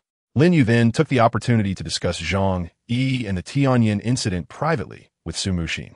Upon learning of these matters, although Su Muxin did not verbally express anything, the tenderness reflected in Xiao Shui's eyes seemed capable of melting one's very soul. In the face of such gentle allure, even Lin Yu found himself somewhat overwhelmed. For a moment, The two stood locked in each other's gaze, their eyes filled with unspoken emotions, rendering the atmosphere rather ambiguous. Gradually, their physical proximity began to diminish, drawing them closer together. However, just as they were on the verge of bridging that gap, a crisp ringtone shattered the intimate ambience. The sudden intrusion jolted both of them back to reality. Particularly for Zhao Yun, upon regaining her composure, her face flushed crimson as she cast a quick glance at Lin Yu before hastily retreating toward the streaming room. Observing this scene, Lin Yu could only manage a wry smile, feeling a surge of frustration as he retrieved his phone. The screen displayed the name Ouyang Lei, igniting within him an impulsive desire to unleash his ire upon him. Why, of all moments, did this rascal choose to call just as he was about to lean in for a kiss? Is there no sense of courtesy? Taking a deep breath, Lin Yu forced himself to regain his composure and answer the call. Chairman, our inhibitor has successfully completed its preclinical trials on animals last night, and the safety of the drug has been assured with outstanding results. This morning, we completed the first 3 phases of clinical trials on humans, thoroughly evaluating the drug's safety, efficacy, and dosage. Just moments ago, the higher-ups approved the drug's registration and dispatched personnel to discuss the anti-cancer inhibitor with us. Soon, we will be able to commence mass production and apply for market release. Ouyang Lei's voice was brimming with excitement, resonating loudly through the receiver and leaving Lin Yu momentarily stunned. Did you complete the first 3 phases of human clinical trials so swiftly? Lin Yu exclaimed, astonished. He was aware that human clinical trials were divided into 4 phases. The initial 3 phases assessed the drug's safety, efficacy, and dosage, while the 4th phase scrutinized adverse reactions and side effects, requiring further refinement of the drug's dosage. Lin Yu had presumed that completing animal trials in one night was commendable, yet they had progressed at an astonishing pace that seemed almost surreal. Responding to Lin Yu's inquiry, Ouyang Lei chuckled, unabashedly praising him. Isn't it all thanks to the pioneering compound you developed and optimized? The efficacy of the inhibitor you created last night was nothing short of extraordinary, so much so that even someone like me, who has been in drug manufacturing for years, found it astounding. Under such extraordinary efficacy, all our animal test results passed on the first attempt. Hearing this, a smile involuntarily graced Lin Yu's lips. It was no jest. The anti-cancer drug produced by the system could hardly be subpar. If it did not pass on the first attempt, it would be an embarrassment. Well, I understand. However, Lin Yu continued, recalling the earlier embarrassment he suffered. If you merely called to inform me of this, then your salary for next month is forfeit. What? Why? Ouyang Lei's voice reflected evident confusion. Lin Yu retorted, your recent actions have caused me immeasurable losses, and we are not talking about mere hundreds of billions. Upon hearing the mention of hundreds of billions, Ouyang Lei instinctively thought he had interrupted Lin Yu during a significant matter. He hesitated before quickly explaining, well, actually, I intended to inform you that the personnel dispatched from above are nearing our company, and we need your presence to discuss specific issues in detail. Additionally, we are planning a press conference tomorrow and would like to see if you could come to host or perhaps name the inhibitor. Furthermore, regarding the gene editing technology team you asked me to find, I couldn't locate them, but following your suggestion, I directly acquired their company. Just moments ago, Ms. Li Xian completed the acquisition paperwork, and it only requires your signature to take effect. Hearing Ouyang Lei's desperate attempts to justify himself, Lin Yu sighed in resignation. Very well, your reasoning is sound. I will head over immediately. With that, he hung up the phone and proceeded towards the streaming room where Zhao Yun was. After briefly informing her that he might return late that evening, Lin Yu exited. Due to the urgency of the matter, he took her car keys and drove toward the Baiji Company address. Half an hour later, upon arriving at Baiji Company, Lin Yu was greeted by Ouyang Lei and Li Xian.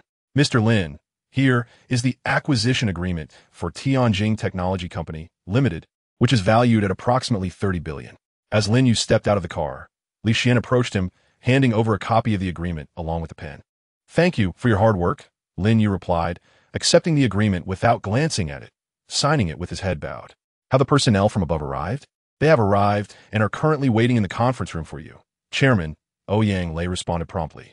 And what is the purpose of their visit? Lin Yu inquired as he passed the agreement to Li Xian and lifted his gaze to Ouyang Lei. Well, Ouyang Lei hesitated before continuing. The recent discussions circulating online regarding exorbitant anti-cancer drug prices have sparked significant public interest. If I'm not mistaken, the purpose of the personnel dispatched from above pertains to the pricing of the inhibitor. After all, our Baiji company has positioned itself at the forefront of anti-cancer drug development among all medical enterprises in China. His voice brimmed with pride, reflecting a strong sense of collective honor despite not having been the creator of the inhibitor. Lin Yu nodded thoughtfully in response and chose not to press further, leading the two of them directly to the conference room. Upon entering the spacious room, Lin Yu found two men in suits seated at a round table. Directly opposite him sat a distinguished middle-aged gentleman, likely in his 40s, wearing glasses and exuding a sense of warmth and approachability. The other individual appeared to be of similar age to Lin Yu. "Hello, Mr. Lin. I am Zhang Weigua." The gentleman stood, extending his hand with a friendly smile. "I am the current director of the Shanghai Drug Supervision Administration." "Greetings, Director Zhang." Though taken aback by the presence of the regulatory authority's head, Lin Yu maintained his composure, smiling politely as he shook Zhang's hand. Once seated, Lin Yu wasted no time and, without waiting for pleasantries, directly inquired, "Director Zhang, your visit to our Baiji company today is undoubtedly concerning the price of the inhibitor, correct?" Taken aback by Lin Yu's forthrightness, Zhang Weigua paused for a moment before regaining his composure, responding with a hearty laugh. "Mr. Lin, you are indeed straightforward. Since you've broached the topic so candidly, I shall be equally forthright. Indeed, I am here regarding the new inhibitor developed by your esteemed company. I trust you are aware of the current state of the anti-cancer market in China?" "Yes, I am aware. Currently, our nation relies heavily on foreign pharmaceutical companies for anti-cancer drugs, with no exports occurring," Lin Yu acknowledged. Lin Yu responded affirmatively, his tone resolute as he declared, "This is precisely the reason I developed the inhibitor. Our nation, Huaxia, must and shall possess its own cancer treatment." Upon hearing this, nearly everyone present, except for the informed Ouyang Lei, was momentarily taken aback. His developed inhibitor? Wasn't it the specialized team at Baiji Company's research center that had produced it? Observing this scene, Ouyang Lei promptly stepped forward to assert, "The inhibitor was indeed developed personally by our chairman, and he single-handedly conducted the in vitro experiments." As he spoke, even Ouyang Lei felt a flush of embarrassment, awkwardly clearing his throat. It was rather humiliating to admit that their professional team of over 100 could not match the efforts of Lin Yu alone. Upon receiving this astonishing revelation, Zhang Weigua's eyes flickered with surprise, followed by an effusive compliment. "I see. It seems that Director Lin is not only young and accomplished, but also extraordinarily talented." "You flatter me. It is merely good fortune," Lin Yu replied with a light smile. "Not at all, Director Lin. Your age and contributions are such that to call you a prodigy would not be an exaggeration," Zhang Weigua jested. Receiving such flattery, Lin Yu could only chuckle helplessly. "Director Zhang, let us discuss the pricing of the inhibitor instead." Upon hearing this, the previously cheerful Zhang Weigua promptly tempered his expression, nodding seriously as he stated, "Given the recent fervent public discourse surrounding cancer medications online, numerous young individuals have been voicing their concerns on various official platforms. This has not only drawn our attention to the issue of cancer drugs, but has also reached the higher authorities. Consequently, an emergency meeting was convened yesterday, resulting in proposed solutions for this significant public welfare matter. Ultimately, it was decided that the prices of foreign cancer medications would be lowered and included in the healthcare insurance, making these exorbitantly priced medications affordable for the common people. As the first domestically developed cancer drug in Huaxia, the authorities hope that your company can set a more accessible price point. Of course, we will ensure that your company's interests are not compromised. So in terms of certain policies, the authorities will prioritize Baiji Company," Zhang Weigui added, casting Lin Yu a meaningful glance. He had clearly outlined the mutual benefits. As long as Lin Yu wasn't foolish, he would understand that collaboration with the state would maximize the company's interests, especially with the backing of the authorities. Baiji Company would find it much easier to achieve its goals. A prime example being the expedited processing of the drug registration that Baiji Company had submitted that very morning. All procedures were approved swiftly, and officials even came by that afternoon to verify the situation. Such an extraordinary circumstance was not something every company could experience. Generally, the registration and review process for pharmaceuticals could take a year or more. This remarkable speed was largely due to the current public sentiment and a need for higher-ups to take action regarding foreign cancer medications, alongside the exceptional efficacy of Baiji Company's inhibitor.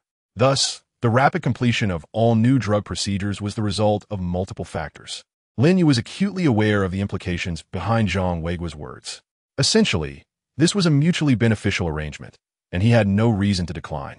Moreover, the very purpose of Lin Yu's development of the inhibitor was to ensure that all cancer patients in the country could afford these exorbitantly priced medications. Therefore, even if Zhang Weiguo did not approach him, he would still strive to lower the price of the inhibitor. Contemplating this, Lin Yu turned to Ouyang Lei and inquired, "What is the current cost price of our inhibitor?" After a moment's hesitation, Ouyang Lei replied with a wry smile, "In terms of technology, it is essentially incalculable. However, in total, the development of the inhibitor has cost Baiji Company over 1 billion. Lin Yu nodded slightly, his mind racing with calculations.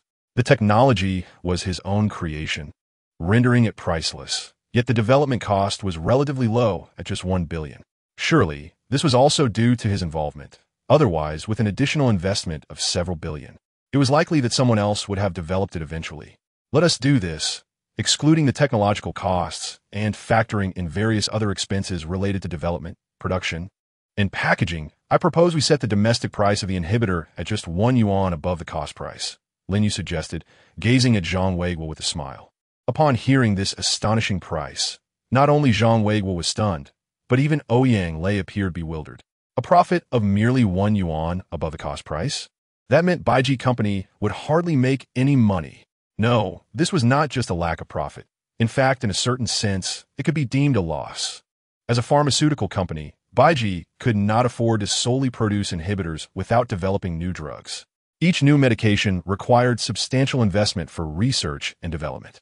They relied on this cycle of profit to fund the continuous creation of new products. Moreover, with so many employees to pay, it was unsustainable in the long run. If this persisted, Baiji Company might face bankruptcy. Even if they didn't collapse, operating under such a financial strain could lead to self-sabotage, jeopardizing their future. Such a sacrifice was excessively daunting. As the head of the pharmaceutical regulatory agency, Zhang Weiguo could not idly watch a burgeoning cancer drug industry falter right under his nose. Realizing this, he swiftly regained his composure and shook his head. "Director Lin, I understand your intentions for the cancer patients in our nation, but this price is simply too low.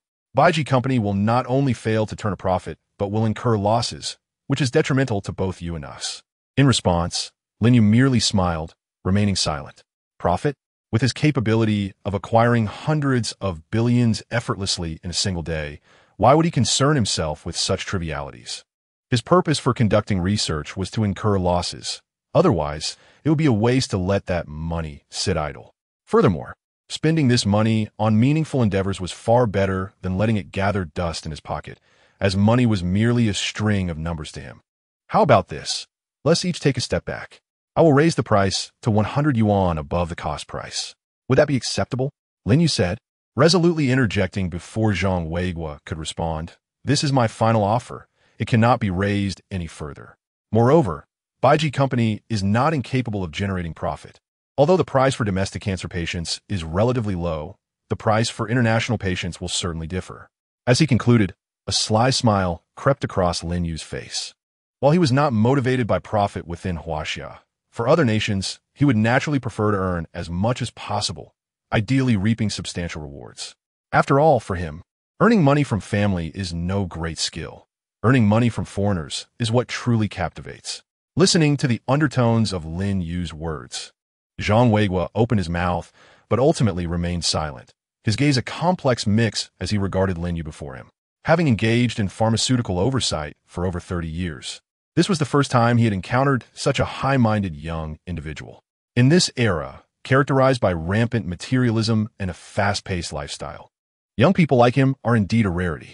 Casting aside these thoughts, Zhang Weiguo rose with a serious demeanor and stated, "Since Chairman Lin is so resolute, I would like to express my gratitude on behalf of all cancer patients in our country for your assistance." With that, he bowed slightly to Lin Yu. "Director Zhang, you truly humble me." Lin Yu quickly intervened, helping him up and chuckling, "I have merely done what was within my capabilities. There is no need for such formality." Upon hearing this, Zhang Weigua merely smiled faintly, offering no further explanation. In his eyes, Lin Yu was certainly deserving of this respect, for his actions warranted admiration. Irrespective of age. Chapter 49. The Lifeline. Around 3 in the afternoon, Lin Yu and Zhang Weigua concluded their discussion regarding the specifics of the suppressants, including pricing, names, production, and launch timelines. Additionally, Zhang Weigua and his colleagues meticulously verified the dosage and efficacy of the suppressants, ensuring everything was correct before taking their leave. Finally, it was over. Standing before the Research and Development Center and watching Zhang Weigua depart, Lin Yu exhaled deeply, lazily stretching and lamenting. Being a chairman is exhausting. Ouyang Lei interjected, "Goodness. Is this even a complaint? We merely chatted for an hour or two, and you find it tiring? If that were the case, those who handle matters daily would surely be worn to the bone. By the way, what business does the Tianjin company we acquired today engage in?" Lin Yu suddenly turned to Ouyang Lei, inquiring. The main projects of Tianjin company include biopharmaceutical chips, gene editing, artificial intelligence, and nanotechnology, Ouyang Lei replied. These 4 categories seem to belong to high-tech industries, Lin Yu remarked, raising an eyebrow and casting a curious glance at Li Xian. Surely their company wasn't acquired due to a lack of funds? At this, Li Xian looked at him in surprise, nodding and calmly stating yes. When I discussed the acquisition with their chairman, he agreed without hesitation upon hearing my proposal for an investment-led acquisition. Lin Yu shook his head, bemused. No wonder they agreed to the acquisition so readily. It appeared they were eager for investment. However, it was fortuitous, as the 4 major research projects of Tianjin Company are notorious for consuming vast sums of money. It is an investment that requires hundreds of billions for any noticeable impact, especially in biopharmaceutical chips and nanotechnology, which are the most voracious of all. Only Lin Yu could afford such expenses. After all, aside from him, no one would be foolish enough to spend hundreds of billions merely for the thrill of hearing a splash. Suddenly, Lin Yu seemed to recall something important. He manipulated his phone to send a text to Li Xian, looking at her with a smile as he said, "Thank you for your hard work today. On your way back, please pick up a package for me. It contains the equity transfer agreement from Zhongshan Group. Just bring it next time for my signature." Upon hearing this, both Ouyang Lei and Li Xian maintained a calm demeanor. There was no choice. Being around Lin Yu often exposed them to extraordinary matters. Particularly for Li Xian, after Lin Yu casually transferred hundreds or even thousands of billions to her, she had grown somewhat numb to the concept of money. Acquiring a company had become so routine for her that it felt akin to everyday shopping. "All right, I understand," Li Xian nodded and promptly drove away from the research center. Watching her depart, Lin Yu turned to Ouyang Lei, offering a slight smile as he said, "Let us go, old Lei. Take me to the gene editing team's research center at Tianjin Company. I wish to validate the cell technology as soon as possible." "Sure," Ouyang Lei instinctively replied, nodding. The next moment, he suddenly awakened to the realization, wait, validate cell technology? Didn't you just say you wanted to test an idea last time? How has it suddenly turned into validating cell technology? Moreover, considering that this is still largely theoretical and in the research phase for global pharmaceutical companies, could it be that our chairman has already achieved validation? As the thought struck him, Ouyang Lei gulped hard, his eyes widening in disbelief as he looked at Lin Yu. Seeing his astonished expression, Lin Yu couldn't help but chuckle. "Why are you so surprised? We haven't even begun the validation process yet. What if it doesn't succeed?" "Chairman, if this truly succeeds, our company will be the first in the world to develop cell technology." Ouyang Lei's voice trembled slightly. It was no joke. If their chairman truly succeeded in validation, then, without a doubt, their company would become the saviors of cancer patients globally. Whether in the early or late stages of cancer, they could offer patients an additional 3 years of life. He believed that faced with such an extraordinary medical advancement, no cancer patient could resist the allure. Consider the sheer number of cancer patients worldwide, and among them, how many are powerful or influential. Even those high-tech talents who fell ill due to research and innovation. How many more would be affected? Even if they themselves are healthy, what about their loved ones who are afflicted? There are simply too many to count. A striking example is that in Huaxia, an average of 55 people die from cancer every 10 minutes. Now, if those individuals knew they could extend their lives by 3 years, what would their mindset be? Thus, whether considering the overt or covert benefits, the implications are overwhelmingly significant. So much so that even the thought of it sent shivers down Ouyang Lei's spine. Lin Yu was acutely aware of the underlying meaning in Ouyang Lei's words. He understood what the success of cell technology would signify. Whoever masters, it holds the lifeline of cancer patients. I know what you're worried about. Lin Yu fixed his gaze on Ouyang Lei, his expression resolute. But I want to emphasize that we cannot allow our fear of technology to hinder our progress. We are not as fragile as we imagine. Moreover, if we allow our fear of technology to hold us back, one day, when this technology is developed by other pharmaceutical companies and they impose export restrictions on our country, we will surely regret it. Lin Yu's words illuminated Ouyang Lei's thoughts, dispelling the fog of uncertainty and granting him clarity. Indeed, if they abandon the development of this technology, what will happen a few years later when leading medical companies in the United States succeed and impose export restrictions on China? Is this not akin to the current restrictions faced by China's top high-tech industries? Contemplating this, Ouyang Lei nodded solemnly, acknowledging the chairman's insight. You are right.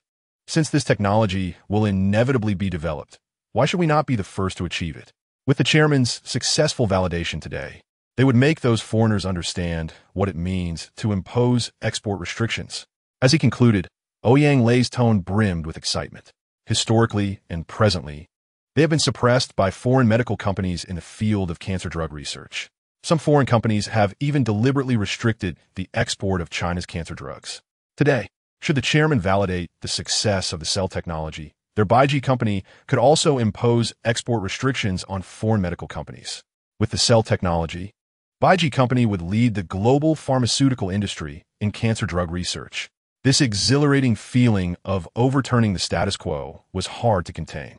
Upon hearing this, Lin Yu smiled gently. I have yet to begin the validation, and you're already confident in my ability to develop it?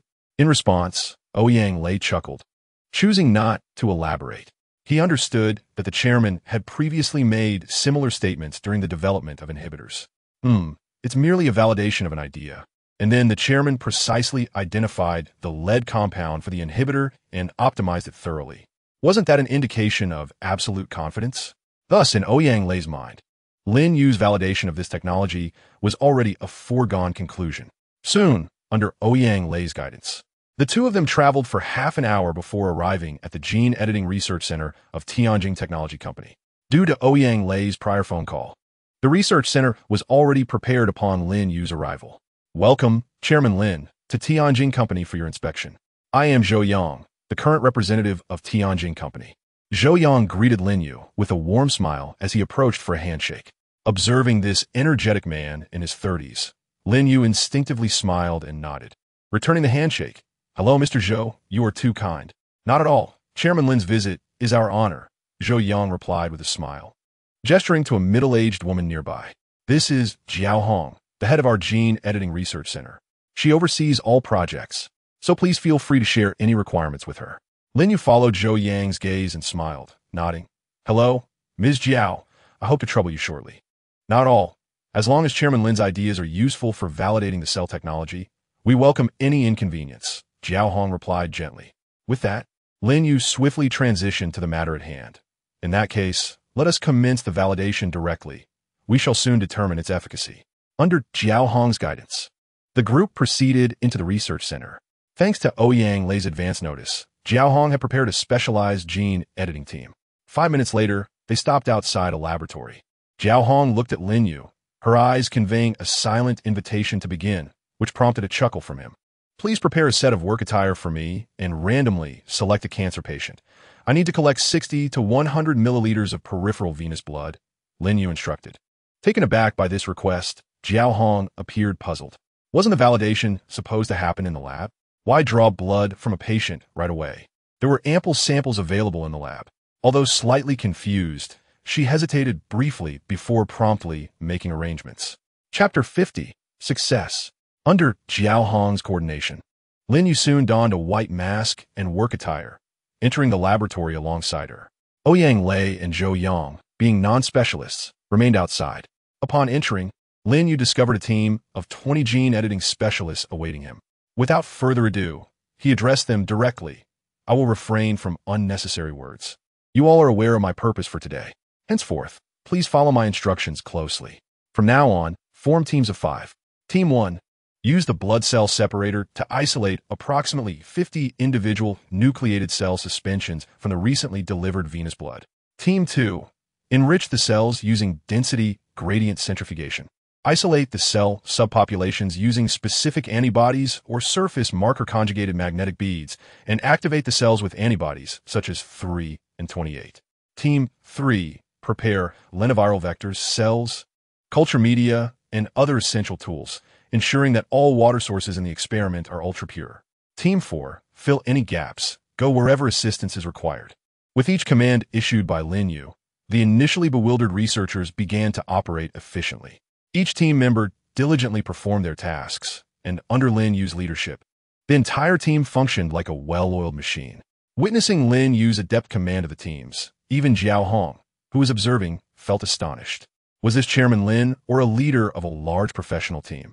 The level of expertise and command he displayed was extraordinary.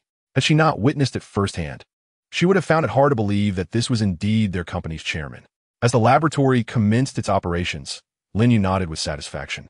The entire cell technology process consisted of 3 parts. The first step involved isolating and activating the cells. The second step entailed gene editing these isolated cells, upgrading them to accurately target and eliminate cancer cells. The third step required cultivating a large number of these upgraded cells and subsequently injecting them into the cancer patient from whom the blood was drawn. Finally, they would merely observe for any adverse reactions. Although this procedure sounded straightforward, the second step was the most crucial and important. Particularly, the gene editing process involved core technologies that only Lin Yu could develop.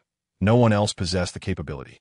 Suddenly recalling something vital, Lin Yu turned to Zhao Hong and inquired, "Does our laboratory's ultra-pure water meet the sterility and endotoxin standards outlined in the pharmacopoeia?" Without hesitation, Zhao Hong responded, "The high-quality ultra-pure water we currently use not only meets but exceeds the required data standards." "Good to hear," Lin Yu nodded, continuing to monitor the entire experimental process. 3 hours later, the tasks of Teams 1 and 2 were completed without any discrepancies. Upon witnessing the situation, Lin Yu let out a long sigh of relief, for the subsequent step involved the critical preparation of cells. This phase was paramount, representing the essence of the technology at hand. Approaching the laboratory bench with the assistance of 3 or 4 colleagues, he grasped the tools before him and devoted himself entirely to the cell preparation process. The preparation involved utilizing genetic engineering techniques to introduce a chimeric receptor into the cells, enabling them to recognize tumor cells, activate, and ultimately eradicate these malignant entities. The relevant genetic engineering methods included lentivirus, retrovirus, the Sleeping Beauty transposon system, transfection, and electroporation, among others. Lin Yu opted for lentivirus, which allowed him to effectively integrate exogenous genes into the host chromosomes, thereby achieving sustained expression of the desired sequences. In essence, it involved employing genetic technology to convey the sequences capable of production into the cells. As Lin Yu engaged in gene editing, all the researchers present fixated their attention on his earnest demeanor, utterly enthralled by the unfolding process. In this state of intense concentration, time seemed to accelerate, and the daylight had long since faded. Meanwhile, outside the laboratory, Ouyang Lei and Zhou Yang, the 2 executives, leaned against the wall, each clutching a bowl of spicy, instant noodles. Soon, the aroma intensified, and as they began slurping their noodles, they intermittently glanced towards the laboratory, exchanging remarks. "Hey, Lei, how much longer do you think Lin and the team will take?" Zhou Yang inquired, blowing on a mouthful of steaming noodles before hastily shoving them into his mouth, his words somewhat garbled. Upon hearing the question, Ouyang Lei, having just finished the last bite of his noodles, glanced at his watch. It was now around midnight. "It should be soon. I recall Lin finishing the inhibitor development around this time yesterday," he replied, disposing of his empty noodle bowl in the trash. Ouyang Lei hesitated for a moment before adding uncertainly, "However, this cell technology may be a bit more challenging, so I estimate a few more hours." Having spent the entire afternoon waiting for news, both men found their hunger increasingly unbearable, resorting to instant noodles for sustenance. Meanwhile, within the laboratory, Lin Yu and the researchers had gone without food for half a day, engrossed in their pursuit of cell technology. This realization left Ouyang Lei and Zhou Yang reflecting on the dedication of their colleagues. feeling a twinge of embarrassment, especially considering their chairman, Lin Yu, was personally laboring on the front lines despite being in a position of authority. This stark contrast made them somewhat uncomfortable. As time continued its relentless march, it struck 1 a.m. Inside the laboratory, Lin Yu utilized his synthetically crafted components to clone into the lentiviral vector, packaging the pseudovirus. Subsequently, he infected the cells isolated from the patient with these pseudoviruses, gradually producing the desired cells. Upon completing this final step, Lin Yu gazed upon the cells in the culture dish, a radiant smile blossoming on his face. As he paused his work, the researchers around him emerged from their trance, snapping back to reality. "I bring good news," Lin Yu announced, placing his tools on the laboratory bench and turning to the assembled researchers with a beaming smile.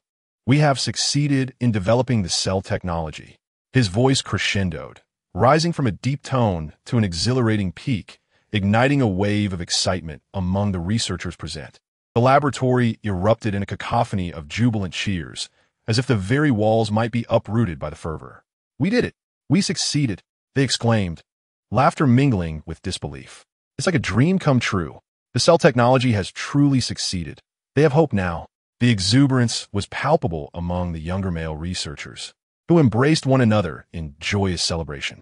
In contrast, some of the more emotional female researchers were moved to tears by the poignant realization of their success. Even the composed, middle-aged researchers murmured in disbelief, utterly astonished by the occurrence of something once deemed impossible. The cell technology, a conundrum that had perplexed medical companies worldwide, had been developed by them. No, not just by them, but by their chairman. This acknowledgement resonated within the hearts of all present, recognizing their roles as mere assistants to Lin Yu's groundbreaking gene editing prowess. Any professional team could have achieved such a feat, yet their chairman had chosen to share the accolades with them. The profound honor, one that could incite envy among the world's leading gene editing teams, had been effortlessly bestowed upon them. As they grappled with the incredulity of their triumph, a wave of gratitude washed over the researchers for their chairman. Outside the laboratory, Ouyang Lei and Zhao Yun, who had been closely monitoring the proceedings, shared in the exhilaration as they observed the researchers celebrating. "Remarkable! They truly succeeded," Ouyang Lei exclaimed, his heart racing at the implications of the cell technology. Even with his expectations set, he found himself flushed with excitement, vigorously pumping his fist in the air. To think that a problem even the top gene teams in the U.S. could not solve has been unraveled by our chairman.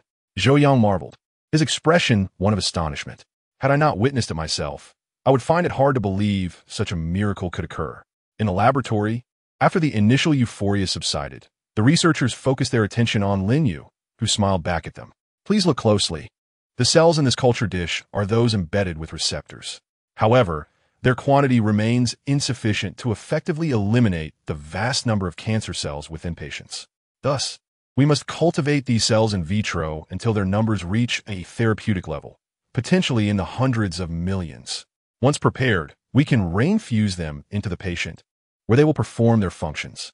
Upon detecting cancer cells, these engineered cells will not only obliterate them, but also begin to proliferate, creating a formidable army to eradicate the malignancy.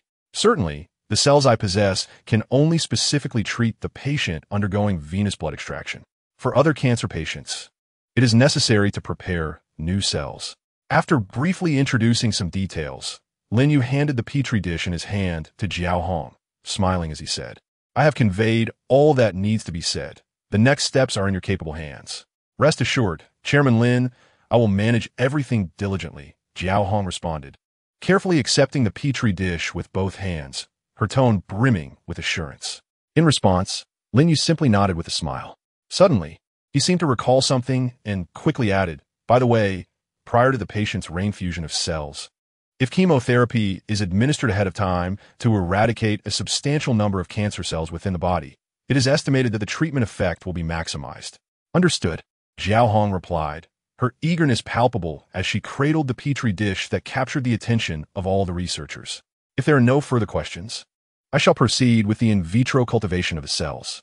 Observing her impatient demeanor, Lin Yu could only chuckle and gesture for her to go ahead. With that, Zhao Hong, holding the petri dish, led all the researchers to the designated cell culture area. Soon, The group immersed themselves once again in the intricate process of cell cultivation. Chapter 51. Frustration watching the team busily engage in their work. Lin Yu shook his head in resignation. Researchers are like that. Once they discover a breakthrough or encounter something significant, they nearly forget to eat and sleep, wholly devoted to their research endeavors. It must be said that the achievements of Huaxia today owe much to the tireless efforts of countless grassroots researchers. Upon regaining his focus, Lin Yu suddenly felt a pang of hunger and promptly walked to the designated area to remove his lab coat and gather his belongings. "Goodness, it's already 1:30, he exclaimed, glancing at his phone and cursing under his breath before hastily exiting the laboratory. As he stepped outside, he was greeted by the smiling faces of Ouyang Lei and Zhou Yun, who had been waiting for some time. However, before they could begin their celebratory remarks, Lin Yu interrupted them, saying, "I have an urgent matter. I must head back." Without waiting for a response, he quickly departed, leaving the two men standing there, their expressions frozen in disbelief. Upon exiting the research center, Lin Yu drove straight home. Around 2 in the morning, he finally arrived at the foot of his building. After parking, he stood at the entrance, gazing up at the illuminated living room on the upper floor, feeling a twinge of helplessness. It's so late. Why is that silly girl still waiting there? With a sigh, Lin Yu hurriedly ascended the stairs. Upon entering his home, he gently closed the door behind him and turned to see Su Mu Yun soundly asleep, her head resting on the table in the living room. A mix of amusement and exasperation washed over him. He had specifically told her not to wait up for him and to go to bed early. Yet here she was, waiting for him to the point of slumber. What a little fool, he mused. Approaching the table, Lin Yu gazed at the deeply sleeping Su Mu Yun, feeling both tender and helpless. He then carefully lifted her in a princess carry, mindful not to wake her. Although his movements were gentle, Su Mu Yun seemed to sense something, her delicate brows furrowing as discomfort washed over her features, as if she might awaken at any moment. Fortunately, once Lin Yu held her close, she seemed to find a familiar comfort. Her furrowed brows slowly relaxed, and a faint smile graced her exquisite face. She nestled closer against Lin Yu's broad chest, resembling a small cat curled up in his embrace, utterly adorable. Witnessing this scene, Lin Yu couldn't help but smile affectionately, holding her even tighter. In his perception, Su Mu Yun felt remarkably light. Yet when he embraced her, he sensed a delightful softness that was both comforting and enchanting. Though he had never seen her body directly, based on his past experiences, he surmised that Su Mu Yun possessed an appealing figure, likely voluptuous and alluring, exuding a captivating charm. Moreover, her exquisite looks paired with her cool demeanor made her undeniably beautiful, especially now, in her cute, curled-up position in his arms. Even Lin Yu found it hard to resist. Just imagine, a girl who excels in every aspect, beauty, figure, grace, family background, and education, nestled so affectionately against you. Who could withstand such a temptation? Fixated on Su Mu Yun's delicate features, Lin Yu felt an inexplicable warmth rising within him. Standing still for a while, he ultimately resisted the allure of temptation, gently kissing her forehead before making his way to the bedroom. He thought to himself that some things are best experienced when both parties are fully awake, as it would be more beautiful and far more interesting. With great care to avoid waking Su Mu Yun, Lin Yu exerted considerable effort to quietly open one door after another. After a while, he finally brought her back to the bedroom. He gently placed her on the bed, removed her shoes, and tucked her in snugly before standing up and letting out a long sigh of relief. Feeling the pangs of hunger intensifying, Lin Yu glanced at the air conditioner running quietly and then at the still sleeping Su Mu Yun, nodding with satisfaction before turning to leave the bedroom. After a long day, he, too, needed a shower and have something to eat. Little did Lin Yu know that shortly after he left, Su Mu Yun, who had been in a deep slumber, began to furrow her brows as if sensing something was amiss. Her body shifted, and her right hand instinctively reached for the empty space beside her. After several seconds, a feeling of emptiness washed over her, causing Su Mu Yun to abruptly awaken, her bleary eyes scanning her surroundings. As her memories returned, she realized that Lin Yu must have come home and carried her to bed. Sitting on the edge of the bed, she stared blankly for a moment, then noticed the clock on the wall and was astonished to find it was already past 3 in the morning. What could Lin Yu be doing at this hour? Showering? Or perhaps having a late-night snack? Well, I'll find out if I go check, she thought to herself, tilting her head. With a glance at the empty space beside her, sleepiness evaporated, and she rose to leave the bedroom. Meanwhile, in the bathroom, Lin Yu, having finished his meal and shower, stood in front of the mirror, a smile creeping onto his face as he admired his reflection. His upper body was bare, tall, and upright, with a muscular physique that appeared sculpted, radiating strength without compromising aesthetic appeal. His chest muscles were not overly exaggerated but rather perfectly proportioned, exuding a sense of security without discomfort.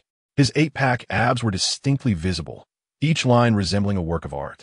Lin Yu turned to the side, slightly curling his upper body, and beheld the distinct lines of the mermaid scale along his abdominal muscles, known as the mermaid line.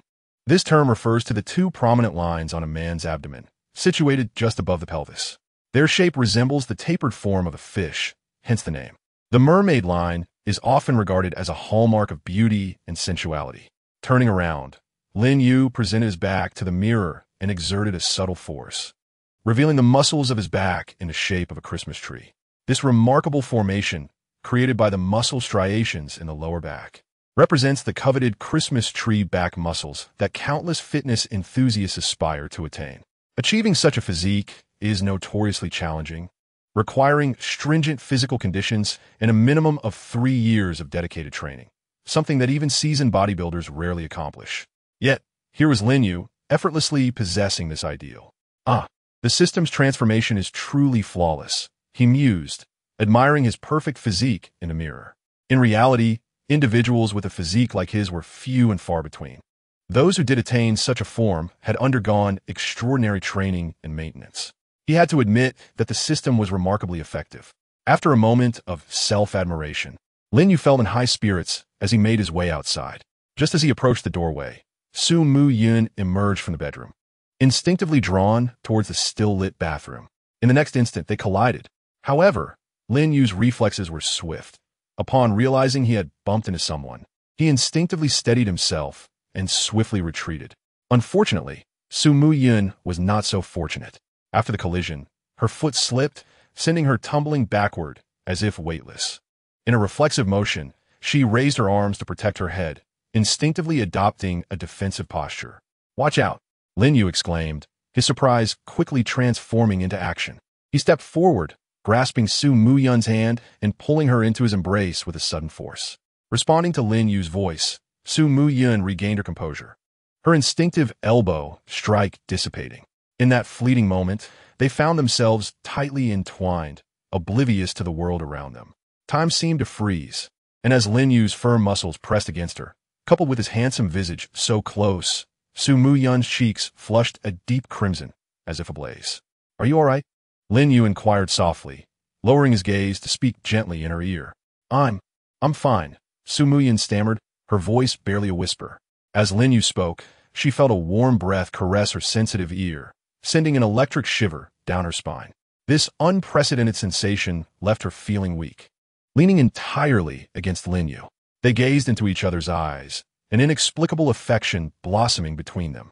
In this charged atmosphere, their faces inched closer, and sensing the moment, Yun shyly closed her eyes, awaiting the inevitable.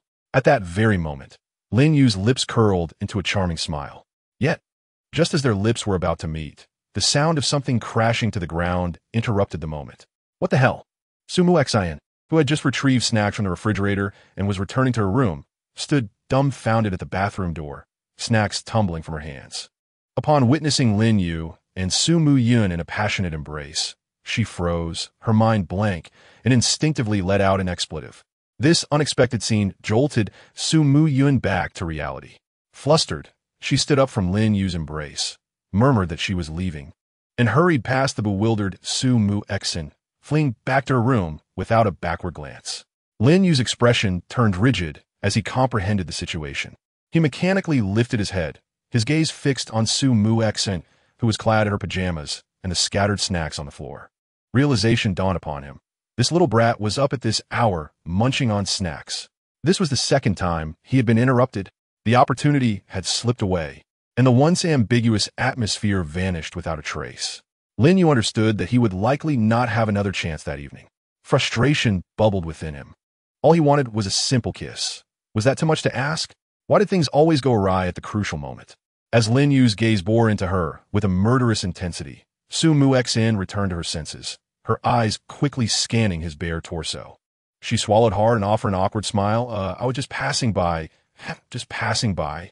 With that, she hurriedly gathered the fallen snacks, stealing a glance at Lin Yu's chiseled abs before sprinting back to her room. Once back at her room, Su Mu Xin closed the door, leaning against it as snacks scattered around her. Lin Yu's flawless physique replayed in her mind, and she murmured to herself, "So, the uncle has such a great body."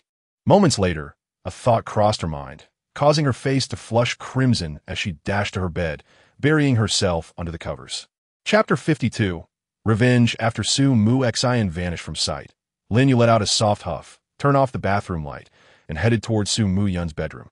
Entering the room, he spotted Su Mu Yun sleeping on her side and smiled faintly before switching off the light and climbing into bed. In the darkness, Lin Yu effortlessly navigated to his familiar position.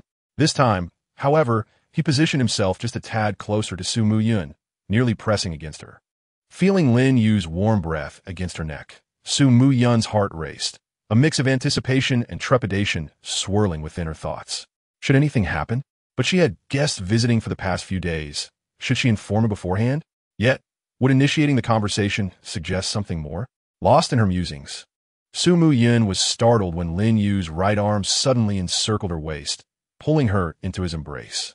The unexpected gesture rendered her body rigid, her mind going blank as all her scattered thoughts evaporated. Regaining her senses, her heart raced, her face flushed, and she dared not move as she whispered, "What are you doing?" "What am I doing?" Lin Yu replied with a mischievous smile, relishing the softness of her form against him. "It's time to sleep, of course."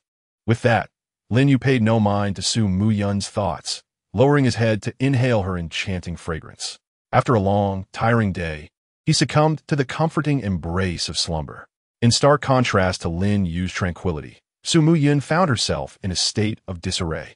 As she leaned against Lin Yu's sturdy chest, her mind involuntarily conjured visions of his impeccable physique. To her own astonishment, beneath Lin Yu's seemingly frail exterior lay a physique of remarkable allure, particularly as she reflected on his charm, demeanor, career, culinary skills, and other facets. Even her typically composed nature could not suppress a sense of joy. How fortunate she was to possess such a hidden gem of a husband. With this thought, her previously tense emotions began to ease.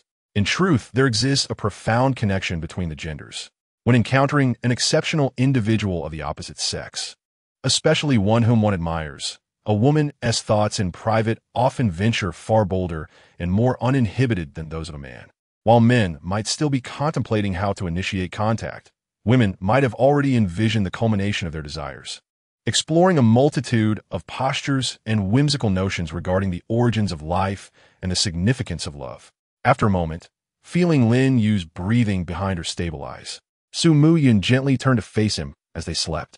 Gazing at Lin Yu, who was lost in a deep slumber, a delightful smile graced her lips. After a brief hesitation, she clumsily pressed her lips against his, akin to a dragonfly skimming the water's surface, brief yet electrifying. Oddly, she felt none of the wondrous sensations described in literature. It seemed even the thrill from their earlier encounter in the bathroom had eluded her.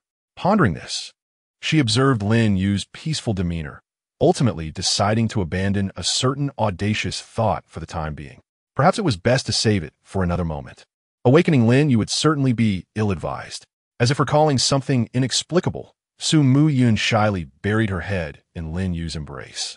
The faint scent of his cologne and the robust aura of masculinity enveloped her, bestowing a long-lost sense of security.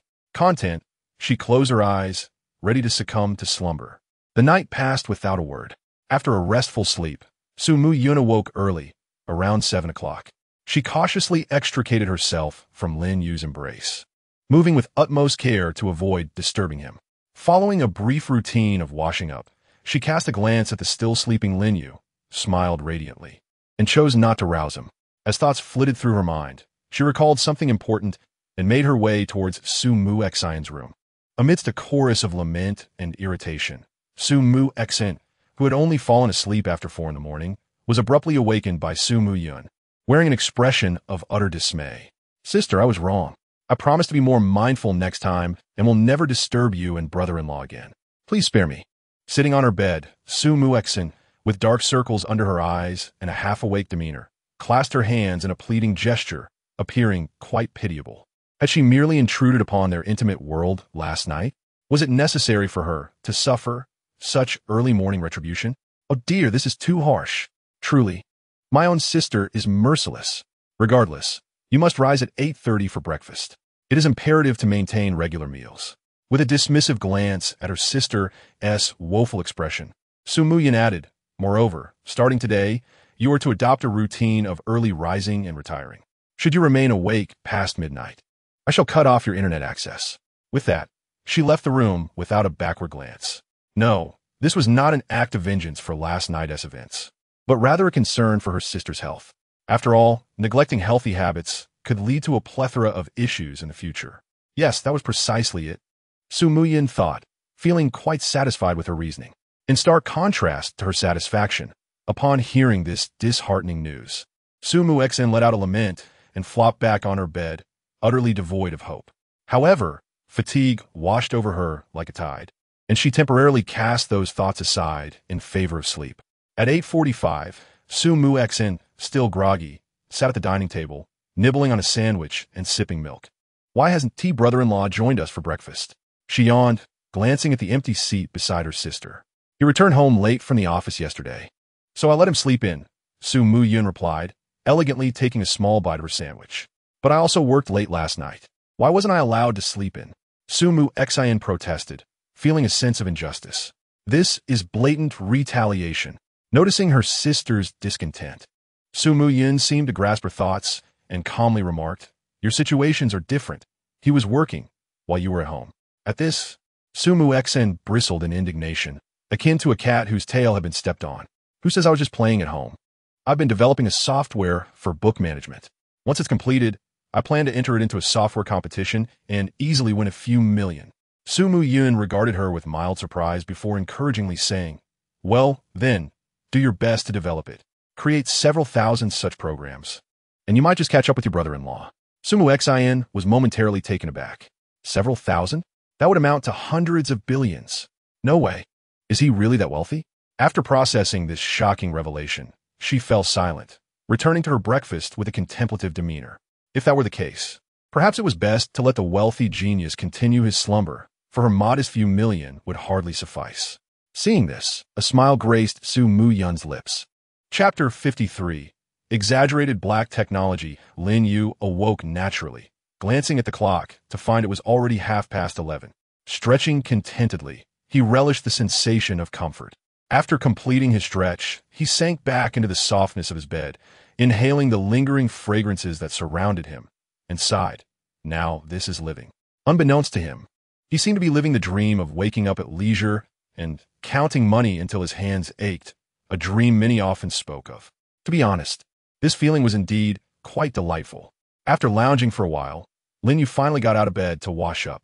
With no pressing matters at hand, he planned to utilize his 3 sign-in opportunities and rebate chances before taking a moment to code the firewall and catch up on some reading. Especially with the rebate feature. After using it 3 times, today's rebate was poised to breach 1 trillion. He wondered if the system would exhibit any changes thereafter.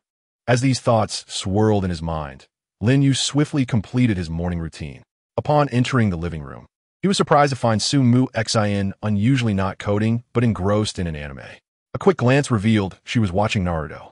It was hard to believe this young girl was captivated by such a series. She seemed quite absorbed in it. Shaking his head, Lin Yu chose not to interrupt her, instead heading to the kitchen. At this hour, Su Muyin was likely live-streaming, leaving lunch preparations solely in his hands. Soon, the clock struck 12:30. With the aid of inner strength, a humble yet delightful array of 4 dishes and a soup was slowly prepared. The rich aroma wafted through the air, instantly captivating Su Muxin, who was still engrossed in watching Naruto. How delightful! I can smell the familiar scent of Kung Pao chicken. Upon catching a whiff of the delectable fragrance, Su Muxin's eyes sparkled. Abandoning her beloved computer, and without a moment to spare to put on her shoes, she dashed over. Before her lay Kung Pao chicken, sweet and sour ribs, fish-flavored shredded pork, mushu pork, and seaweed egg soup. unable to resist. Su Muxin swallowed hard as she reached for a larger piece of sweet and sour rib, only to be swiftly thwarted by Lin Yu's hand striking her wrist. "Go wash your hands and call your sister to join us for the meal," he remarked, casting her a pointed glance. "Oh, I understand." Su Muxin pouted, yet complied obediently. Faced with the irresistible allure of exquisite cuisine, her resistance was virtually non-existent. Around 1:30, after the three had finished their lunch, Su Muxin habitually offered to wash the dishes. Su Yun resumed her live stream of King of Glory, while Lin Yu retreated to his study with his laptop, preparing to check in, process rebates, and code. However, just as he settled into his chair, the phone rang. Glimpsing the caller ID, Lin Yu noted it was Ouyang Lei, and without hesitation, he answered. The familiar voice, tinged with excitement, came through. "Chairman, I have good news for you. The cells you prepared last night have successfully completed their in vitro culture this morning, and we have transferred them back into the patient."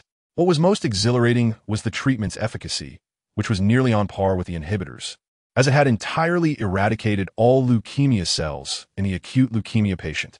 Hearing this promising news, Lin Yu couldn't help but smile, calmly responding, "Yes, that is to be expected." As an afterthought, he quickly added, "By the way, ensure that someone monitors the changes in the patient's cancer cells. Although the likelihood of relapse is minimal, we must remain vigilant. Let us observe for 2 weeks to check for any adverse reactions." "Understood," Ouyang Lei replied promptly, continuing, "Also, Chairman, this afternoon at 3 o'clock, our company will hold a press conference. We plan to announce the details of the inhibitors we discussed with Director Zhang and the successful case of the new cellular technology. Would you like to personally preside over it?" "Not going," Lin Yu replied without a moment's pause, dismissing the notion. "Leave such troublesome matters to you. Handle it yourself." However, noticing Ouyang Lei's hesitation to speak further, Lin Yu decisively interrupted. "All right, that is settled. You all can handle it. I need to read." With that, he hung up the phone.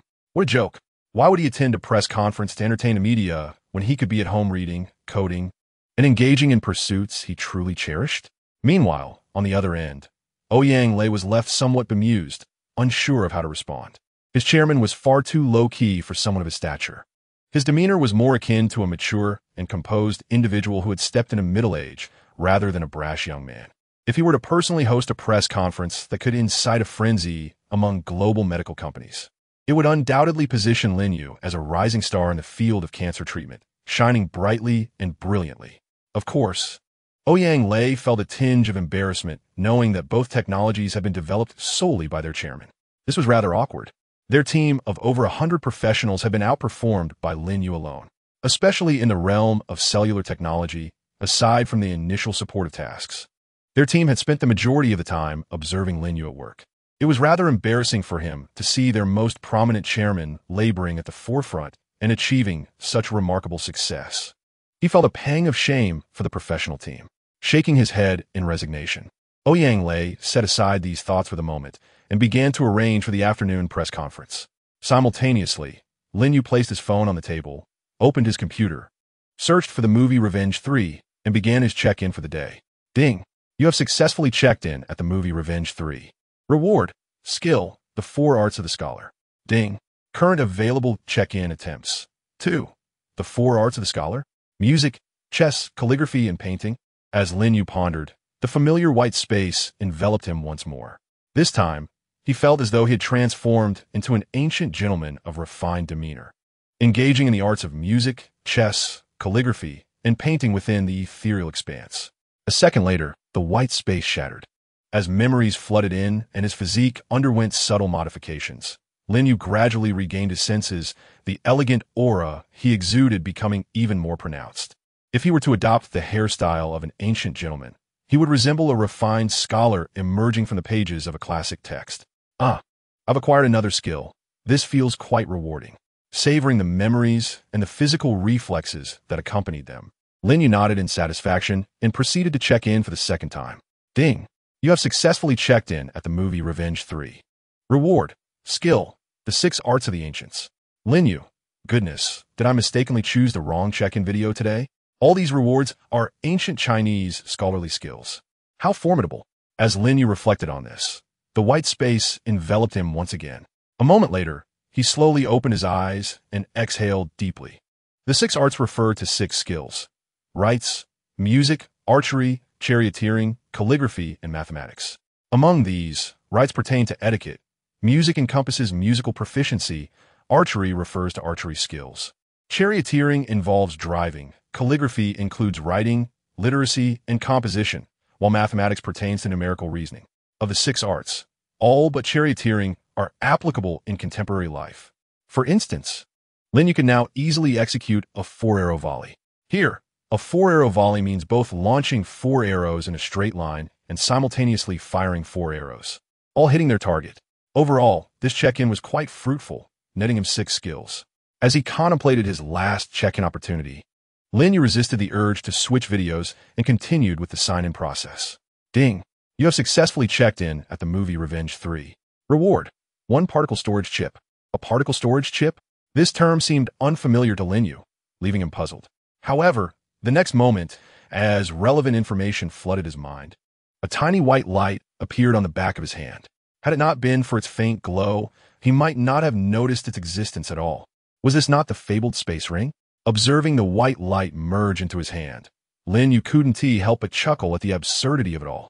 The functionality of this device is quite straightforward. Its fundamental principle involves utilizing dark energy to digitize material particle data, encoding and storing its energy structure. When the item is retrieved, the data is reassembled, transforming it back into physical form. Naturally, each storage operation consumes a minute amount of dark energy to decompose and digitize the matter. However, this is not a significant issue, as the device continuously collects dark energy, effectively balancing its intake and expenditure. Thus, it can maintain a state of abundant dark energy, allowing for unlimited usage. The numeral 1 denotes the storage capacity of the particle storage chip. Of course, different sizes of items will occupy varying amounts of space when converted into data. As for how many items can be stored within one, Lin Yu is uncertain. Nevertheless, he is aware that the latest item he signed in for is extraordinarily powerful, resembling a piece of cutting-edge technology straight out of science fiction. Faced with an object that seemingly exists only in novels, Lin Yu could not resist experimenting. Holding his mobile phone from the table, he focused his thoughts, and in the blink of an eye, the phone vanished as if it had never been there. A truly marvelous occurrence. Witnessing this, Lin Yu's playful spirit surged, and he proceeded to store the phone, computer, teapot, and even the entire table. After a brief period of experimentation, Lin Yu thoroughly grasped the functionalities of this particle storage chip. He realized it resembled a spatial ring from a fantasy realm. Apart from the uncertainty surrounding the storage of living entities, everything else stored appeared unchanged upon retrieval. Even steaming tea, when stored and taken out, remained hot. Moreover, in a surprising twist, Lin Yu discovered he could control the location where objects would materialize upon extraction, although this was limited to a small area around his right hand. This revelation sparked a multitude of imaginative maneuvers in his mind. For instance, he could collect vast amounts of lava, sand, seawater, or even explosives. At critical moments, he could simply extend his right hand and hurl these items away. Such fantastical actions were undeniably impressive. Merely contemplating this thrilled Lin Yu. With this capability, was he not akin to possessing superpowers? This was a wholly unique form of fantasy, with effects that were astonishingly exaggerated. Indeed, black technology is forever divine. Chapter 54. Superbrain. After a considerable pause, Lin Yu finally managed to calm his exhilarated emotions. It was inevitable. The prowess of this black technology was overwhelming, granting him an unprecedented sensation. Having exhausted all his sign-in opportunities, Lin Yu commenced his 3 rounds of rebates for the day. His account balance stood at 179.2 billion, which astonishingly surged to 1.4336 trillion after the rebates. The amount transferred to Li Xian reached 1.2544 trillion. Just as Lin Yu's balance crossed the trillion mark, a notification from the system chimed in. Ding! Detected that the host account balance has reached trillions. Would you like to activate the lottery function? Note, once activated, the rebate function will automatically sign in for 10 billion daily, and the 3 rebate opportunities will convert to lottery chances. If the lottery function is not activated, it will be automatically triggered when the host's account balance exceeds 100 trillion. Lottery function? Upon hearing this delightful news, having relished the sweetness of black technology, Lin Yu almost immediately agreed to its activation without a second thought. What a fortuitous opportunity he could not afford to miss. The system's rebate and lottery functions do not conflict with each other. By activating the lottery function, although he would lose the ability to receive 3 daily rebates, he would still automatically gain 10 billion every day, which was quite commendable. Furthermore, with 3 lottery chances available, it was akin to possessing 2 functions simultaneously. An utterly perfect scenario. Moreover, even if he chose not to activate the lottery function, the system would eventually trigger it once his account surpassed 100 trillion. Thus, what difference did it make whether he activated it sooner or later? Upon Lin Yu's consent, the system's notifications began to sound in rapid succession. Ding. Detecting the host's current reality. Detection complete. Activating sci-fi lottery function. Ding. Sci-fi lottery function has been initiated, encompassing a diverse array of prizes primarily consisting of everyday items, skills, technologies, etc. Note: the 3 daily lottery chances cannot accumulate into the next day, but they can be combined into 1 chance, significantly increasing the likelihood of obtaining high-quality items. Ding. The host currently has 3 lottery chances available, which can be combined. After a considerable pause, Lin Yu finally processed all the information from the system. He realized that this lottery function was tailored to his current reality. The sci-fi category, such as the black technology he had just acquired, undoubtedly belonged to this realm. A twinge of regret struck Lin Yu, for the lottery function was not of the fantasy type. However, if it were, would it not lead to a resurgence of spiritual energy in the world? Contemplating the consequences and impacts of such a phenomenon, Lin Yu promptly dismissed that thought. A resurgence of spiritual energy would imply unimaginable changes globally, fraught with uncertainties. Moreover, in a certain sense, this would not bode well for humanity. After all, it is wiser to be a peaceful dog than a talented individual in chaotic times.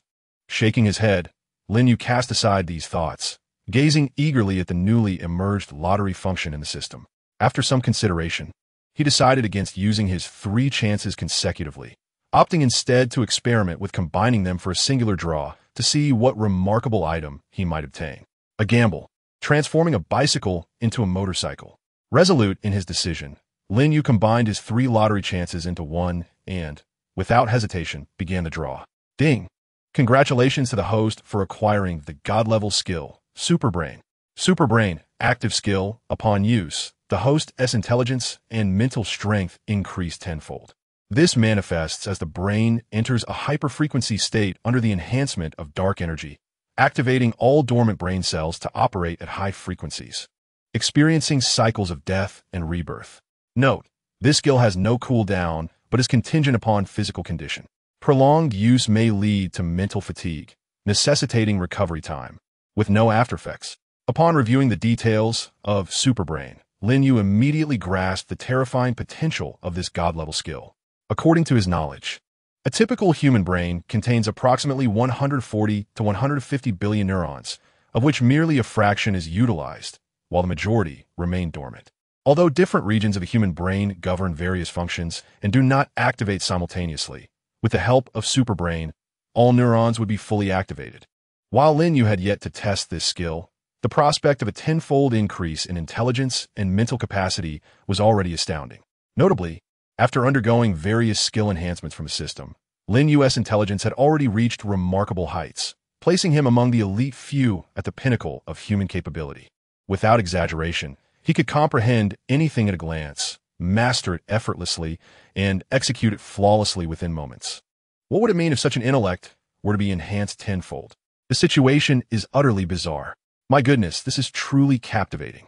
As Lin Yu pondered, he sensed an inexplicable and profound feeling emerging in his mind, akin to holding a key that unlocks the doors to a new world. To test the terrifying potential of this divine skill, Lin Yu turned on his computer and searched for global conundrums. The results revealed the 7 great problems of mathematics, presented by the Clay Mathematics Institute. Each solution to these problems would reward the solver with $1 million. After a careful examination of these 7 enigmas, Lin Yu ultimately chose the Riemann hypothesis. The reason for this selection was that he discovered that solving it would lead to insights into the patterns governing public key encryption algorithms, an invaluable treasure beyond monetary evaluation, so precious that it could potentially incite economic turmoil worldwide. Recently, Lin Yu had perused numerous advanced mathematics texts, effortlessly grasping the intricate patterns and principles within them. However, he had never attempted to tackle a global challenge like the Riemann hypothesis. Thus, he resolved to test whether he could solve this hypothesis with his newly acquired superbrain. If he failed, it would be reasonable to assume that no one could succeed, at least not for several centuries, unless humanity underwent another evolutionary leap, giving rise to individuals of unparalleled genius. Without hesitation, Lin Yu gathered 3 large notebooks and a stack of 20-centimeter-high, white, drafting paper from his study.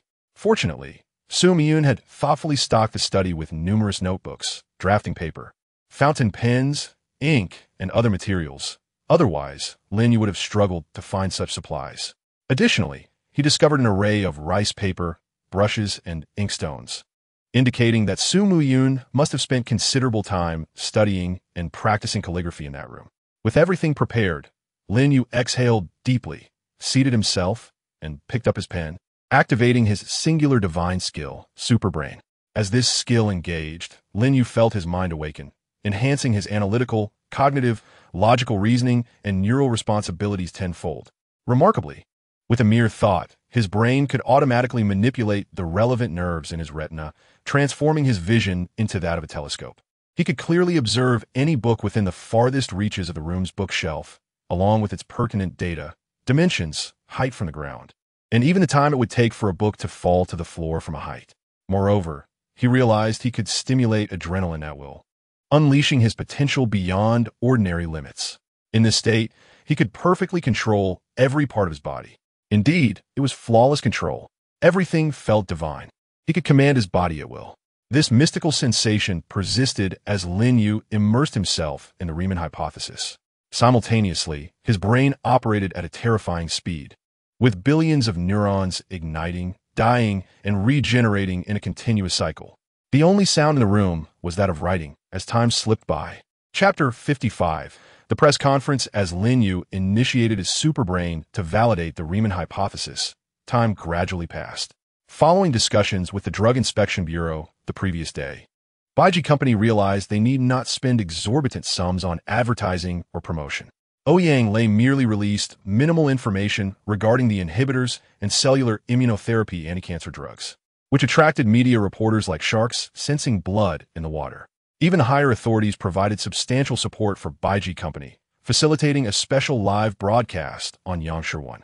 Furthermore, the authorities fervently promoted Baiji Company, resulting in the latest news about their anti-cancer drugs saturating the internet. Various discussions erupted among netizens regarding Baiji Company and their groundbreaking anti-cancer medications. With the government actively involved, it became impossible for netizens to remain unaware of the developments. Wait, has the first domestically developed anti-cancer drug from China been released? Incredible. Just a few days ago, I saw discussions online about exorbitantly priced foreign cancer drugs. And now we have our own innovation. I'm uneducated, so all I can say is that China is amazing. Wow. Even the People's Daily has produced a video. How much did Baiji Company spend on this? It's unclear. Wasn't Baiji Company previously quite low-key? Why are they so ostentatious this time? This level of advertising must cost several hundred million at least. Several hundred million at the very least. I've been scrolling through short videos all afternoon, and everywhere I look, it's the advertisement for this press conference. The investment is staggering. Is the person upstairs an idiot? The national team is already involved. Is there really a need to spend money? By the way, can someone enlighten me about what Baiji Company is all about? Countless netizens engaged in heated discussions about the recently released anti-cancer drug information from Baiji Company, with the core of the debate centered on cellular immunotherapy. Some knowledgeable individuals, including mysterious experts, vehemently asserted that Baiji Company could not possibly succeed in cellular counting, claiming it was merely a publicity stunt for another anti-cancer drug. They argued that since leading medical enterprises in America had yet to achieve success in this technology, it was unlikely for a Chinese medical company to do so. Although their arguments were logical, the general public reacted with indignation, launching a barrage of criticism against them. The two factions clashed vigorously online. I must admit, our country has developed rapidly in recent years, but we must acknowledge the gap between us. There is no need for such excessive boasting. Exactly, if we can't do it, we can't do it. There's no shame in admitting it. Our current medical technology in anti-cancer drug development indeed lags behind that of America, and this is a fact we must face. Yes, let us just say it. It's impossible for us to be the first to successfully develop cellular technology. Anyone who disagrees is foolish. If this is truly successful, I, He Chong, will broadcast myself live in front of all netizens. Who says America has to be the first to release advancements? Can't we, China, lead the way for once? Huh. You people can't stand to see your own country succeed. You think others are always better than us. If that's the case, why don't you just leave China and find your foreign daddy? Regardless of how good their products are, they still impose sanctions on us. No matter how lagging our own products may be, they still protect us. So, if you despise our country improving, you should just change your nationality and leave. My dear friends, I cannot help but notice that some individuals above resemble walking embodiments of 500,000. Let us dispense with unnecessary chatter and proceed directly to reporting this. Indeed, various factions are involved, and they seem fond of inciting contentious topics. There's no doubt about it. They are indeed akin to walking embodiments of 500,000. Enough of this commotion. Why the uproar? By 3 o'clock this afternoon, the truth will be unveiled. It is quite astonishing how agitated everyone is over this matter. As the incident continues to escalate amidst the fervent exchanges and anticipation of countless netizens, the clock finally strikes 2:50. At this moment, we find ourselves at the International Conference Center of the Magic City. With just 10 minutes remaining until the press conference, invited journalists, representatives from other medical enterprises, and various esteemed guests are steadily arriving. Outside the conference center, a female reporter is live streaming, providing updates to innumerable viewers. Good afternoon, everyone. I am reporter Lu Rue, reporting from the International Conference Center of the Magic City. The entire conference hall can accommodate 800 individuals, and attendees are gradually taking their seats. This time, the Baijiu company has invited a multitude of industry professionals and experts to validate our nation's first self-developed anti-cancer medication. Now, let's turn our focus to the interior of the conference hall. Not only is Yangshi broadcasting live, but numerous mainstream media outlets are also streaming online. The viewership on Douyin has surpassed 10 million. What a grand spectacle. Even Yangshi is broadcasting this event. It is truly remarkable. I have never beheld the International Conference Center of the Magic City until today. I am grateful to our nation and to Yangshi. Front row. I am the first. One cannot help but wonder how exorbitantly priced our nation's self-developed anti-cancer medication might be. If it is comparable to foreign anti-cancer drugs, then what distinction is there? Fear not. This time, the national team has personally intervened, and I sense that significant actions are imminent.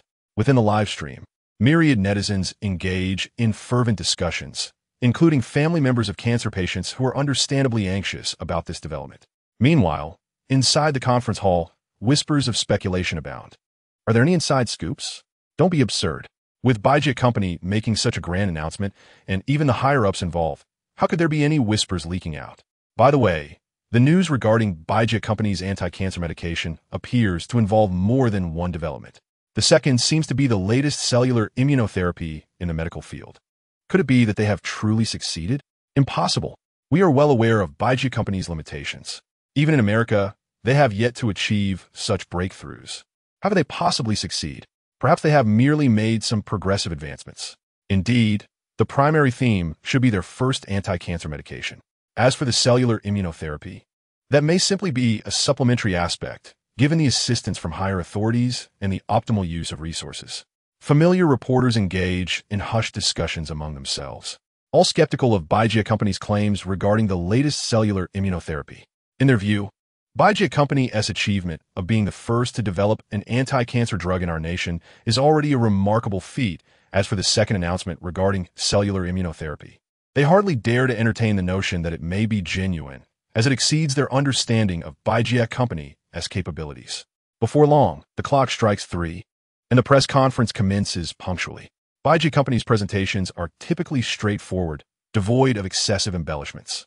The speaker for the event is Ouyang Lei, dressed impeccably in a suit. Ouyang Lei ascends the stage, smiling as he addresses the audience. Ouyang Lei begins by briefly outlining Baijiu company's progress in anti-cancer drug research for the first half of the year before he continues. I'm certain you're all aware of the latest news regarding our anti-cancer medication. Indeed, I can now solemnly assure you that both our first anti-cancer drug inhibitor and our second cellular immunotherapy have been successfully developed. A wave of astonishment washes over the audience, as if Ouyang Lei's declaration were a bombshell, leaving everyone momentarily stunned. The live streams across various platforms are met with collective silence. All are in awe. Yet, as if seeking to amplify the impact, Ouyang Lei continues to reveal. As of now, our first anti-cancer drug inhibitor has passed all necessary reviews, registrations, and will soon be ready for production and market release.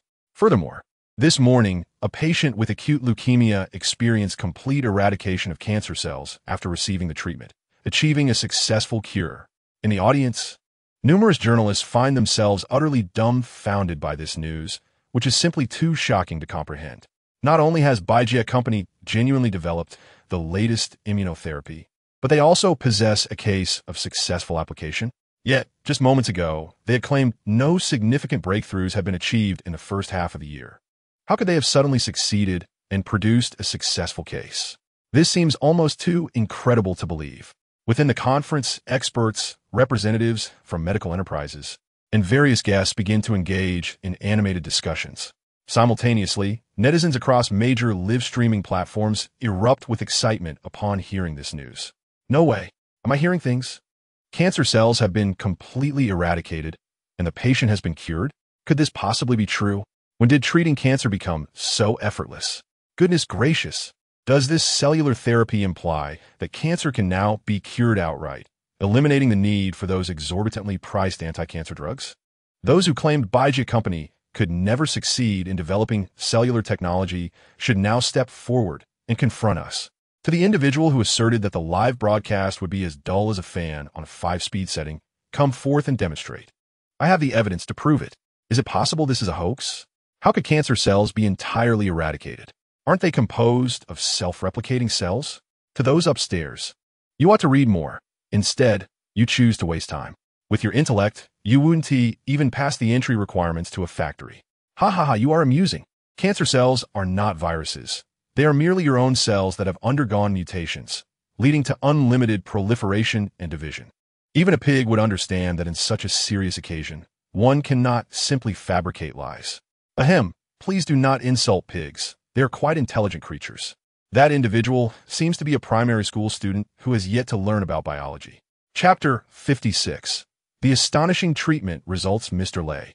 Is the success case you mentioned regarding cellular therapy genuine? It is not that we doubt you, but you just stated that there were no significant breakthroughs in the first half of the year, and now you claim success, a journalist finally exclaims, unable to contain their disbelief. This sentiment echoes the thoughts of everyone present. Their skepticism is understandable. The abruptness of this turnaround is simply too extraordinary to accept. Upon hearing this question, Ouyang Lei clears his throat and, maintaining his composure, replies, "This is indeed true. We did not achieve any significant breakthroughs in the first half of the year, but just a few days ago, our chairman single-handedly overcame both challenges." The chairman? One person conquered 2 technologies. The journalist present immediately seized upon the significance of Ouyang Lei's statement. As soon as Ouyang Lei's words fell, a young female journalist eagerly raised her hand to signal for a question. Observing this, the other journalists quickly followed suit, all raising their hands in anticipation. Ouyang Lei selected the first female journalist who had raised her hand. She appeared youthful, likely in her 20s, radiating vitality. "Hello, Mr. Lei. May I inquire how it is that the chairman of Baijiu Company is no longer you, but someone else? Moreover, how could this individual single-handedly develop 2 cancer-fighting drugs?" She asked. Her question struck at the heart of the matter, capturing the attention of everyone present, as well as millions of online viewers. In response, Ouyang Lei smiled slightly and explained, "Not long ago, both Baijiu Company and Tianjin Technology Company Limited were acquired by our current chairman. Shortly after the acquisition, he personally visited the research center to engage with the frontline researchers, ultimately breaking through the technologies for the inhibitor and cellular immunotherapy drugs on his own." As he spoke, Ouyang Lei turned toward the large screen, gesturing with his right hand. With his motion, the previously blank screen suddenly displayed a page adorned with 5 photographs. The most prominent image showcased Lin Yu wearing a white mask and lab coat in a laboratory, engaged in discussion with surrounding researchers while holding a petri dish.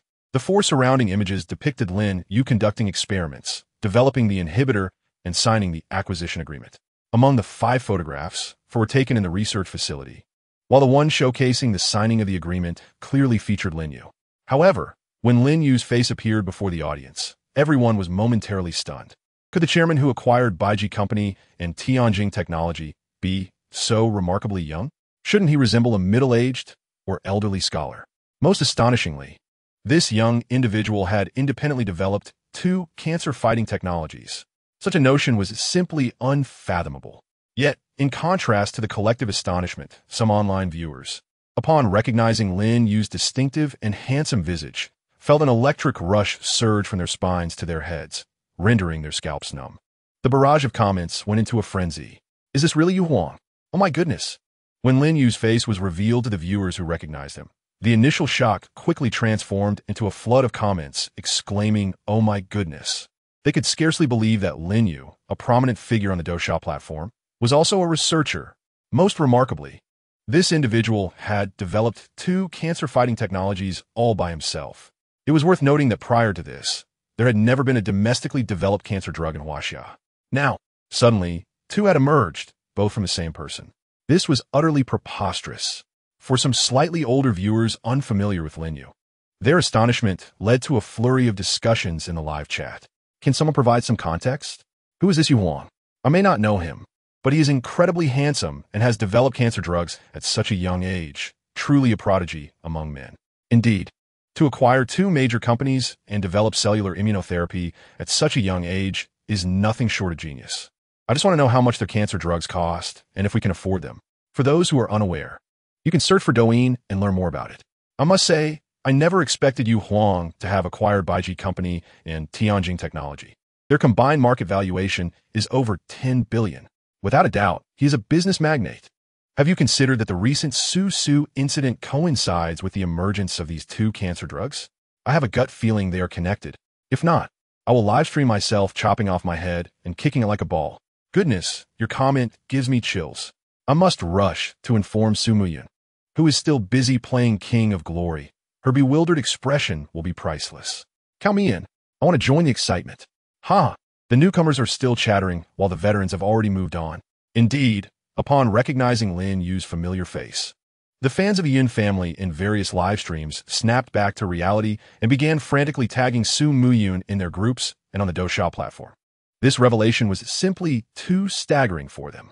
In contrast to the excitement and frenzy among the online viewers, those attending the press conference, journalists, representatives from medical companies, and others quickly regained their composure after a brief moment of astonishment. Mr. Lei, if I may be so bold, are there any samples of these 2 cancer drugs available for us to examine? The female journalist inquired, having collected herself. Upon hearing this, Ouyang Lei smiled gently and waved his hand. A staff member promptly brought him a medicine box from the audience. Ouyang Lei raised the box high and proclaimed, "Due to technological limitations, we cannot demonstrate the cellular therapy here. However, I currently hold the finished product of the first cancer drug inhibitor. This drug is in tablet form. To put it simply, I can assure everyone that the treatment efficacy of this cancer drug is extraordinarily remarkable. For patients in the early stages of cancer, there is a 99% chance that their tumors will completely vanish with this medication. For those in the middle to late stages, there is a 99% probability that the cancer will be effectively controlled from further growth or deterioration, significantly enhancing the patient's quality of life and extending their lifespan." Upon hearing such an implausible treatment effect, the eyes of everyone present at the press conference widened in disbelief, their earlier calmness evaporating instantly. My goodness, how could such a treatment effect be possible? This is outrageous. A 99% chance of complete tumor disappearance and a 99% chance of controlling cancer progression. Is this serious? Are they not just joking? Once they regained their senses, a collective feeling of incredulity swept through the attendees. The treatment effects seemed too good to be true. Even the world's leading medical companies had never produced cancer drugs with such data. Whether in terms of complete remission rates, partial remission rates, or disease stabilization probabilities, none exceeded 90. Yet now, Baiji Company's cancer drug boasted an astonishing 99? Were they dreaming, or was the other party If this were not the press conference at the International Conference Center of the Magic City, one might genuinely mistake the figure standing on stage for the leader of a pharmaceutical pyramid scheme. The astonishing efficacy of this cancer treatment is truly remarkable. Witnessing the transition from a hushed atmosphere to one of fervent chatter at the press conference, Ouyang Lei calmly waved his hand. The dozens of staff members below, well prepared, swiftly distributed several data sheets to everyone present. I understand that many of you may harbor doubts regarding the treatment's effectiveness. However, here are the relevant data for your perusal. In conclusion, Ouyang Lei solemnly assured, I hereby pledge that our company, Baijia, will not fabricate any data. All results are authentic and can withstand any form of scrutiny. Soon, as the data sheets on the inhibitors were circulated, an enveloping silence fell upon the conference, with all attendees engrossed in their examination. In stark contrast to the hushed gathering, the atmosphere in various live-streaming rooms erupted with excitement following Ouyang Lei's remarks on the cancer drug's effectiveness, with an avalanche of comments flooding in. Wow, a 99 efficacy rate? What kind of miraculous treatment is this? Report to the King of Hell. Someone seems to be cheating in the mortal realm, and they are not alone. How should we handle this? Handle it? I fear someone might stomp their foot and come to demand answers. Haha, excellent. Those two upstairs are truly exceptional. Brothers, I feel we've stumbled into the wrong place. This can't possibly be a large-scale pyramid scheme, right? Goodness, this Baijia company's cancer drug is astonishing. Just a 99 efficacy in tumor alleviation alone could overshadow all other cancer treatments globally. As a humble layperson, I dare to inquire, does the disappearance of tumors signify a cure for cancer? I share this curiosity. If that were the case, wouldn't it imply that cancer could be resolved? Where's our science communicator? They ought to be working harder than this. It's futile to ponder. I need not even look to know this is implausible. If cancer were truly so easily resolved, it would cease to be cancer. As a medical student, let me clarify. Complete alleviation does not equate to a cure. Given current medical advancements, it is exceedingly challenging for doctors to guarantee the total eradication of cancer cells or the absence of recurrence. Clinically, cases may arise where patients discover a resurgence of cancer 1 or 2 decades later. At best, one can assert that there are no signs of cancer at this stage. Incredible. 1 or 2 decades. That could mean a longer life. What a windfall. If I were to develop cancer again after 1 or 2 decades and take medication, wouldn't that extend my life further? Hey, are you just nesting infinite layers of nested dolls up there? Chapter 57. Outrageous pricing at the press conference. 3 minutes elapsed, and nearly everyone present had perused the relevant experimental data on the inhibitors. After absorbing the data, an eerie silence enveloped the room. The figures were simply too extraordinary, too exaggerated, leading them to suspect that it must be fabricated.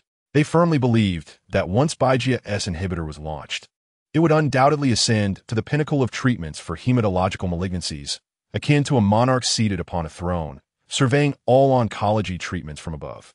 Furthermore, no pharmaceutical company or medical team globally would dare challenge its supremacy, given the treatment's efficacy that would instill dread in any contender. Observing the hushed audience, Ouyang Lei smiled slightly and stated, Our inhibitor is primarily applicable to lymphomas, with approved indications including chronic lymphocytic leukemia and small lymphocytic lymphoma, among others. In other words, our inhibitor can be utilized for all lymphoma-related cancers, boasting a treatment efficacy of 99. The audience at the press conference understood this outcome all too well. Meanwhile, viewers in the live-streaming rooms erupted in jubilation upon hearing this news, particularly the families of lymphoma patients, who found themselves overwhelmed with emotion and tears of joy before their screens. The emergence of the inhibitor offered them newfound hope. Even if the price of the inhibitor were comparable to that of foreign cancer medications, the extraordinary treatment efficacy alone would compel countless families to purchase it willingly. After all, for patients with lymphoma, this was akin to receiving a second chance at life. Mr. Lei, given the remarkable efficacy of the inhibitor, how does your company plan to price it? After a brief pause, amidst the prevailing silence, a female reporter posed the question once more. This pivotal inquiry instantly piqued the interest of everyone present, including countless viewers in the live-streaming rooms. Indeed, if the inhibitor's efficacy is so formidable, would its price not exceed that of foreign cancer medications? After all, Such treatment efficacy is unparalleled globally. Naturally, one would expect to set a high price. The higher the better, as rarity enhances value. Exclusive offerings, even if deemed expensive, will find buyers, especially when it pertains to a life-saving cancer treatment. We shall unveil this mystery shortly. Prior to that, let me share our investment in the inhibitor. Ouyang Lei smiled and continued. To date, our company has invested approximately $1.85 billion in the inhibitor, and this figure only accounts for research costs. As for the vital technological costs, they are immeasurable, beyond the scope of monetary valuation. Upon hearing this, all present at the press conference nodded in agreement, recognizing the truth in his statement. A goose that lays golden eggs cannot be quantified in mere currency. Moreover, Baijia must also turn a profit. Considering the substantial research investment coupled with technological costs, it is only reasonable for the price to be elevated. However, as soon as Ouyang Lei concluded his statement, the families of cancer patients in the live streaming rooms felt a chill run down their spines. If the price were set too high, many might struggle to afford it. Should they wish to purchase it, selling their homes or cars might be their only option. Yet, Ouyang Lei's subsequent words left everyone astounded. Although we have invested significantly in research and development, under the directives of our chairman, we have decided to price the inhibitor at just $100 above the cost price. $100 above cost price. The price is merely $100 more than the cost price. Upon hearing this shocking announcement, the atmosphere at the press conference and across all major live streaming platforms erupted. My goodness, am I experiencing ear ringing? A cancer treatment with such extraordinary efficacy is priced merely $100 above cost. Heavens, this is madness. Is Baijia preparing for bankruptcy with such a low price? The prices of cancer drugs from other companies are often marked up by dozens or even hundreds of times the cost price. Yet, the astonishingly effective cancer drug from Baijia Company is priced merely 100 yuan above its cost. Is this true? Could we possibly be dreaming collectively? This pricing shocked me so much that I slapped my brother, and judging by his pained expression, it seems to be genuine. The major live streaming platforms erupted with discussions, and netizens were astounded by this pricing. Mr. Lei, could you please reveal the specific price? Surely, your company cannot afford to incur losses. During the press conference, a male journalist finally stood up, voicing the sentiments of the crowd. His questions silenced the previously noisy venue. Even netizens in various live streaming rooms held their breath, awaiting the final answer. In that moment, the atmosphere was tense with anticipation. Ouyang Lei, surveying the room, deliberately prolonged the suspense before finally revealing. The final price of the inhibitor is. Seeing this dramatic build-up, everyone present felt an urge to rush forward in frustration, while netizens expressed their impatience with frantic comments. As the collective attention peaked, Ouyang Lei cheerfully announced, "Our final price is 300 yuan. The revelation sent shockwaves through the crowd. 300 yuan? This is merely 300 yuan for the most expensive cancer drug, not just any ordinary medication. Is such a low price truly appropriate? The atmosphere in the live streaming rooms exploded with disbelief. Such an incredible cancer drug, and you're telling me it's only 300 yuan? How could a price so low even exist? Even if it were 3,000 yuan, I would still consider it a bargain. Baijia Company, please charge more. I would feel uneasy holding such an extraordinary cancer drug for just 300 yuan. Selling it at 300 yuan implies that the cost price is only 200 yuan. What a giveaway. I implore you to raise the price. Selling it for 300 yuan seems like a reckless venture. If it comes to that, let us set the price at 3,000 yuan. We wouldn't want Baijia Company to go bankrupt, as it represents a beacon of hope in the medical field. Indeed, this pricing model is unsustainable. If they don't profit, how will they develop even more effective cancer treatments? Other cancer patients are eagerly awaiting new drugs from your company. As countless netizens regained their composure after hearing this shocking price, they began to suggest that Baijia Company consider raising the price a bit. After all, such a low price is hard to accept. Other medical companies sell their cancer drugs for tens of thousands. Expecting to buy a cancer drug for a few hundred yuan is utterly unrealistic. Looking at the cancer drug from Baijia Company, with its remarkable efficacy and a price of just 300 yuan, if word got out, people would think the sellers are foolish. Mr. Lei, won't such a low price adversely affect your company's future development? A female journalist, who had been the first to rise, could not help but ask. In response, Ouyang Lei simply smiled and waved his hand, While this price may indeed impact our long-term prospects, I must emphasize that both technologies were developed solely by our chairman. Thus, whatever price he wishes to set, we must adhere to. After all, he is not only the inventor, but also our largest stakeholder. As he concluded, Ouyang Lei feigned a helpless expression, prompting laughter from the audience. He continued, by the way, let me share a secret. The initial price set by our chairman was merely 1 yuan above the cost price. Yes, you heard it right, just 1 yuan. If not for the disapproval of Director Zhang from the Drug Supervision Bureau, our final price today might have been 201 yuan. The audience was momentarily stunned by this even more outrageous revelation. 1 yuan? Could anything be more absurd? Baijiu Company is not merely incurring losses. They are practically announcing their bankruptcy. The netizens in the live streaming rooms were equally astonished by this price. After regaining their composure and under the influence of some vocal participants, the comments in the live rooms erupted in unison. Yu Huang, forever a god.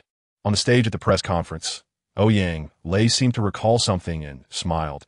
Actually, there's no need to worry about whether Baijiu Company will sustain losses, as our target demographic extends beyond just domestic cancer patients. Our chairman has stated that the price of the inhibitor is specifically for cancer patients in our country. For foreign clients, the pricing will naturally be much higher. Upon hearing this underlying message, everyone at the press conference exchanged knowing smiles. They understood that Baijiu Company intends to forego profits from domestic patients, focusing instead on foreign markets.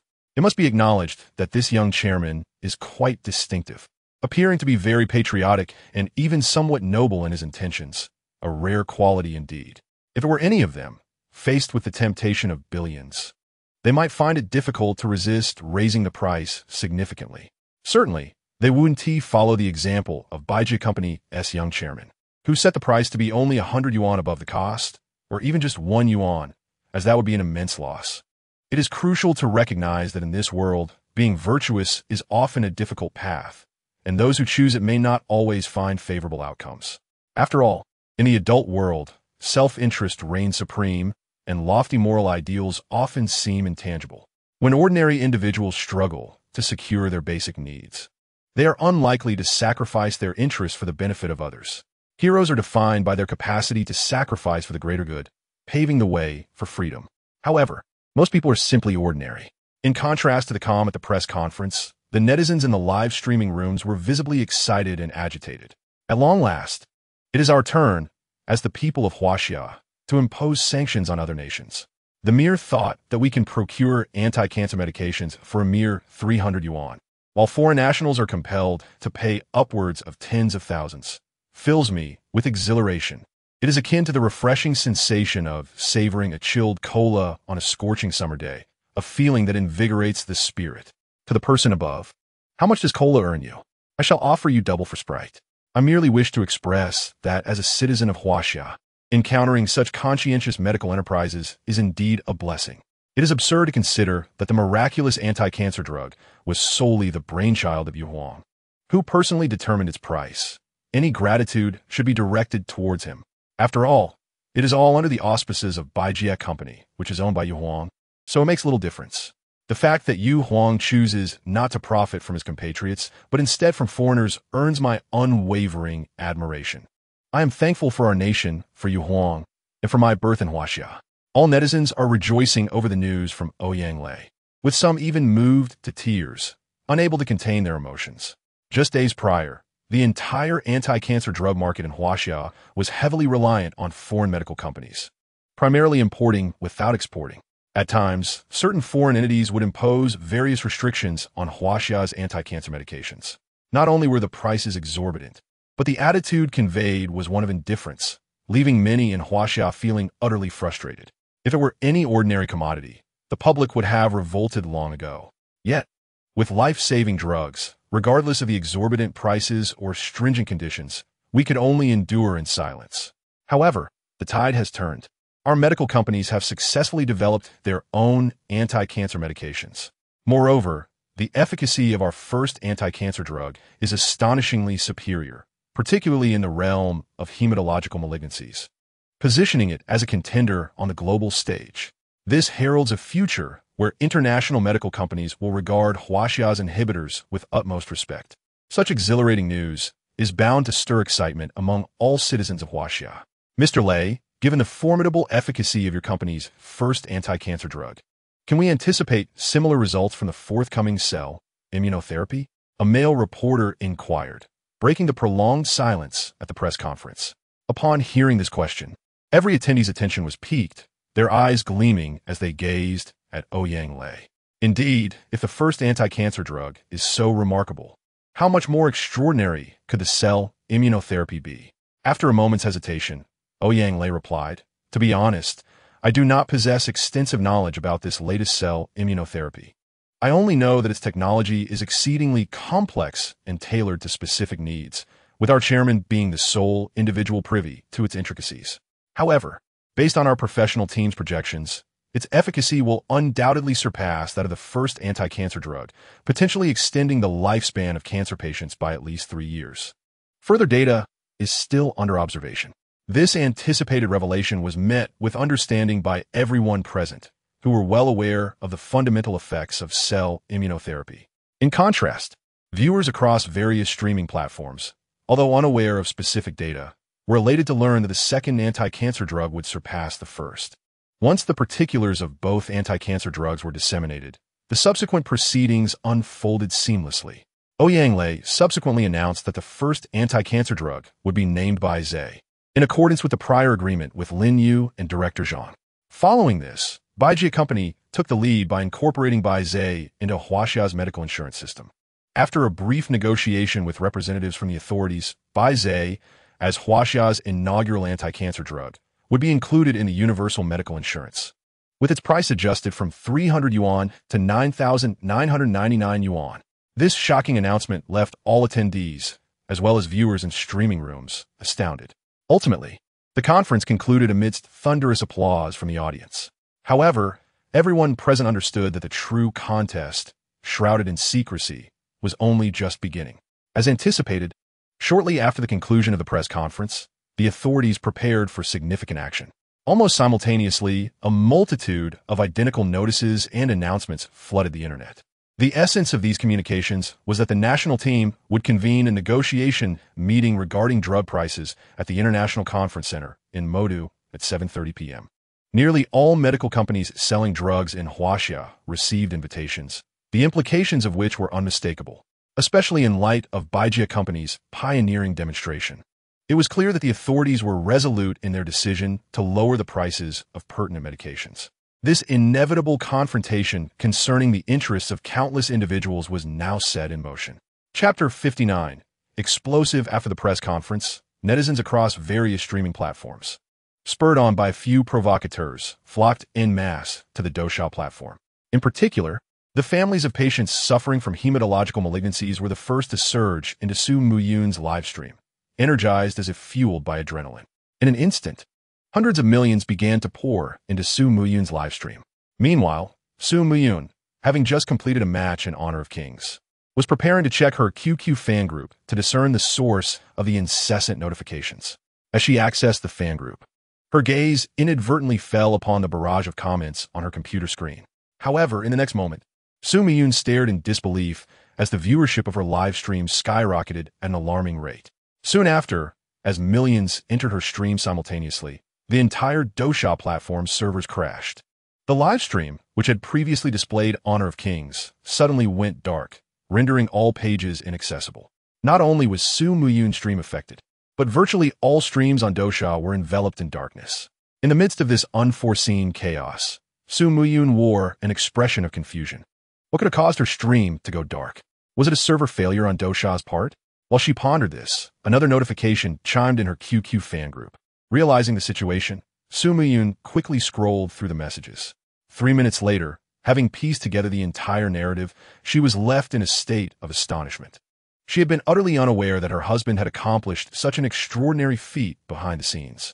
Not only had he acquired a company worth hundreds of billions, but he had also independently developed 2 anti-cancer drugs in a remarkably short span of time. My goodness, as the chairman of the company, he possessed such talents. It was simply unfathomable. Prior to this revelation, Su Muyun had not even realized that Lin Yu was a researcher. Until now, she had only just come to realize how insignificant the status of China's anti-cancer drug market was on the international stage. Yet, in a matter of mere days, her husband had single-handedly transformed the entire landscape of this market. Such exhilarating news left even Zhao Yun, with her composed nature, profoundly shaken. One thought resonated in her mind. Her husband was truly remarkable. Although Zhao Yun was unaware of the formidable challenges involved in anti-cancer drug development, she could clearly discern the immense difficulty from the countless medical companies that had invested time and resources without any substantial progress. This alone made it evident that the complexity of developing anti-cancer drugs was indeed at the pinnacle of difficulty. Yet, her husband had effortlessly unraveled this formidable problem in such a short span of time. At that moment, her heart swelled with an overwhelming sense of pride and joy. Reflecting on Lin Yu's other admirable qualities, her radiant smile spoke volumes. The feeling of having stumbled upon a treasure in her husband was beyond her capacity to articulate. While Zhao Yun reveled in her thoughts, the Penguin fan group was inundated with notification sounds. Yunner, the Douxia platform server has been overwhelmed by users. We've reported it to customer service, and they are addressing the issue. We want to see what Yu Huang is up to. It has been ages since we last caught a glimpse of him. Though the previous comment had merit, another chimed in, "You're a man. Can't you be a bit more normal?" Amidst the laughter, the admiration for Yu Huang grew. He was not only a business tycoon, but also a researcher, and, astonishingly, he had independently developed 2 anti-cancer drug technologies. Simply incredible. Oh my, he is truly exceptional. Handsome, wealthy, and with a voice so melodious.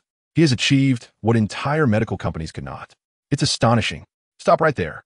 The more I hear, the more envious I become. If I had such an extraordinary husband, I would sell a kidney to support him. Echoed another, leading to a cascade of responses filled with envy and longing, as if they had consumed an entire grove of lemon trees. Some female fans humorously suggested becoming Yu Huang's lover, igniting a flurry of playful banter among the group. Soon, someone proposed that Zhao Yun should go live on Douyin to showcase what Yu Huang was doing, and all the fans unanimously raised their hands in agreement. They began tagging Zhao Yun fervently. As the notifications chimed incessantly, Zhao Yun snapped back to reality, bemused by the flurry of messages and suggestions. After contemplation, she ultimately agreed to go live on Douyin, eager to fulfill her fans' modest request. Following a straightforward setup, she opened a live stream. As soon as her stream commenced, the online viewer count skyrocketed exponentially. In the blink of an eye, the number of viewers surged past 1,000, then rapidly swelled to tens of thousands. Shortly thereafter, as news of Zhao Yun's live stream spread through the backend, millions of her Douyin followers received the update almost simultaneously. Those online instinctively clicked in, causing the viewer count to rise sharply yet again. Moreover, with the Douxia platform servers collapsing, millions of netizens flocked in, akin to sharks sensing blood. 10 minutes later, witnessing the staggering figure of 18 million viewers, Zhao Yun was utterly astonished. Such an eye-popping statistic was beyond her wildest expectations. 18 million viewers, what a concept! It was simply outrageous. In the entirety of Douyin, only national teams had ever achieved such monumental viewer numbers. No other streamer had reached this level of prominence.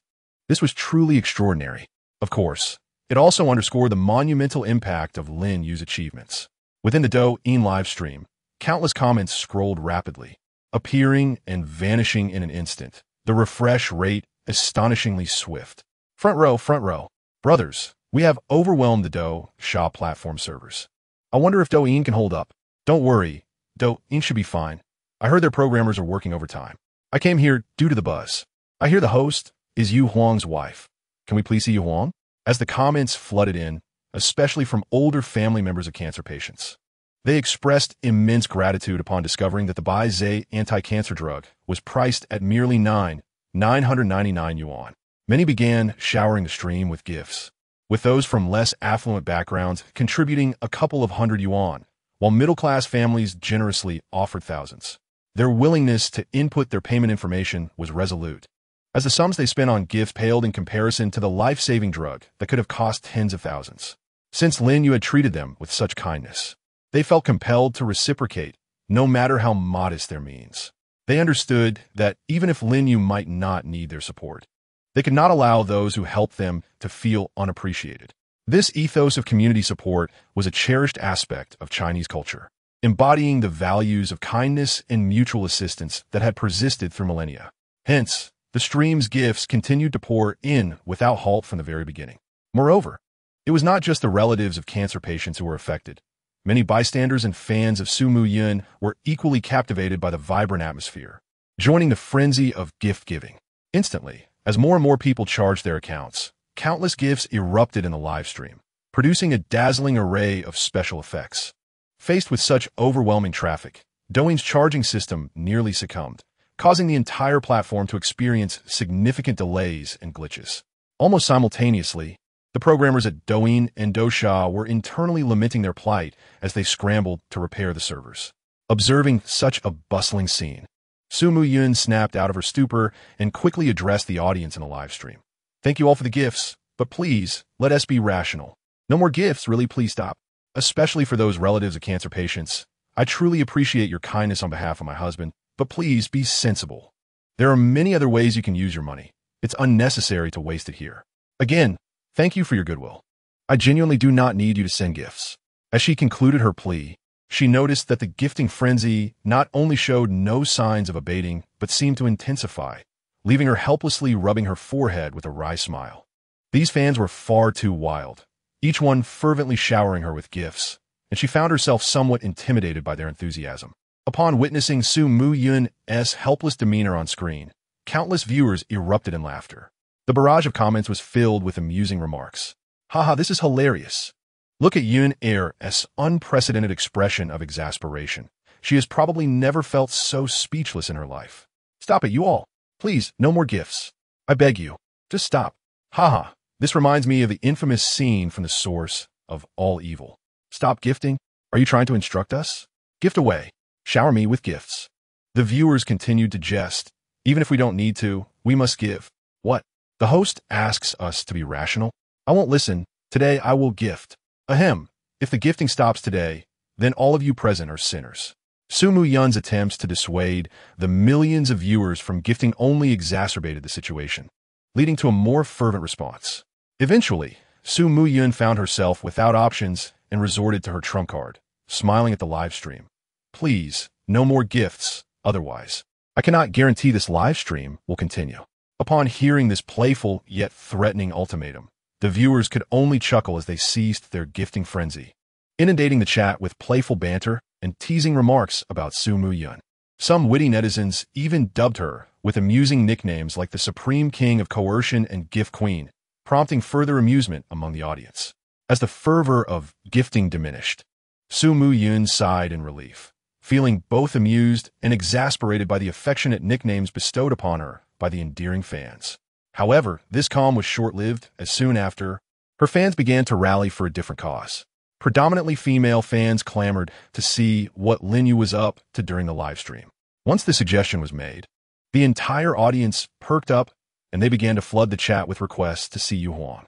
Faced with this situation, Zhao Yun could only accept her fate with resignation. After agreeing to their modest request, she grabbed her phone and selfie stick, securing the device before making her way to Lin Yu's study.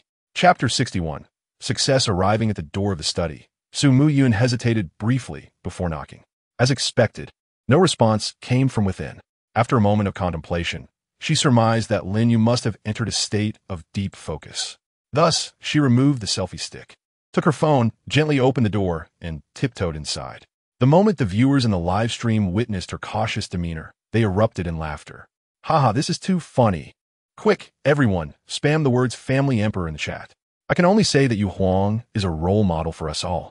There's no one like him in the realm of domesticity. Sigh, I have grown weary of envying. I wish I could have a wife like the host. Oh no, Yun has completely succumbed to being a devoted wife. What is this? If I had a husband like Yu Huang, I wouldn't just support him. I would give him a taste of both fiery and frosty pleasures." As the audience continued their lively discussions, Zhao Yun stepped into the study, gently closing the door behind her. However, upon standing at the threshold, she was momentarily taken aback by the sight before her. At the desk, Lin Yu was deeply engrossed. His head bowed in concentration as he fervently scribbled with a fountain pen on a notebook, producing a flurry of elegant strokes. Merely observing the swift movements of the pen, Su Yun could infer that he was undoubtedly engaged in writing something of great importance. Additionally, she noticed that the area surrounding the desk was strewn with numerous sheets of white draft paper, each filled with hasty yet legible notes. To her astonishment, the sheer quantity of these papers seemed to number in the dozens, if not hundreds. Pondering for a moment, Su Yun chose not to disturb him, and instead curiously picked up a white draft paper lying nearby. On it, a series of calculations resembling mathematical formulas caught her eye. Su Yun furrowed her brow, her mind racing to recall the mathematical principles related to it. Yet, after considerable contemplation, she could not identify the knowledge point from advanced mathematics or any formula she had encountered before. Meanwhile, the millions of viewers in the live stream also caught sight of the mysterious mathematical formula. As they beheld the chaotic array of equations, a chorus of groans erupted. "Oh my! Why must there be mathematics? It's so torturous. What on earth is this formula? I genuinely cannot comprehend it. What is that thing that looks like it too? Having completed advanced math, I'm utterly baffled by this formula. Mathematics is a foreign language to me. It ignores my existence, and I ignore it in return. Is this really the daily life of a genius? Always writing incomprehensible math problems and study? Indeed, Yu Huang is a big deal for a reason. Look at how he studies even in his daily life, while we merely eat, sleep, and play games. Truly, there is a distinction between individuals. Ahem, I must say, compared to Yu Huang, all of you present are mere amateurs. I am but a waste, and I take pride in it. There is a certain joy in being a waste, unlike the likes of Yu Huang, who seems perpetually ensnared in incomprehensible mathematical quandaries. Have you noticed how beautifully he writes in pen? Even his rough drafts possess an elegance that is admirable. The online community is abuzz with chatter, although few comprehend the peculiar series of mathematical formulas. As the saying goes, nothing can deter the insatiable thirst for knowledge among netizens. Moments later, many hastily transcribed the formulas and scoured the internet for information, only to be astounded upon discovering that this was related to one of the 7 great mathematical problems known as the Riemann hypothesis. Goodness, fellow users, I just consulted Baidu, and this is indeed the Riemann function. Are you referring to the Riemann function that stems from one of the Millennium Prize problems proposed by the Clay Mathematics Institute? As a self-proclaimed academic underachiever, I must inquire, what exactly are the Millennium Prize problems? Although I'm unaware of the specifics, I am certain it is something formidable. Allow me to take a seat and observe as the experts enlighten us. The Millennium Prize problems, also known as the 7 Great Mathematical Challenges, were unveiled by the Clay Mathematics Institute on May 24, 2000. Each solved problem garners a reward of $1 million. As a graduate student, I must confess, the mere thought of this has left me in disbelief. I suspect Yu Huang might be on the verge of resolving the Riemann hypothesis. Is it not astonishing that such a monumental mathematical challenge is valued at merely $1 million? Remarkably, someone boldly stated that this represents a symbol of honor. Within the mathematical community, it is a point of pride to unravel these enigmas. However, I must interject. The individual who proved the Poincare conjecture did not claim the $1 million reward and even shunned the Fields Medal. As the online discourse intensified, Su Yun regained her focus and glanced at the live stream. Observing the barrage of comments regarding the Riemann function and the 7 mathematical problems, she suddenly had an epiphany. As a student at Stanford University, majoring in business management, she had only heard of the Riemann hypothesis but had never truly engaged with it. Today marked her first encounter with the Riemann function. Merely gazing at it, she felt overwhelmed. It was utterly beyond her comprehension. Thus, I must admit, her husband is remarkably talented, for he can delve into such formidable mathematical challenges with apparent ease and an almost obsessive dedication. I wonder if my presence is a distraction from his work. As Su Yun pondered, Lin Yu, who had been fervently jotting down notes, suddenly halted. He forcefully placed his pen onto the notebook, exhaling deeply, then reclined, his body relaxing like a deflated balloon. Witnessing this, not only Su Yun, but all viewers in the live stream were captivated, and the comments grew silent. What transpired? Had he encountered an impasse? Or had the Riemann hypothesis, one of the 7 great challenges, overwhelmed him? Noting Lin Yu's apparent fatigue as he sat with eyes closed, Su Yun approached him without hesitation, gently massaging his temples while softly inquiring, "What troubles you? Have you hit a wall with the Riemann function?" Having spent considerable time with Lin Yu, Zhao Yun was well aware of his exceptional abilities, especially upon learning that he had developed 2 cancer-fighting drugs in a short span. She recognized him as a genius, and geniuses often relish tackling complex challenges. In any field, they are drawn to difficult tasks, as these pursuits offer unparalleled satisfaction and a sense of accomplishment. Presently, it seemed Lin Yu was grappling with the formidable Riemann hypothesis. Just as Zhao Yun was about to offer words of encouragement, Lin Yu, eyes still closed in enjoyment of her massage, calmly replied, "No, I have actually solved the Riemann function and discovered a pattern for asymmetric encryption algorithms involving large prime factorization." Upon hearing this, Zhao Yun's hands froze mid-massage, her expression transforming into one of sheer astonishment. Had the script been reversed? Could it truly be that her husband had effortlessly resolved such a monumental mathematical conundrum? This was almost surreal. In stark contrast to Zhao Yun's shock, the millions of viewers in the live stream fell into a profound silence upon receiving this earth-shattering revelation. Within the span of 1 or 2 seconds, not a single comment emerged in the chat. Each person was momentarily rendered speechless by the announcement. It must be noted that this was a global mathematical challenge that had confounded humanity for nearly a century. Countless mathematicians had tirelessly pursued the summit of these 7 towering peaks, yet only one had successfully conquered the Poincare conjecture, while the other 6 remained elusive. Yet, just moments ago, Lin Yu claimed he had reached the pinnacle of the Riemann hypothesis. This astonishing news left numerous netizens in a state of disbelief. If what Yu Huang stated is true, it feels as though the entire world has been turned on its head. Surely not. Could it be that he has genuinely proven the Riemann hypothesis and uncovered the principles of asymmetric encryption algorithms? Impossible. Absolutely inconceivable. How could the patterns of asymmetric encryption algorithms be discovered? Such a notion seems utterly unattainable. Nevertheless, Yu Huang has no reason to fabricate such claims. If he had not proven it, how could he have made such a declaration? I concede that Yu Huang is indeed remarkable. Yet I find it difficult to believe he has identified the patterns of asymmetric encryption algorithms. To be candid, if Yu Huang's assertions are genuine, then all present are witnesses to history. I am utterly lost in the discourse. I cannot comprehend what the experts are discussing. What do they mean by encryption patterns? Why is everyone so animated? I am uncertain. As someone lacking in knowledge, I can merely exclaim how impressive this is. The esteemed individuals above appear to be engaged in a debate. We shall simply observe. By the way, might there be a knowledgeable person to elucidate this for us? Allow me to briefly clarify. If Yu Huang's claims are indeed accurate, I can assure you that once the proof is disclosed, there will be no need for supercomputers. Based on its principles, we could potentially undermine the security systems of modern banking. In other words, it would render the safety of our bank deposits precarious. Oh my goodness. Oh my goodness. Oh my goodness. Chapter 62, Overexertion of the Mind. As countless spectators within the live stream came to terms with the implications of the Riemann hypothesis being proven, they were left utterly astonished. My goodness, could it be that the proof of this mathematical problem can crack the security systems of all banks in the world? How utterly chilling. They initially believed it to be merely a challenging mathematical conundrum that was overcome by Yu Huang, dismissing it as inconsequential. The potential impact of this mathematical breakthrough on their real lives had never crossed their minds. It is only now that they comprehend the terrifying implications of the proof of the Riemann hypothesis. Good heavens, if what Yu Huang claims is true, does that mean the funds I have in the bank are no longer secure?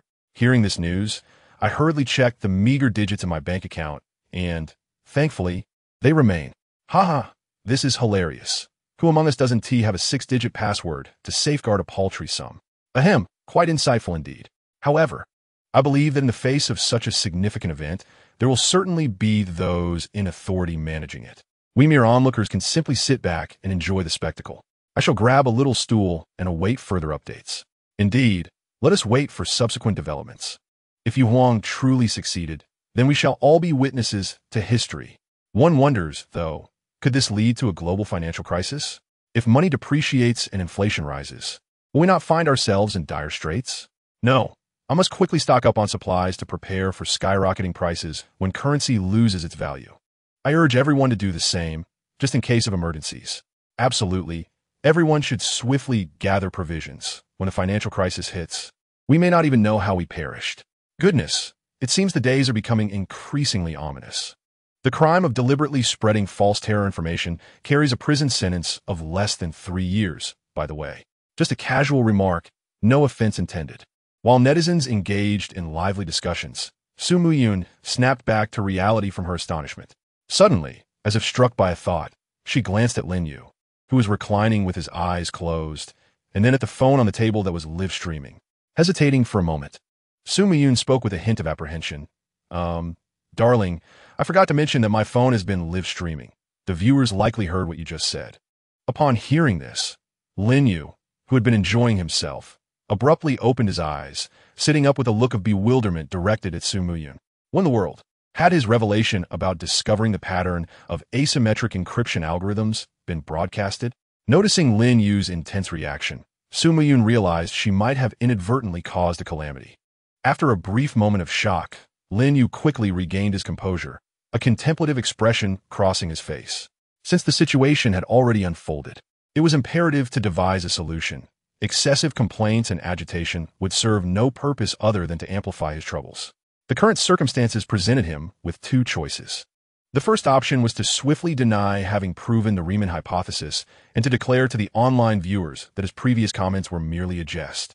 Whether they believed it or not would be their concern. The second option was to acknowledge his proof of the Riemann hypothesis, but to do so without revealing the original manuscript, instead offering a new proof from a different perspective. As for the asymmetric encryption algorithms pattern he had just mentioned, it would need to be obscured in the new manuscript. Ultimately, the authority of interpretation lay with him. Regardless of others' beliefs, what mattered was his own conviction. Furthermore, the pattern he had deciphered must remain a secret known solely to him, necessitating the immediate destruction of the original manuscript. The stakes were far too high. If terrorists were to discover this pattern, it could lead to global chaos. After a moment's hesitation, Lin Yu ultimately resolved to choose the second approach. Knowledge created for sharing should not be hoarded. Otherwise, it would weigh heavily on his mind. With his decision made, Lin Yu picked up the phone from the table and, after glancing at the screen, was astonished to find that the live streaming audience had swelled to an alarming over 10 million viewers. Such a number was utterly absurd. Lin Yu silently scoffed, then smiled at the camera, addressing the audience. Hello everyone, just a moment ago, I successfully proved the Riemann hypothesis. I will soon publish the relevant details on Weibo, so feel free to check it out. With that, he concluded the live stream, expressing gratitude for everyone's support and bid them farewell. After finishing his statement, Lin Yu disregarded the barrage of comments in the live chat, confidently shutting down the streaming platform.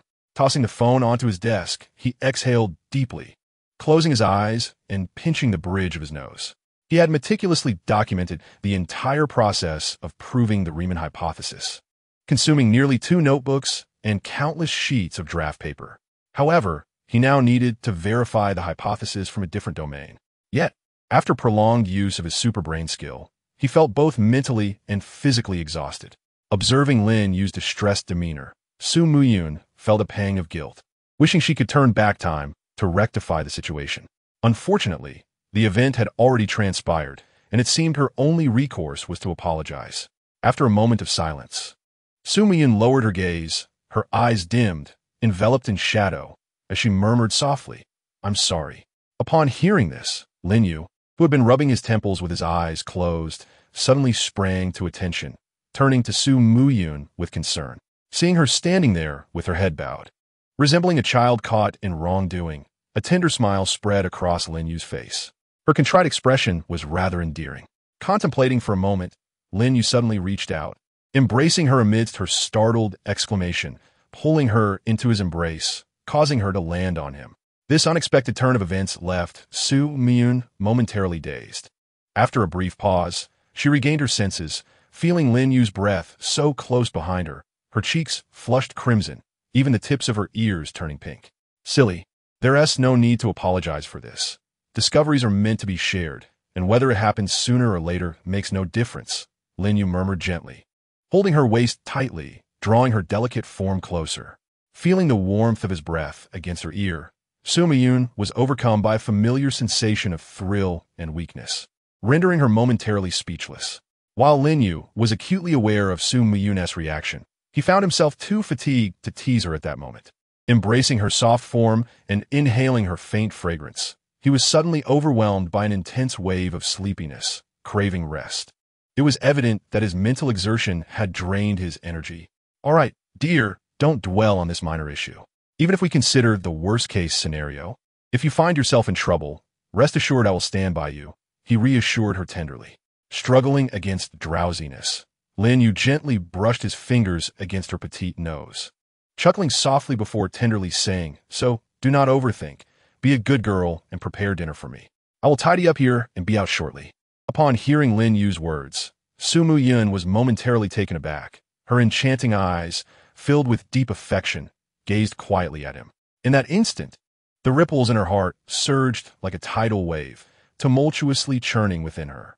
A warm sensation enveloped her entire being, a peculiar feeling more intense than any she had previously experienced, almost intoxicating her.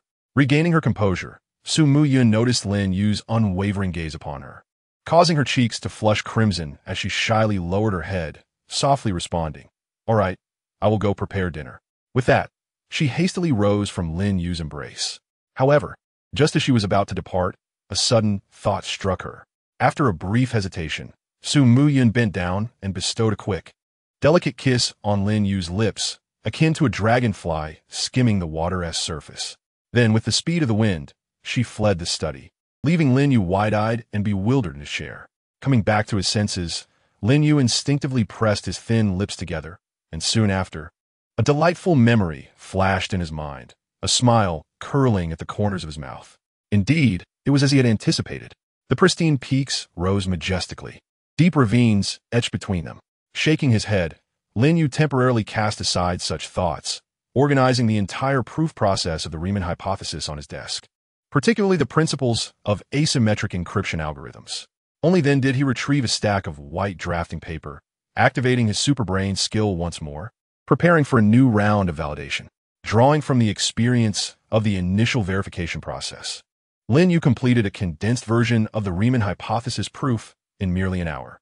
In this iteration, he utilized dimensionless constants from quantum mechanics to address the Riemann hypothesis over the complex domain. In simpler terms, the mathematical methods developed during the comprehension of the fine structure constant could validate the Riemann hypothesis. During the proof, Lin Yu referenced a weak analytic function, resolving the Riemann hypothesis solely over the complex domain, without addressing the rational domain. This can be interpreted as Lin Yu's first verified proof of the Riemann hypothesis being the most comprehensive, while the freshly drafted second version merely dissected a portion of the first proof, validating only that segment. Finally, the second version of the validation process was concluded. Lin Yu promptly deactivated the superbrain skill, letting out a long sigh of relief. He then slumped onto the table, feeling utterly drained, his head spinning as if burdened by lead.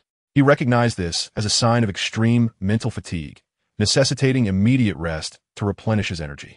The next moment, as drowsiness surged over him like a tidal wave, Lin Yu relinquished his resistance to fatigue, his eyelids gradually drooping as he succumbed to slumber.